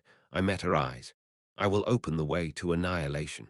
I will erase all traces of the altar and the demon blood scattered across this continent, and I will kill their god." Sophian vowed it. Her voice suddenly reminded me of the revelation of God that Key showed me. "Your indulgence will bring me to death." The final revelation, which Key called God's will. Was it true that humans always repeated their history? But before that, the Emperor sat down, and I knelt at her feet. "Professor, why did you discuss those feelings with me in urine?" I wanted to ask for confirmation. Sophian worked her lips silently. Her speed of judgment always exceeded the speed of sound, but she seemed at a loss this time. Or was she still thinking? "Asking for confirmation," Sophian asked. "Will something change with that?" Her lashes fluttered. I bowed my head. "HMPH, forget it." And then the Emperor's slender fingers caressed my chin. She lifted my face toward her. "I'll forgive you this time since you found the divine language." She made me look at her and put her other hand on my shoulder. For a moment, the Emperor's weight pressed down on my shoulder. Her right hand, which was touching my chin, swept down to my neck, and her left hand, which rested on my shoulder, pulled me toward her. The movement, pulling me into an embrace, stopped as she came to her senses. But still stuck in that position, she put her lips to my ear and whispered, "If you do something like that again, I will decide your punishment at my discretion, so remember that." I couldn't dare ask what the punishment would be. At the same time, in a very different location inside the palace, Ephraim and Leah were chatting. "So this is the mathematical formula for gravity." Yes, I think so. Leah was unraveling modern knowledge and explaining it so that Ephraim could understand. Of course, she couldn't explain the mathematical formula itself, but gave a general overview. Yes, I think I can understand this. I can study a little more. This is interesting. This author is awesome. I would like to visit him. Let's go together, please. For reference, the author's name was Cassie. It was a pun on Isaac Newton's name. And about those nanoparticles. Nanotubes. Yes, I've been thinking about how to use it. FRN was an important name, so Leah also tried to accept and actively use her modern knowledge to help. Yes, tell me, I will listen. Yes. For example, we can shape the particles and then put them over the body, like a suit. Suit. Yeah, something like that. The name of a few superheroes came to mind, but Leah managed to remain quiet. Anyway, if we can manipulate these mana particles, we can put them over our bodies like clothes, right? I guess so. Try it like that. Ephraim tilted her head and tried to put it into action. Condensing her mana into polymers, she stretched it over her hand like a glove. Done. Wow, so now think of some good qualities for it to have. You said mana could be anything, right? If you think that it's firm. Ephraim closed her eyes and instilled the idea of becoming the hardest in the gloves. I did it. Ephraim opened her eyes again. The mana glove on her right hand was already dyed grey. Then use it anywhere in here now. Anywhere. Yes. Ephraim shrugged and patted the table lightly. Very slightly crack. The table was destroyed. Gulp, Ephraim and Leah swallowed as they looked at the ruined table. It was a metal table from the Imperial Palace, but it shattered as soon as she touched it. It's awesome. Now put it all over your body and you're done. All over my body. Yes. Okay, thank you. I'll add this to my thesis too. Do you want me to put your name on it too? No, I'm fine. Okay. Ephraim yawned and leaned back. She was tired from studying for too long. She threw herself on the bed and watched Leah. But Leah, do you have a boyfriend? Yes. Oh, that. What about you? No, but why are you avoiding the answer? Leah gently scratched the back of her neck. Boyfriend. She never thought she would hear such a word in a place like this.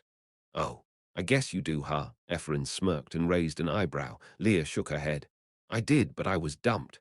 Dumped? Are you at that age already? It's precocious, precocious. Leah's eyes narrowed. And you've never dated before? What? What do you mean? Ephraim jumped off the bed. Leah snorted. Am I wrong? No, Ephraim wanted to retort, but she was afraid she would be caught in her lies. What about you? I think you still like that ex-boyfriend. No, you do. You have regrets. She returned with an attack rather than an answer, pointing at Leah. But Leah's reaction was quite serious. She lowered her head in contemplation and wrung her hands. Ephraim felt she just became the mean one, so she backed off. No, why do you have to be so serious? Nope, I do still like him. I think you're right. Leah responded with a dark look. Ephraim grew increasingly curious about what kind of love this little girl had. But why the hell have I never dated? Then why don't you have the courage to go find him? I can't. Leah firmly shook her head. Ephraim's eyes went wide. Why not? I just can't. Even if these quests were completed, she felt she shouldn't visit him, not even if she returned to reality. She couldn't. She was the one who couldn't give him what he wanted. Yeah, well, but don't overcomplicate it. Leah looked up at Ephraim and grunted. You've never been in a relationship. Hey. Ephraim bit her lip, but then continued with a sly smile. Anyway, this law of gravity we studied together is awesome. No, it's more than that. Applying magic to this mathematical discovery, reality manipulation might be possible. Of course, magic such as gravity manipulation existed. The truth was, while it was called gravity manipulation, it was nothing more than gathering air and crushing it. Strictly speaking, it was fluid manipulation. But what if they connected this formula to magic? Great. I completely set the way with today. This connection between science and magic, that is my task and my calling. Are you going to do it alone? Yes. With who else would I do it? You are not a wizard. Why don't you ask your supervisor? She must be referring to Deculein. Ephraim shook her head. The professor is not as open-minded as me. He sees science as a tool. Oh, Leah immediately understood. Deculein was not a modern person, but a conservative wizard. He wouldn't be able to accept any magic that made science its master. Oh, right. But what about the stolen conversion formula? I don't know. He didn't even try to find it. Really? Oh, wait. Suddenly, Leah's eyes widened. That wizard who appeared in Urin, isn't that Vivaldi or something the author of this Principia? PFFFD.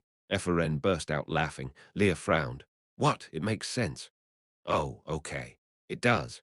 Only Eferen and Arlos knew that Vivaldi's submission was Deculein's invention and that it would be used as Carla's artificial heart after the expo was over. For now, I will sleep. I'm tired. Efren laid back down and buried herself in the sheets. Leah glared at her for a moment before standing. Then I will go train. Now it was time to train. Drip, drip at the city of Urin in the rain. Crito stared at the large poster attached to the high-rise building. Magic Exhibition Grand Prize, Star of Mana, Vivaldi, Invention, Award selected by Floating Island Star of Mana, Vivaldi, Vivaldi. He quietly whispered that name, smiling after a moment. Vivaldi. Then he looked at the paper clutched in his hand, the official certificate of the expo with the label Gold award he had received. This is shameful. Crito was the former emperor's son and the current emperor's younger brother. However, he didn't have the political power and greed of his father or the talents of his sister. According to the public, he was the vaguest member of the royal family. Crito also accepted that assessment to some extent. I tried my best. However, as for this magic exhibition, he aspired to leave a mark with his invention, and he put in a worthy effort. It doesn't work. Crito shuffled over and sat down on a nearby bench. He slowly closed his eyes under the pouring rain. Talent makes people weak. Had he not been from the imperial family, if he had been a commoner, he would not have suffered as much as he is now. Splash amid contemplation, someone splashed rainwater on Crito and sat next to him. Crito glanced over. Hello, I am Key. A man in a robe introduced himself as their eyes met. He chuckled and nodded. Key, your name is unique. Did something happen? Something, he mumbled and looked up into the cloudy sky. Are you from the expo? Key just smiled. Has it been revealed who Vivaldi is? Not yet. Ha ha, Crito smirked. Again, he looked at the gold medal in his hand. Talent is so unfair. It's not that I didn't work hard, but a work submitted by an unknown wizard without much thought pushed me to the background. Really? Yes. But what's even more unfair is that I have no choice but to admit it. I have to admit that the talent of that unknown wizard is 10 times greater than mine. Yes, it's unfair, Key nodded. Crito shook his head, then suddenly felt something touch his hand and furrowed his brow. The man named Key suddenly grabbed his hand. Will you come with me? Do you know who I am, Prince Crito? Knowing that, Key beckoned. The rain stopped falling, the dark clouds disappeared, the sky became clearer, and the sun was revealed all in a matter of seconds. Crito looked at Key with astonishment. Who are you? When asked about his identity, Key answered briefly. I'm God. I can give you what you want. Late at night. Safian, who was preoccupied with the divine language, was nodding off. Snore, snore. Although she studied only for half a day, it was 6 hours of tremendous concentration. Her body may be akin to an iron man's like my own, but her idleness remained. Your Majesty. I took off my coat and blanketed her. Have a nice sleep. After saying goodbye, I went into the imperial palace garden. It was a peaceful space, with the sound of insects humming through the air under the moon. I took out a small hand mirror and looked into it as I strolled among the flowers. Julie. The mirror soon reflected Julie's armor. Her struggles as she went back and forth from annihilation were reflected through the glass. Hup, a voice reached me. Hup, it disturbed the night air. Here, it was quite noisy, catching my attention. I walked over, stepping through the bushes. Hoop, it flowed from among the trees in the garden. As soon as I saw who it was, I was startled. Gosh, my abs. She was polishing her mana while poking at her stomach. She was the adventurer who I was always reluctant to see since she resembled Yura. Let's do it again. Leah. It was still uncertain whether she could be called a named or not. She was an Easter egg that Yura put in, but I had no idea what role she was playing. Woo. The mana she was exuding now was unique. No, it wasn't just at the special level. Hoop. I could see things that the owner of talent couldn't see with vision, so I could grasp the value of that talent and understand it more accurately than anyone else. I could observe those clear possibilities and potential visually. In that sense, Leah's appearance now made me lose my mind for a moment. I stared blankly at her. One more time. Slowly, I approached closer between the trees for a better look with vision. Kiang. Leah radiated mana, groaning. Her mana spread like a mist across the garden. Suddenly, a fly invaded the mist buzz. It decomposed into water and fire with the sound of a spark. Is it elementalization? It was a trait that was too strong in the game. The simple explanation was the power to decompose everything that touched one's mana into the most basic elements. Who's there? At that moment, Leah's shrill cry cut through the air, and her mana rushed in like a scythe's blade a second later. Swoosh, however, that mana scattered in front of me, joining the wind. The way she used her trait was too simplistic. Ha! Leah noticed me belatedly. Professor, why are you in the Imperial Palace? Yes. Oh, I'm going to stay here for, more importantly. I took a step closer. Now you are too indecisive and simple. Yes, she responded innocently. Her face and habits resembled Yura too much.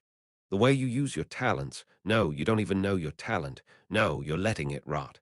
It's like putting a pearl necklace around a pig's neck. It's like putting a pearl necklace around a pig's neck. Leah was looking up at Deculein. He suddenly showed up and started insulting her. The way I use my talent. Yes. Ah, with Deculein's sudden appearance, Leah was quite embarrassed.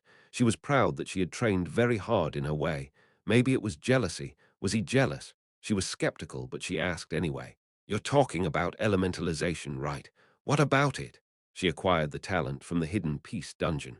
It was one of the best S-grade traits in the game, and she was proud that this was her talent. First of all, you're operating your mana in the wrong way. Leah frowned. Deculein's intentions sounded even more questionable. It couldn't be helped, since no matter how different he was now, the main version of Deculein was a professor with an inferiority complex. What are you doing out here? It's none of your business. Have you been teaching the Emperor? Deculein didn't answer. He continued to stare at her. Why are you looking at me like that? Deculein took a deep breath, shook his head, and asked, Are you willing to learn? Yes. I asked if you would like to learn from me. What? Your wrong use of mana and your talent should be corrected sooner rather than later. Ganesha taught you wrong. Nope, I never learned from Ganesha. I learned it by myself. Ha! Deculein grinned. You're like that even though you never learned it. Leah felt like she was being praised for some reason, but she still maintained her vigilance. Why all of a sudden? You were trying to kill us before. You are different from before, and the only one I wanted to kill was the half-human, half-demon insect. Indeed, that was true. Deculein's target was always Carlos. I'll ask again. Do you want to learn from me? Whoosh. Right at that moment, a cold wind swept past. Leah pouted in silence and kicked at the dirt. Meanwhile, Deculein made a chair with ductility and sat down. Then he took out a notebook and started reading. Ahem. Leah cleared her throat. Why was Deculein doing this here? What is that? What are you doing?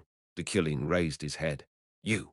Do you have any talent for language? Language. Yes, the Imperial family is looking for a language expert. It doesn't have to be you, but if you are an adventurer, you must have connections in that realm. Language, runes.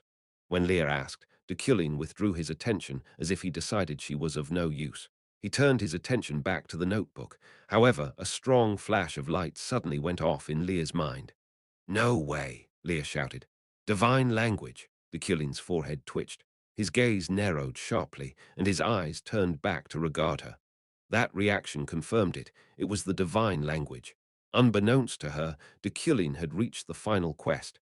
How do you know about the divine language? Deculein asked. At the same time, the world turned upside down as Deculein's psychokinesis grabbed her by the shoes. Wait. Speak. Deculein put the notebook away. How does someone like you know the divine language? She could sense the hostility in each word he spat out. Swallowing, Leah answered. I know it too. What? Among the countless texts in the divine language, she knew which were real and which were fake. No, she knew the most important revelation. She played this game dozens of times and read this script hundreds of times. Your indulgences will bring me to death. When Lear uttered God's will, Deculein's eyes widened and his face contorted. Now he looked like a beast. Let me go, then let's talk.